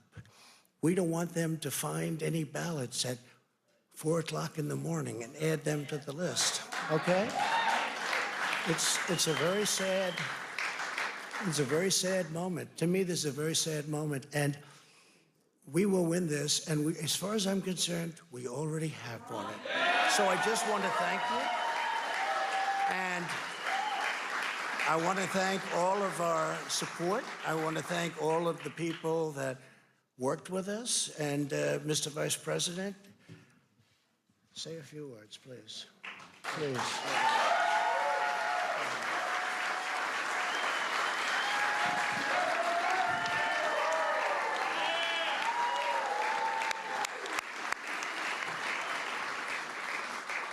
Thank you, Mr. President. I want to join you in thanking more than 60 million Americans who have already cast their vote for 4 more years for President Donald Trump in the White House.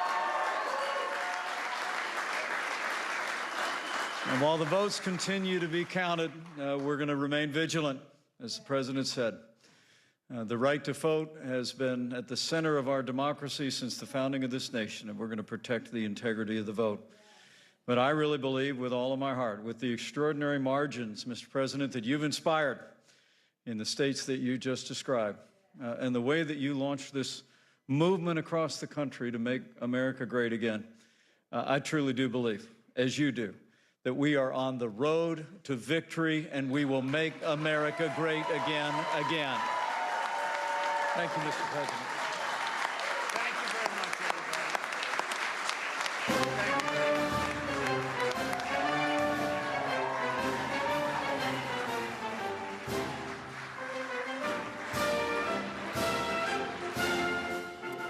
All right, President Trump, as we anticipated, falsely and prematurely declaring victory, saying that he won. He did not win. He has not won. The president falsely depicting the counting of votes as a fraud and an embarrassment. That is not what is going on. What is going on is the normal democratic process. Almost everything President Trump said in his declaration of victory was not true.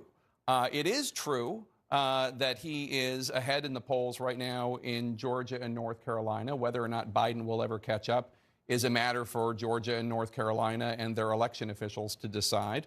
It is not true that he is winning Pennsylvania or winning Michigan or winning Wisconsin. They are still counting votes. They have literally millions of vote-by-mail ballots that those 3 states are counting. It may well be that President Trump ends up winning this election. That might be once the ballots are counted. But what President Trump just said was undemocratic and false and premature. It is not accurate to say that he won. We do not know who won this election.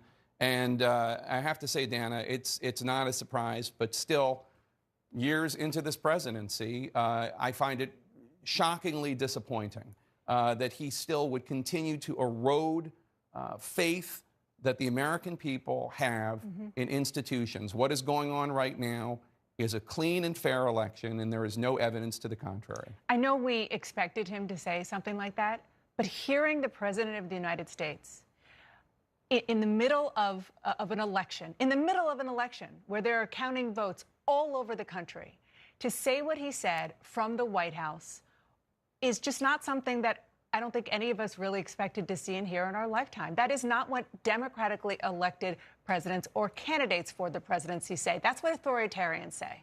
And when he said that that people are going to be disenfranchised, the only person right now at this stage of the game who is trying to disenfranchise voters is Donald Trump, because he is saying the voters whose votes have not yet been counted in the states that he doesn't want them to be counted in don't count. Yeah, I mean, I think we should really underline what he's saying. He kept saying, I want the voting to stop. That's not what he's saying. He's really saying he doesn't want the votes that have already been cast to be counted. There is no justification for it. It's shocking, and it's really beyond the pale. I mean, he called it a fraud to count ballots in the United States of America. It's undemocratic. It's completely ridiculous. But I mean, notice that Vice President Mike Pence came up just a few minutes afterward and tried to paper over what the president had just said, which is that he does not want the votes that are still outstanding in states that he had not won to be counted. You can't paper over that when it comes from the mouth of the president of the United States from the White House. You know, Vice President Pence tried to say something that is a more traditional idea of we are grateful for the people who have voted for us. We want to be vigilant to make sure that the ballots are all counted, and we're confident that we're going to be victorious in the end, as if President Trump had not said what he just said, which was a premature and false declaration of victory. And once again, let me say, it may well be that President Trump ends up being reelected. And if he is, it will be because of the fair and assiduous and diligent counting of ballots in states like Arizona and Nevada, where he wants the counting to continue because Biden is ahead, and states where he does not want the counting, not the voting. The voting's done, but the counting to continue, where he is ahead because they have not brought in and counted all the millions of vote-by-mail ballots, by the way, that were cast vote by mail, because we're in the middle of a pandemic that the administration has not been able to get a control over. Let me bring in Jim Acosta. And Jim, you know, we all were hoping that the president would not go there and lie and falsely and prematurely declare victory. So again, as always, it's not a surprise, but it is shocking. Absolutely. And Jake, I think our founding fathers are probably rolling in their graves right now. They did not envision a president of the United States delegitimizing an American election, and that is what the president just did a few moments ago. It's historic, and it's historically awful. I think one of the things that we're going to have to wait and see over the next several days is, and they've been previewing this over at the White House and inside the Trump campaign, they're going to be deploying, if they have not already deployed, an army of lawyers to all of these states where they want to contest the results of the election to try to cast aside votes that are still being counted. They want to question the legitimacy of these timelines for counting ballots in states where ballots are coming in after Election Day. It does not compute with the president that states are allowed to have varying ways of counting votes. That is one of the traditions of our democracy, that states sort of run their own affairs when it comes to counting votes. And the president does not get that. We did hear Vice President Mike Pence, as Abby was saying a few moments ago, get up to the podium and contradict the president almost immediately and say that the votes continue to be counted. So there was at least an ounce of decency in that room when Vice President Pence came up there. He's obviously not going to tell the president to his face that he's wrong, but if you read between the lines, he was essentially allowing for the fact that votes are going to continue to be counted, Jake. All right, Jim Acosta, thanks so much. Let's bring in Republican election lawyer and CNN contributor Benjamin Ginsberg. He's on the phone with us. Ben, first of all, before we get to the morality of what the president did, I just want, if you could walk us through. The president said he's going to go to the Supreme Court to try to stop the ballots from being counted. I'm not exactly sure what the strategy is. Is there a way for him to go to the Supreme Court and ask them to stop the counting of valid legal ballots from valid legal voters? No, there's really not, Jake. There's no natural path to that. There are procedures for, as the vice president said, continuing to count the votes. And you can certainly contest under each state's law the process of the way the election took place, and ultimately you can try and get an appeal before the Supreme Court. There's no direct right of appeal for something like this to the Supreme Court. The president is taking issue with the counting of ballots in Michigan, Wisconsin, and Pennsylvania. He is describing it as to stop voting, as if people are still voting, but that's not what's going on. These are legal votes that have already taken place. They just need to be counted, right? Yes, there are legal votes that have taken place. The voters have made their expressions. They're in the receipt of all the state officials, with the exception of Pennsylvania, which has its own law that extends the deadline. So these are all legally cast votes, and the process of trying to toss them out for some reason would just, I think, be viewed by any court, including the Supreme Court, as just a massive disenfranchisement that would be frowned upon. Yeah, I mean, I'm looking at the numbers in Wisconsin and Michigan and Pennsylvania, as well as Arizona and Nevada, North Carolina and Georgia. I don't know who's going to be elected. It could well be President Trump. If you were advising him, what would you be advising him to do right now? I think you have to let all the votes be counted and watch it very carefully. And if you have objections to either particular ballots or to the process, then you have remedies after the fact through each state's individual contest laws or recount laws if the margins are close enough. But, I mean, these are legally cast ballots, Jake, or at least will be determined to be legally cast ballots by the appropriate local, county, state officials. And for a president to say we're going to disenfranchise those legally cast ballots really is extraordinary. It's also extraordinary just because, I mean, beyond the undemocratic part of this and beyond the immoral or amoral part of this, I don't know one election lawyer that would be telling President Trump to do something like this, given the fact that he could very well win still. Well, it is conceivable that he has found some, but I don't know how it could be successful and how, to a large extent, they'll be able to justify it in law to just bypass the state procedures and to disenfranchise people who legally cast their ballots under state law. Now, Ben, I'm old enough to remember when there was a big election fight in Florida.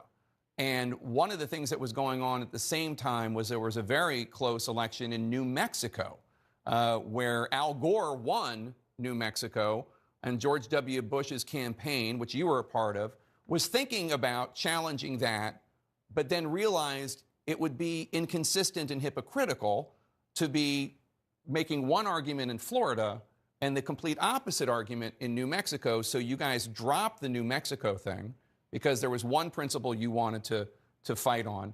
Here we have President Trump in the course of one speech talking about how mad he is because Fox called Arizona for Joe Biden, and at the same time, in the same breath, arguing the exact opposite, that we shouldn't be counting on votes coming in and still being counted by election officials in Michigan, Pennsylvania, and Wisconsin. Yeah, it was not really a consistent position. And one of the things about being in a recount or a contested election is that you do have to maintain some consistency. But inevitably, the consistency begins with recognizing the right to vote in this country and how each individual voter has a right. Now, there may be rules for the way ballots themselves need to be verified, and there may be instances when the margins of elections are breathtakingly close and fall within a state's required recount. But that's very different from what we heard tonight. Ben, you've been a respected Republican lawyer, election lawyer for decades. I think you go back to Indiana's Bloody Eighth, which is an obscure reference and only political super nerds will recognize. But Have you ever seen anything like this before from a president of the United States? No, not even close. And what's your take on it? What's your take on the president, the Republican president of the United States, coming out and, in your view, as you already said, attempting to disenfranchise hundreds of thousands, if not millions, of American voters?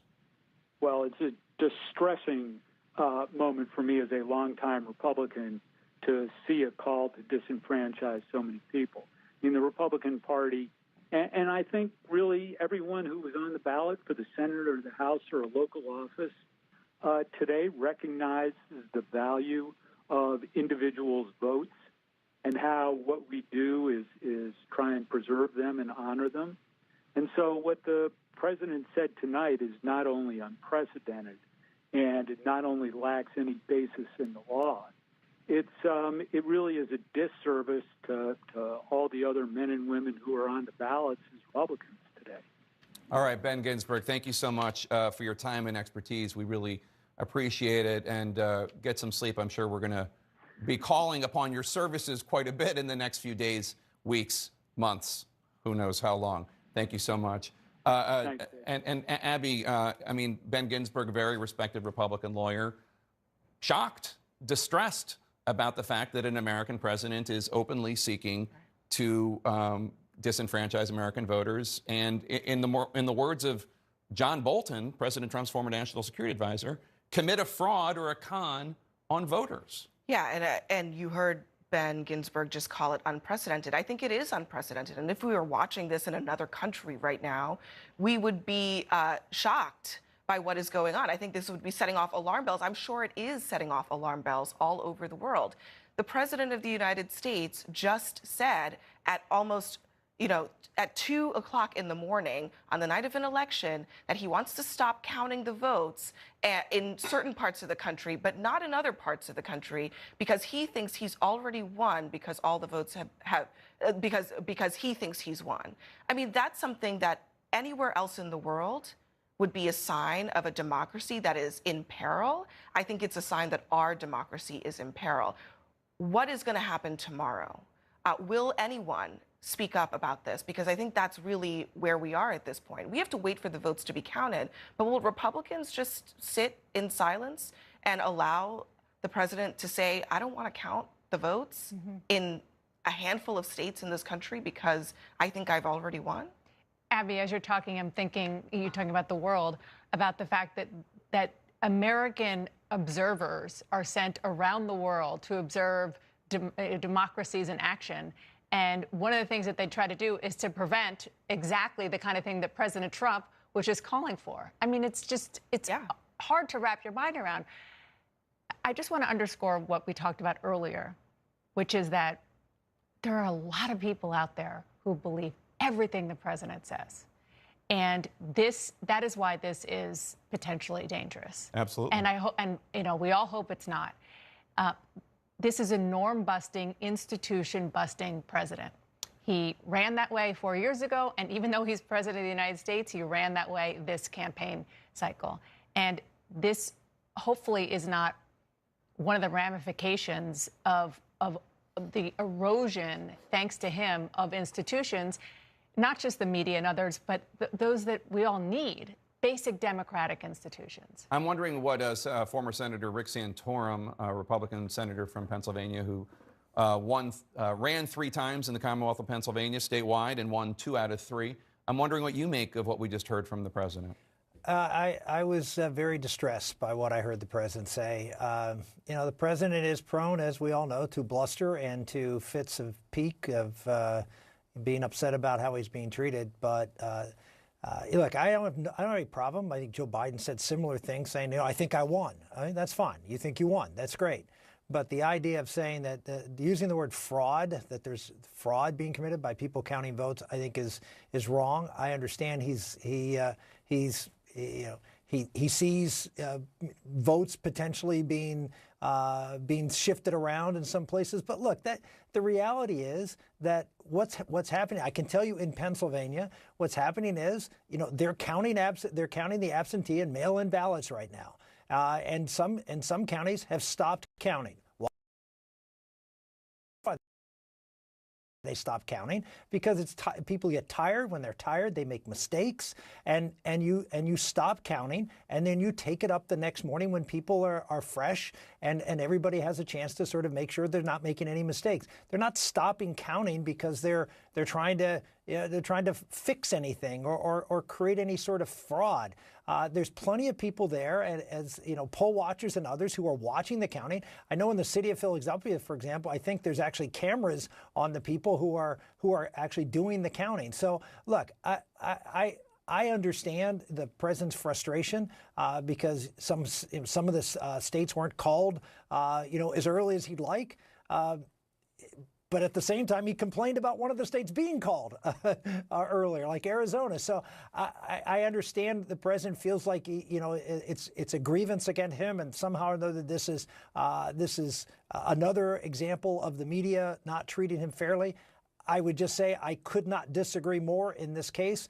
I think, for example, CNN has been quite responsible in being very slow to declare winners. I think that's the right thing to do. We have to make sure that you don't do what I think may be a mistake in Arizona. I've talked to some people in Arizona, and they're not confident that state has been decided yet.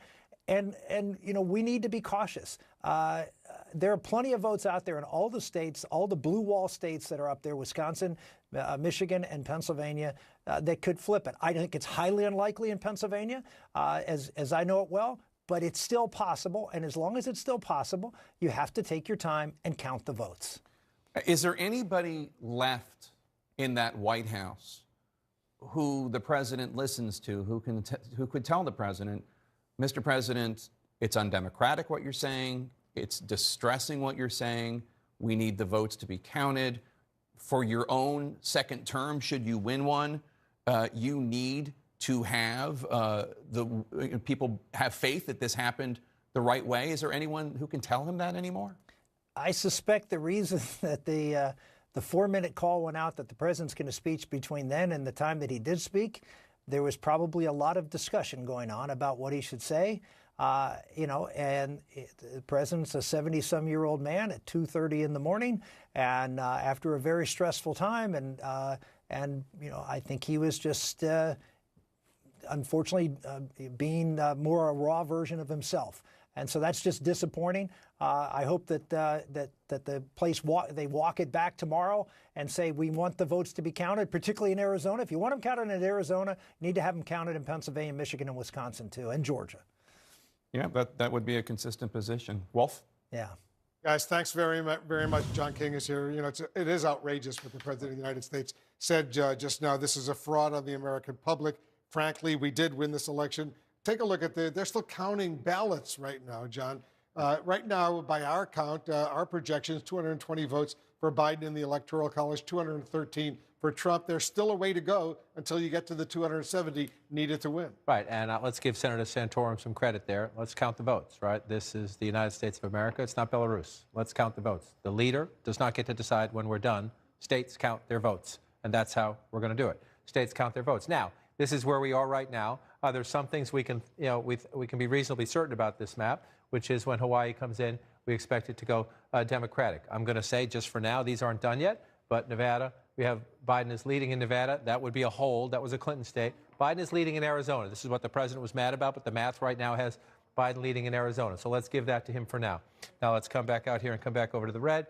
We assume when Alaska's votes come in, that will stay in the red. Let's get that to change. There we go there. That gets you to 241, 216. So then where are we? Then we come back over here. Georgia, the president's leading, but it's close. We're not done yet. North Carolina, the president's leading, but it's close. We're not done yet.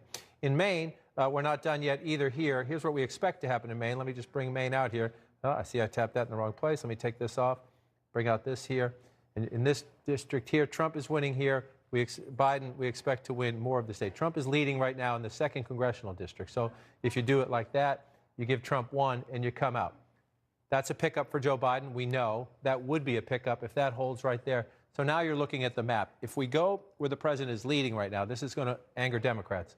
If we just say that, we'll see. We still have votes to count. We're not done in Georgia. The lead has shrunk a little bit. They're going to pick up at Fulton County, some of the other Atlanta suburbs. North Carolina also has tightened a little bit as the night has gone on. Last time I looked, it was around 45,000 votes. It's 78,000 now looking across the room, so that's a little bit bigger. So let's leave those right there for now. That gets you to 248 to 244, and that would have just these three left. And again, at this point, you're into 2 out of 3, right? So if Joe Biden can do these two, he wins the presidency with 270. If for some reason, let's just say Donald Trump got this one and this one, Donald Trump wins the presidency. If Joe Biden came back in Pennsylvania, he would win the presidency. So if this plays out, if Georgia stays red, North Carolina stays red, and the rest of it goes as we think, it's 2 out of 3 in the blue wall states. Let's take a look at Pennsylvania. Pamela Brown's got some new reporting on what's going on in Pennsylvania. What are you picking up, Pamela? Yeah, absolutely. We're seeing how tight of a race it is there and how many outstanding mail-in ballots are. According to official numbers from the Pennsylvania website, there are still 1.4 million, more than 1.4 million mail-in ballots that have not been counted. So those ballots, those outstanding ballots, are not in the account right now. They are working there in several counties through the night. In fact, in Philadelphia alone, the Democratic stronghold, they still have 270,000 mail-in ballots to count. 270,000 mail-in ballots to count in the Philadelphia stronghold there. And so we're told that the officials are working through the night in many places in Pennsylvania because, as we've been pointing out, they started it the morning of the election. This takes a while. It's a process. Deep breaths as it comes to Pennsylvania. Interesting. You know, John, take a look at Pennsylvania right now. They're still counting votes. It's not over with by any means. No, it's not over, but the math is pretty steep. And so here's what's interesting. We need to watch and we need to be transparent. If they have 1.4 million left and the president's up by 673,000 votes and change, Joe Biden's going to have to win ballpark 75% of these votes. Now, right now, he's not doing that statewide, but these are mail-in votes. These are mail-in votes, and we do know that he was disproportionately winning. Democrats were disproportionately winning the mail-in vote. The question is, can he win it somewhere in the ballpark of 75%? We say 1.4 million. It's a rough number because we're getting the numbers from county to county. But if it's in this ballpark, and that's the president's lead right now, Joe Biden's going to have to win somewhere in the area close to 75% of those ballots to catch up. Can he do that? We're going to have to see and count. That's a steep hill. Remember 4 years ago, we were in Michigan, we were in Wisconsin, Hillary Clinton was behind. Democrats kept saying the votes were there. In this case, mathematically, that's possible. We're going to watch when they count these votes. Joe Biden is going to his execution among those mail-in ballots, his return rate among those mail-in ballots is going to be off the charts. Now, we do know from data that that's possible because Democrats did disproportionately win the mail-in vote, but that's a number to watch as we count them. And most of that counting will continue through the night. I suspect it will be finished sometime tomorrow. They're counting Wisconsin and Michigan right now as well. Right, and so let's just go through and look at the president's leads. Again, the president looks 307,000 right there as we count, and in Wisconsin it's 116,000, but again, votes to count. All right, stand by. We're going to continue our special coverage right after a quick break.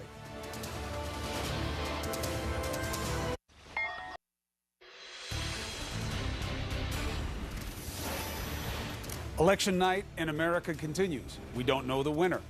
The president claimed victory. He said he wouldn't. Then he did. None of that is a surprise. In fact, nothing happening right now is a surprise except this.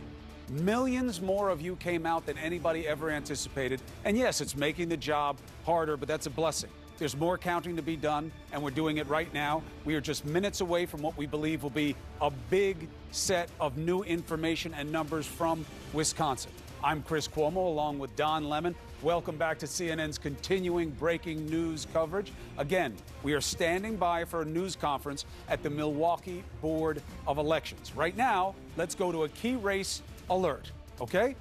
We start with Pennsylvania, 20 electoral votes. 74% of the estimated vote is in, just an estimate.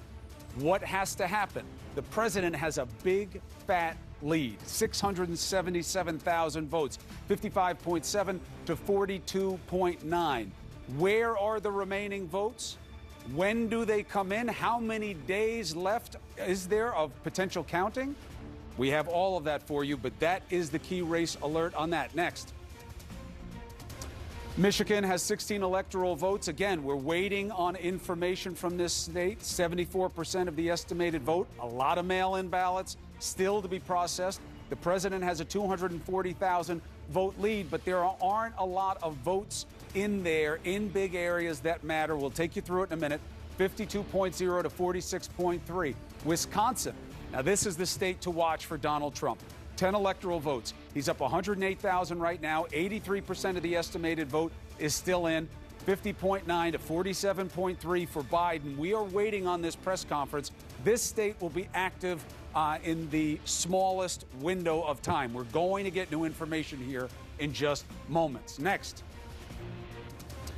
Georgia, 16 electoral votes. Now, this is a big question mark. Why? Tell you in a second. Donald Trump up 102,000 votes, 50.5 to 48.3, 92% of the estimated vote. So why the big question mark on this? Because the remaining areas that we are waiting for vote counts could be very high and rich in Democrat votes. So we'll take you there. Big lift, but big question mark as well. Next, North Carolina, 15 electoral votes. The president up 76,000 there. Less of a story evolving in this state. 50.1 to 48.6. 95% of the estimated vote is there. So that is the set of key race alerts that we have right now. Let's check in with the campaigns. We have Ryan Knowles dealing with what's happening in and around the White House. The president came out, obviously said what he said he would not say about declaring a winner before we knew, but he did it anyway. What's the buzz? Well, Chris, the next stage for Republicans and President Trump is the legal battle that is set to take place at all these states that are still being contested right now. And you heard the president allude to that in his statement a couple of hours ago, where he suggested that he was prepared to go all the way to the Supreme Court to prevent some of these ballots from being counted. Well, tonight, the Trump campaign not providing too many specifics as to exactly what the president is talking about, how he would offer up that legal challenge, and what path it would take to ultimately get to the Supreme Court. But we do know that the Republican National Committee and the Trump Victory Group already have lawyers on the ground in all of these battleground states. An RNC spokesperson telling me tonight that not only do they have a whole army of volunteer lawyers that are prepared to wage this legal battle if and when it comes to that, they also have a number of high-profile law firms in many of these states on retainer and ready to go. And the other thing that Republicans are talking about here tonight, Chris, is the ground game that the Republican National Committee and the Trump Victory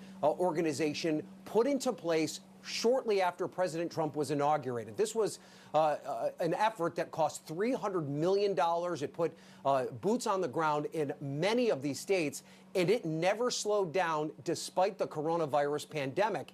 And in the closing days of the campaign, I had a number of Trump officials tell me that despite what the polls were saying, that they firmly believed that that ground game was going to be a big part in narrowing the gap in many of these key states. And they're now saying that we're seeing that play out in real time as these votes come in. Chris? All right, Ryan, really interesting change in the state of play there. You have the president always calling himself a populist, now saying he wants lawyers and judges to decide this election, at least when it comes to the count. But just know this, threatening a lawsuit works in a lot of contexts. It does not work in election law. You'd have to show that there's proof of an irregularity. The president may feel this is irregular because he wants it to end right now because he's comfortable with the state of play, but it's not how our democracy works. The counting and the rules that the states are following right now have been in place for a long time. Some of them have already been litigated. Some of them are old. Some of them are already anticipated. So where are the irregularities? The president suggests them. Doesn't mean they exist. So let's get reaction to what he put out into the universe tonight about how this is a fraud on the American people from the Biden campaign. That takes us to MJ Lee in Wilmington. MJ, what's the response? Well, Chris, we have just gotten an official response from the Biden campaign to the president's speech, prematurely declaring victory and casting doubt on the democratic process. So let me just read a part of that statement. This is from the campaign manager, Jen O'Malley Dillon. She says the president's statement tonight about trying to shut down the country of duly cast ballots was outrageous, unprecedented, and incorrect. It was outrageous because it is a naked effort to take away the democratic rights of American citizens. She goes on to say that the country simply will not stop. The counting, rather, simply will not stop. So what the president is suggesting, that the counting now needs to stop because it's no longer election day. Obviously, the Biden campaign is dismissing that. I just want to point out that the amazing thing is that the Biden campaign actually exactly predicted this kind of scenario, that this kind of speech very well might come from the president on election night. They have been predicting for days that the president might get on stage on election night and prematurely declare victory, that he might be casting doubt on certain kinds of votes or certain kinds of vote counting. And they have been saying, essentially, we are going to be prepared for it. We heard Biden's top lawyer, Bob Bauer, telling the media, telling the public earlier this week that we are going to be ready for all different kinds of legal hijinks. And so this is a scenario, again, amazingly, that the Biden campaign has been prepared for to come from the president. And I just want to also just give you a quick outlook from the Biden campaign. Obviously, we heard from the former vice president himself earlier this evening. He basically said, I feel pretty good about where things stand right now. That really wasn't spin. When you talk to Biden advisors, people close to the former vice president, they are cautiously optimistic right now. Look, this was not the big sweep that some had hoped for.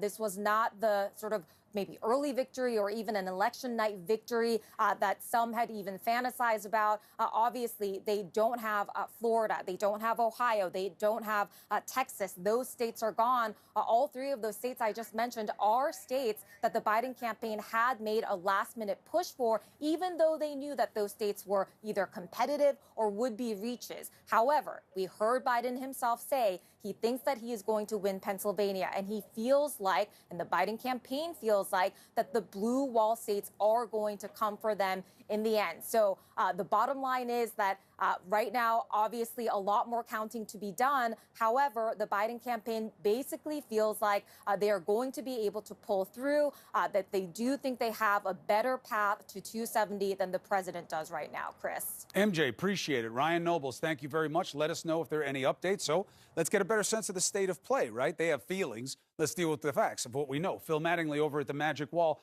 Let's stick with Wisconsin, although I like this, that you have the popular vote out. Why? Because it's a reminder of what we're still waiting on, right? 66 and 64 million. Last race was about 120, 130 million. We were expecting at least 150, maybe 160 million. What does that tell you? A lot of millions of votes outstanding. Wisconsin, we're waiting on the press conference. They'll be in Milwaukee. Take us through the plus minus on what we're looking to hear. Yeah, you talk about the outstanding vote. Right now, in this moment in time, there is no more important outstanding vote than in Wisconsin. We should get some answers soon. I believe Milwaukee County is kind of the biggest outstanding vote right now, and we're just waiting for the city of Milwaukee to report. Then we should start to get some results there. Let me top line it first. Right now, Donald Trump, state of Wisconsin, ahead by 107,431 votes, 84% reporting. It's all about what's outstanding. Democrats have been pointing, as they often do, to Milwaukee County. It's the largest county in the state, 16.5% of the population here. And look down here, only 49% reporting. It is expected to come in heavily Democratic. Right now, 60% Biden, 38% Trump. There will be a lot of vote there. How much vote? Well, Joe Biden right now, 174,000 votes. Flashback to 2016. Hillary Clinton got 110, 115,000 more, and there's expected to be higher turnout over the course of the night. So that's something that the Biden campaign is looking for. Is it enough to offset all those red boxes? This is the question, right? So let's go back to 2020, where we actually are. And I want to take this down a little bit, because I pointed this out last time we talked, and just take it down to 91%. And you look and you see Milwaukee County, you see another blue county up here. How much is going to be coming in from Portage? Not a huge amount with 91% left. But it's the red counties that I think are the biggest unknown right now. And the red counties that some Democrats are actually pointing to and saying, look, Brown County right now, home of Green Bay, if you look at the margin, Donald Trump up 54,000 to 40,000 votes. Just because the outstanding vote here, only 66% reporting. That means there's a sizable chunk of outstanding vote here. Just because it's from a red county doesn't mean it's going to come in heavily Democrat or heavily Republican. Right? Why do we think that a blue county comes in heavily Democratic? Absentee ballots, vote by mail. Vote by mail went heavily Democratic. Vote by mail went heavily Democratic across the country. It went heavily Democratic in the state of Wisconsin. And one of the outstanding areas right now in terms of absentees, my understanding is Green Bay. And Green Bay leans a little bit more, although maybe the rest of the county is pretty firmly red. Here's what you want to look at. You look at the margin right now. Look what happened in 2016. In 2016, Donald Trump won by about 10 points, Obviously had a lot more vote back in 2016 than he has right now because there's so much left outstanding. Right now, that margin is higher. Democrats expect that margin to narrow, which means they believe, and this is what they believe, that a lot of the outstanding vote will skew towards them, even though it's in a red county. Now, how much is that going to continue amongst other counties? Take a look down here in Kenosha. President Trump was just in Kenosha. They wanted to run up margins in Kenosha because Kenosha was very narrow back in 2016. Less than a half point separated Donald Trump from Hillary Clinton. Look at the margin right now. That's a huge margin. Maybe that's because President Trump came to Kenosha. Maybe that's because what occurred in Kenosha, the unrest in Kenosha, some of the things we saw in Kenosha, or maybe it's because with 70% reporting, the Democratic vote went heavily mail, and that's what's outstanding right now. So when you're looking for how does Joe Biden not just make or get 107,000 votes, but make up 107,000 votes without losing a significant amount to Donald Trump when a lot of the outstanding counties right now are red, it's the hope on the Democratic side that the outstanding vote, even in those red counties, belongs predominantly to Democrats via absentee and mail. Let's see if we can get some context on what we're waiting for on Milwaukee. Obviously, the control room is going to let us know as soon as the press conference is in effect in Milwaukee, and we'll bring you that. We're waiting on it because it's the only one that's reported results anytime soon. While we wait, Kristen Holmes, all right, is looking at absentee ballots and what's still out there. Kristen, do I have you? Yep. What do we know about what Wisconsin is getting ready to tell us about? What kind of numbers are in the mix? Okay, so this is just going to piggyback off of what Phil just said. The big thing that we're waiting on right now is Milwaukee, right? So last time they gave us an update, there were still an outstanding 169,341 early and mail-in ballots that had not yet been counted. So that is what we are waiting for, to see how those numbers go. And as we have talked about all night, it has been clear since the beginning of the pandemic that generally Biden supporters are much more in favor of mail-in and early absentee voting. Trump supporters are much more in favor of voting in person on Election Day. The other thing to watch is Brown County. So here's what's interesting here. They have 66% of the vote in. This is a mixed bag. These results are coming in all together. So it's unclear how exactly this is going to shift or change because they're not differentiating where exactly each group comes from, the way they do in Milwaukee, for example. And now this is for, we had Waukesha here, but that's done. Oh, Kristen, let me, I'm a good test case for you in terms of how people are processing this at home. I just have had a lot more caffeine than most of them, hopefully. They're waiting to fall asleep. I'm going to be up as long as this takes. 169,000 in Milwaukee. Okay. Then does specificity drop off after that in terms of what kinds of numbers are in any of those red boxes? Yeah, I mean, look, when we go through the red boxes, this is the thing about Wisconsin. It is incredibly complicated when it comes to how exactly the mail-in and absentee votes are counted. So each precinct, each county does it differently, and even within the county, they do it differently. So I'm not going to bore everyone with all of the logistics, but the big outstanding thing that we're waiting for right now is Milwaukee. That is the one that is coming in separately, that we know that there is a big chunk of those absentee ballots. That only happens in about a handful of these Wisconsin counties. I think it's probably like 30 if I went back and checked. But the rest of them come in together. So that's why we're keeping an eye on Brown. But also, again, this is going to tell us a lot once we see these numbers come in. And remember, we're supposed to hear about Brown County, too. They said 3 to 4 a.m. It's 4:15. So we're missing those numbers, and we're waiting for Milwaukee. But I think that is going to really tell us where this race stands once those numbers come in Milwaukee. Yeah, and look, we're focusing on this not just because they're the first ones up. Obviously, the recency of when we're going to get the numbers dictates our attention. But this is the toughest haul for Biden. So we need to know this. Even that 169,000 number, it's a big number. Obviously, it's going to matter, because you're at 107,000 plus for the president here. But what percentage of that is Biden? And what about all the other little pieces that they're looking for?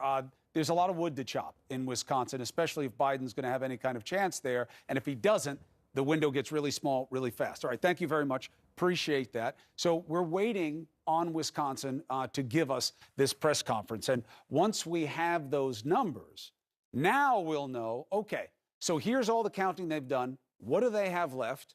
If there is nothing really left, then you're going to start seeing whether or not they are in the realm of projection, where you'll be able to start tabulating it and saying, all right, it's time to move this state one way or the other. We'll understand why. And then the picture here starts to get a lot more definite, a lot more quickly. Let's go back, expand out to where Phil is here, and let's talk about why. If there aren't enough votes and the percentage of the take of those votes to bring Biden even with and ahead of Trump, and this goes to Trump, now we have a much shorter story. Wisconsin goes to Trump. Wisconsin goes to Trump. You're looking right here. And now we're looking at Michigan. You're looking at the state of Michigan. He has to win Michigan, Biden, for this to continue in any kind of plausible way. He would have to win a couple more states, but Michigan would absolutely have to be one of them. And one of the primary reasons why is because Democrats feel like Michigan, despite right now being down 238,000 votes to President Trump, Michigan is, of the kind of three, Pennsylvania, Michigan, Wisconsin, seems like the best bet for them at this point in time. And it's not a bet of hope you get one or three. You absolutely have to have one of three out of this one, and Michigan would be the one that they're pointing to right now. So let's take a look at Michigan, kind of do a similar dive as we did with Wisconsin. Right now, Michigan, 76% reporting. Donald Trump, a significant 238,000 vote lead. However, it looks less significant when you look here. This is Wayne County. This is the home of Detroit. This is a Democratic stronghold that presses Detroit out to the suburbs, a little bit more up here as well. And if you look at the top line vote count and you understand just how much is outstanding, only 43% reporting. Now, it's not rare that Wayne County goes slow. Why? They often go slow. It's Wayne County. Wayne County, sometimes Detroit and pushing out. They maybe don't count as fast as you want. And there was some talk that Wayne County might set turnout records today. And here's why that matters, if that's true. And we don't know yet. We're still trying to gauge where things stand. In 2016, I want to flip back to 2016, because you look at the top margin in 2016, Hillary Clinton crushed Donald Trump in Wayne County. That's expected. Hillary Clinton lost Michigan by 10,000 votes. Hillary Clinton had 76,000 fewer votes than President Obama back in 2016. Turnout fell off the map in Wayne County, particularly among African Americans. So at 519,000 votes, that was when turnout fell off the map. Right now, Joe Biden's only at 240,000. Now, he's also got a less major margin right now. They want to push that up. But what that tells you is there's major vote outstanding. That vote will almost certainly skew heavily Democratic, and we're waiting for it to come in. So 43% there, add another 240,000 votes, give or take here or there. Where does that put him? Now, if it was just 240,000 votes net, well, he'd be above. But we're not talking about net here. It's just like Wisconsin. We're taking a look at what's outstanding in the state of Michigan. You see a lot of red here, and this again comes to the biggest question. We talked about this a couple minutes ago. I want to bring it back up again. Kent County was a county that went Democratic in the 2018 governor's race, was a county that Democrats felt like they were starting to gain a foothold in after the 2018 midterms. Donald Trump with a margin right now of just shy of 10 points. Donald Trump in 2016, before the county started to move away from him in the midterm elections, won this county, but only won it by 3 points. So Democrats feel like even if they lose Kent County, that margin has got to be narrower. They expected the margin to be narrower. Now, maybe it's not. Yeah, maybe they're just wrong. Maybe they're wrong. Right. Maybe, I mean, President Trump has been to Grand Rapids. President Trump focused on the state. How many times did he visit Michigan over the last 2 weeks? The lockdown, the acrimony that the president became a player in and fanning the flames of people's discontent. Maybe that won him some favor. Entirely possible. But as things currently stand right now, there's still 29% of the vote outstanding. Donald Trump has 53 to 44% lead, and Democrats believe that much of the outstanding vote will skew their way because much of the outstanding vote is male, and male skews Democratic. We're going to go through this in every single state we go through. And that is what's different about this election, that the outstanding vote isn't necessarily going to track with whatever the margin is. Republicans are going to get X and Democrats are going to get Y, because the unanswered question that we're waiting to find out is how much of it is male, and we think a lot of it is. We know a lot of it is. And what's the composition of that male? We know it's going to be heavily Democratic. How heavily Democratic as you move through these red counties right now that still have a significant number of outstanding vote? All right, so let's go back to Wisconsin for a second, okay? Ryan Young is where? Green Bay, Milwaukee. All right, Ryan Young is in Milwaukee. There has been a dump of new information from the authorities there in Wisconsin. What do we understand, my friend? Hey, Chris, how you doing? Look, we've all been watching this one. We just watched good to see you as well. We've been watching them actually walk in the hard drives that they're going to use to upload to the system. So we're told in about a half hour, we will get more information in terms of how this count will play out. So there was actually a police escort to get to this point. The votes got brought over from Milwaukee. They will put them into the system. They're actually loading them in the back right now. They'll stick them into the computer, and all those votes will start to load, Chris. You get anything? You get a taste? You're supposed to be a jiu-jitsu specialist. You can wrestle anything out of anybody the whole time they're walking by with all that information? Well, you know, when they have those 3 officers walking with them, you understand the importance of this. Look, we're in a room where actually the numbers are being updated the whole time. So if you look back at the screen here, we're watching these screens as the numbers update. And then they even bring out forms where they show how each county has sort of played a role in this. Look, there were no speed bumps here at all. The election went really smoothly. In fact, so many people voted early that yesterday it was almost a snooze fest at some of the locations when it came to voting. The polling location I was at, over 500 people voted. But the biggest issue was everybody was worried about social distancing and COVID-19. This vote process has gone very smoothly so far. So let me ask you something. The room that you're in right now, is that a press room? Or you said this is where they're doing the counting. Is that actually a tabulation area? How's it working? So, great question. So we're in the courthouse, and we have to go through several checks to get to this point right here. They're letting the media sit in this area, and then what they do is, if you look back in this direction, they have several screens like this posted, and every time they get another number, a tabulation, we see the numbers update automatically. The press secretary comes out and gives us a heads up when something's going to happen. So we were all sitting here sort of waiting for this Milwaukee dump to happen, and they walked through the door and they gave us that update. Then in about 35 minutes, we'll have that new information about this election and all those votes that are still outstanding. The 35 minutes sound right to you? Does it sound like a real time window? Have they given you any in the past? You know, everything they've given us so far since we've been here since last Friday has been dead on. All right, so that 35 was the thing. minutes. We've gotten access to everything about this. All right, so 35 minutes. Do me a favor, stand by. Let me ask you something else. So you see these numbers flashing up on the screen. Have you figured anything out? You seen anything that we don't know already? You know, everything seems to be going. You know what? The one thing that was kind of confusing at one point, we saw the numbers spike for a second, and then we saw half the numbers disappear. What we're told is they do some checks and balances here. So when they were able to see some of the numbers matching up in a certain way, they were able to pull some of the numbers back based upon the initial tabulation. So, but those were the smaller counties. So none of those issues that we heard about earlier throughout the state have sort of shown themselves here at all. And that's been the good news, Chris. There's been no sort of hiccups, so to speak. So we're just waiting for that big dump that's happening right now. Irregularities. That's the ugly word that we try to avoid in these situations. We don't want to hear about irregularities. So what is the expectation? When they give us this briefing in 35 minutes, is that it for them? Do they believe that this is going to be their final assessment? You know, that would probably be the best question so far in terms of what will happen next. I'll tell you one thing. Every time they've stepped to the mic so far, there's a certain level of certainty that they have. They always give us context for the information they are providing us. So there's never that third or fourth question that we have to ask about how this is working, because pretty much they told us how this was going to work. They couldn't start counting until 7 a.m. yesterday. That's when they started counting. They had that whole system and the whole flow worked out. We haven't heard about any massive rejections of ballots or anything like that. We didn't hear any phone calls about people not being able to vote yesterday. This is a state that you can show up on the last day and register to vote and vote the same day. So there weren't just those complaints that you heard in other places. So far, so good. Good. I love it. You and I are hooked up. So when they're coming, just get in my ear. We'll come right back to you, okay? Thank you very much. Very nice sharing history with you, my brother. It's good to see you. All right, so 35 minutes. Good. Good. Finally, a little bit of shape to our night here. So they've been doing it on the micro level. They're coming out now. They didn't tell Ryan that this is all we'll be able to tell, but it's better than where we are right now, given what they have. So what do you think will be the 2-3 things that we're hoping to get out of them?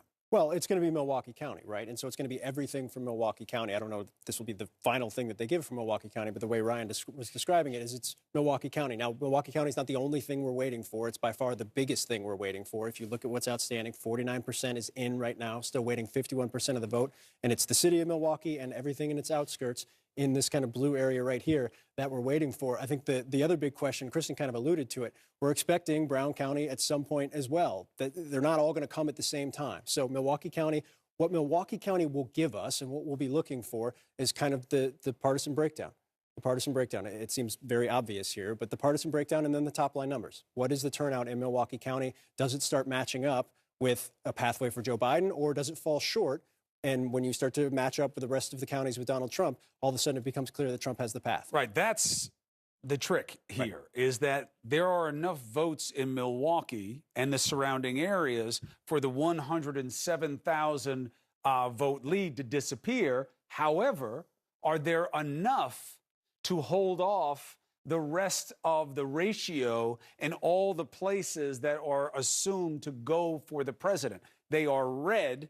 Now, what's the trick on that? Should the answer be as simple as, well, it's red, Trump wins? No, because these are requested absentee ballots, and we know from the research that there is a party bias within that request, so that more of the requests, even in red areas, were from Democrats than Republicans. We just don't know the ratio. Right. So we just did this. Let me show you again. How was that? Was that all right? Yeah, that was good. A few hours in? Yeah. I can do a little bit of the wall. I mean, I'm not magic. No. I can do a little bit. I mean, don't you dare touch it. I won't. Like, dude, okay, good. It actually scares me. Go ahead. No, but all right. This is obviously very serious. But so you take a look at what we're talking about here is we've been talking about Milwaukee County. We know that's a blue county. Everything else that's 86% reporting or less, which means there's a decent sum of outstanding vote here, is in a red county. And what you were alluding to, and I think which is important to note, and we'll start with Brown County again, only 66% reporting. If it's just Green Bay that's outstanding right now, and if it's just Green Bay mail that's outstanding right now, then that should likely skew heavily Democratic. Not heavily Democratic, it will skew Democratic. So that margin isn't necessarily going to match up with whatever comes in as 56% Trump, 41% Biden. And so I think mail, M-A-I-L. Yes. Okay. And so I think that's the big thing that we don't have answers to right now, and why this information is so important. Because you look around and you say, well, hell, that's red, that's red, that's red, that's red. So what if he makes up 107,000 votes in Milwaukee County if these are all Republican counties? Again, it's the composition of what's left outstanding right now, and we know that composition largely skews Democrat. The biggest question is it enough when you add it all together? And it's not just Milwaukee. We're dealing with this in the state of Michigan. We don't exactly know the timeline on when Michigan's coming in. We're obviously still waiting here, 76% outstanding. Take it down here, and let's look at where the big outstanding counties are. Take it down to 80%, 79%. Now explain, why are we taking it down to 79 or 80%? So this tells you where the most outstanding vote is, right? So if I have this all the way up, it's every county that's reporting, even those that have reported 100%, that we know are done. Right? Hands are done. Their county officials have gone home. They're very, very happy. Everything's signed off on. You start taking this down, and you get a better sense of what's outstanding in the state. Obviously, we've been talking about Detroit. We've been talking about Wayne County. We know that's outstanding, and we know there's a huge amount of vote that's outstanding there. We've been talking about Kent County. Let's also talk about Kalamazoo County. It's generally skews Democratic. It's the 9th largest county in the state, about 2.5% of the population here. 80% reporting. So there's about 20% of the vote here. Joe Biden with about a 9-point lead. What happened back in 2016? We can use that to inform us as well. Hillary Clinton had a bigger margin. So does that mean right now that Joe Biden's got more outstanding vote than just a 9-point lead? And so that's kind of the math we're trying to do in our heads. And it's the big unknown variable as we go through all these states. All right. So what is our mood right now? Our mood is about expecting more information. A little bit of levity. Why? Because my faith is in the process, not the outcome. Why? Because no matter what the outcome is, we got to find a better way forward together, right? The real challenge is for us. And what we all have to do right now is wait for the vote. It's going to be coming in Wisconsin just a few moments from now. We will have it for you live. So please stay with CNN.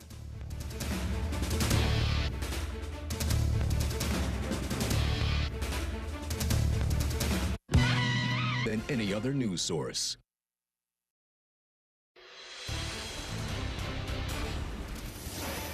All right, CNN can now project that the state of Hawaii will go for Joe Biden, and that means he gets those 4 electoral votes. What does that do to the tally? Let's take a look right now. Show us up here on the wall with those 4 electoral votes. You get him moving in. Well, this is a key race alert in Michigan. You have the president up 234,000 votes with 76% of the vote in. But with those 4 electoral votes, you now have 224 to 213. It is a move, but it does not change the story. Michigan, Wisconsin, Pennsylvania, and Georgia. Those are the 4 that we're watching, okay? So let's look at the Michigan vote here, all right? What do we see? 234, 290 ahead for the president, 51.9, 46.4, 76% of the estimated vote is in. Is there enough, or are there enough outstanding votes to make a difference here? Absolutely. Much more so, one would argue, than in Pennsylvania or in Wisconsin. This is an easier path for Biden. He probably has to win here. Omar Jimenez is in Detroit. What do we know about the vote in Detroit, my friend? Well, Chris, I mean, as the country waits to see what's going to happen in Michigan in regards to how these votes are going to be processed, people here in Detroit are furiously trying to get through the absentee ballots that came on the front end of Election Day. And so, as we understand, there are about 92,000 outstanding absentee ballots, and that was even at our last check a little bit earlier tonight. And downstairs at this TCF Center where we are in Detroit is where they are continuing to push through these ballots. They did not stop at any point overnight. One shift left, another shift came in, and they kept that process moving. And then another set of eyes, or I guess a place we're watching very closely, is a county in the suburbs of Detroit, Macomb County. It was a place that President Trump flipped from Democrat to Republican in 2016. And previously, we had heard from the clerk there that they had been waiting on 250,000 absentee ballot results. Well, that number is now down to 180,000 outstanding absentee ballot results. And they told us that they were going to try and have all of those ballots counted by 7 a.m., which, of course, is quickly approaching. And then on the Detroit side, the deputy city clerk said they were trying to have their unofficial results by early this morning. You could argue that's now, but my sense is that it's going to be a little bit later in this morning. And when you look at the state as an entire whole, we've heard from Secretary of State Jocelyn Benson at the end of Election Day, but in the earlier and later hours, and the overnight hours, I should say. And one thing she said was that before we got to Election Day, she was telling people to expect the vote to maybe take up to Friday, November 6th, to get through all of these tallies. Well, after we went through what was a relatively smooth election process or voting process here in Michigan yesterday, that timeline has been sped up significantly, with her saying that they actually are on a timeline at this point to get through all of the votes in the state within 24 hours by the end of today, basically. And that's even with the record turnout that we saw here in the state of Michigan, combined with the more than 3 million absentee ballots on the front end and the around 2 million they're expecting to see in total from Election Day itself, Chris. You're killing me with these numbers, Omar, but they're all very important, and thank you. When you say 24 hours, does that mean that they would be done by Wednesday night? That's so. Okay. She said that at a press conference at about 10:50 p.m. Election Day night. All right, good. So thank you that's very what much. we'll be looking for. And the 90-something thousand mail ballots that you were talking about, that's in the city of Detroit, right? City of Detroit, okay. Correct. And they're still working through that. That number is likely lower, but we're going to go back in there and check in a few minutes. Let me know. You know how to get me with any information update. Anything you hear me saying that is wrong, just get me the correct information and I'll put it out right away. Thank you very much, my friend. Of course. All right, so here's why I'm trying to keep those numbers in my head, Phil. That's why I was trying to get your attention so you could be listening to them also. In Detroit, if it's 90-something thousand in the city, and then the bigger one was Macomb County, 180-something thousand. Right. How does that help our heads in terms of figuring out the proportionality here? Not a lot. Not a lot. I burned all those calories trying to remember those numbers? No, it's not. Why not? So let's explain this. Detroit is more, Wayne County is more than just Detroit, right? While Detroit is kind of the central hub and obviously a large part of Wayne County, and Wayne County is the largest county in the state. It's 18% of the population, and it's bigger than just the city of Detroit. So there's more than just 90,000 vote outstanding, and how do we know that? Well, only 43% is reporting right now. There's already 240,000 votes in for Biden alone, at 166,000 plus more for Donald Trump as well. You get the sense that there's more than 50% outstanding right now just here. Context that if you have about 90, 100,000 in the city, what that means as a ratio, like, you know what I mean? Like, It just depends. It just depends on how everybody is counting, how different cities, how the different clerks are and counting. And the 180 in Macomb? So this is the interesting thing with Macomb, because I think one of the big questions right now is, I cannot stress enough back in 2016 when Republican sources of mine saw the numbers coming in Macomb, that they were just blown away by what Donald Trump was doing. But let's take a look back at 2016. Donald Trump winning Macomb by about 11 points, right? 11 and a half points, 224,000 votes to 176,000 votes. That was a night where everybody was blown away by what Donald Trump was doing. In 2020, his margin is significantly higher, The difference right now between 2016 and 2020 is that Macomb, along with Oakland County over here, started to move back towards Democrats in 2018. So Democrats have worked under the assumption, maybe not that they wouldn't win Macomb, but they would narrow the margin or start to bring the margin down. Now, maybe they didn't. We've talked about this a couple times. He's been to the state, a lot of concerns in the state. Perhaps he was able to run up an even bigger margin. But given what a shock that the Macomb numbers were back in 2016, I think the assumption here was 71% reporting. You don't want to assume too much, but that a lot of the outstanding vote here will likely, one, be mail. If it's mail, it skews Democrat. And in this case, it would skew Democrat. We don't know that for a fact, but that's how people have been operating throughout the night. And it's been borne out in other states that have gone through all of their absentee and vote by mail. Let me tax your head a little bit. If it's about 180,000 of outstanding, I think he said 190, let's say 200,000, just to have a round number. 200,000 outstanding ballots there. If they split 2-1 for Biden, okay, so he gets like, 2/3 of that number, it would put him up and close, but they're going to need a lot more than that. So this won't be dispositive of what happens in the state. You have to take the whole picture. Right. You have to take the whole picture. And again, you start from this as your baseline with the idea that in 2016, Hillary Clinton had 519,000 votes, and it was considered one of the worst turnout years that they've had in a very long time. So keep that in mind. Joe Biden's at 240,000, only 43% is reporting. You're going to have a lot more vote come in here, more heavily Democratic, regardless of whether it was mail or in person. Then you add more vote here. I think what this underscores more than anything else is maybe a little bit less than Wisconsin. There's just a lot of areas of outstanding vote right now. 76% reporting is not bad, but you see, if you take it down to places where 87% or less is reporting, you see that there are a number of different counties. There are a number of different counties, and again, we're going to say this repeatedly throughout the course of the night. The biggest question right now is composition. It's not so much even what counties come from, what the margins of those counties are. This is a county, Lenawee County, where President Trump is going to have a significant margin. It's not a huge amount of vote, 70% reporting, a couple more thousand will come in here. But we don't know if that's going to track with this margin. Right. It's going to track with the 2016 margin, which Donald Trump's doing much better than. Well, or is the reason that Donald Trump is doing better because the Democratic vote hasn't come in by mail yet? Right. So that's a big X factor. But we do know the smaller the county gets, the better he tends to do. Oh, no question. But again, I think this underscores the point, right? Is what we're trying to figure out right now, particularly in a moment of kind of information darkness, or at least kind of a hold on information as we wait for people to do their jobs, to count the ballots as they're supposed to do. And we should thank them for doing it because it's not an easy job, is there's just a number of different variables right now. So when you try and do the math, when you try and figure things out, we're missing various parts of the equation to know definitively where things are going. And that, whoa. All right, hold on a second. No. Look, Joe Biden just took the lead in Wisconsin. Right. We're getting new information. Yeah. We'll go through. Pull it all the way out.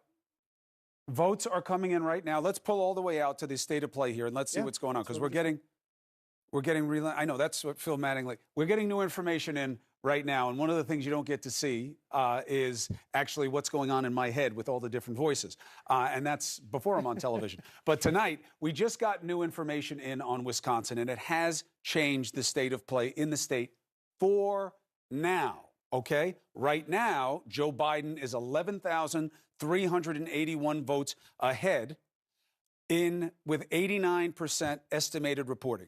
Two questions. Where did it come from and what is left? What can we answer? So let's start with this baseline. Before this information dump came in, Donald Trump was up by 109,000 votes. Now Joe Biden is up by 11,381. Right now, Milwaukee County is up to 77%. And it was at what, 40-something? Yes. Okay. It's at 47%, I believe. So not all the way in, but again, we knew this was a heavy Democratic county. We knew it was going to skew Democrat. And we also knew the margin that we were looking at, which was something like 57% for Joe Biden, was low. It was low for what this county is expected to do. Now look at the margin. Now compare the margin to 2016. He's doing better than Hillary Clinton did in the margin. That was what was expected based on turnout in Milwaukee, based on Hillary Clinton's drop-off in turnout, and particularly in the city. So help me, how much vote is left? If it's 77%, how many more votes are we looking at? I'll take 77% from 400 and 40,000. You know how many numbers and calculations I've been doing? I got into journalism, so I wouldn't have to do the math. Somehow I ended up on this wall. No. So look, let's But do let's this start with in the bigger control picture. room. While we're going through them, do some calculations for me. Okay, so we'll do that. Let's go to Kenosha and look at votes still outstanding. But give me some calculations about how many more. Kenosha are in hasn't Milwaukee. reported anything new. Kenosha hasn't reported All right, anything new. so it's static. What we've been waiting for has come in, right? This is what we were talking about. This is what Ryan was talking about. The vote that we were waiting for in Milwaukee County has come in. It hasn't come in Brown and Green Bay yet. It hasn't come in, as far as I know, in Kenosha. But you're still waiting for 23% of it in there. Right now, that's outstanding. And we don't have an explanation for that. Ryan may have an explanation for it soon. But what I want to underscore here is we were trying to figure out, was there a way for Joe Biden to overtake? We knew this was going to be the heaviest Democratic But is it county. enough to hold? Right. So right now, accounting for the fact that there is more vote to come in here, accounting for the fact that the vote that came in was heavily Democratic, moved the margin up from 10 or 11 points, or sorry, 20 or 25 points up to what it is right now, nearly 40 points. What does that mean going forward? What it means going forward is... Did anybody else come in? Did any of the other No, counties? what we knew was going to come in up to this point, what we've been waiting for, what we knew was coming in within 30 minutes, pull out here, was Milwaukee Macomb, County. wasn't it? No, Macomb's Michigan. Macomb's This is all that's come in. That's new. So Milwaukee has come in and it's new. It's the only new number we have. Yes. We're waiting on everything else. Which is what we were about waiting Green on. Bay?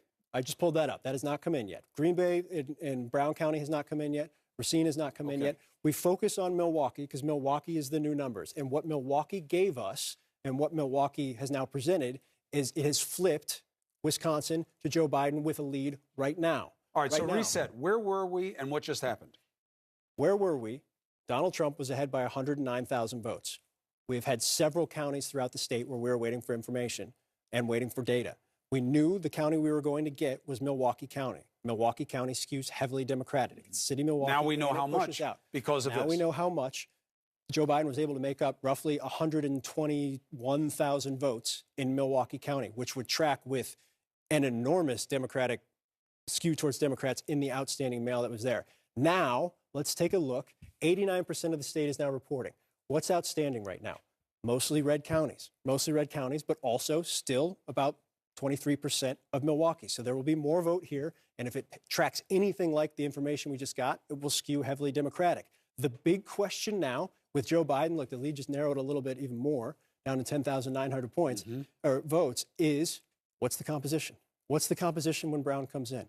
Is Brown going to come in like that? Or is Brown going to come in because it's mail vote more heavily Democratic? What was 2016? Just so we get apples to apples comparison. How close was it here? Not this March. See, it was 11 points. All right, so he won handily. Yes, but he didn't win by 15. Right. And when you're talking about 10, 15, 20,000 votes, 5% is enormous. Right. Is enormous. And so that's the question right now. And Democrats are saying, look, we think that most of this vote is absentee from Green Bay. And if it's absentee for Green Bay, it's going to skew Democratic. If that's the case, then perhaps it's not going to look like this margin when it comes in. It's not going to, this Brown County is not going to look like this margin when those numbers come in. And perhaps it doesn't hurt Joe Biden. It may even help him. But we don't know that the ratio in Green Bay will be what it was in Milwaukee. It won't be. We don't think. Right. We don't think, but we don't know. And again, this is the unknown variable that we've been talking about throughout the course of the night. As these votes come in, even a smaller county, even Washington County, not a smaller county, Washington County got more of a Republican stronghold. Does this margin hold over the next 12% that comes in? Take a look back at 2016. Where did things stand? It's about right. It's sitting right about what the 2016 margin was. So when the new vote comes in, is it going to be at that margin, or is it going to be just Democratic outstanding vote that hadn't come in yet because they all voted by mail? The 11,000 that went to 10,000, why? Is that an adjustment within Milwaukee? Looks like more Milwaukee came. Yeah, another percentage point in Milwaukee came in. Milwaukee came in. So again, and Milwaukee's a good example of this. That's a good example of this. This now isn't we're coming at in. 90%. Right, that was the new percentage that came in that changed the overall. It's not going to come in 100% Democrat, just like the red counties aren't going to come in 100%. Republican. We're trying to figure out compositions right now. You can go off past performance. You can go off the traditional lean of the different counties to get a sense of things. But because of the mail and because of how things are being counted right now, we can't necessarily extrapolate out what it's going to mean. Right. What we can extrapolate out at this point in time is just the obvious fact that Joe Biden has started to turn Wisconsin blue for the moment. Right. For the moment, Joe Biden is up 10,000 votes in Wisconsin. In 2016, the president won. Trump won Wisconsin by 22,000 votes. So it was thin then. It's thin now. You don't have Johnson and Stein in the mix. I mean, you have a third-party candidate, but we don't see them registering in a way that's relevant right now. So this is going to be decided by a thin margin. Can Joe Biden hold on with 10,000 votes?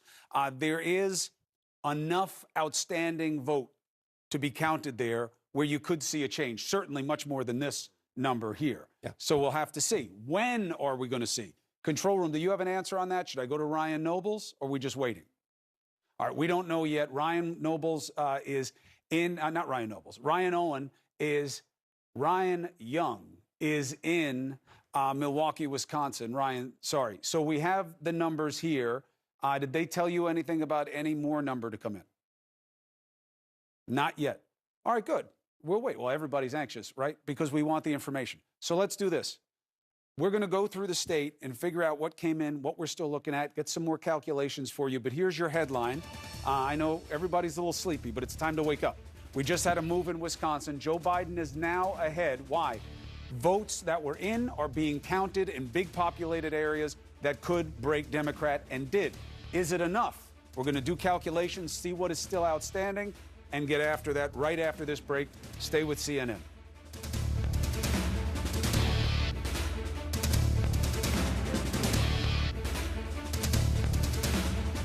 Want your brain better? Unlike ordinary. All right, hello, everybody. Time to wake up. It's just a few minutes before 5 o'clock in the morning here in the East, and we have new information. CNN has key race alerts for you. Let's take a look. The state of play in Wisconsin has changed, okay? 10 electoral votes are up. Very important now, because remember, the gateway, Wisconsin, Michigan, Pennsylvania, maybe Georgia. Those are the states that are in the mix right now that we're focused on. We just had a big change in Wisconsin. How? 10 electoral votes, 89% of the vote now estimated to come in. In the last batch of votes, it changed the lead. Biden now ahead, 10,110 votes, 49.3 to 49.0. Where are the votes that are outstanding? I'll take you through it with Phil Mattingly in just a moment. But that is the big move. The other state that we're watching in real time, Michigan. 16 electoral votes, the president up ahead, a stout 245,000, 52 to 46.3. But that's 77% estimated vote, and where it is could make all the difference. Here's the electoral map in terms of what the state of play is, 224 to 213. But it is all about what we don't know on two different levels, okay? The states in gray, obviously, but also where the outstanding votes are, whether they're early votes or mail, and what that will mean in terms of breaking along registration lines. So, with the new information comes new context. Let's go to Phil Mattingly over at the wall. A little bit of coffee. Let's see if it helped the old cogitation context in terms of what the numbers mean that just came out of Wisconsin, specifically Milwaukee. Milwaukee County is what came in. Milwaukee County was the biggest outstanding Democratic vote that we knew for sure would skew heavily Democratic, and it did skew heavily Democratic, majorly Democratic when it came in. Now, 90% reporting. Joe Biden, 69.2%. Donald Trump, 29.3%. I think the big question right now is how much, with the 10% that's remaining outstanding, can Joe Biden extend this lead? Because as we've talked about, there are more votes outstanding, and a lot of them come from red counties. We don't know the composition.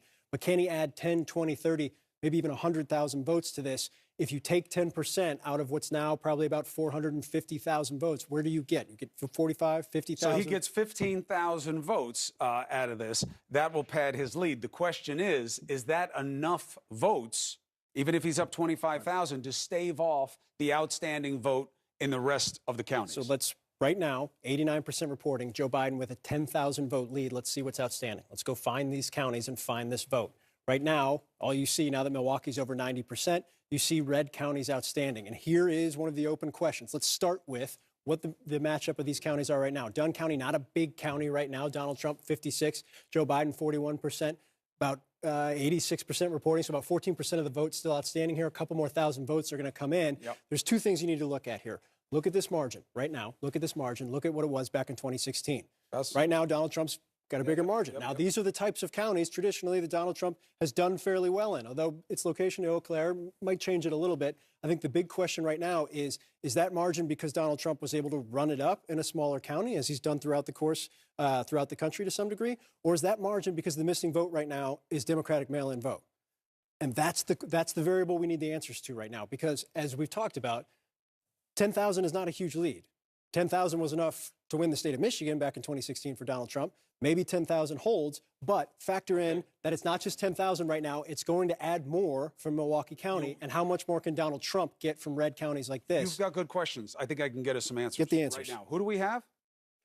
Okay, right now we have Julietta Henry. She is the Milwaukee County Elections Director. First of all, thank you very much, ma'am, and your whole team for the job you've been doing tonight for your county, for your state, and for the country, frankly, because all eyes are on you. Thank you. Thank you for having us tonight, or this morning. Yes, this morning, indeed. Now, help me. In terms of Milwaukee, we're understanding that there's still about 10% of the vote outstanding. What can you tell us about how much more vote you expect from Milwaukee and how much more vote you expect from the other counties that are as yet open? In Milwaukee County, we are now at 100% ballots cast. That does include the central count for the city of Milwaukee as well. So all the votes in Milwaukee are in? Yes, sir. So the 90% estimate reporting, does that mean that we're just waiting for them to be tabulated? Have those numbers been released? Those numbers have been released. Do you have the numbers? A total of, yes, sir. We have a total ballots cast in Milwaukee County, 460,300, of which Biden received 317,251, 69%. Hold on, one more time. And yeah, we have it. Okay, go ahead. And Donald Trump received 134,355, which was 29.28%. Okay, so we're basically there on that. What about remaining outstanding vote in the other counties, ma'am? We do not have that information. I can only report for Milwaukee County. Do you have any scoop for us in terms of when we may find it out? I don't know, but I know that we're hoping that everything will be done within the next 3 hours. But I do know we did speak to someone in Green Bay. They are at least an hour behind us. And you are absolutely sure that you have all the ballots counted? There is no X factor. There's nothing else you're waiting on. And in that context, did everything go according to your plan? The dirty word, irregularities, any to speak of? No, there weren't any irregularities in Milwaukee County. We were anticipating finishing up tonight between 3 a.m. and 6 a.m. And I think we're right on target with the 4 o'clock completion time. Nothing else, no other ballots to be counted? There will be provisionary ballots, and the clerks have reported those. They should be on their website. They reported those to the state. Those ballots will be counted at they have until Friday at 4 o'clock p.m. to count those ballots and return them to our office. All right, and that will be a part of the unofficial. This is the unofficial results that you're receiving right now. Yes, unofficial results, but helpful, so thank you. And what is that remaining number of ballots that have until Friday to be counted? I don't have that number yet. Okay. We will know it in the morning when the clerks submit all those files to us. All right. Thank you so much. I know it's been a long night. I know being on TV isn't your job, and that's not what is going to be exciting right now. But thank you for giving us an unofficial number that we can help people understand the context of such an important piece of a major election. Thank you very much. And again, thank you for everything that you did with your team. Thank you so much. All right. So just to put a little button on it, she said it is all in. This is the 100%, except for a group of ballots they're waiting to provisionals until Friday. Interesting. First is, what can we do before the provisionals, right? Provisionals, you count afterwards. Every state kind of has different rules in terms of how the provisionals operate. But this is where we stand in Milwaukee County right now. Look, the lead is now shrunk for Joe Biden. It's now under 10,000 votes, and I think we're kind of waiting to see. She just mentioned that Brown County should be coming in within the next hour or so. So that's the next thing we want to keep a really keen eye on. I think we want to see what happens tonight, and then you start dealing with the provisionals after the fact. Provisionals, just your short answer is, hey, you sure you're here? You're not in the book. You know, your address doesn't match up.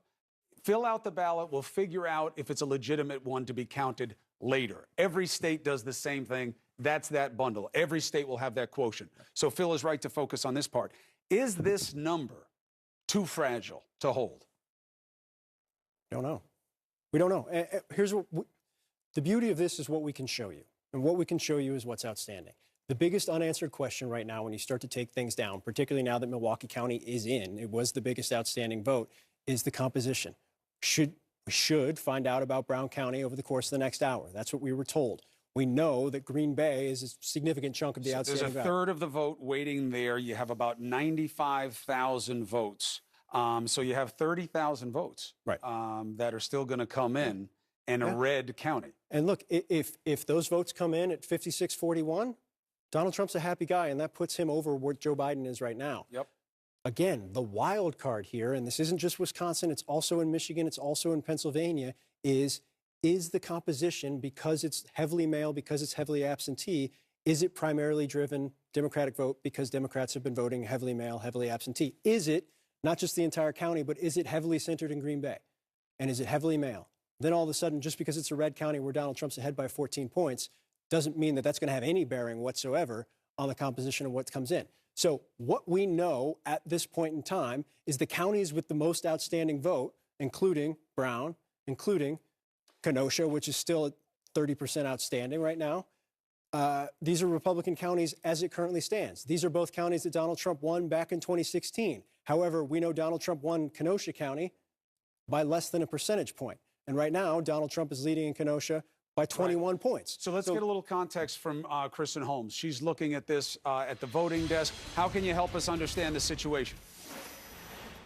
Well, I think I have some answers for you on Brown County. Now, we have not gotten numbers in for several hours. We thought we were going to learn between 3 and 4 a.m. It is now 5 a.m. What we know is outstanding is at least 32,000 absentee mail-in ballots. Now, there are also some in-person ballots mixed in there, but this goes to exactly what we have been waiting to hear. What kind of ballots, just like Phil was saying, are these? And if they are absentee ballots, will they swing the way that we have seen the votes in Wisconsin and across the country swing, which is for Biden? So that is the big question here, but this does give us some clarity as to what is waiting to be counted or what is waiting to be revealed to us. We believe that they were supposed to give us these results, again, between 3 and 4 a.m., but that is what is outstanding now. So at least 32,000 absentee votes, and as we know, this does not mean it's the case of these votes, but we do know that overall, Biden supporters tend to favor mail-in voting, whereas Trump supporters tend to favor day of. We are told there are some day of ballots mixed in here too, but the big outstanding number here is that 32,000 at least absentee ballots. All right. Hey, thank you very much, Kristen. Appreciate it. So if that's 32,000 and he gets 56% of them, that puts him at 18,000 votes. That puts him over the margin right now, except for the net to Biden. You have one hell of a close race here. It's extremely close. It's extremely close. In likelihood, it could be 22,000 vote win for the president, but not necessarily depending on the cut of all these. Again, and Kristen made the key point. These are 32,000. Their vote by mail. Their vote by mail. It's absentee. And so absentee, even in the most Republican counties, is skewed Democratic. And so you cannot extrapolate off what this 32,000 is beyond the fact that we know that's the outstanding vote. So when it comes in, we'll be able to say, break down the 32,000. How did it come in? What did it do for the margins? But beyond that, right now, we're in wait-and-see mode about how this comes in. And wait-and-see mode, when there's only 9,000 votes separating the two candidates and a presidential election is waiting in the wings, that's pretty darn important wait-and-see mode. Right. Let's put some more heads to it. So keep thinking about it. Let me know what we have. So you're at 9,000 votes. What's the number, Phil? 9,673. So, Harry, help us understand this. Give us a little context. This state wasn't supposed to be anything like this. The president won by 22,000 votes. There was an entirely different set of expectations. I'm not breaking your chops about it, but please do. How did we get here? What changed? I mean, look, it just seems to me that the polling did not accurately reflect what was occurring in these Midwestern battleground states, right? There was that Ann Selzer poll that came out on Saturday, right? And people like me were like, whoa, that's strange. I had her up, Donald Trump up by 7 in the state of Iowa, and we said, if that goes across the state line into Wisconsin, we could be dealing with a much closer race than anticipated because those two states' voting patterns are very highly correlated. Turns out that was right. But at the end of the day, Joe Biden is still ahead there right now. Now, that may shift around a little bit, but he's ahead right now. So it is what, you know, it's just, it's. Don't say it is what it is. I stopped myself. I'll tell you why you can't say it. If it's 9,000 votes, yeah, and I totally understand what Phil is saying and Kristen accentuated about the preference with mail-in ballots to Democrat registration, how does he hold on to a lead when all the remaining boxes are red? If that is Green Bay, right? Green Bay within Brown County actually went for Hillary Clinton. And then you add on top of that fact that it's mail voting, which is even more Democratic. I actually could make the argument that I think Biden's lead is going to expand when that vote comes in. I'm not saying that's necessarily going to be the case, but that seems to me to be a very potential possibility. And I'm wondering, I know Phil's not there right now, is that taking into account the Kenosha vote that is still out? And if it isn't, I think Biden's lead in our official count could grow even on top of that. It does not include Kenosha because it's a separate county. No, I know that. I'm talking about the statewide count. I'm talking about the statewide count in Wisconsin right now. Do we have all of Kenosha in, Phil? No. No. I would think that that vote by mail, which we believe that's what's left out there, could expand his margin even further. Do you agree? I mean, look, he's the forecaster. He's the one who knows the numbers. But I would say this. We knew this was going to happen. We knew that it was going to take some time to count these votes. We haven't seen anything nefarious, at this point. But if you do look at those numbers. The county clerk just said that Milwaukee went exactly as expected. The only ballots left are provisionals, which everybody has as part of the bundle. I've been a provisional ballot before when I voted. So the count we expected, okay? It takes time.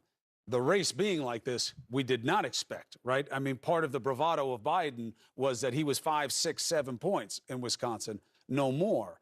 9,600 votes is separating the two right now. Well, you know what's going to happen is that there's going to be a dissection of this presidential race 16 trillion times about how this was run. But one of the big pieces will be, did Joe Biden, by not going on the campaign trail in the final week, by not doing a mad dash, we saw Donald Trump go to Georgia, right? Just a couple of days ago. He went to Rome, Georgia. Now, I was a newspaper reporter down there. Rome, Georgia is extremely conservative. And he went there and riled up his base. Maybe that might help him carry Georgia. We don't know yet. But we did see Donald Trump out there really trying to fight for every vote at the end. Joe Biden, they didn't put him out there, and that's going to be looked at. And there likely was maybe some closing near the end. The polls suggested that Biden would do much better in some of those Sun Belt states. And you had Donald Trump out there in those big rallies. We talked about him as a health risk, and they certainly were. But they certainly probably moved to motivate those voters in those states, in those regions where he worked, particularly those rural white voters. And it also just seems like maybe the swell in voters that people were predicting, African-American turnout seems like it was about equal, at least according to the exit polls. It doesn't seem like there was a big swell from 2016. We'll have to wait and see. But a lot of the dynamics that we were talking about, Biden's overwhelming strength with college-educated whites, Biden's strength among seniors, it doesn't seem to have shown up in the way that the polls predicted it would. We had him +8 at CNN. The New York Times had him +11.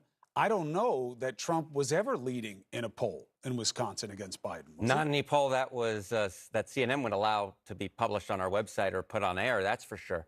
But, I should just point out again, given what we saw in Milwaukee, that just gives you an understanding of the difference between the people who are voting in person on Election Day and that vote by mail. And that's something to keep in mind as this race perhaps shifts to Michigan, Pennsylvania, and even down in Georgia where the Fulton County returns, which we believe is mostly vote by mail that's still out. So the idea that Joe Biden can't make up the ground in Michigan and Pennsylvania seems to me to be an incorrect assumption. These races are very competitive at this point. And you know what, Chris? At the end of the day, it's the scoreboard. And right now, Joe Biden still has more electoral votes given to him, at least projected by CNN, than Donald Trump does. And to me, his pathway to 270 is quite clear at this hour. Of course, so is Trump's. But at this point, Joe Biden's bid for the presidency is very much still alive. Feels like Trump is in command of the probabilities here, does it not? Yeah. Well, and he's in charge of the narrative in many ways. Him going out and giving that speech tonight was widely condemned across around the world. He hurt himself because he put a shadow on the legitimacy of a count that may well wind up benefiting him. Yeah, but for him, I think we all know he doesn't care about that. He doesn't care if he is contradicted down the road. What he did, though, just a few hours ago, is that he riled up his base, and there is going to be concern. I mean, give it a few hours. Let's see how all this shakes out. But let's see really when people wake up. Let's talk around noon tomorrow, and let's see what the state of the nation is, because I do think that it's going to be a little bit more fraught than it was on Tuesday. Well, it all depends on what the numbers are up on the board. If the president loses Wisconsin, and that is a huge if. These numbers are so slim. Good news, Wisconsin should give us results within the next couple of hours. So as people are waking up across the country, it should really be down to about 3 states that you're looking at. Let's bring in Caitlin Collins right now, obviously at the White House covering those comments. Any backing off of them after he left the podium, as is sometimes the case? Or are they saying, oh, yep, fraud, that's what this is? No backing off, and this is what they have been waiting to do for weeks now. Basically, they thought that President Trump was going to look like he was ahead in some of these states, and then as the mail-in ballots came in, it was going to potentially tip it in Joe Biden's favor. And so this is basically what the president's campaign aides had been planning on happening. I don't think they expected it to happen as quickly as the president was prematurely declaring victory just a few hours ago. And Chris, we should note that is primarily what the president denied just a few days ago to reporters that he was going to do. He said he would not come out and declare victory before it was time. And of course, now he has done that with votes still being counted. And the question, of course, is the criticism that we're seeing from the president's own allies. As Mark Preston was just pointing out, people like Chris Christie are talking about how unwise what the president said in the wee hours of the morning truly were. And you saw how it stood in stark contrast to what the vice president was saying, who was saying, we're going to be vigilant and let the votes continue to be counted. That is not what President Trump said. He basically argued that he wants votes to continue to be counted in places where he is down to Joe Biden, but he does not want them to be counted in places where he is ahead of Joe Biden. He is going to be looking at states like Wisconsin as these votes are coming in. We're seeing these absentee ballots and these numbers coming in, with Biden now taking the lead in Wisconsin. But it just is so stunning to see what the president did, Chris, even though it was really entirely predictable based on what he's been saying over the last few days. All right, Caitlin, I appreciate it. Thank you very much. Let me know if anything changes in terms of when we're expecting to hear from the president next. That'll be really important because he is going to try to mess with the state of play. That's what he does, is to try to play things to advantage. I can't stress this enough. Presidents, even if they're running for a second term, they're challengers, they don't determine when an election is over. The process does. That's why it's very dangerous to mess with the legitimacy of a process. But just know this. This is not about any state or counting discovering they had votes that hadn't been counted. Okay? Every single aspect of this dynamic of this election has been according to the process as normal. All right?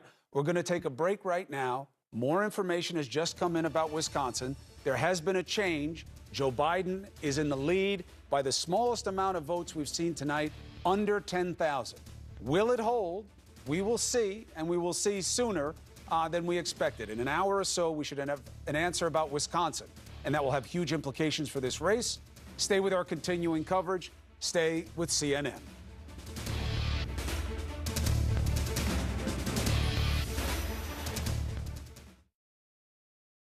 People get their news from CNN than any other news source.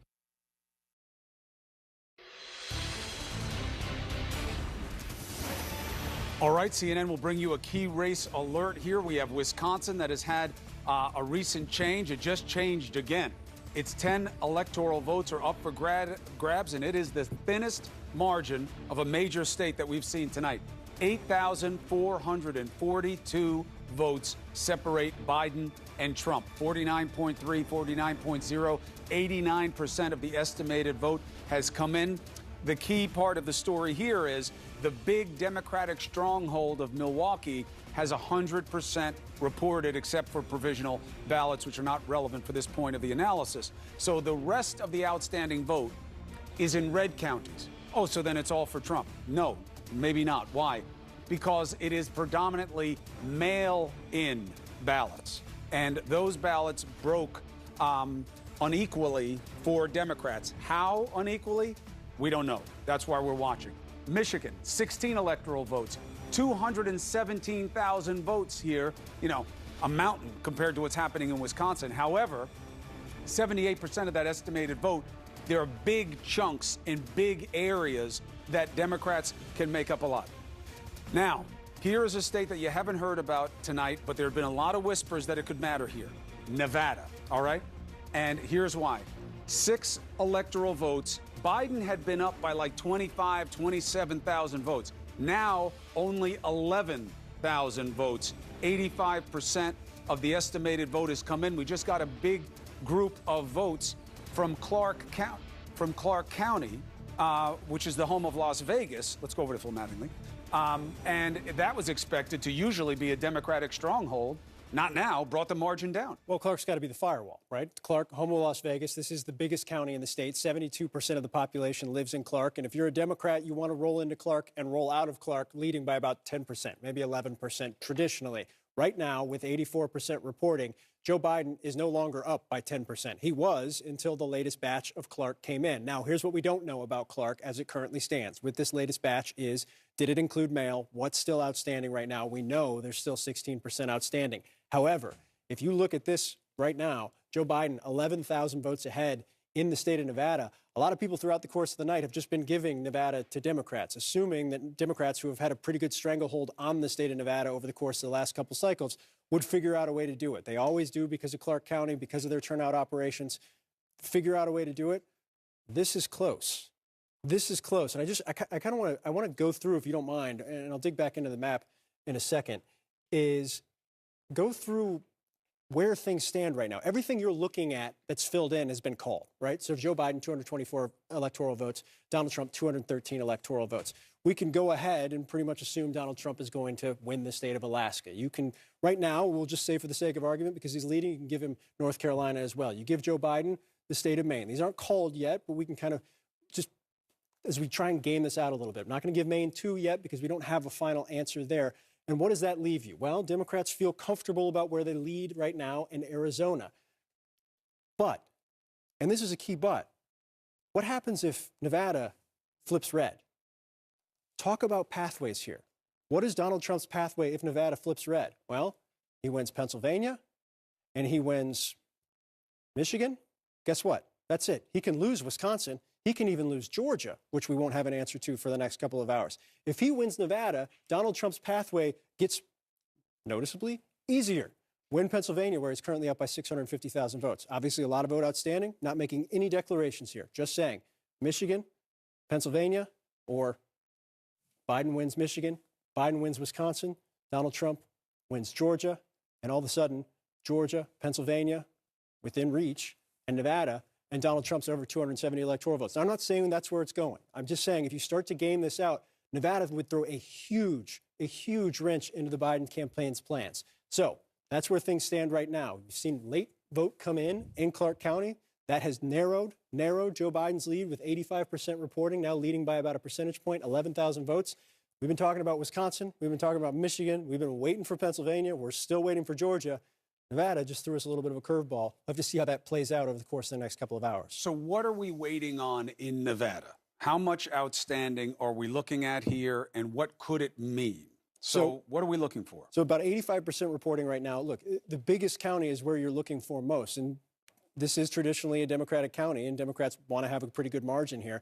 And I think the big question right now, again, 72% of the vote coming out of Clark County, 84% reporting right now, 16% outstanding. The big question right now is composition. The big question right now is composition. Is it mail? Is it in person? What are they waiting to count right now? Right. That's not in yet. And will this margin start to grow again? And obviously, we're asking these questions, but so are our reporters. Yeah. And in the control room, do we have any indication of when they're going to tell us anything, or we're just at their mercy in terms of when they put.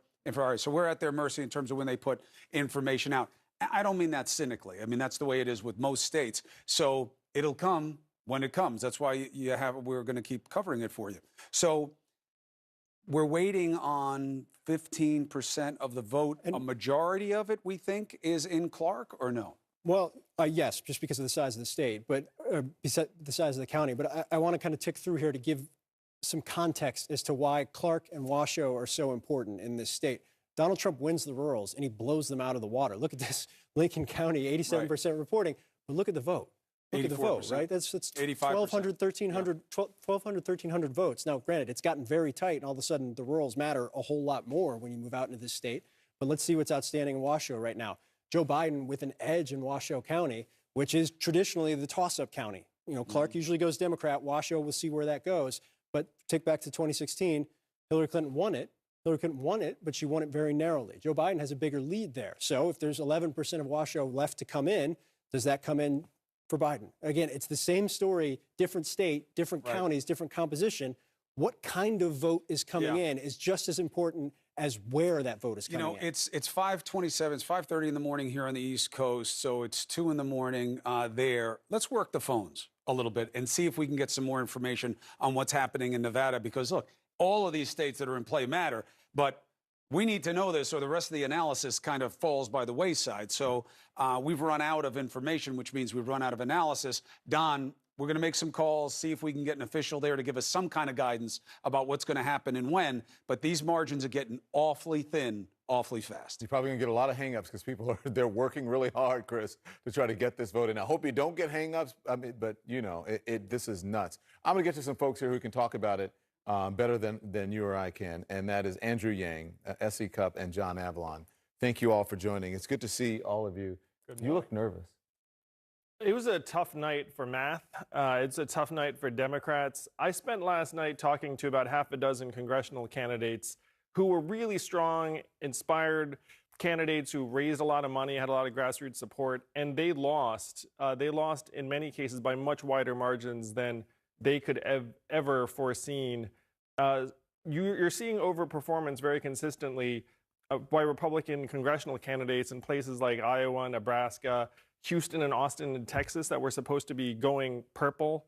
This is going to cast, to me, like a pall over even if Joe does eke out this win, because you'd expect him to have Congress that he could work with. And it looks like Republicans may expand their majority or at least keep a majority in the Senate and maybe even gain a few seats in the House.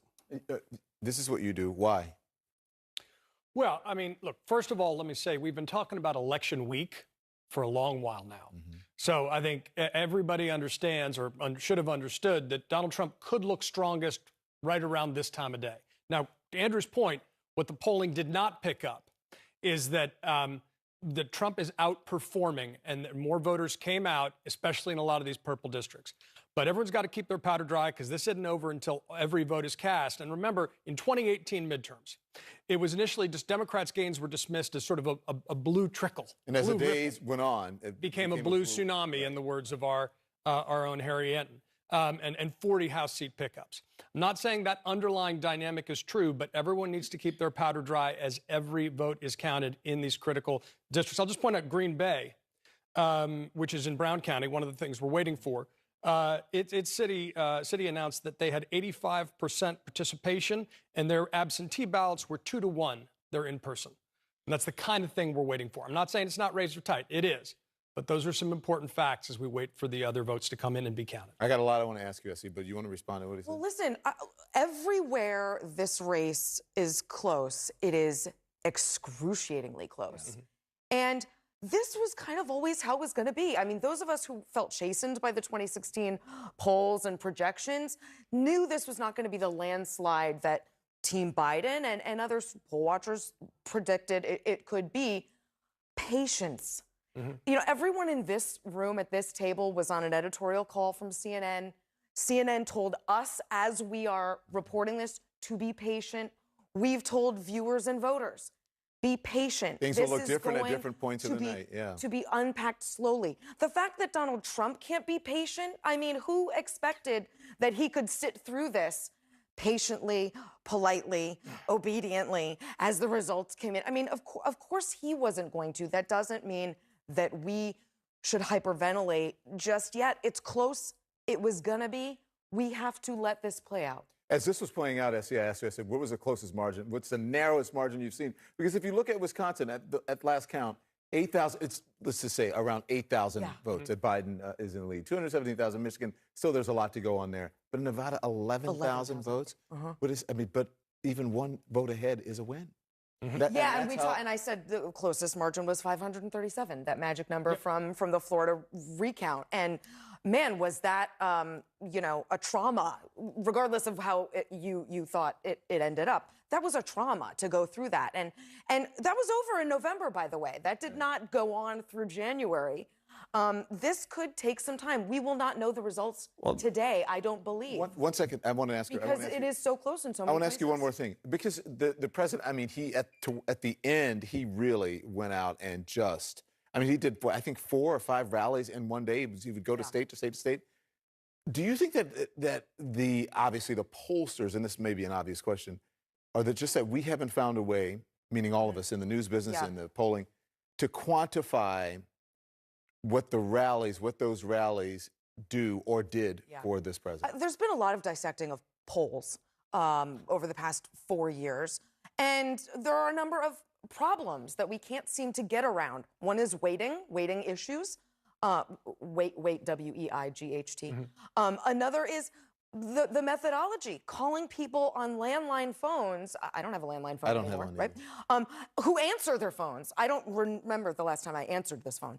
And so we're trying to figure it out, and how the rallies are reflected in the polls is yet another thing. Again, I want to caution against calling the death of polling just yet. This isn't over, and it could end up looking a little bit more like the polls did I don't disagree. when it's I don't disagree with you on that. I'm just saying what happened towards the end, him getting out there and really rallying people to go to the polls day of. I don't know if the polls even figured out, or the pollsters figured out how to quantify Even in the media, it. we talk about that as if, well, he's just speaking to his bubble. He's just speaking to his people. And so that might not really have an effect on the rest. But as we're seeing in some of these purple districts, I think the pandemic cast a different. Yeah. Absolutely. But that's why it's really hard to parse it out. And there was polling suggesting that some of the rallies were actually alienating folks because they thought it was dangerous and disrespectful. Look, Essie made the point there's been a lot of sort of forensics into polling and what went wrong in 2016. Clearly not enough. Because all the polling we've heard is consistently outside the margin of error. A lot of swing states. There's always some noise, but what we see is clearly that this is going to be tighter. Now, again, in 2018, when all the votes were counted, it validated a lot of the polling, and that's why everyone's got to keep their powder dry. Every vote needs to be counted. Well, you saw a turnout spike around the country, even in places he didn't rally. And so I think one of the things that surprised me was that you thought higher turnout would favor voters who were coming out because they were animated against Trump. But it turns out he had much deeper reservoirs of support all over the country than you might have anticipated. When you talk about Florida, the 537 votes, I mean, the specter that's hanging over us is that Al Gore actually conceded because he felt like that was better for the country. And it's hard to imagine Donald Trump conceding over 500, 1,000, 10,000 votes. This is the scenario that many Democrats were trying to avoid by having a cleaner path to victory than something that's going to take place over a number of days. But I want to reiterate what you said and what we have all been saying and what CNN has been saying and what we said on the call, that throughout the day and morning that things would change. Sometimes it would be, show more support for the president. Sometimes it would show more support for the former vice president. And that's exactly how it's playing out. Before, I think Democrats were saying, oh my gosh, I'm really, really, really concerned, even though they still are. But then Wisconsin came back into play. And then Nevada came back into play. But still, it's very slim. And then you still have Michigan out there. So we're following these battleground states. Wisconsin, Michigan, and Nevada. It is all very close at this point. But guess what? it can still change. Still no clear winner at this point, and it's 5 o'clock in the morning, almost 6 o'clock, the day after Election Day. Don't go anywhere. We'll be right back.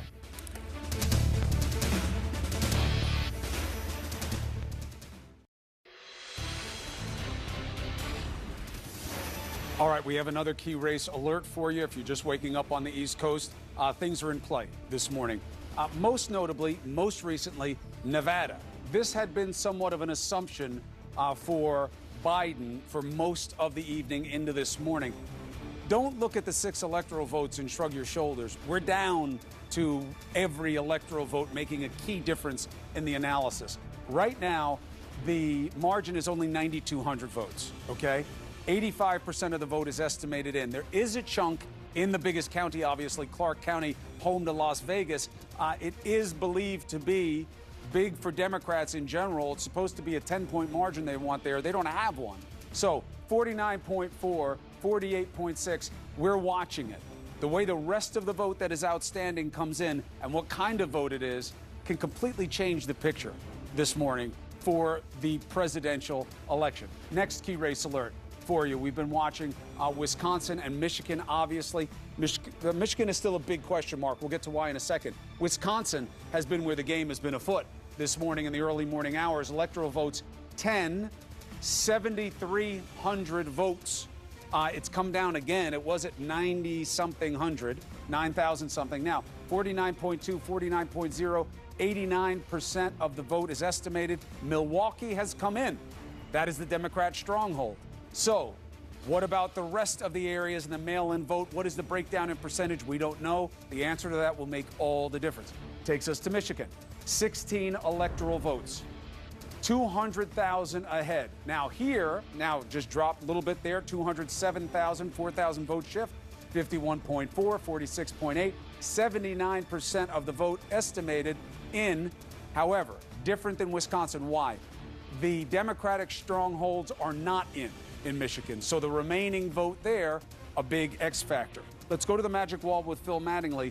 Nevada and Pennsylvania, which we're not talking about right now because they're behind the ball and they're counting, they will receive votes until the 9th and 10th. Nevada will accept mail-in votes until the 10th by state law, not something that was just decided by a court. This is what they want their rule to be. It will matter. Pennsylvania, we're not talking about them right now, but we will, and they are going to count ballots that come in postmarked by Election Day to the 9th, Friday. That will matter. Okay, state of play. Nevada or Wisconsin, what do you want? Well, I kind of want to start up top first because the shift in Nevada is important. The shift in Nevada is important for a number of different reasons, and I want to explain why. You know, we need to keep an eye on the pathways throughout the course of the night. We'll keep dipping in when we get new vote, no question about it, and I'll break all that down for you in a minute. But let's go through a pathway right now, and that pathway starts with, you presume Alaska goes to President Trump, right? You would presume Maine ends up going to Vice President Biden. Keep Maine 2 as a toss-up. It's one electoral vote. We don't know where that's going to end up right now. You say North Carolina, it's narrowed. It's narrowed over the course of the last 10 hours, but we'll give it to Trump just to play the game here. Arizona right now leaning towards Biden based on where things stand. And throughout the course of the night, because Joe Biden has held a lead and a pretty decent lead in the state of Nevada, we've given him the state of Nevada as we try and game out how things could go. If you have this set right now with Georgia, Pennsylvania, Michigan, and Wisconsin, the 4 states that haven't been decided, 244 electoral votes to 231 electoral votes, Joe Biden's pathway, he's leading in Wisconsin, give him Wisconsin. Give him Pennsylvania, all of a sudden. No, give him Michigan. Give him Michigan instead of Pennsylvania. I'll tell you why in a second. Yep. And he's right at 270. All right, and here's why I say that, and that's why that X factor of that that elector up there in Maine will become interesting. Pennsylvania is going to be the biggest test of the mail-in vote ratio disparity. Right. That is a yawning lead that the president has in Pennsylvania. It's big. And not only do you have to have a huge outstanding vote in Pennsylvania, but it has to break in phenomenal fashion for Joe Biden. We haven't really seen that in the other vote pickups that we've been seeing with mail-in vote. We saw it in Milwaukee, but not the way you'd need to see it in Pennsylvania. So let's go in there. We'll get back to this in a second. Right. And I'll kind of explain the importance of Nevada Although, as you noted, a lot of the expectation is a lot of what's outstanding in Nevada right now is Clark and it's mail, and that's supposed to break. Here's kind of the corollary to Pennsylvania as it currently stands right now, and it would be Milwaukee County, right? It would be Milwaukee County, which we saw. I'll even pull it up. Made a big difference. We saw it come in. It's the reason that this state is currently blue, narrowly blue, 7,331 votes, 89% reporting. But it was when Milwaukee County came in that this shifted. In fact, I can pull that up right now. You go back to... Now, it said 95% reporting there, but the clerk told us on the phone not too long ago they are all in. Okay? Yeah, the margin grew tremendously. The top line for Biden grew tremendously. And I wanted to give you the corollary here in Pennsylvania. Now, I'm not saying this is going to make up 677,000 votes. That's a huge, huge vote total. However, take a look at where there's big Democratic vote outstanding. Allegheny County, only 70% reporting. Look at that margin. It's likely to get bigger. So there's 510 or so thousand votes there. So 30% would be like 150,000 votes. Right, and expect the margin to grow. This was Hillary Clinton's margin back in 2016. It might not match it. Maybe he's undershooting, but expect it to grow. And if it's heavily mail, could grow even more. The broader point here is the big counties that are outstanding right now are Democratic counties. This went to Hillary Clinton by 21 points. Joe Biden with a big lead right now. This, right now, currently red, is a Democratic county. It will likely, when mail comes in, flip over to Joe Biden. The point here that I'm trying to make is the corollary in Pennsylvania, what Democrats are saying, why they have hope, why they believe that there's a pathway, even though it's 677,000 votes, is that it's more Milwaukee County than it is red counties where they just have to hope that it's all vote by mail and it heavily skews Dems. So there is a lot of Democratic vote outstanding. That does not necessarily mean Pennsylvania is on the path to flipping. One place where it does seem like there's a better, quicker, easier pathway to Democrats is the state of Michigan. Look, we've talked about Wayne County a ton. Obviously, it's a huge county, still 52% outstanding. 18% of the population lives here, votes here. That will be big when it comes in, and there's a lot that's still outstanding here. But what I want to point out is the other big Democratic strongholds. You know, we talk about Wisconsin, and you say, well, Milwaukee County was the only real blue county that was still out here. You can go into Ingham County. This breaks heavy towards Democrats, only 69% reporting right now. You can move over into Kalamazoo. This breaks towards Democrats, only 80% reporting right now. So you look at the top line, again, 200,000 votes, which Donald Trump leads by right now, is not small. But when you have Wayne, when you have Ingham, when you have Kalamazoo, these are Democratic counties. The vote's going to come in Democratic, and it will likely come in mail, and that will skew even more Democratic, at least based on what we've seen over the course of the night. So Michigan, and look, you just saw it go down a little bit more. Now Donald Trump up by 200,000 votes. Michigan, Democrats feel more comfortable about because they have pathways that appear to be more clear. That said, you've said it throughout the course of the night. There are variables here we don't know or understand, and that 200,000 votes, when Donald Trump won the state by just over 10,000 in 2016, is obviously, you'd much rather be the guy with 200,000 than not. But what I'm saying is the outstanding vote, there are more Democratic strongholds that are outstanding. That's going to drop. Right. The question for Biden is, does it drop enough? Does he flip it as that vote comes in over the course of the next couple hours? And look, the answer was never to cheat the count, okay? Of course, that's tempting. Of course, the president's about hyperbole and every other mild word you want to put on it because it's election day. But listen, if you're left, right, or reasonable, you want the win to be solid, okay? That's what we need in this country. No question. Somebody's got to win, and that's it. You suck it up, and we have to find a way forward. So let's do this. Let's take a quick break, and then this analysis is making the state of play in the Senate all the more important now. So we will give you an update on where that stands right after this.